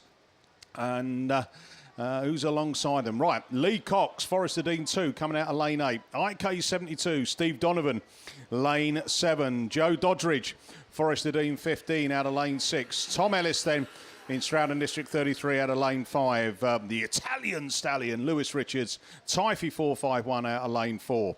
Liam Wallina out of lane 3 in the PAC 98. Jaber Smith, Ludlow 8. And Jabus only picks up a 5th in the first run. He needs maximum points to get himself back into second position in the championship. Jordan Stead, border count is 33, coming out of lane 1. So Class 5's lorryinsurance.co.uk. So they are our series sponsor and our Class 5s for the weekend as we go right through our sponsors. Jabers Graphics. So again, our sponsor out in this race. So more water going down on the track. I mean, the weather has been glorious out there today, hasn't it? I bet everyone's it. There's a nice little bit of a breeze, you know, so that's keeping people a little bit cooler. But the forecast for the whole of the weekend is it's going to remain dry, and that's what we want to hear. I remember being down here last year, and I think it was bash round 4, and there was 1 hour on the Sunday where the heavens opened and absolutely changed the whole outlook of the track. But then it came good again. Can I just give you some very important information hot off the press? Oh, yes, go on. Yeah. This evening at 8 o'clock, we want as many people to go to the beer tent as possible. That's not difficult. It's not hard, and I think we'll have plenty of people there, but the ladies' champion of champions from the Ladies' Nationals will be crowned in the beer tent at 8 o'clock tonight, so make sure that you're there. Oh, fantastic. Hey, and I remember doing a bit of commentary on that. We had 2 laps apiece. So that's brilliant news, that is. I think the rightful thing. I mean, they'd done 9 and a bit of hard laps of racing. So we're waiting for Bungie. Oh, we're already off and running as Jaber Smith is taking him up that hill as well. It's the Italian Stallions coming on the outside. Can he cut it back in there as they bring it out of turn 2? Jaber Smith then from that BC 33 machine that's kind of popped his nose in there. Jordan Stead there, and Stead looking up the inside. He's found the gap and he's now leading it up the hill. Jaber Smith looks for the cut back across the inside there from that Stroudon District 33. Tom Ellis, and Ellis I think just got squeezed out. Here he comes, the Italian Stallion. Giddy up, my son, as he brings it down the hill from Tom Ellis, from Jaber Smith, from Donovan as he goes down there. Then we go Doddridge in the Forest of Dean at 15. Then the PAC 98 machine of Liam Wallina, and then Lee Cox, Forest of Dean, playing catch up from the back. But round we go, round turn 2, penultimate time. It's getting done and quick, isn't it? Border count is 33. Jordan Stead from Lewis Richards, Typhy 451. Lewis Richards looking for the cut back up the inside. They're getting close and personal coming out of Stargate turn. There's nothing between them as they come up that hill there. Lewis Richards, he just eases on the brakes there. Is he looking to look for the cut back up there? I think Jordan Stead has read the game and he exits turn 2, chase for the line. Border count 33, Jordan Stead from Richards, Jaber Smith, Lewis, Donovan, Doddridge across the line, and then we've got a little bit of a battle going on, and I think it is going to be Lee Cox in Forest of Dean 2 with PAC 98 Liam Wallina, who came in that final position. Race clear, but well done there. Jordan Stead, border count is 33. The move coming out of Stargate turn with 2 laps to go, and he held on to it all the way round. Lewis Richards super happy with his second as well. So let's go into race 3 then. Adam Brown, Mallow 184, had a second. The rest of these guys here could do with some better points. Robert Bethany, Chris Winnell, Jordan Bloor, Sean Lambert, Riley Diaper, Tony Holland and Jenny Shepherd. So there we are, we're off and ready. Hey, I'll tell you, good start there. I think Jenny Shepherd's had a good start coming out of grid 1. Jordan Bloor's coming wide and letting the rest of them sort themselves out. Bloor looks for the cut back up the inside, but he's got company there. It's Jenny Shepherd then from that Wessex 255. Riley Diaper then. Diaper's got company as they come up there as Chris Winnell goes for that move in the 66 machine. And it is Winnell that moves it up into that second. Riley Diaper drops back to the third, but he's going to have company coming round the outside. Bloor looks for the cut back up the inside again. Bloor looking to move up to third. He's going to have to settle for fourth at the moment. Adam Brown in fifth, and Brown throws it in. Oh, he's overcooked it. Seven Valley 67 takes a void in action, Tony Holland, and keeps it going. And oh dear, Gloucester and District 21, another curb crawler. Robert Bethany on the outside of the track, but here we go, one more lap to go. Oh, Diapers spun it out there. Jenny Shepherd still leading the way, ringing it round that turn 3 and out of that start gate turn. Chris Winnell looking for a nibble up the inside there. Jordan Bloor closes the gap. 3 of them take it up the hill now, and it is going to be Winnell comes into that turn 1 for the final time. Can he make it stick as they bring it round? It's going to be checker flags and someone shouting red at me. No, Winnell from Shepherd from Bloor. From, I think that's CW37 is a bit further down, Sean Lambert, then the Wessex 255, Riley Diaper, 7 Valley 67 and Mallow 184. I think that's probably going to get rerun. And, oh, here we go. Oh, dear. So, here we go. Mallow 184 is going to, is that how it's dangerous driving? He's done a DD off the start line. And is that going back rerun? Are they taking the result? Here they are going to take a rerun. Unfortunate there. That was a good race, by the way. All right, let's go into race 4. Brings out Dan Godfrey. Picked up a win this morning.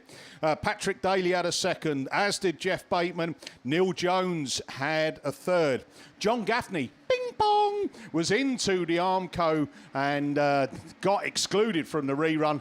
But he's back out there. John Wild, Penny Smith and Troy Street.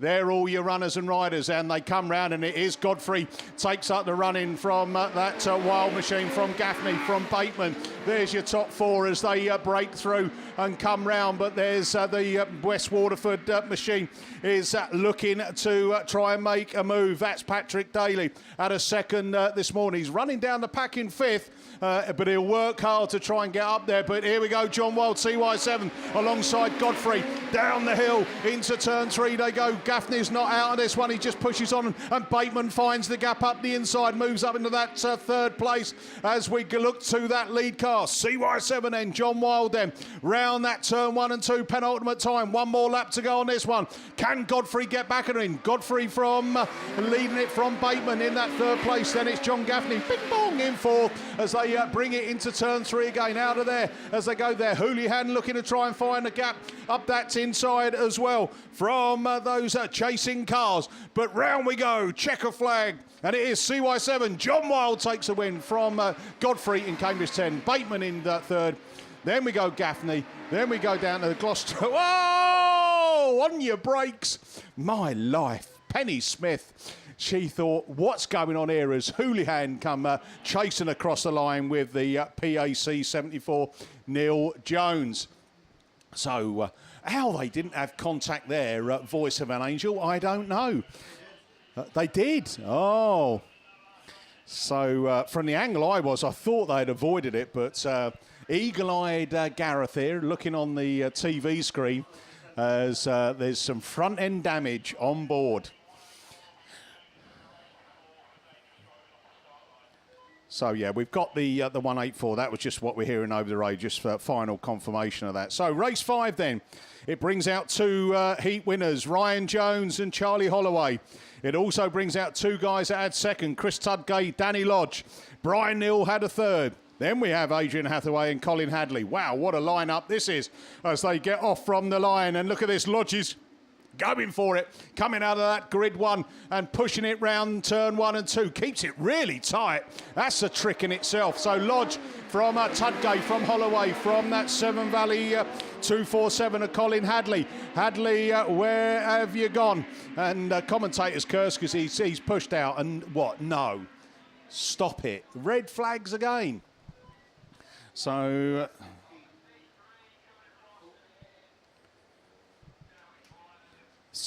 we're just hearing some discussion going over the radio. It sounds like there will be an exclusion. We'll come back and confirm who that's going to be. We didn't really see anything too much when they came round, but it might have been something off that start line and that opening straight. But we will wait and see.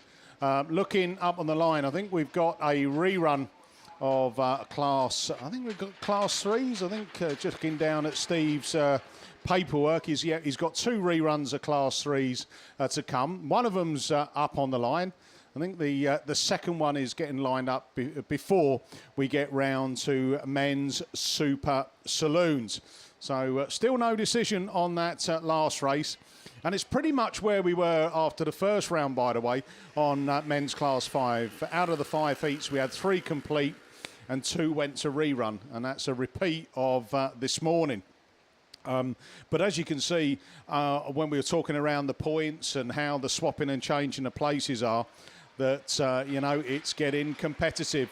We are starting to get to the business end of the British Series 2022.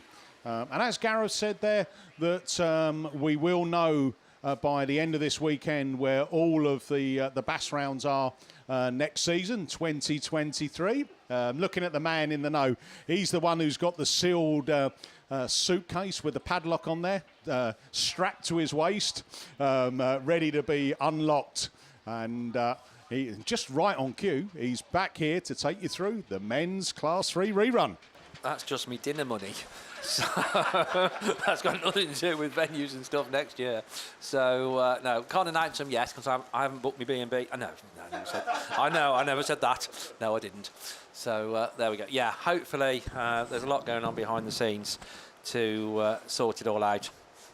And by the end of play tomorrow, then we will be able to announce. Have you announced what's going on in the beer tent tonight, Mr. Jones? You have. Jolly good. Good man.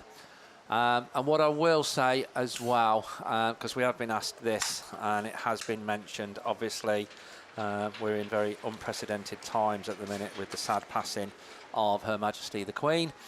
We will be showing, well, hopefully we are showing respect anyway. You can see the flag over the far side at half-mast. We will be showing formal respect, if you like, for better terminology, prior to the finals tomorrow. There will be, I think it's going to be 2 minutes silence prior to tomorrow's finals. So don't think that we are pressing on regardless. So it was discussed as if we ought to do something on each day, but it was felt that it's the same people that are here tomorrow, so we'll give you an opportunity to show you respect tomorrow, as I say, just prior to the finals starting. But hopefully that sorts that one out, because a few people quite rightly have commented and said, oh, you haven't done anything today. Right, having said all of that, then we do have on the line then rerun of Class 3. So I've got race 1 and race 3 on the rerun list, so I would imagine it's race 3 coming out, and it is. So there we go. Right, Senna Proctor in Scarborough 57, Matt Lloyd in Cumdy 85, Dean Guy in Radford 70, Keith Kelly in Mallow 247, Steve Woodruff in White Rose 71, Neil Corbett in Evesham 56, and Gary Wickham in Invicta Kent 13. So 7 cars we started with, 7 cars we still have. Keith Kelly on the outside, going through on the inside then is Senna Proctor in the Scarborough 57 machine, but it is Mallow 247 that takes up the run-in. Then Scarborough 57, Matt Lloyd runs in 3rd place in Cumdy 85. I say, not sure the time difference, but I'm sure they're still watching in Australia. He's doing all right, Ed. As our race leader comes round then, it is Mallow 247, Senna Proctor in Scarborough 57 under strong challenge now from Matt Lloyd in C85. Invicta Kent 13 runs in that 4th place slot. Then comes the Evesham 56 machine, Neil Corbett at the wheel of that one, and Radford 70 just completes the lineup. But your race leader coming round once again then, Mallow 247 it is. Onto his last lap goes Keith Kelly, inching ever closer towards the British Series title to add to his national title that he won about 6 weeks ago. Ed Lloyd in C85 and Senna Proctor in Scarborough 57 having a cracking battle for that 2nd place as they go down the far side. But Keith Kelly it is that's going to come round for the final time. Another 55 points. Mallow 247 then takes the win. It's going to be Senna Proctor in 50. Ooh, it's going to be close. 57 and 85. Invicta Kent 13, and then Steve Woodruff in White Rose 71. I think my lead might just be long enough to pop my head through the door. and pick the brains of the lap scoring ladies. So there we go. Who was second, ladies? There we go. You heard it straight from the horse's mouth, possibly. C85. So Matt Lloyd just pinches second on the line from Senna Proctor, but cracking battle for that second place slot. As we move on then to race 1, running without Pete Robinson in North Wales 72. So that's Rupert Lomax in 99, Rich Lee in Scunthorpe 700, Paul Gillard in C41, Russ Tinker in York 4, Trevor Cusack in CK25. Hopefully CK25 got mended. I have a feeling it might not have done, but hopefully it did. And Jeff Gibbs in Hereford 1. Yes, it did. There he is. That's good. So 6 of them get away from the line, and it is the Trevor Cusack CK25 machine that is the first one to show as they come back round towards us. Russ Tinker in York 4, Hereford 1 is Jeff Gibbs, Scunthorpe 700, and then North Wales 99, just a little bit of a gap back to Paul Gillard in C41. But Cork 25 it is, Trevor Cusack going down the far side, York 4, that is the race second place as they're coming back round towards us, but looking to challenge for that lead. Cork 25, York 4, Rich Lee runs third in Scunthorpe 700, Rupert Lomax in North Wales 99, Jeff Gibbs in Hereford 1, and Paul Gillard in C41. But down that far side, Cusack under very, very strong challenge from Russ Tinker in York 4. Rich Lee and Rupert Lomax also having a cracking battle for third place. Last lap flag goes out. CK25 on the outside. Russ Tinker, York 4 coming through on the inside. Rupert Lomax racing just ahead of Rich Lee. All those 4 then going into that start line turn. Trevor Cusack keeping the power right round the outside. On the inside is Russ Tinker in York 4. What some cracking Class 3 racing we're seeing here this afternoon as they come back round towards us for the final time. It is going to be a dash to the line. It's going to be Russ Tinker on the inside, but no, it's going to be, oh, God blimey, there we go. Russ Tinker and Cusack, North Wales 99, Scunthorpe 700, Jeff Gibbs in Hereford 1, and come D41. It's going to be another visit to the lap scoring ladies. Y4, there we go. So Russ Tinker just taking it on the line from Trevor Cusack in CK25 in second place. But yeah, what 2 cracking Class 3 races. So what got on the line? Class 7, Mickey B, follow that. Thanks very much, Steve. Yeah, men's Class 7, Max Sport, our series sponsor, and XC Works, the weekend sponsor. We bring it into Heat 2, Race 1. Andy Graney picked a win up this morning. Coming out of Lane 7, Lee Dodd, Ali Ashmore, Ayrton Ellison, Alfie Smith, Gareth Roberts, Anthony Booth, and Matt Manning. They are your runners and riders as they bring it up the hill. Boothie looking to cut back on the inside there as the rest of them go wide. But it's Matt Manning takes up the running, but Ayrton Ellison going for it as well. Alfie Smith there in the Ludlow 23. Boothie looks for the cut back up there. Andy Graney as well. Graney in 5th, looking to come past Booth as they come up that opening straight, but it's Ayrton Ellison then. York 14 taking up that running. He's gone wide as Manning looks for the cut back up the inside, coming out of lane 2. Down the hill they go. Ellison then from Manning, from Smith, from Booth, from Graney, from Ashmore. Then we go down to the North Wales 76 machine as they bring it up that opening straight again. Gareth Roberts in the 76 as he's trying his hardest. Lee Dodd up the back of the pack at the moment, but one more lap to go. And Ellison then down the hill he goes, and what a drive this is. Matt Manning, Evesham 152, chasing and pushing hard as he brings it out of Stargate turn. As they bring it up, that's up the opening straight, up into turn 1. It's Smith just shaping the car up, looking for the cutback. Can he get close as they bring it round and to the checker flag? Aaron Ellison takes it. Whoa, from Manning, from Alfie Smith, Andy Graney, Anthony Booth, Ali Ashmore. And then it's the North Wales 16 machine of Lee Dodd, just in front of his fellow clubmate, North Wales 76, Gareth Roberts.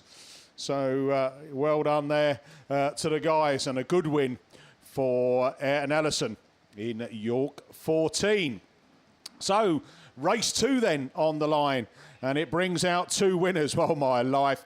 Andy Holtby, Scunthorpe 61, currently leading the pack. Cameron Mills, second in the championship. They're going head-to-head on this one. Kelsey's in it from Stevenson, Daryl Heath-Byard, Jake Lee, Colin Reid and Jodie Faulkner. Here we go. Hold on to your hats. And it's Cameron Mills then in Cumdy 9 that's taken up that first run. Stevenson looks for the cutback there. Holtby's gone with it as well. Holtby then from the Cameron Mills. Stevenson looking for the cutback up the inside there as well. Jake Lee in Scunthorpe 12, but Mills round the outside.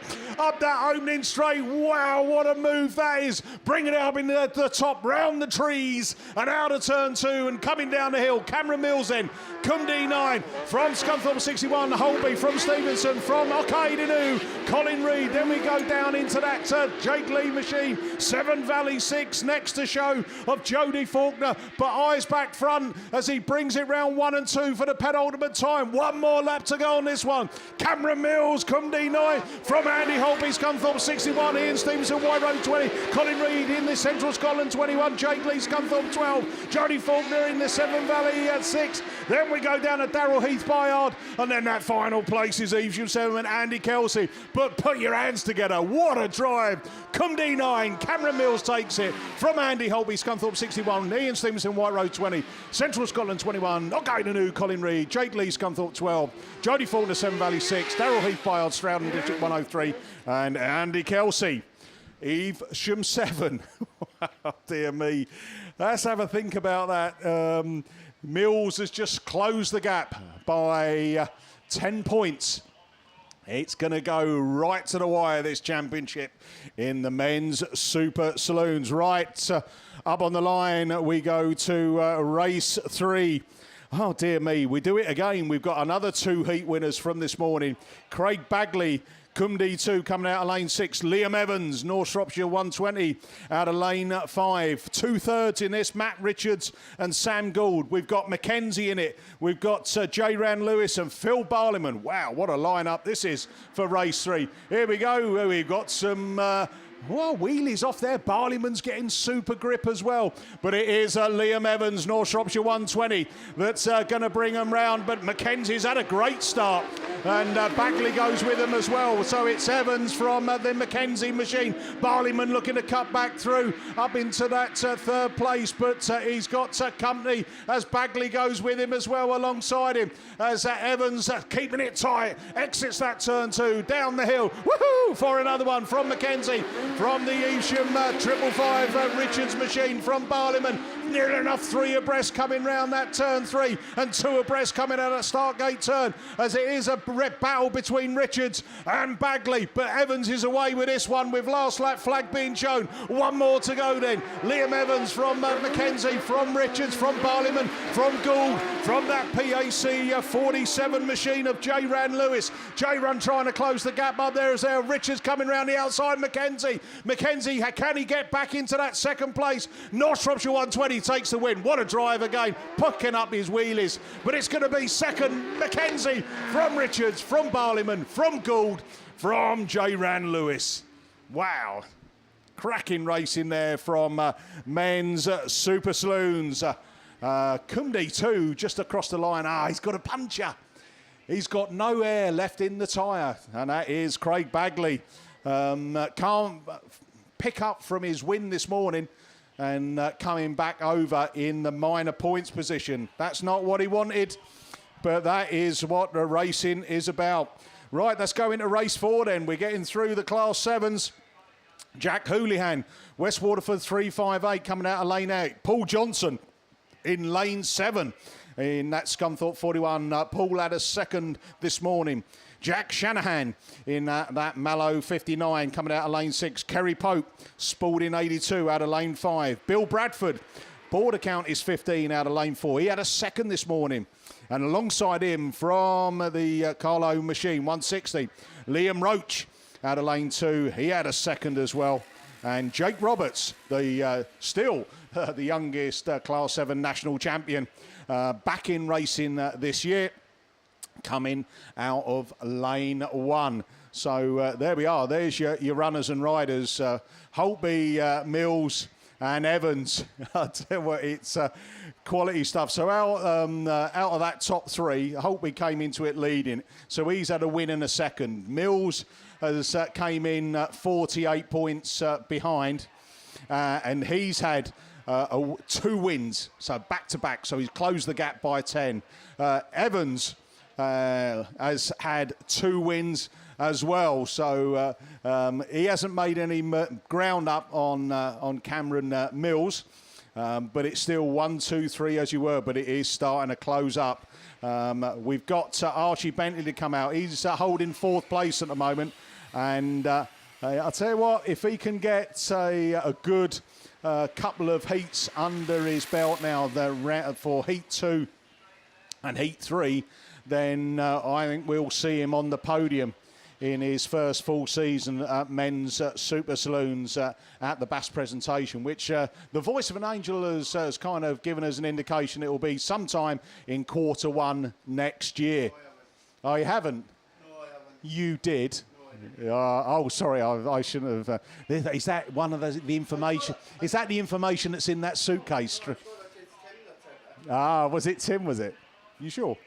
Well, I think quarter 1, and it'd be great, isn't it? I mean, we know that when we've been through that difficult time with with COVID and everything, you know, it really did disrupt, you know, our normal racing calendar and all of the end of the season celebrations that go on.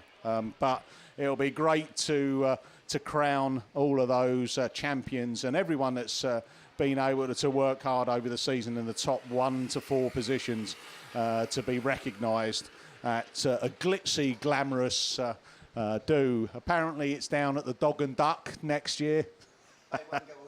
Buy one, get one free. Bog off. So there we go. We've got the water coming down on this track all the way round. That JCB, to be fair, he's a skilled old driver. I don't think I could do that. He's got his bucket down, you know, driving forward, and he's not digging the track up at all. He's done a really good job. And again, it's not just taking some of the loose off there. It's also taking some of the stones that sit in there as well. So it's trying to make it as good and as safe as we can. But there's no guarantees in this life. And there we go. They're even having a little sprinkle up the Armco as well. So water all the way round the track. In that CW160, Liam Roach, he did well. He's in that red machine. He's coming out of grid 2. He's got Bill Bradford next to him as well, who's coming out of lane 4. There's a little bit of a gap between them. But Bill Bradford also has the red liverage as well. Kerry Pope Spalding 82, Jack Shanahan in the Mallow 59. Paul Johnson, I've said it, you've heard me say it many times before. I do like watching Paul race. He's from that Scunthorpe club. He's part of the Mafia, the Scunthorpe Mafia, and always puts on a good show. Had a massive role, I think, down at York early part of the season, and that kind of slowed him down a little bit. But great to see him back. And doing what he loves and doing it fast as well. So keep an eye on him. He's coming out from those outer grids, grid 7. And another young lad that has impressed me this season as well is the West Waterford 358 Jack Houlihan. So, right, okay. So when you hear some big news, by the way, this is big news, and I'll tell you why. Because this kind of means that the gap that had been closed has now grown, and it's grown in the favour of Andy Holtby, because race 2, Cumdy 9, Cameron Mills is black flagged and excluded from the race 2 that's going to go back to rerun. Dangerous driving off the line. And that has picked up a black flag. So that is big news, isn't it? Big news. And just digest that for a moment as we go racing with race 4. Houlihan's got a flying start up there as well, and one of his fellow Irish lads is going with him, Liam Roach then. So Houlihan from Roach, down the hill they go, Paul Johnson, Jake Roberts, and then another Irish lad, Jack Shanahan, in the Mallow 59 car. And God dear me, we're not doing too well here. I must admit that this morning the Class 7s went all the way through without incident. And it's, I don't know, it must be just getting messy off that start line, because I couldn't see anything else. As we're just waiting for, Gareth's got his ear to listening to all of the discussion that's going on over in Marshall Land. And as soon as we know, we will let you know. But, yeah, that means that we go rerun of race 2 and then rerun of race 4. So race 5 up on the line. It brings out Dan Johnson, Scunthorpe 383, and Darren Adams, Border Counties 26. Both had thirds this morning. Simon Hawthorne, Radford 176. Lewis Woodruff, White Rose 72. Archie Bentley, Border Count is 7. Typhy 113, Clive Williams, and Brendan Ellison, York 219. He's just seen his lad go out and storm a win in that York 14. Brendan Ellison also early part of the season had a massive roll down at York as well. So getting that car redone and back out there, I'm sure it does knock the confidence a bit, but. We'll see how we go. Still listening on the radio for the decision on race 4. But looking around, I can see we've still got Marshall just walking round on the edge. Just going to nudge the tyre a little bit further out. And you can see the 3 tyres that are tied together. The encouragement is to try and get the guys away from the cones. But, you know, they do tend to run over the tyres. Some of them drag them underneath. And take them for a little trip round the track. But, yeah, having a look around. Oh, they just let in for a little bit of water to soak in. That might be what we're just waiting for. But the race 5 of these Max Sport and XC Works sponsored Super Saloons waiting patiently on the line and ready to go and ply their trade on this Border Counties track. And it's been super fast today, isn't it? Absolutely. When they say it's the fastest track in the country, yeah, I really do believe it is as well. And it's got the undulations in it. You come down a hill, you go up a hill. Not as steep as some that we've seen during the season. I mean, Stroud as well, you know, has the undulations, but something that's unique to all the tracks around the country. And we are off and running. I'll tell you what, we were popping big wheelies there. I think Archie Bentley was popping the wheelies, and he's going to pop out in first place, or is he? As Johnson picks up the pace from that Darren Adams machine. Adams then going to get undertook by Archie Bentley. Can he get the grip? No, he can't. Adams back at him in the Border Counties. Oh, Archie Bentley's done a donut, and he's survived. Keep it going. He's put it back in gear. He's, thank God, and he's off and running again. But it's Johnson from Adams, from Lewis Woodruff. Then we go Hawthorne, Typhy 113, Clive Williams also looking to get up there in the mix as we go to that lead car. Scunthorpe 383, Dan Johnson then had a third this morning. I'll tell you what, picking up a win would give him 91 points overnight, and he's got one more lap to go. Can he hold on to it though? Got Border County 26, Darren Adams is at him in that the white machine. Round they go, Lewis Woodruff, puff of smoke coming out, but he's holding that third place. Fourth is Simon Hawthorne, Radford 176 as they bring up there. Brendan Ellison also making the charge. Archie Bentley still scrolling round the outside, but it's checker flag, and it is Scunthorpe 303. Dan Johnson from Darren Adams. Oh, Lewis Woodruff third from the Simon Hawthorne machine. Clive Williams, Brendan Ellison, and we've got another curb crawler, and it is Border Count is 7, and it's Archie Bentley.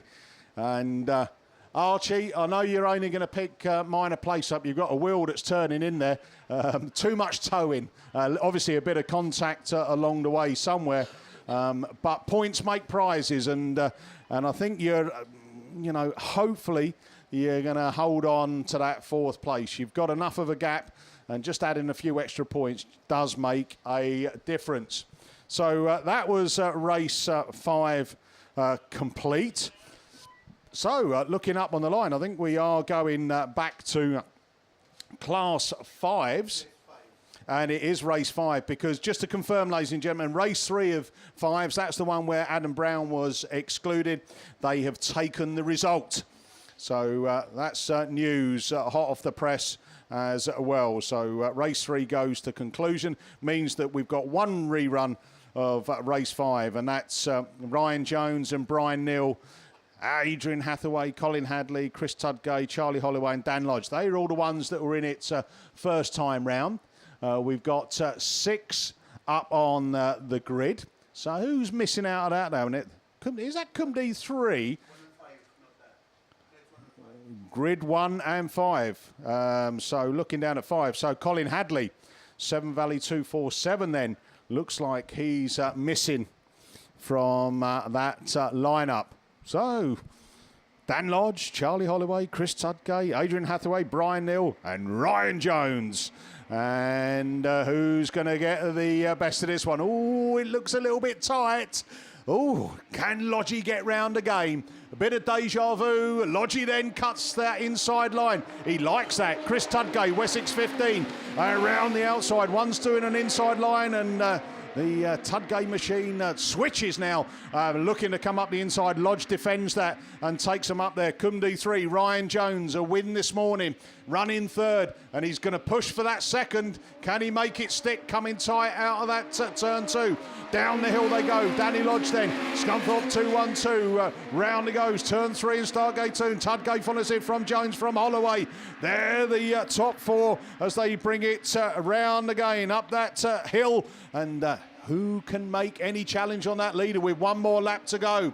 Well, Lodgy just starting to extend his lead from Tudgay, from Jones, from Holloway, from that Neal machine. And then Hathaway is in that Breeden Hill 44, just starting to slip away at the back of the pack. And I tell you what, that 2nd place is getting competitive as Jones is coming through on Tudgay, but taking a win. Lodgy takes it. Scunthorpe 2-1-2 from Jones, from Tudgay, from Holloway, from Neal and Hathaway.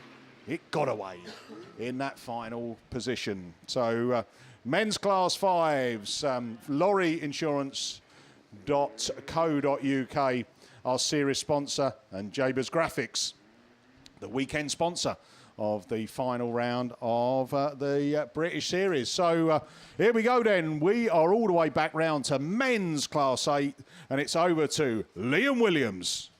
Cheers, mate. Yeah, thank you, Mickey. So another 10 races then to come your way of men's class 8s assembled down there on the line. You see them all in the holding lanes ready to go and ready to return to the lane next to it in the rerun lane in about 5 minutes time. No, I'm joking. We're going to get through it. So 10 races of a men's class 8s. What do we have in the first? Was it 60%, I think we said, success rate? So anything above that, we'll be happy. Or even if we match it, we'll be happy. But 10 races scheduled. And I'll tell you what, I've just had a quick look and trying to look at the points and who's doing what. We've got a lot of races where it brings out top 3 drivers over the course of the first round of qualifying. Race 1 brings out 2 heat winners and 3 second place drivers. So race 1 then assembled down there on the line. We've got water going down on the track as well, which water in class 8s don't normally bode well, but we'll see. So coming out then in race 1, the 2 heat winners, Tom Lewis in Border Counties 55, second coming into the British Autograss Series this weekend, and still second because the man who was leading also had a win, but we'll tell you more about him later on. But Tom Lewis had a win in BC 55, as did Sam Matthews in Cambridge 427. Both of those two winning their first heat, and they're up against each other in the second round of qualifying. 3 drivers picked up second places. Rich Cooper in Evesham number 2, Sean Wright in Scunthorpe 71, and Stuart Whitehouse in Trent number 5. So already then that's 5 drivers that are lying within the top 2 of the points after the first round of qualifying. But they're also joined by Max Lewis in Radford 71, Percy Hodgkins in Ludlow 42, and Reese Candy in South Somerset 24. So a very, very strong grid indeed of your men's Class 8s. And as I said, that's going to continue throughout the second round of qualifying, because looking at the lineups we got to come your way, then it really is something special. And one thing I've noticed as well is from races 4 to 7, it brings out 4 heat winners, and they're all actually coming out of lane 8. And of course, for those of you that don't know, all of the grids are randomly picked during the heat. So the first 3 rounds of qualifying, it is all randomly generated. So the drivers don't get to pick their grids, but it just happens that in those 4 races, all of the heat winners will be coming from the outside. So it will be interesting to see, because the outside seems to be the best line for these Class 8 boys. They certainly can get the speed up and push the power down once they come past us. Right, we're ready to go then, are we? With race 1, Rowan Land Rover Specialists, your sponsors for the weekend, and Beresford Chassis and Components, your very kind sponsors over the course of the series. Of course, this, round 5, this is where it's all to play for. Oh, we're not going to get very far, are we? No, we're not. Red flags, I'm sure it is. There we go. So that might be the shortest race of the weekend so far. As they go into that top turn, they have to slow it straight back down, because red flags are out immediately on race 1. I'd say that was about 20 foot off the start line until we seen red flags. So a very messy start indeed. Whether that was due to the water or whether it was due to just some drivers getting it all out of shape, but it all went wrong. We've got 2 cars stranded, Sean Wright being one of them in Scunthorpe 71. I'm going to take a guess and say the other one's Percy Hodgkins, yeah, in Ludlow 42. So Gareth's giving me the nod as he's sat by the TV, trying to find if the X Factor's on, but it's not at the moment because we're stuck with BAStv. So a very short race then for men's Class 8. Hopefully we're not starting as we mean to go on, because we've only got another 9 to come your way. But both drivers are okay. It was nothing serious in terms of contact. I know Sean Wright and Percy Hodgkins did actually collect each other. I know, I think one way or another, one of them went into the front of the other one, but both drivers are okay. No need for the medical crew. Sean Wright then, looks like his front left wheel is not in the best condition. He's getting taken into the pits, and Percy Hodgkins being hooked up to the back of the recovery car as well for him to be taken back. So race 1, we'll have to wait. We'll be seeing them a little bit later on when they eventually come out in the rerun. We're going to move on then into race 2, which is down there on the line. We've got another heat winner coming out in this one. Hopefully he can make it more than 20 foot off the start line. That one is Anthony Ross in Sturton 77. We've seen Rossi storm to victory in Heat 1. He's joined by Peter Bilbley, Owen Lloydall, Tyler Heath-Byard, Mark Weeks, Craig Pyle, Barry Ashmore and Spencer Mills. I've rushed through them, but it doesn't look like we're ready to go yet, because Marshals are still returning to their posts. So, as I said then, Anthony Ross, the best of the point scorers in this one, with a heat win in the first round of qualifying. Barry Ashmore picked up a 3rd in ARC number 2. Of course, don't forget, we are looking for the top 16 drivers in the men's Class 8s, as we often are, because they do have semi-finals to come your way tomorrow. So even though we are looking for 16, it still leaves no margin for error, no room for mistakes, as you're probably looking at like 120 odd points, possibly more, to get into the semi-final. More wheelies off the line, more scrappiness off the line. Oh, it's going wrong again.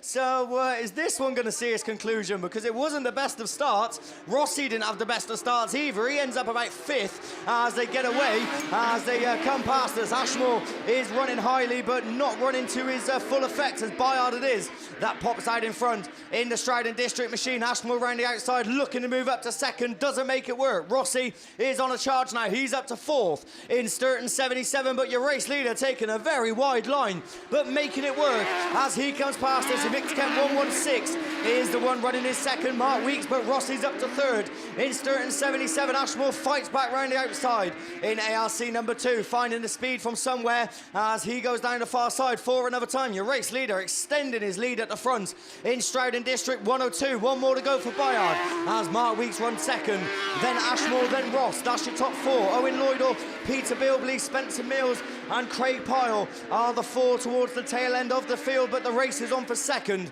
as Ashmore looks to go up the inside of Weeks. Doesn't make it work. Rossi, a heat winner, still fourth, but it's going to be a heat win for Tyler Heath-Bayard as he storms to victory. Second, Mark Weeks. Third is Rossi as he snatches it from Ashmore. Lloydall takes fifth. Peter Bilbley from Spencer Mills and Craig Pyle in Wessex treble six comes across to complete it all, and that's exactly what you can expect from men's class 8s when the races do eventually get run to the conclusion. Brilliant stuff there, and Tyler Heath-Bayard sticking 55 points on his BAS tally in Stratton District 102 with a brilliant drive to take it from some top names there in class 8. So Anthony Ross then will be sitting on the first and the third.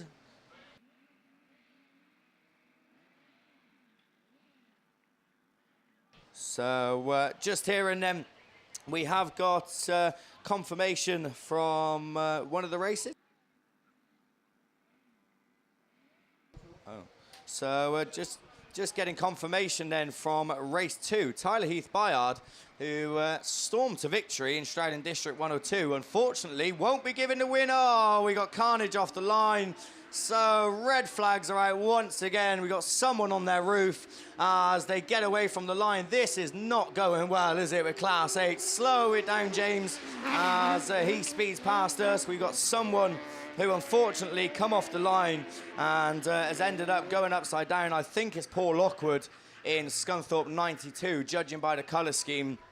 Just come off the line, popped a wheelie, I think, made contact, spun it, and had, in what you can say is a gentle roll by Class 8 standards, but a roll nonetheless. So he's found himself over. The medical team will obviously be required out onto the track, and that gives us another red flag in men's Class 8. As I said, a fairly gentle roll by Class 8 standards. In fact, I think Paul might even be out of the car already, to be honest, but maybe not. I can see one driver over there, but that might be the Thomas Browning, because I think Thomas Browning was the other driver that was involved in that. As I said, I think it was just a fact of the wheelie caused the car to get out of control, and unfortunately Paul ended up going over in Scunny 92. So not ideal at all, but obviously the driver's safety, the main concern. As I said, after a roll like that, I would imagine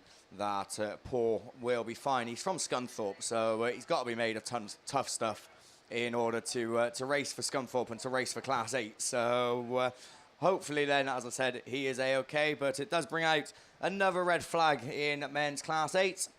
And what I was trying to say before the incident is going back to race 2.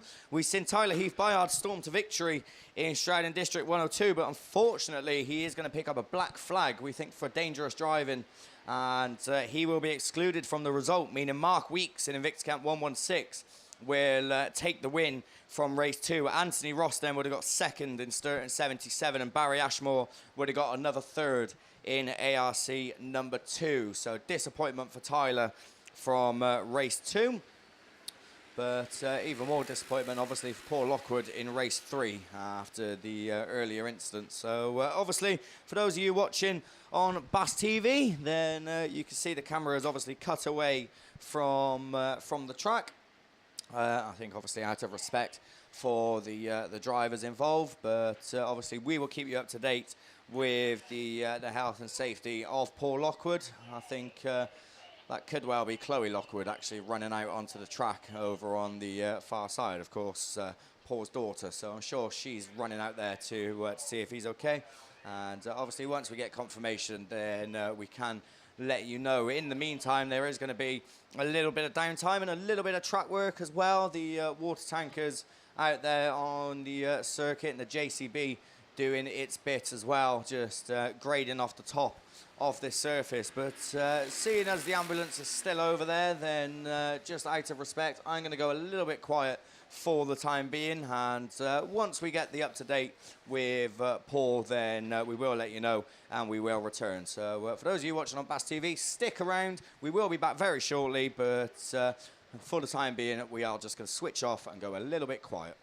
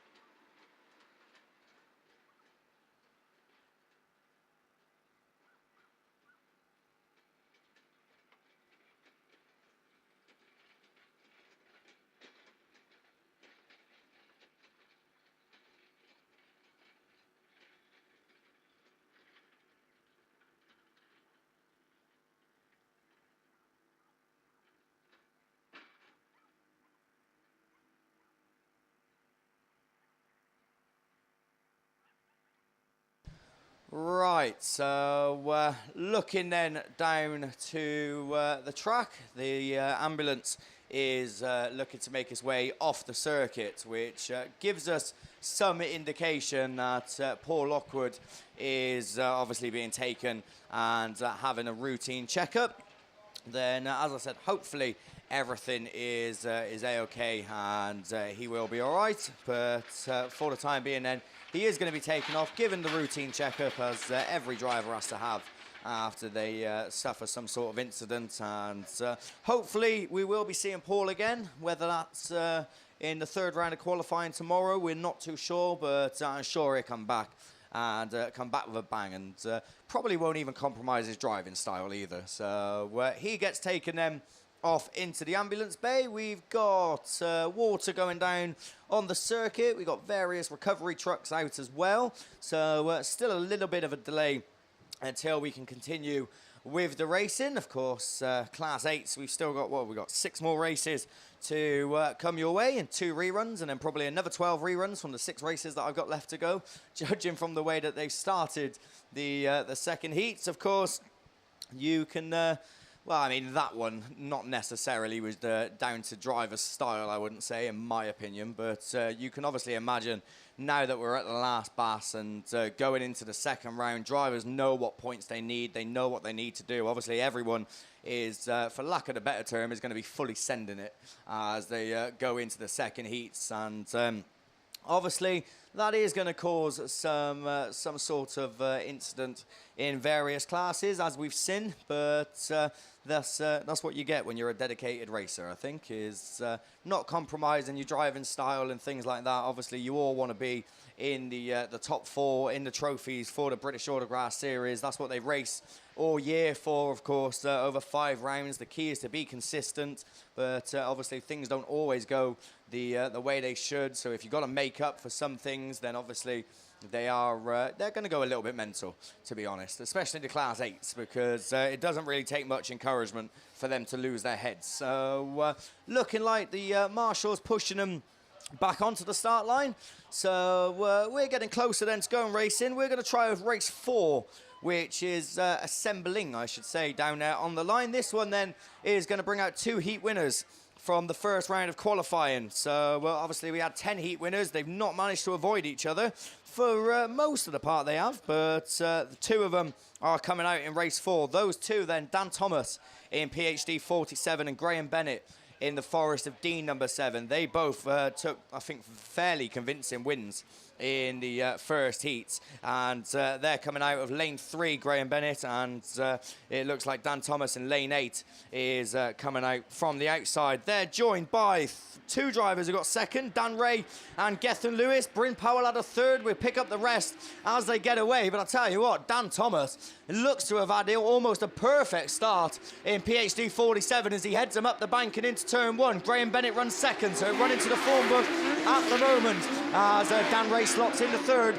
Then we go to Gethin Lewis in 4th. There your top 4 as they go down past the start line and down that far side for another time. Thomas it is, though, that leads them round. Is he going to push on? Is he going to hold on? As Bennett looks menacing. Dan Ray's done too much in Yorkshire 52 as he gets it round, and someone else joins him as well at the tail end of the field. I think that's Paul Sharp in Solway number 8 as he's parked up towards the Armco. Dan Ray gets it going, but he's playing catch up. But at the front, Dan Thomas it is, looking to make it 2 wins out of 2. Graham Bennett popping the front end up there in the Forest of Dean number 7. 1 more lap to go, 47. Gethin Lewis is up to second in BC number 40, but Spanner's up the inside in Forest of Dean number 7. Doesn't make it stick as they go down the far side. Bryn Powell is running 4th, but a big gap between him and Graham Bennett in 3rd. It's all heating up at the front. It's checkered flag. It's Dan Thomas. Gethin Lewis isn't going to make a move. It's 47 that takes the win. 2 out of 2. Gethin Lewis takes second. Graham Bennett a 1st and a 3rd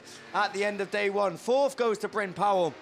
5th is Drew Butters in North Shropshire 14. Dan Ray fights back to 6th in the Yorkshire 52. And Dan Stead, oh, he just needs a strong gust of wind to blow him over the line, I think. So BC 6 has stopped. Technically, the marshal has just walked past the front end of the car. So can we give him the checkered flag for that? Because he was holding the flag in his hand at the time. So I'm going to say Dan Stead was 7th. So Dan Stead then literally not even a foot away from the finish line, unfortunately, ends up square-wheeled. So I'm sure if you all heard the gasps and the oohs and ahs from the microphone, then the lap scoring ladies were equally as disappointed as we was to see that. But Dan Stead, unfortunately, not coming across the line in the form he would have wanted to. Right, we're away. Anyway, race 5 is on and off the line. Matt Bishop, heat winner. Matt Bishop, race leader as they get away and into turn 1, taking the wide line. Michael Tinker-Abbott getting it all sorts of sideways and doing himself no favours whatsoever.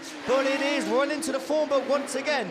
Bishop had a win and he runs first. Emily Gill had a second, she runs second. As I think Steve Mills had a third and he runs third. So all looking to repeat their results from the first round of qualifying, but Bishop it is, the one that they've got to catch. In Yayton Sudbury 73, Emily Gill on a mission this weekend in second place. In Scunthorpe 20, Mills runs third, and these three away and gone from Adam Smith, Mallow 79 and Michael Tinker-Abbott in York 45. As they go down the far side, keep your eyes on these leading trio, because this could all change in the blink of an eye. It's Bishop though that leads them round, taking a wide line, finding the speed. Gill is right with him in Scunthorpe number 20. It's last lap flag already as a stone flies into the side of commentary. It's Matt Bishop looking to make it 2 wins out of 2 and join Dan Thomas on maximum points. Emily Gill, can she hold on in second? Because Steve Mills is looking around the outside. In come the number 10, it's checkered flag. It's going to be Bishop that takes it. Emily Gill holds on for second and Steve Mills third. So all of them repeating their results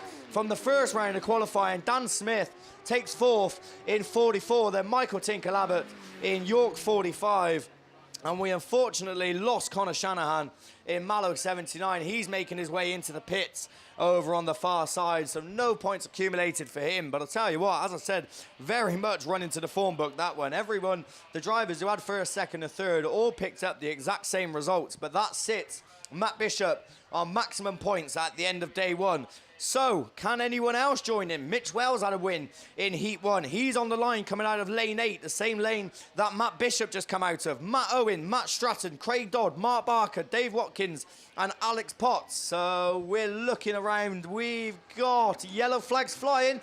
We get away from the line. Mitch Wells it is that makes the best of the breaks in the Invicta Kent 356. Your series leader, don't forget, he knows full well if he carries on winning, he's going to win the series as he takes up the running. Colin Linehan runs there in second, so not the drivers we was expecting, but we get away. Colin Linehan relegated to third as Tolbert moves up into second. Callum Barker runs fourth in Scarborough number 50 as he's looking for a way through up the inside. Can't make it work at the moment. Mitch Wells starts another lap. 2 more to go.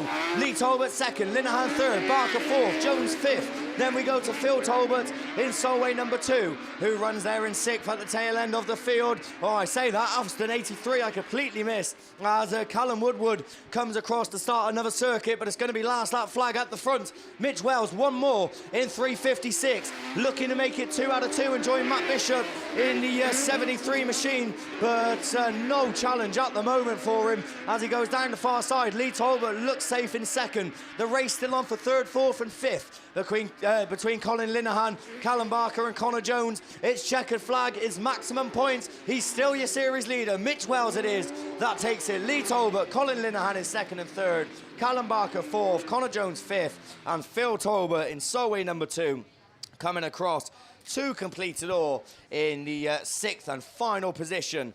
So he finished 6th and that completes race 6. No, it doesn't, because I've done it again. I completely missed out Callum Woodward in Athelston 83 as he's keeping it going. He is going to come around. I thought he pulled off, but he is going to come just to make sure he secures 7th place points in Athelston 83.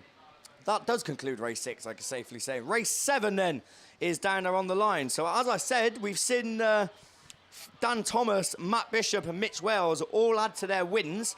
They all came out of lane 8. Now, Ash Howard had a win in Heat 1, and he's also coming out of lane 8. Can he make it 4 for 4 from the rest of them? He's joined then. This is the one with Matt Owen, Matt Stratton, Craig Dodd, Mark Barker, Dave Watkins, and Alex Potts. Who's going to get the best of the breaks? It's not Ash Howard from the outside. He's come out in about 2nd place, but going to take that wide line. We've seen it work so many times, and we're going to see it work again as 21 pops out in front. Watkins it was who had the best of the starts, but he could be dropped down down into fourth as the North Wales machine gets it all out of shape. But it's going to be Ash Howard that leads him down the far side for another time. 1:15, then Matt Owen going with him. I think Matt Owen had a second in the first round and running there again, but he's cut back up the inside. It goes as Howard runs out wide. They're side by side as they come past us with 2 more laps to go. Stratton is by no means out of it either. In Evesham number 15, he runs third and is keeping on the pace with the best of them as Howard comes under strong challenge. Owen is drifting out wide. Can he find the speed, or is Stratton going to make a move up the inside? It's 3 abreast as they come past. It's Owen just about with his nose in front with 1 more lap to go. Ash Howard goes out wide and Stratton looks to come through with the best of them, but Howard is looking to fight back as Owen tries to close the door. Keep your eyes at the front as Owen goes out wide. Howard has got 1 more corner to make a move. It's checkered flag. Matt Owen holds on. Brilliant drive. Ash Howard takes second in the PhD 21. Matt Stratton, Dave Watkins was the next one across in the 282 machine. Alex Potts just ahead of Craig Dodd in the North Wales 9. But that, I tell you what, probably the best race from the second heat. It's probably one of the best races of the day so far. And Ash Howard drifting out wide and not able to continue the tradition of having winners from lane 8 as he ends up second, but 100 points at the end of day 1. I tell you what, that's not bad in Class 8s, is it? So race 7 then is done and dusted. Race 8 is down there. This brings out another heat winner, but he's coming from lane 1 as Daz Mullen it is in Yorkshire Dales 37 that's coming out in this one. We don't have to rush for him because we have got a car stranded and being taken off. So Daz Mullen then, YD 37, lane 1. Lane 2, Garen Groves in Hereford 26. Kevin McBride in Solway 4 in lane 3. Wes Hathaway lane 5, Breednill 1. He had a second. Reese Wyeth had a third in Wessex 19. Tyler Priest and Carl Burns are the ones joining, but Mullen it is that gets the best of the breaks as they head up the hill. Someone getting it wrong, but they all avoid him as they keep it going. It's Mullen, Hathaway and Wyeth, your 1, 2, 3 as they come past us for the first time. Wyeth taking that tight line. I tell you what, look out for Burnsy on the outside as Carl Burns in Breednill 18 shoots through into third, right round the outside, finding the grip and finding the speed and using it to his advantage, just like Daz Mullen is in that first place position. 37, number 1 and 18. Tyler Priest runs 4th. Reese Wyeth relegated now all the way back down to 5th in the Wessex 19 machine, and Kevin McBride in Solway number 4, and problems after earlier carnage for Garen Groves in Hereford 26. But Daz Mullen looking to make it 2 wins out of 2, and he certainly does enjoy racing on this track, and he's showing it in the 2 heats that we've seen him as he looks to make it 110 points at the end of day 1. Wes Hathaway isn't going to catch him, I can safely say, in Breednill number 1, because it's going to be checkered flag as they go into the top turn for the final time. Daz Mullen then joins the rest of the list on unbeaten drivers. Hathaway second, third is Carl Burns in a Breednill 1 and 2. Fourth, I think Reese Wyeth just from Tyler Priest in Cumdy 27. Kevin McBride in Solway number 4. And Garen Groves in Hereford 26 completes it all after earlier problems in the early stages of the race. But that is race 8 done, and that brings to an end the list of heat winners that are all meant to be coming out, because we've got one more, but he isn't out in this. So race 9 is only one of 2 races that doesn't contain a heat winner from the first round of qualifying. So the best of the point scorers in this one, Chris Pope had a third in Spalding number 8. He's coming out from lane 6. On the outside of him, though, Liam Nichols in YD7. He's joined by Jordan Candy, Tim Russell, Dan Barnard, Matt Doddridge and Harry Liversidge. It's a fairly level break. We've only got 5 of them, but Russell gets the best of the starts. Liversidge is on the inside as Popey looks to move through. Oh, God, this could end in tears as the 3 of them are 3 abreast as they come past, but it's Russell that leads them round as Nichols runs in second in YD number 7. Popey runs third in Spalding 8, but he's up the inside and looking to gain an advantage and move up into that second place position. Is he going to make it work? Yes, he is, as he moves through. Nichols third, Liversidge fourth, and Dan Barnard running at the tail end in Scunny 181. But has anyone got an answer to your race leader? Tim Russell it is in Invictus Kent 19, down the far side, up the hill, into the top turn for the penultimate time. Last lap flag goes out. Nichols very sideways, but done him no favours. But I tell you what, Chris Pope is going to look to make a move on this final lap as he's closing the gap more and more, switches up to the inside and puts the power down on the far side as Pope moves through and takes up the running as your new race leader in Spalding number 8. Can Russell fight back? Popey keeps it fairly tight and keeps the power down all the way to the checkered flag, takes the win. Oh, Liam Nichols snatching second as Tim Russell gets third. Dan Barnard takes fourth in the Scunny 181, and Harry Liversidge in Yorkshire Dales number 90 is the one that completes it all and completes race 9. Race 10 then, the final race scheduled of your men's Class 8s to come your way, and they're going to put some water down before we see them. This is going to bring out your final heat winner that is scheduled to be seen, Dave Newby in York 811. So Dave had a very good win in Heat 1. Can he repeat it in Heat 2? Dare I say he's got a harder race to do in Heat 2, because this also brings out Adam Jones in Border County 69. We've seen Jonesy take a second in the first round of qualifying. Chris Dance is down there in Radford 62. He had a third earlier on. They're joined by Jeff Beresford in North Shropshire 55. Aaron Cavigan in Yorkshire Dales 5. Shane Smith in Cumdy number 8. And Rob Morgan in Central Scotland at number 12. So again, drivers that had first, second and third in the first round of qualifying. Just looking then for Jeff Beresford in the North Shropshire 55. Of course, can never discount Jeff, but has been fairly inconsistent, I think it's fair to say, this series. I think it was the second round at Cumdy. I think he was on 3 wins out of 3 as they come out of the heats and obviously goes into the semi-final. And of course, when you get to the semi-finals, you look for the top 4. I think Jeff ended up finishing 5th and didn't quite make the final, which is what we've seen over the course of the series this year. Jeff Beresford had a 4th earlier, so he knows that realistically he's probably going to need at least a 1st and a 2nd in order to get into that top 16. Of course, the Class 8's so competitive and so close. I think it was the 3rd round where Adam Jones found himself in a runoff with Graham Bennett, and it was something like 126 points, something ridiculous like that, to get you into the top 16. And I mean, there were finals where drivers were getting in on like 110. So it just goes to show the close and competitive nature of men's Class 8s. There really is no margin for error in the Class 8s. I mean, like I said, if you find yourself anything lower than a 5th, then you could probably count out your chances of getting into that top 16, especially with 10 grids of them that are signed on for this weekend.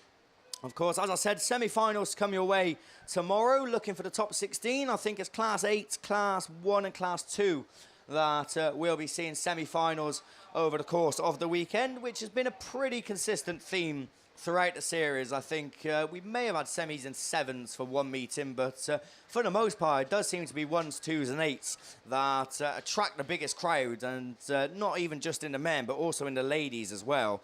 I mean, I think 26 ladies Class 8 signed on for this weekend, and I always say it, but they are equally as competitive and close as the men are, especially in the Class 8s.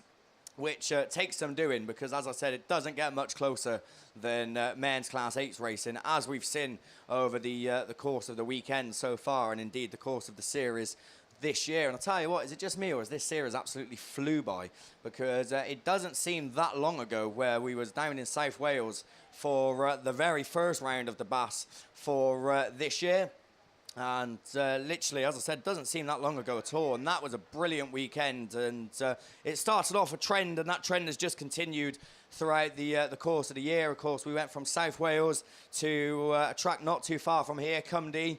And they were up against it with the weather conditions. I know on the Saturday it opened up, the heavens opened up, and we had a lot of rain. But I'll tell you what, hats off to the club, because they managed to get through it and run it all. And the finals turned out to be fantastic. We then obviously, round 3, went to what is now becoming a very familiar venue at North Shropshire, and that was a brilliant weekend. We then obviously went to Stroud, so the most local track to me. And that provided to be a tricky weekend for the drivers. A lot of them struggled with one of the more complex tracks that the BAS had to offer. And obviously now ending it this weekend here at Border County's track. And probably one of the fastest and one of the best tracks in the sport. So what a fitting end it will be to the 2022 BAS, and what a fitting end we could have to Class 8 racing at the moment, because if we have a good race here, we want to go out with a bang as they get away from the line. Jonesy it is that leads the way in Border County 69. Newbie running second in York 811. Oh, Jonesy pushes on. Bit of oversteer there, and Newbie moves up the inside in York 811. He takes up the running. Cavigan, I tell you what, he's on a mission in this race as he runs third, but right round the outside he goes. GB up to fourth in North Shropshire 55, but Newbie looking to make it 2 out of 2. Jonesy second, Cavigan third, fourth then Chris Dance now has moved through round the outside as Beresford looking to cut back through on the inside, shaving off speed but keeping the tight line as Shane Smith in Cumdy number 8, just a little bit off the pace, along with Rob Morgan in Central Scotland number 12, but it's going to be last lap flag. Is it going to be 2 out of 2? We'll have to wait and see. Dave Newby it is. That moves on to his final circuit. Adam Jones runs second. Third is Aaron Cavigan, but I tell you what, Chris Dance has switched up the inside. Oh, they've made contact. Dance is round, but keeping it on 4 wheels in Radford 62. That could have ended a lot worse than what it did, but disappointment for Chris Dance as he gets relegated, but no disappointment for Newby, who makes it 2 out of 2. Jonesy takes 2 seconds. Aaron Cavigan takes another third. Jeff Beresford in fourth. Fifth is Chris Dance. What could have been if not for the contact. Rob Morgan in Central Scotland number 12 is your final finisher in the men's Class 8. Big thank you to Beresford Chassis and Components and Rowan Land Rover Specialists for their sponsorships. We started off very, very bleak indeed with 2 reruns out of 3, but I tell you what, the next 6 races all got ticks next to them. So started poorly, but finished very strongly indeed with the men's Class 8s. Speaking of doing poorly with races and having reruns, we've got Class 7s, which are down there on the line. Would you expect anything less? But it's good for us because it means we get to watch more Class 7 racing. And even better for you because it means you get to hear more of Mickey B. Dr. Barker here with the medicine to get us through the Super Saloons. And this is race 4. And we are off the line and running up the hill. Bill Bradford Border Count is 50. Oh, no, he's gone. Oh, it's gone a bit Lionel. Yes, it's messy. Can they keep it going? Oh, hold on a minute. He's reversing down the track. No, you know, you've got to go the other way. Put the sat-nav on right.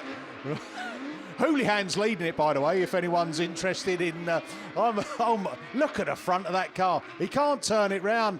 Oh, no, what have you done that for? Houlihan then leads it from Johnson. Down the hill they go. Jake Roberts gone as well, and Pope in the Spalding 82. Mallow 59, Jack Shanahan, and then it's Bill Bradford. And do you know what? Sometimes I know it is about kind of, you know, stopping it and everything like that. But all the cars have gone past, seen where that car is. Yellow flag's back out and maybe could have carried on. But, well, there you go. Race 4. It's 2 attempts, 2 failures. So the medicine didn't work, trying to sort out these poorly ones. But all I would say is that it did run to conclusion, race 2. But we all wanted to see it again. So race 2 of the men's Super Saloons, Max Sport, our series sponsor, and our weekend sponsor, XC Works. So when we told you there was some news, they've reviewed all of the footage and they've looked at the grid number 2, which was causing some problems off the start line, and everyone is back in to race 2. Jodie Faulkner, Colin Reid, Jake Lee, Darrell Heath Bayard, Ian Stevenson, Andy Kelsey, Cameron Mills and Andy Holtby. So there you go, CW 160. Liam Roach will be excluded from the rerun. He was parked on the grass and then came across the track and parked it up near the Armco. So rerun excluding Liam Roach. That will be a 3rd attempt on that one. So who's your money on this one then? Andy Holtby thought that he had got got that under his belt. Cameron Mills, you know, had won the race, and then it's come back to rerun. But I don't mind at all, by the way, because it was absolutely a storming race. Millsy was brave when he round that outside after that first lap. Andy Holtby went with him as well, but Ian Stevenson back in that White Rose 20 this morning. Rhys Griffiths went out in it and did well. He picked up a second, but Ian Stevenson, you know, his final time, I think, driving it as it will exchange hands. We'll see what he does in this second heat, race 2. And Colin Reid was up there as well. I'll tell you what, he has been quick this year. Colin Reid, it's definitely been competitive through the season. Had a second this morning. You know, what can he back it up for as well? So CW 160, say the front of the car just pointing down. That's a bit more aerodynamic, really, isn't it? Maybe he might leave it like that. So maybe get a bit quicker. He'll have to wait until third heats though, because he won't be back out in that second one. So looking on the camera shot, which is what the picture everyone at home is seeing. The cars are all lined up. There's a little bit of a wet patch as you come up towards just past turn 3. Hopefully that won't cause any problems, but watch out for this start. Cameron Mills coming out of grid 2, Andy Holtby out of grid 1. We are off and racing, and look at this. Mills and Holtby and Stevenson go at it into turn 1, out of turn 1, turn 2. Little bit of contact between Holtby and Stevenson, but it's Cameron Mills from Holtby, from Stevenson, from Reid, from Lee, from Kelsey. Daryl Heath Bayard is playing catch up, and did someone shout Reds? Why? Oh, they'd been out the way before they'd come back round. Seven Valley 6 then. That's Jodie Faulkner. And, oh, dear me. So SV6, Jodie Faulkner is going to be black flagged for the cause of the stoppage. It was only short and sweet, and that was a poor attempt, Michael. I know. Can we do better? Looking up on the line, we are going back open wheel specials. It's back round to Class 8. And looking at his list, there's only 2 reruns out of 10 grids, so you had an 80% success rate. Get these out of the way, Liam, and it's down to the beer tent. Oh, don't tempt me, Mickey. So if I have to go out there and tow the cars across the line myself, then I will. I've still got the juniors to come yet, though, but to be fair, they were well behaved in Heat 1. And as I said, with the Class 8 started very poorly, 2 reruns out of 3, and then they got on a bit of a roll then, and managed to tick every single race that was after that. We've got a rerun, I think, of race 1.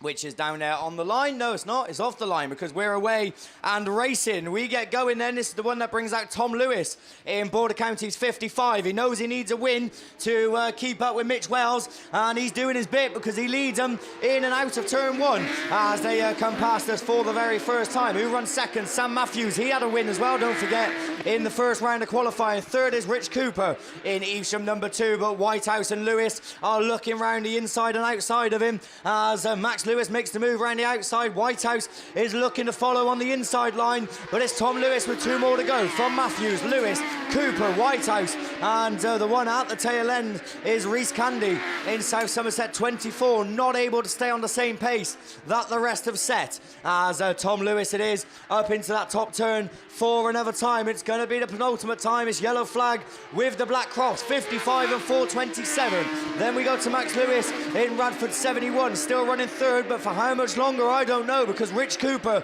is looking to make a move in Evesham number 2, just not quick enough out of that bend as Whitehouse is looking to close the gap, but he's not going to do enough, and no one's going to touch a race leader. It's Tom Lewis that takes the win, 2 out of 2. Sam Matthews the first and a second. Cooper takes third. Whitehouse snatches fourth as Max Lewis relegated to 5th.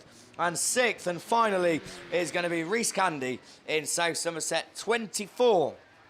Well, that's 1 done. So 1 more to come your way in men's Class 8s. And would you believe they've pulled it down on the line straight away so we can get cracking. And I think there's 5 cars which are down there. So, well, I'll tell you what, this BAStv, I've learnt now that I can use it to my advantage, because the first 3 BAS rounds, I think I completely blanked it out and didn't realise it was there. But when you are commentating at this venue especially, trying to look to the start line to see especially the first 3 grids, then it is hard. But when we've got the camera, it definitely helps out. So we've got grids 1, 2, 3 and 4, and I think grid 7. So that would mean that we've got Dan McKenzie in Cambridge 44, Anthony Coyne in Carlo 80, Dan Talbot in Solway 6, James Bowe in Pennine 9, and Thomas Browning in St. Neots 41. I'll tell you what, if I've pulled that out of the bag, then I'll be more than impressed with myself. So we get away from the line with the Class 8s, and it's going to be Talbot who's the first one to show. McKenzie from Coyne from the Pennine 9 and St. Neots 141. So it is who we thought as they're out there, and it's Talbot then, your Map Open champion earlier on in the year, and looking to rekindle some of that form he had in the June period as he leads the way. Oh, contact as Anthony Coyne gets it round. James Bowe collects him. Coyne gets it up on 2 wheels and finds himself at the back as Browning moves through to third, but the race on for the front as Talbot it is on the inside, but McKenzie just finds that extra ounce of speed in Cambridge 44. Right round the outside he goes and takes up the running. Dan McKenzie, I think, did have a tumble here at the 3-day meeting a couple of weeks ago, but looking to bounce back as he leads them round onto their final circuit. Talbot, Browning in second and third. Fourth is James Gunn, and fifth is Anthony Coyne in the Carlo machine after a strong early showing. Finds himself well down the order as they start to spread themselves out. Dan McKenzie looking to throw that car out very wide, but stormed to victory as Talbot takes second. Third is Browning, fourth is James Bowe, and Anthony Coyne in Carlo 80 comes across, completes it all, and rounds out men's Class 8s for the second round of qualifying, and I am more than happy with how they've gone through. To be honest, 2 reruns we had scheduled, they come straight out and they went straight through. So 10 races scheduled, 10 races done. Big thank you to Rowan Land Rover Specialists and Beresford Chassis and Components for their sponsorship. The next time we'll be seeing the Class 8s in terms of the men's racing will be in the third round of qualifying tomorrow. So they are complete. Drivers, don't forget, of course, that you need to go and sign on ASAP once you have finished your second heat. So I'm hoping all of those Class 8 boys get straight out of the car and straight down to signing on. So we're moving on then to the Tudors-sponsored Junior Saloons, which are on and off the line. 6 races are scheduled to come your way, and all 6 went through in Heat 1, so I've got high expectations as we get away from the line. High expectations. We got Doran coming out of turn 1 as they head into turn 2, but it is then your race leader, Bo Chamberlain, in the Forester Dean 22. That leads them round for the second time. Molly Bubb runs second in the Evesham 146. Oh, there's a bit of bumping going on there between the Cambridge machine of Rory Jones, who's looking at the inside of Shane Fuller. Shane picked up a second in Heat 1, but running fourth now. PhD 58 sits in just behind him of Molly Ann Mosley, and PAC 33 of Rio Sheehan is tucked in just behind. And what did I say about having high expectations? Red flags are out on Junior Saloons because we've lost the car on one of the Marshall's posts. I think that might be Charlie Durcrock in PAC 181 that has unfortunately found himself square-wheeled on Marshall's post number 3. So problems aboard then the PAC 181. I'm not actually too sure what happened. I didn't see it myself, but it does look like he's out of harm's way. So whether he must have been pushed out or something may have happened, or he may have hit the post. So that might be why, but it does look like they're going to get the car back moving and taken into the pits, and not the best way for the juniors to start off their second round of qualifying. I had such high expectations for them after they did so well in Heat 1, but they've obviously had a few too many J2Os since their first heats, and getting a little bit overexcited. One pack of Smarties too many, obviously. The E number is going straight to their head. So the PAC 181 going to make its way into the pits. We're going to go then race 2. Race 2, I tell you what, brings out 2 heat winners from the first round of qualifying. One of them is your new national champion, Jack Owens, in Typhy number 5. The other one is Alex Seal in Hereford 37. Both of those drivers sit on 55 points after Heat 1.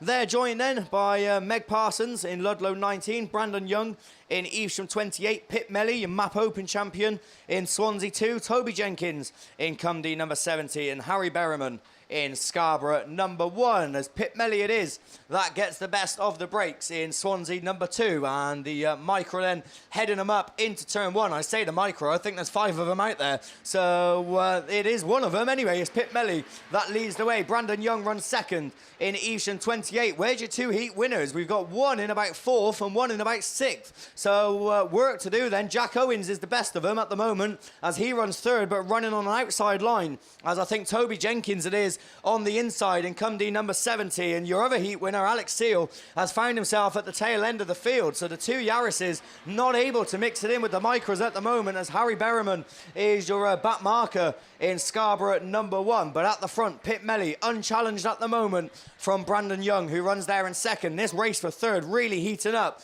as Toby Jenkins sticking to the tight line, and Jack Owens with no other option but to go out wide. But I'll tell you what, early on the break switched it and moved up the inside, and that's brilliant driving, and that's why he's the national champion as he moves through into that 3rd place position, with the 70 machine relegated to 4th. Who's 5th? It looks like it's Meg Parsons in Ludlow number 19. Harry Berriman runs just behind, and Alex Seal in Hereford 37, showing that the form is not on par in terms of the first round of qualifying, but it's Pip Melly that takes the win. Brandon Young, Jack Owens, Cumdee number 70, Harry Berriman in Scarborough 1, Meg Parsons in Ludlow number 19, and Alex Seal in Hereford 37, the first and the last. And it's not often you see that, but not having it his own way in Heat 2.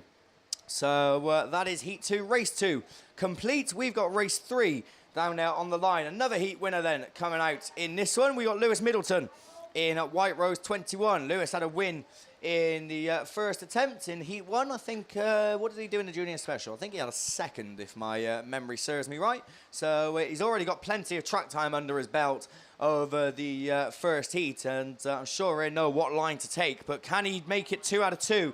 Neil Tivy then in West Waterford 144, he had a 2nd, and I'm sure he's going to have something to say about it. The 2 minis, we're going to pick up the rest as they get away from the pack, and it does look like the West Waterford machine has made the best of the breaks as they go into turn 1, but it is the big Yaris on the outside, Typhy 29, that takes up the running of Stephen Davis, with Neil Tivy running 2nd and Lewis Middleton 3rd in White Rose 21. The PhD machine sat in just behind in number 5. That rounds out the top 4. Severn Valley 107, I think it is, of Will Hadley from the PAC machine, and 147 of Hannah Hadley at the tail end. I'll tell you what, that's an easy way to confuse me. Stick 2 Hadleys in the same race as they come past us for another time. Typhy 29 it is then, Stephen Davis with about a lap and a half still to go, but extending the lead at the head of affairs as Neil Tivy in 2nd has got no answer at the moment. The minis are being outdone by the big Yaris here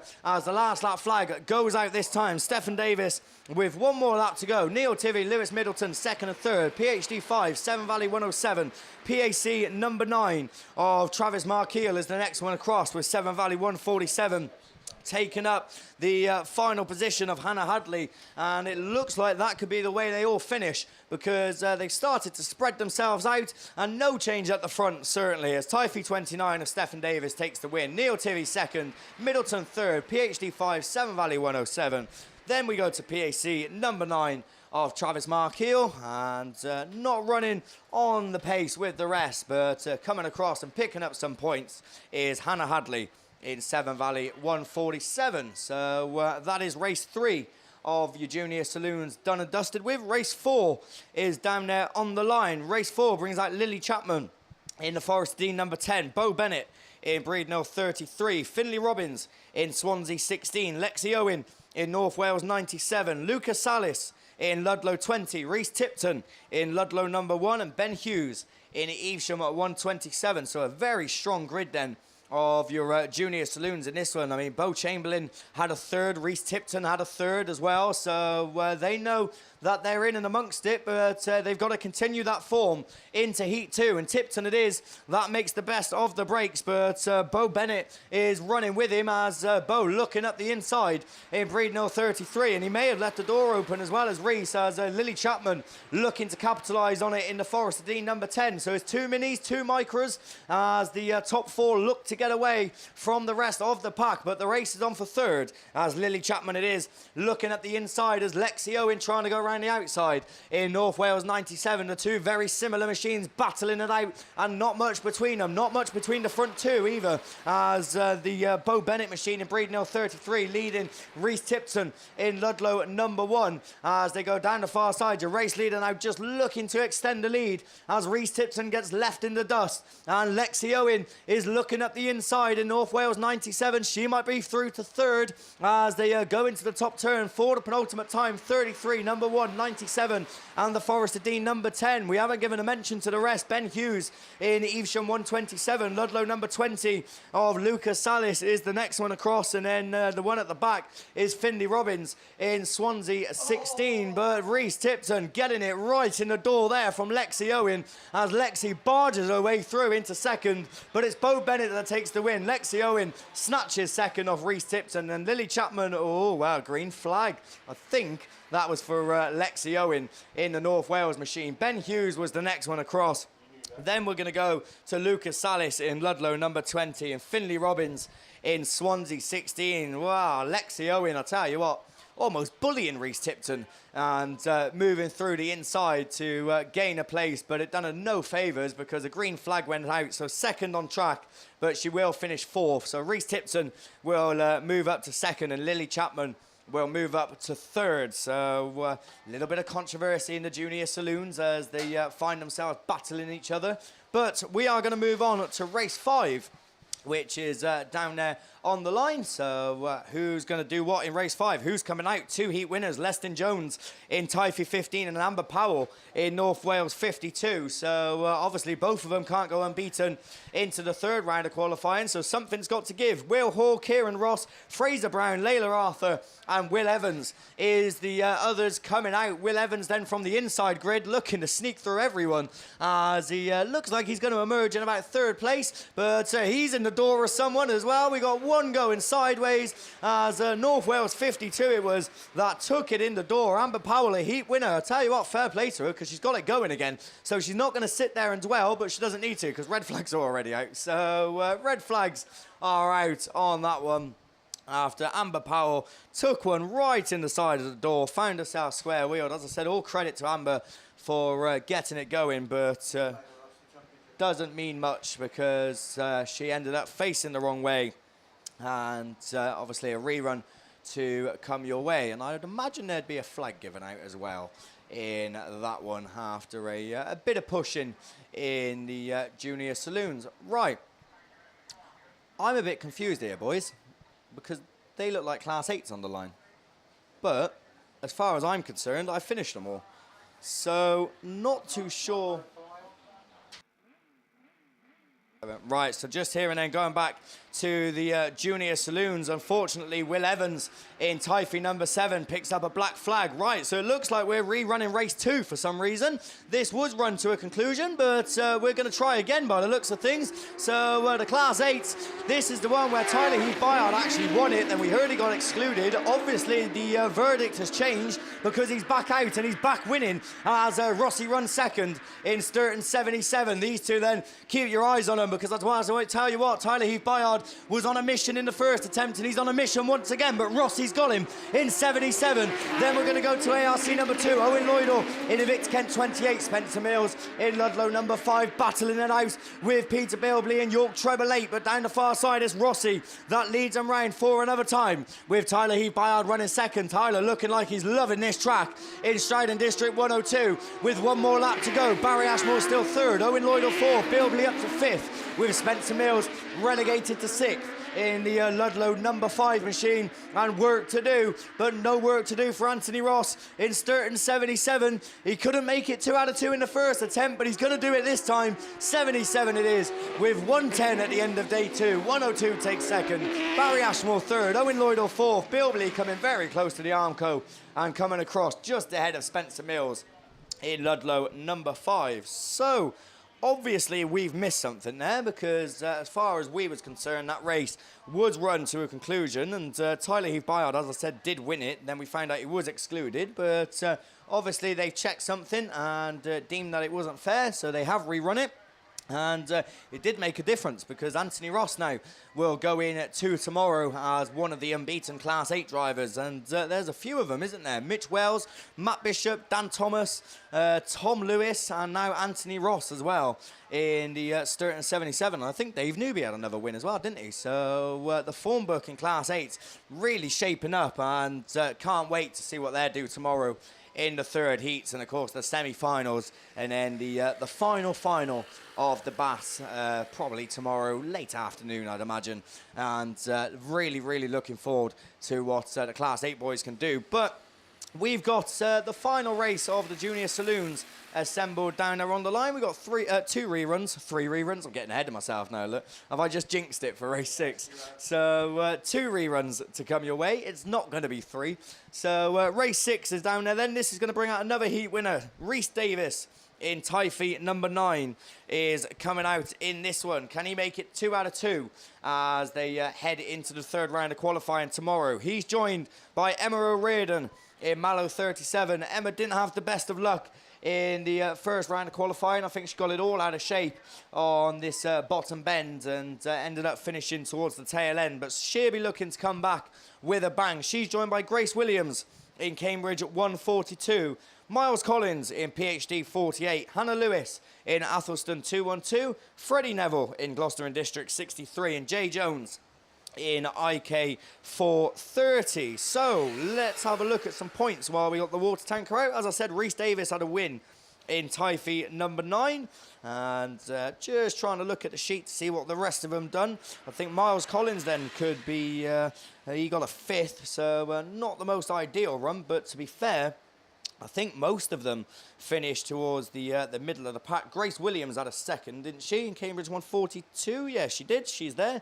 So she had a 2nd. She'll be looking for some good points, and the rest of them, as I said, are probably in need of the points, because Freddie Neville had a 7th in the Gloucester machine. Emma O'Riordan, as I said, a bad run for her. She also had a 7th in Mallow 37. So there's points there to be got, and obviously 6 grids which were scheduled, so you are going to be needing some good points in order to get into that final tomorrow afternoon. Maybe not as many points as you would have needed a couple of weeks ago at Ladies and Juniors Nationals, when there was like 100 and something of them signed on, but still a very good turnout this weekend. Of course, the future of Autograss racing. What you're looking at is future champions to come your way.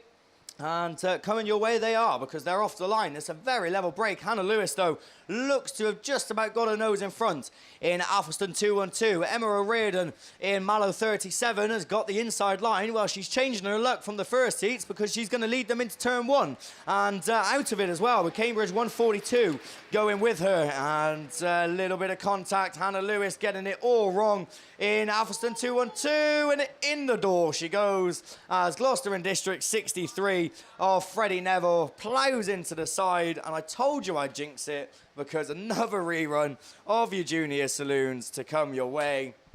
So red flags are out. Hannah Lewis, I think Hannah Lewis actually ended up on her roof a couple of weeks ago as well at the Ladies and Juniors Nationals, so she hasn't had the best of luck in the last couple of weeks, but does look like she's A-OK, because she's making her way back into the pits after taking one right in the side of the door. But it's all switched for me, Mick, because the Class 8s were the ones that gave me a bit of trouble in Heat 1, and the Juniors went straight through.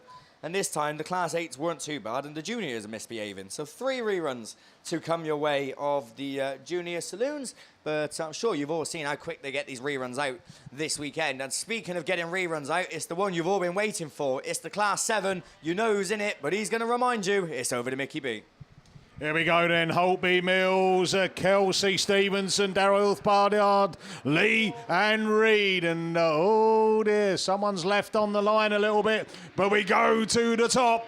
And there you go, it's Cameron Mills coming round there. Stevenson's gone for it on the outside. Oh, there's contact, Stevenson and Mills. That's allowed Holtby to find the gap as he comes through there, but Mills has gone for that wide line again. Full chat out of that Stargate turn. Up he comes, up into turn one, shaping it up as Holtby goes with him. Stevenson as well, following them. Their top three at it already. So there we go.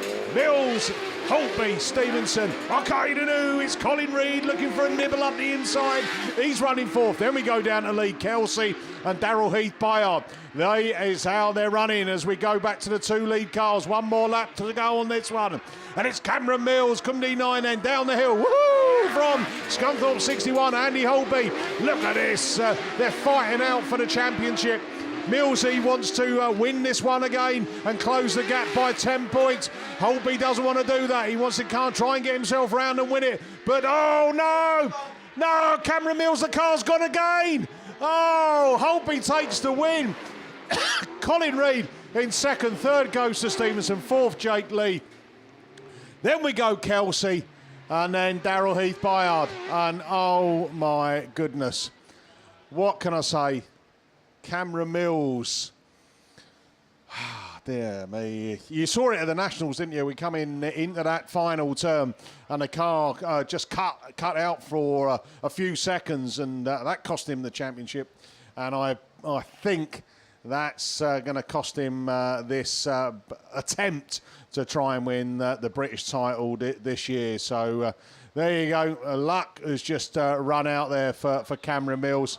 Can't believe it, can he, that that's happened to him again. And yeah, we just feel for him really, don't we? Because absolutely was driving it superbly well. Brave, powerful, strong, fast, and right at that last moment, mechanical failure once again has cost him dearly. So all I can say on a positive is that rerun is got a tick in the box. I've got one more to come, the third attempt of race 4. But before then, and he's waited a wee while, it is finally around to the second run of the men's stock hatches. So it's over to Tim Jones. Thank you, Mickey. So, yeah, here we go then. Heat 2 of the SGS Gases sponsored men's stock hatch, and Heat 1, or Race 1 rather, is already assembled onto the line. And this indeed does bring out 2 first round heat winners, Justin Hardy in South Somerset 8 and Paul Harrington in Solway 90. They're joined by Richard Williams, Rob Seal, Stuart Powell and Tom Jones. As already from the line we go, and it is one of the first round winners, or first heat winners, that leads the way then. Paul Harrington in Solway 90. Oh, we got coming together between, I think that's Stuart Powell and Rob Seal in Hereford 38 as we get for the first time in the second round the red flags. It's not called my first race, Gareth. No, it's the third. So, right. There. Yeah, yes, Gareth, yes, it's first men's, yes. That's got to be some sort of record, surely, isn't it? Right, let's see if we get any further with race 2. Race 2 then brings out Leon Cook in Scarborough 65, Jack Schaefer in Solway 91, Cian Vernals in Cumdy 76, Alan Hawkins in Forest 20, Paul Lickley in Yorkshire Dales 95, and Paul Woodward in Atherstone 183. So that's your lineup for the race 2 of the SGS Gases sponsored men's stock hatches. As we look towards the line then, and we're going to be waiting for track clearance very, very shortly. It's just the one flag fluttering on Marshall's post number 1. So just a minute or so while they get that all sorted. So those of you at home, hope you're enjoying all the coverage. It's all fast and furious action. What about the 7s? Absolutely stunning, isn't it? So, but they'll go back to the rerun lane. But we're still on the race 2 of SGS Gases sponsored stock hatches. And it is the York Sales 95, Paul Lickley, that leads them round turn 1 and turn 2. 91 then in second. That's Jack Schaefer just getting a bit up close and personal. The York Scarborough 65 of Leon Cook, and Kieran Vernals in C76. But that gets all sorted as once again down the far side we go. But it's the McQueen machine then that leads the way. Paul Lickley, Yorkshire Owls at 95 once again back around towards us, and another lap completed. Solway 91, Scarborough 65, then comes Cian Vernals in C76. Alan Hawkins also in there as well in Forest 20, looking to carry some speed around the start gate turn. And the other machine then, that's going to be Paul Woodward in Atherstone 183. But eyes back to the front with one more lap to go. This time it's the Yorkshire Owls 95, but coming under a strong challenge from Jack Schaefer in Solway 91. Absolutely locked side by side as they pass us round the start gate turn for the final time. 91 on the outside, 95 on the outside. These two are broke well clear from Scarborough 65 of Leon Cook, who's in that third place slot, and he races just ahead of Cian Vernals in C76, but taking a win, and a good win as well. Solway 91 takes it from Yorkshire Owls 95. Scarborough 65 of Leon Cook, C76, Cian Vernals, Alan Hawkins in Forest 20, and completing it all then, that will be Paul Woodward in Atherstone 183. So 1 out of 2, 50% success rate so far, as race 3 is already assembled on the line. This brings out the other first round winner. That's James Holmes in North Shropshire 931. He's joined by Stephen Brooks in Radford 197. Chris Patterson in Scarborough 64. John Petrie in Radford 59. And Bill Hemsley in IK 98. So that's your lineup for race 3. As already the bungee lifts then, and we're away and racing. And it is Petrie on the inside in Radford 59. That first one to show from I think that's the Patterson, the James Holmes machine in 931, just getting shoved out by IK at 98 or Bill Hemsley. So that's the 1, 2 and 3. Holmes though on that outside line looking to carry some speed through. Then it comes through Stephen Brooks in Radford 197. And the Scarborough machine, Chris Patterson, is the one that rounds it all out in Scarborough 64. But once again, round towards us they go. It's John Petrie, Radford 59, IK 98, North Shropshire 931, Radford 197, and Scarborough 64 of Chris Patterson. So the field starts to get fairly well spread out, but once again, down that far side we go into turn 1. Once again, still John Petrie, your race leader from the IK 98 from 98 machine. In that second place slot, Bill Hemsley from Graham Holmes in North Shropshire 931. From Stephen Brooks going through in Radford 197. That rounds out your top 4. And Leon, the Chris Patterson machine, then completes it all in Scarborough 64. But already, as we look towards the checkered flag, because that's already gone out, it's going to be a win. Radford 59 takes it. IK 98 from Graham Holmes in North Shropshire 931. Radford 197. And completing it all then, that's going to be Chris Patterson in Scarborough 64. So just one rerun to come. So obviously that's race 1. So we'll see that a bit later on. But for now, we're leaving stock catches. We're going back to Class 7, back to Mickey B.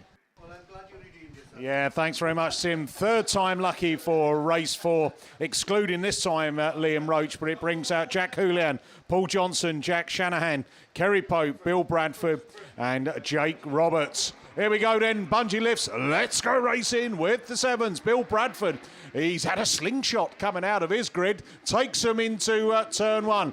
Can he exit turn 2 in the lead and bring him down the hill? At the moment, yes, but here comes Paul Johnson. Johnson round the outside. Houlihan looking for the cut back up the inside there. The Mallow 59 car also pushing Jack Shanahan, another Irish lad who's putting his trade down here on this quick, fast Border Counties track. Out they come then, out of turn 2. Still Bill Bradford then, holding off that charge from Paul Johnson. Scunthorpe 41. Houlihan then Then we go down to Shanahan and then Jake Roberts looking to find the gap up the inside there. Kerry Pope having to settle for that final place at the moment in Spalding 82. But up the hill they go. They climb it again as this sun starts to descend on this Border Counties track. And Bill Bradford still holding off that Paul Johnson machine. They're all on their last lap. Johnson looks for the cut back up the inside. Johnson exits that start gate turn. Bradford's back at him up that hill as they come into the turn one. They slow it down there. Can Bradford cut back? I don't think he can. That's Paul Johnson, skunked off 41. He comes to take the race. Johnson from Bradford, from Julian, from Roberts, from Shanahan, and Kerry Pope. So it took 3 attempts. It was well worth waiting for. And well done there to Paul Johnson. He's had a second and he's tops it off with a win. 100 points for your day's work. Well done. Right, we now move over to men's class 4 and it's back over to Tim Jones. Yes, thanks, Mickey. So upwards and onwards we go then. Men's Class 4 for their second heat. Muck Junkie, your series sponsor, and your meeting sponsor is James Heselton, Hesse in York 75. So already away from the line. No time to tell you who's done what and with where, but it's Grasby who's quickest away in Evesham at 2:20, and we're going with race 2 as they come back round towards us. Grasby it is at least from Radford 47. That's going to be Rob Lancaster in that second place slot, but being chased by Elan Lewis in the PAC 71, and he's just been chased also by Mountain 58. That's going to be Jamie Williams, but once again as they climb the bank into turn 1, Grasby it is. Took a 5th this morning, so a win will certainly do his chances no harm whatsoever. The Radford 47 of Lancaster running through into that second place slot. It's all close and personal at the front. Jamie Williams also Mountain 58, also Elan Lewis in PAC 71. Don't discount to Graham Whittingham either in SR 61 as once again problems on board. I think that might be Mike Jones. Yes, it is in Hereford 31. So his race is run this time around. CW 346 of Aidan Murphy is the other car we got running in the Class 4. But Grasby it is then that's still holding on once again down that far side as they climb the bank into turn 1 once again. But he's got some serious company as Jamie Williams on that outside line. It's going to be a dash to line. Grasby I think he's going to hold on. 2:20 it is, Mountain 58, Radford 47, PAC 71, SR 61. And completes an all Aidan Murphy in CW 346. And problems on board, that's the problem. Puncture on the front passenger side. Mikey Jones in Hereford 31, but picks up a few valuable points. Took a 3rd this morning, so a good run tomorrow. And hey, you never know, could be in the final a little bit later on tomorrow. Right, switching back to race 1 then. This brings out your 2 first round heat winners. Adam Henley in York treble 7 and Ben Gould in North Shropshire 434. They're joined by Bernie Jones in Hereford treble 9, Andy Whittingham in SR 50. Hugh Jones in Carmarthen 7, Clive Natural IK 272, and Ashley Littlewich in North Shropshire 112. So that's your lineup for race 1 of the Muck Junkie sponsored men's Class 4, and already away from the line we go. Henley it is quickest away, but closely followed by the Goldie machine on that inside 434. Hugh Jones also in there as well in Carmarthen number 7. It's Jones then that leads them, passes for the first time. Goldie running 2nd, Henley runs 3rd in treble 7. These 3 already just broken slightly away from SR 50. That's going to be Andy Whittingham in the 50 machine, but it's Hugh Jones once again that leads the way, as it has been so many times before in Carmarthen number 7, but being chased by the Gold machine 434. Henley's certainly not out of this either in York treble 7, as once again down the hill they go round the start gate turn. Jones on that inside line just shutting the door on the Gold machine. That allows Henley to go right alongside York treble 7. These 2 have been fighting so hard over the years in Class 4 as they come back round towards us with 1 to go. Hugh Jones and Henley, absolutely nothing between them as Goldie goes through in third. Then comes Atchell in 272. Then Andy Whittingham in SR50, Ashley Littlewich and Bernie Jones in Hereford treble 9 complete the race order, but we're going back to the front then. Hugh Jones took a 4th this morning, so a win will do very, very nicely. 55 points on the board. Commander 7 takes it, Henley 2nd, Goldie runs 3rd in 434, Colin Atchell, SR50 of Andy Whittingham. Then comes Ashley Littlewich in the North Shropshire 112, and Bernie Jones will complete it all in Hereford treble 9.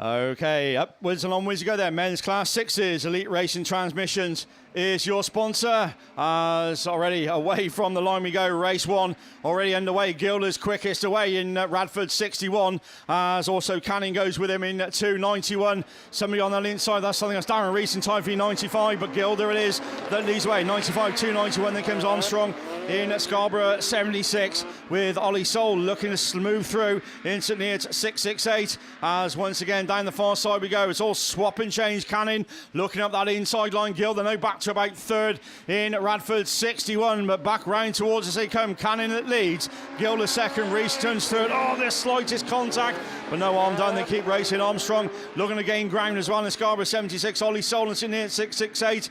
Then comes the North Wales 12 machine. That's going to be Jamie Lee racing ahead of the PAC 37. That's going to be Adrian Brown, but back round towards us. Cannon is at leads with 1 to go.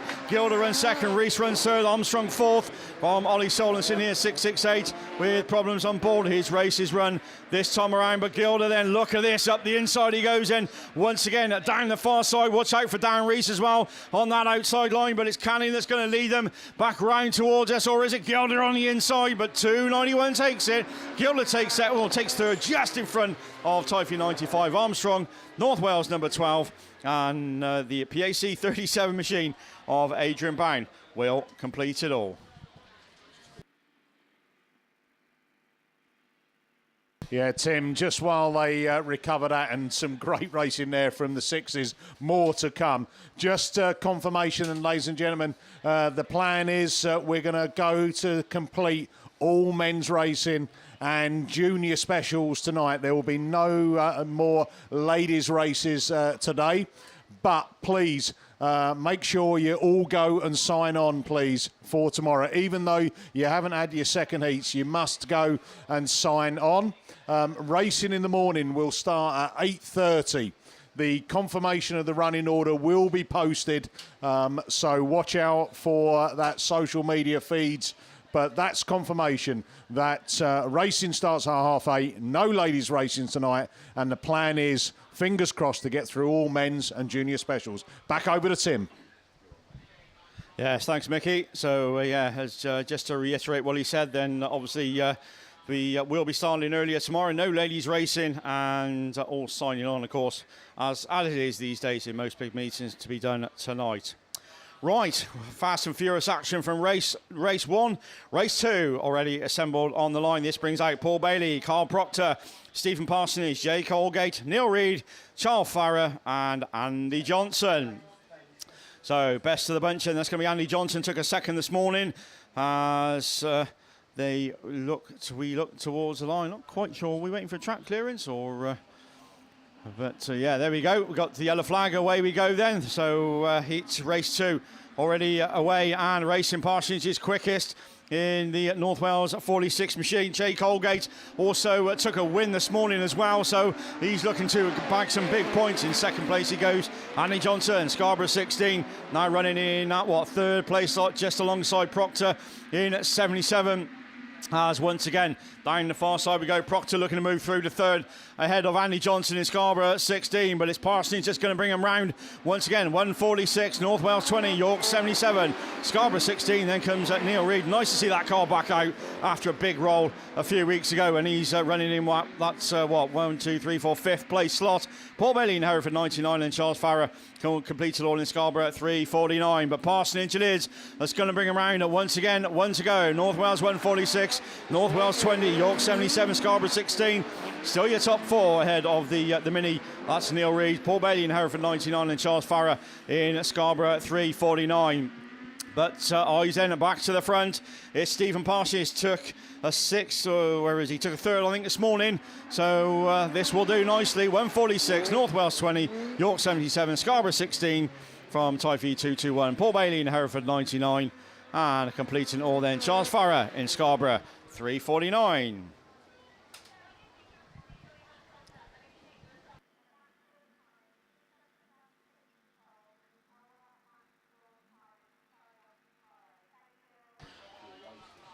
So another good stuff from race 2. So race 3 already assembled on the line. Bowser's on to the circuit. So let's have a look and see who's coming out to play in race 3.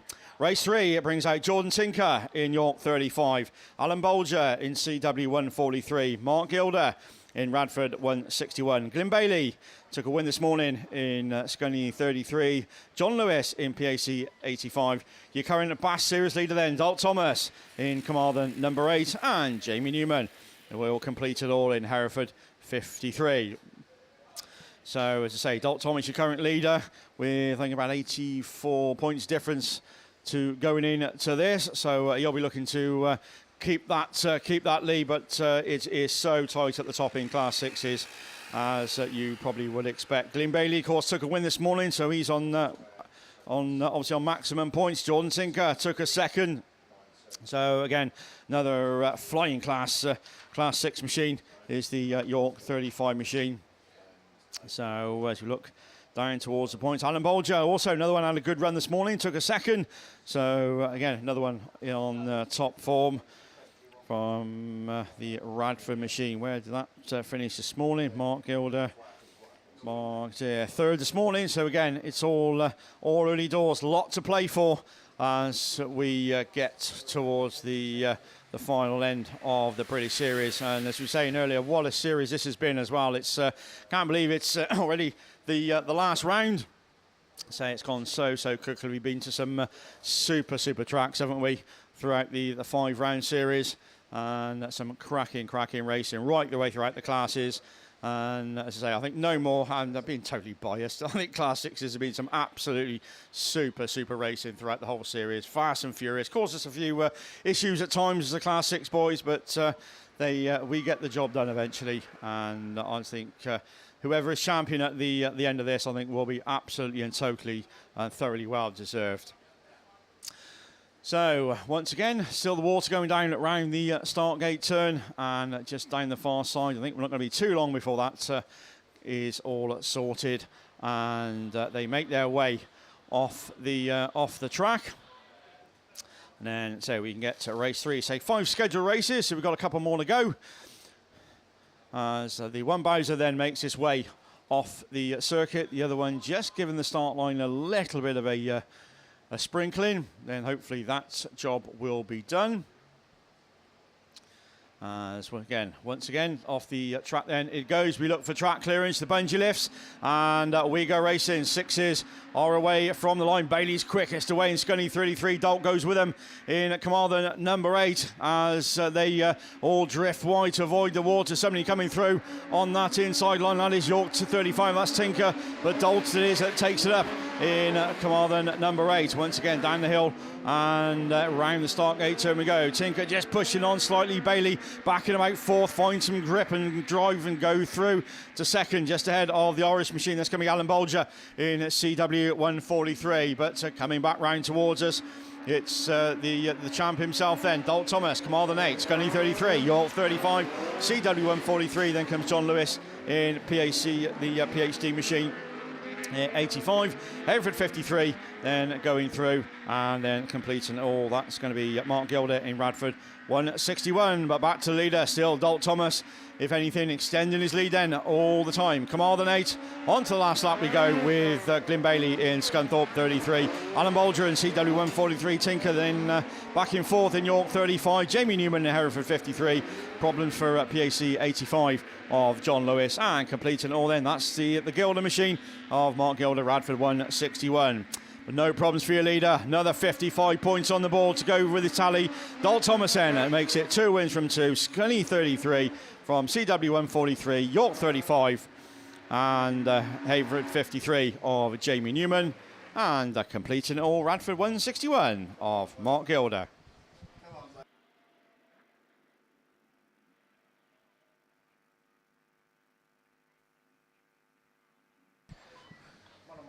Right, so that's race 3 done. Race 4 then brings out Phil Olsen in Carmarthen 47. Andy Russell, another first round heat winner in IK 64. Adrian Lewis with the diesel in PAC number 7. Andy Lewis also will be there in PHT 85. Kai Williams in Typhy 121. Tom Pipe in North Shropshire 5. And starting towards the outside, Martin Bowen in Border Counties 5. So no sooner said than away we go. A bit of a messy start, but away from the line we go then. It's Andy Russell in IK 64 that goes with him, PAC 7. Andy Lewis on that outside line, but coming through, it's Russell that takes up the running. 64, PAC 7. Pipey in North Shropshire 5 with Kai Williams in Typhy 121. Problems for, I think that's Andy Lewis in PhD 85, but we keep racing. Andy Russell it is, IK 64. Once again into turn 1 we go. Adrian Lewis in PAC number 7 still running second. Pipey running third in North Shropshire 5. As once again back around towards Zako with another lap completed. 64, 7, North Shropshire 5. And Kai Williams in Typhy 121. So no Martin Bowen in Border Counties 5 or Phil Olsen in Carmarthen 47, but we have still got Andy Russell because he's still your race leader. Once again, another one looking to make it 2 from 2 as back round towards us again. Problems for the PAC 7 machine of Adrian Lewis as gets it going again, but he's back. He lost the position, back to third he goes, but no problems though for Andy Russell as on to the last stop. I think they go this time. IK 64 from Tom Pipe, North Shropshire 5. Then comes Kai Williams in Typhy 121 and PAC 7 of Adrian Lewis. But here we go. It's 2 from 2. Andy Russell, IK 64 from North Shropshire number 5 of Tom Pipe. Kai Williams in Typhy 121. And completing all then, that will be Adrian Lewis in PAC 7.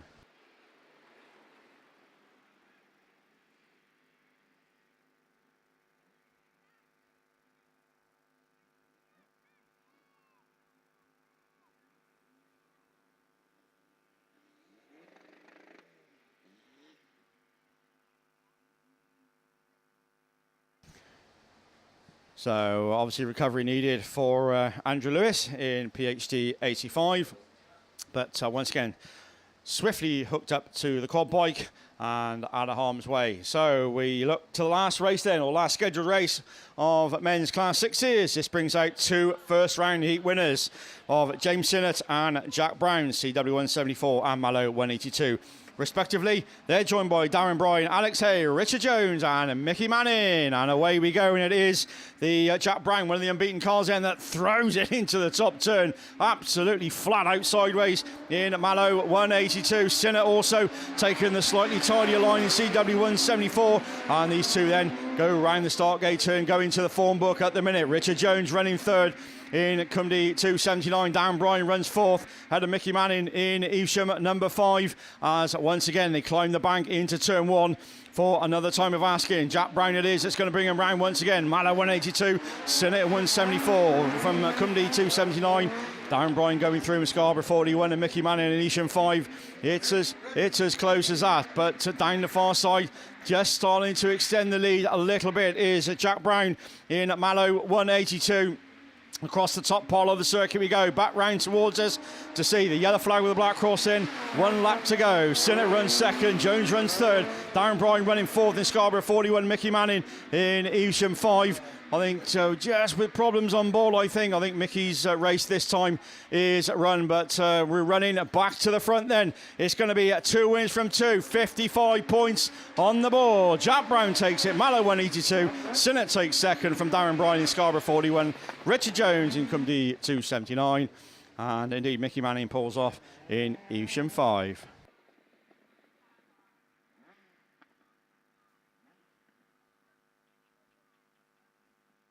So there we go. 5 races done, 5 races completed. That's how you do it, boys. Congratulations. I knew that. Me talking about Class 6s and letting us down in various meetings, but there you go. We can do it. We got it sorted. That completes Class 6s. What we got now? So off to the juniors rerun. Back of the Liam. Yeah, well done, Tim. So I think we might have a better chance if I just turn his mic off and let these 3 races go ahead with no commentary, to be honest, because I'm not exactly having the best of luck.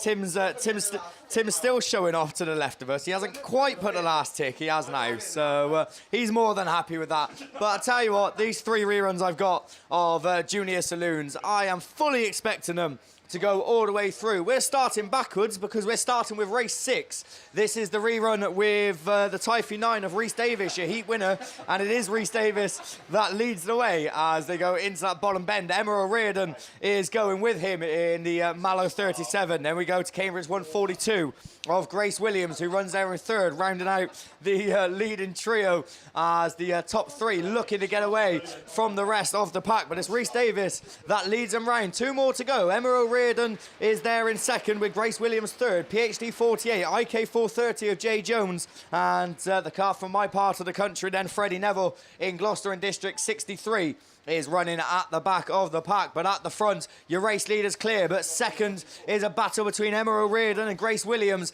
and at the moment, it's the Cambridge machine that gets the nose in front, as Emma gets relegated to 3rd, but 3rd is a lot better than what she did in Heat 1, but she'll be looking to fight back as they all come across to safely start their final circuit. Rhys Davies is looking to make it 2 wins out of 2 in the Typhy number 9 machine as he goes down the far side into the top turn for the final time. 110 points at the end of day 1 as Typhy number 9 it is. Rhys Davies takes the win. Grace Williams comes across in 2nd. Emma O'Riordan in 3rd. Jay Jones takes 4th. Maya Collins in 5th in PhD 48.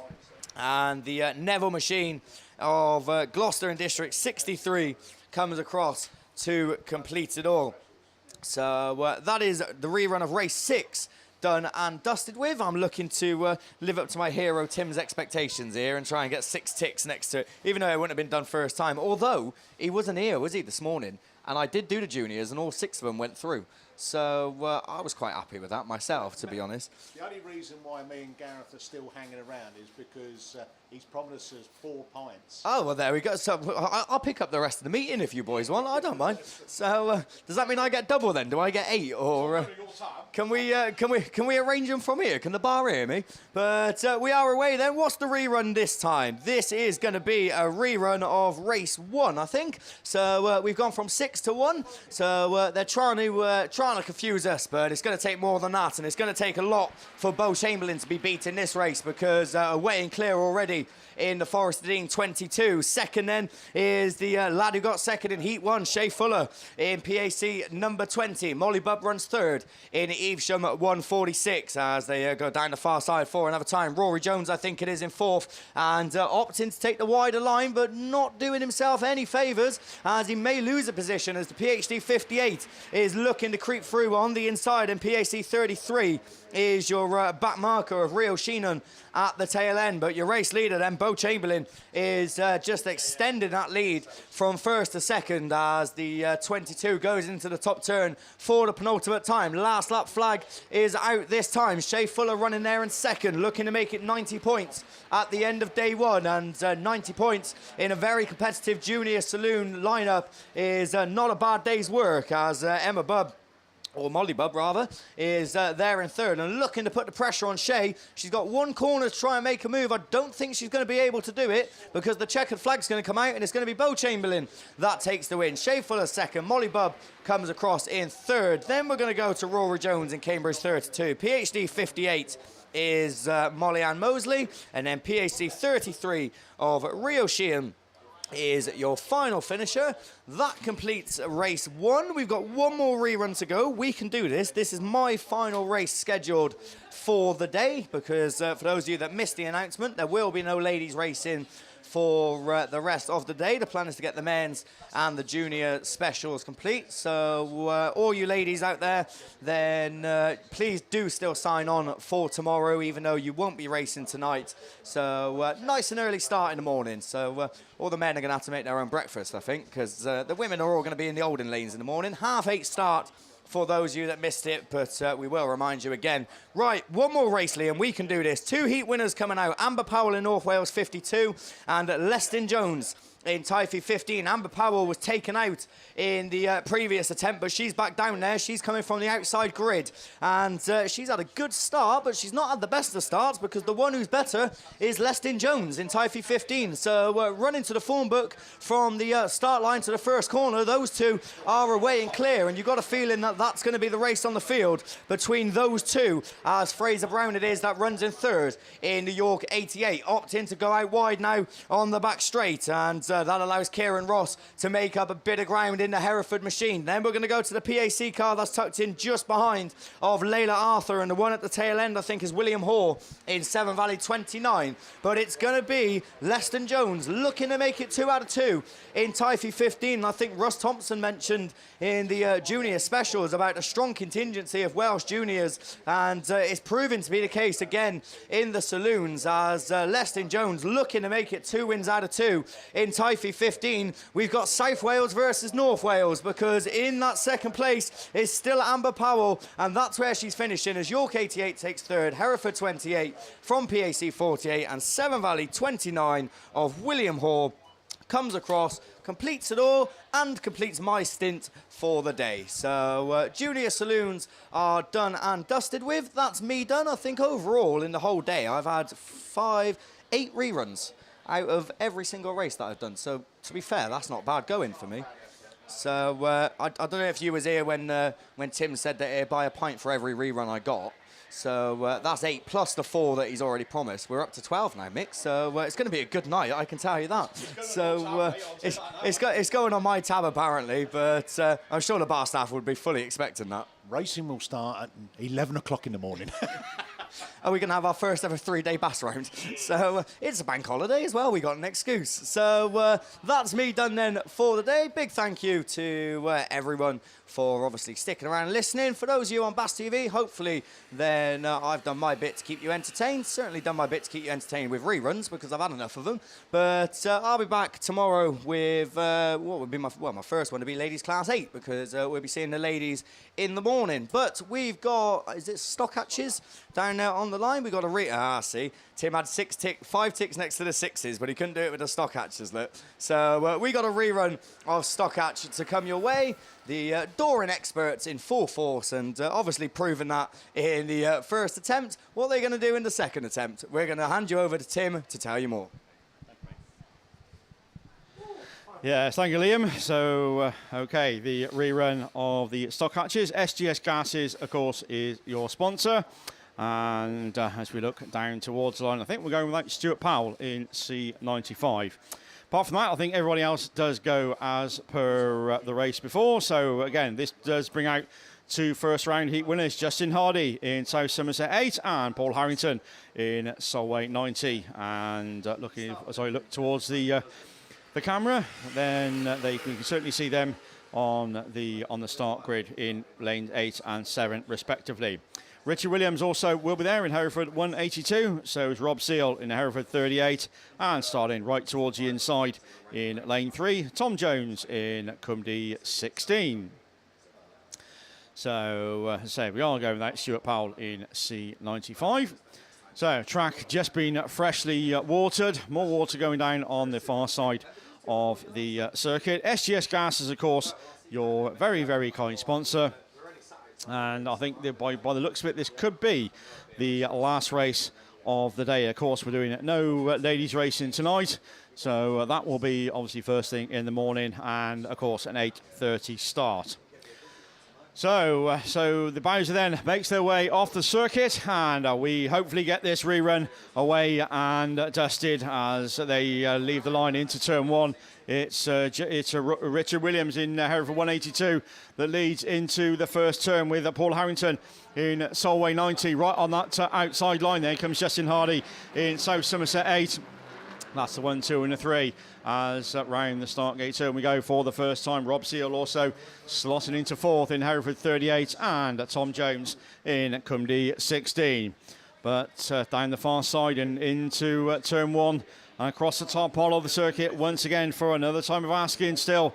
It's the Hereford 182 machine that leads the way. Justin Hardy now runs second ahead of Paul Harrington, both first round heat winners in second and third, and they race just ahead of Rob Seal in Hereford at 38. And just falling away slightly, Tom Jones in C16. But eyes to the front, Richard Williams still holding on, Hereford 182 with just one more lap to go this time. Justin Hardy, though, looking to close on that inside line in South Somerset 8 as they come past us once again as the last lap flag has already gone out. Solway 90 then going through, Paul Harrington and Rob Seal and Tom Jones then respectively. So everybody safely onto the final circuit, but as we climb the bank for the final time, as they come back around towards us, a race win, 55 points on the board. Richard Williams, Hereford 182, South Somerset 8 of Justin Hardy. Then comes Solway 90 of Paul Farrington, Hereford 38, and completing it all, Tom Jones in C16. So that does indeed, I think, complete today's racing. No, it doesn't. No. What are you telling me, Gareth? Last nines are coming down. Ah, right. A bit. And then that will be it. Right. Sorry, a bit premature. So we've got a Class 9 rerun. Oh, it's not a rerun. We're going to do the Class 9s. Right. We've got 4 races of Class 9. Over to Gareth. Thank you. Yeah, thanks. Yeah, 4 races of Class 9 to come your way in this second round of qualifying. That will then be the end of today's action. The drivers and cars have been called down to the holding lane, so there may be a little bit of downtime. And while that downtime occurs, then just a little bit of the dust repellent makes its way down onto the start line. And a few of the quads also being out on the track, just adjusting a few of the tyres and cones as well. But when they get to the line, I think there's only 3 or 4 down there at the moment. But yeah, we had 32 signed on for the action today, so 4 full grids going to be coming your way. Once again, the 2 Phils avoid each other. Phil Rogers coming out to play in race 2, and Phil Cooper coming out to play in race number 3. It looks like the dust repellent has done its duty. It's pulling back to that far side of the start line. But yeah, like we say, just a little bit of downtime going to be happening before the 4 grids of the Class 9s down in the holding lanes. Like we mentioned a little bit earlier, a little bit of a nice presentation going to be taking place this evening down in the beer tent at 8 o'clock, where the Ladies Champion of Champions will be officially crowned by the National Autograss Sport Association. So that's obviously something to take place. And that's going to be taking place at 8 o'clock down in the beer tent. For those men and ladies who haven't had their second round of qualifying today, then they will still need to be signed on, because there will be no signing on in the morning, as is per usual at British Autograss Series rounds. And so we will have 10s, F600s and ladies second round of qualifying to be done in the morning before we progress through to the third and final round. But what a cracking day's racing we've had here today. A lot of people facing mixed fortunes, a lot having taken wins and lasts, but a lot having also taken 2 heat wins. Just looking down at the lineup of Class 9.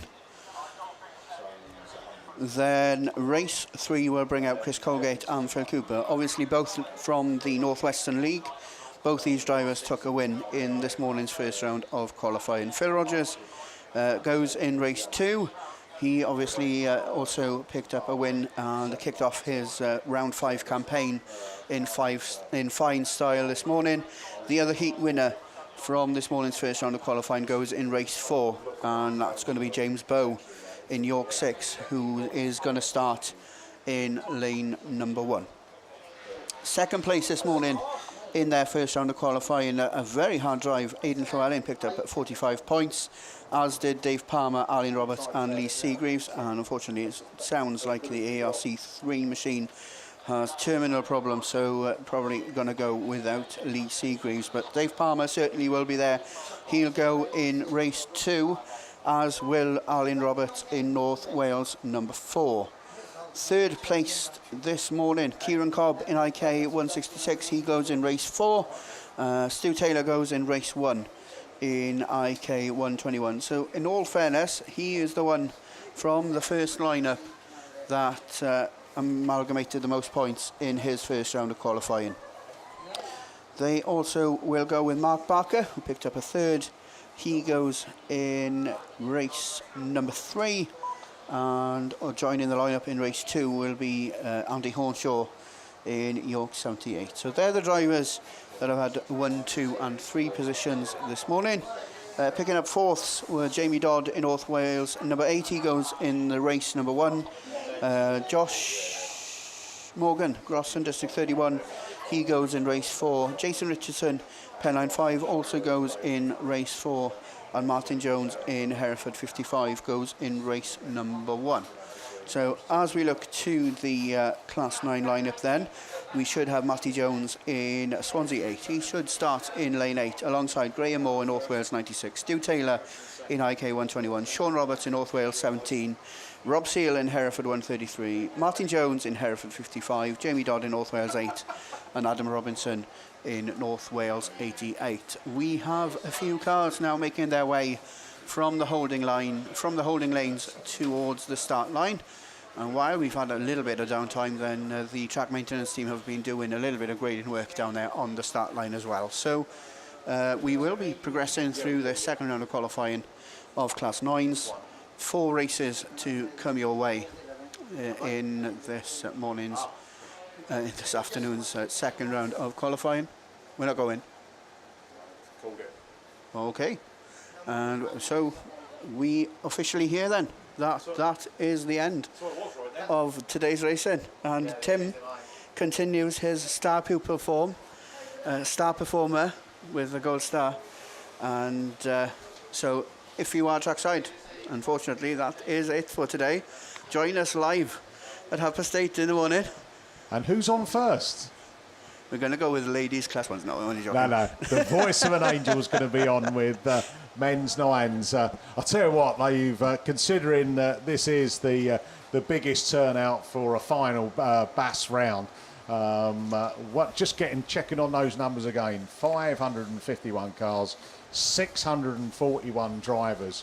That's a lot of racing. This is a big track, yeah, it takes some doing to get through all those numbers. But we go again tomorrow, 8:30 start, and I promise you we'll get it all the way through, and we'll get all our finals done. And the 2-minute silence. And the 2-minute silence as well for Her Majesty the Queen, who served us diligently, professionally, with passion. For her 70 years on the throne. Yeah. So that's it, I think, tonight. I think we can... She held her post for longer than Pat Patrick. Yeah.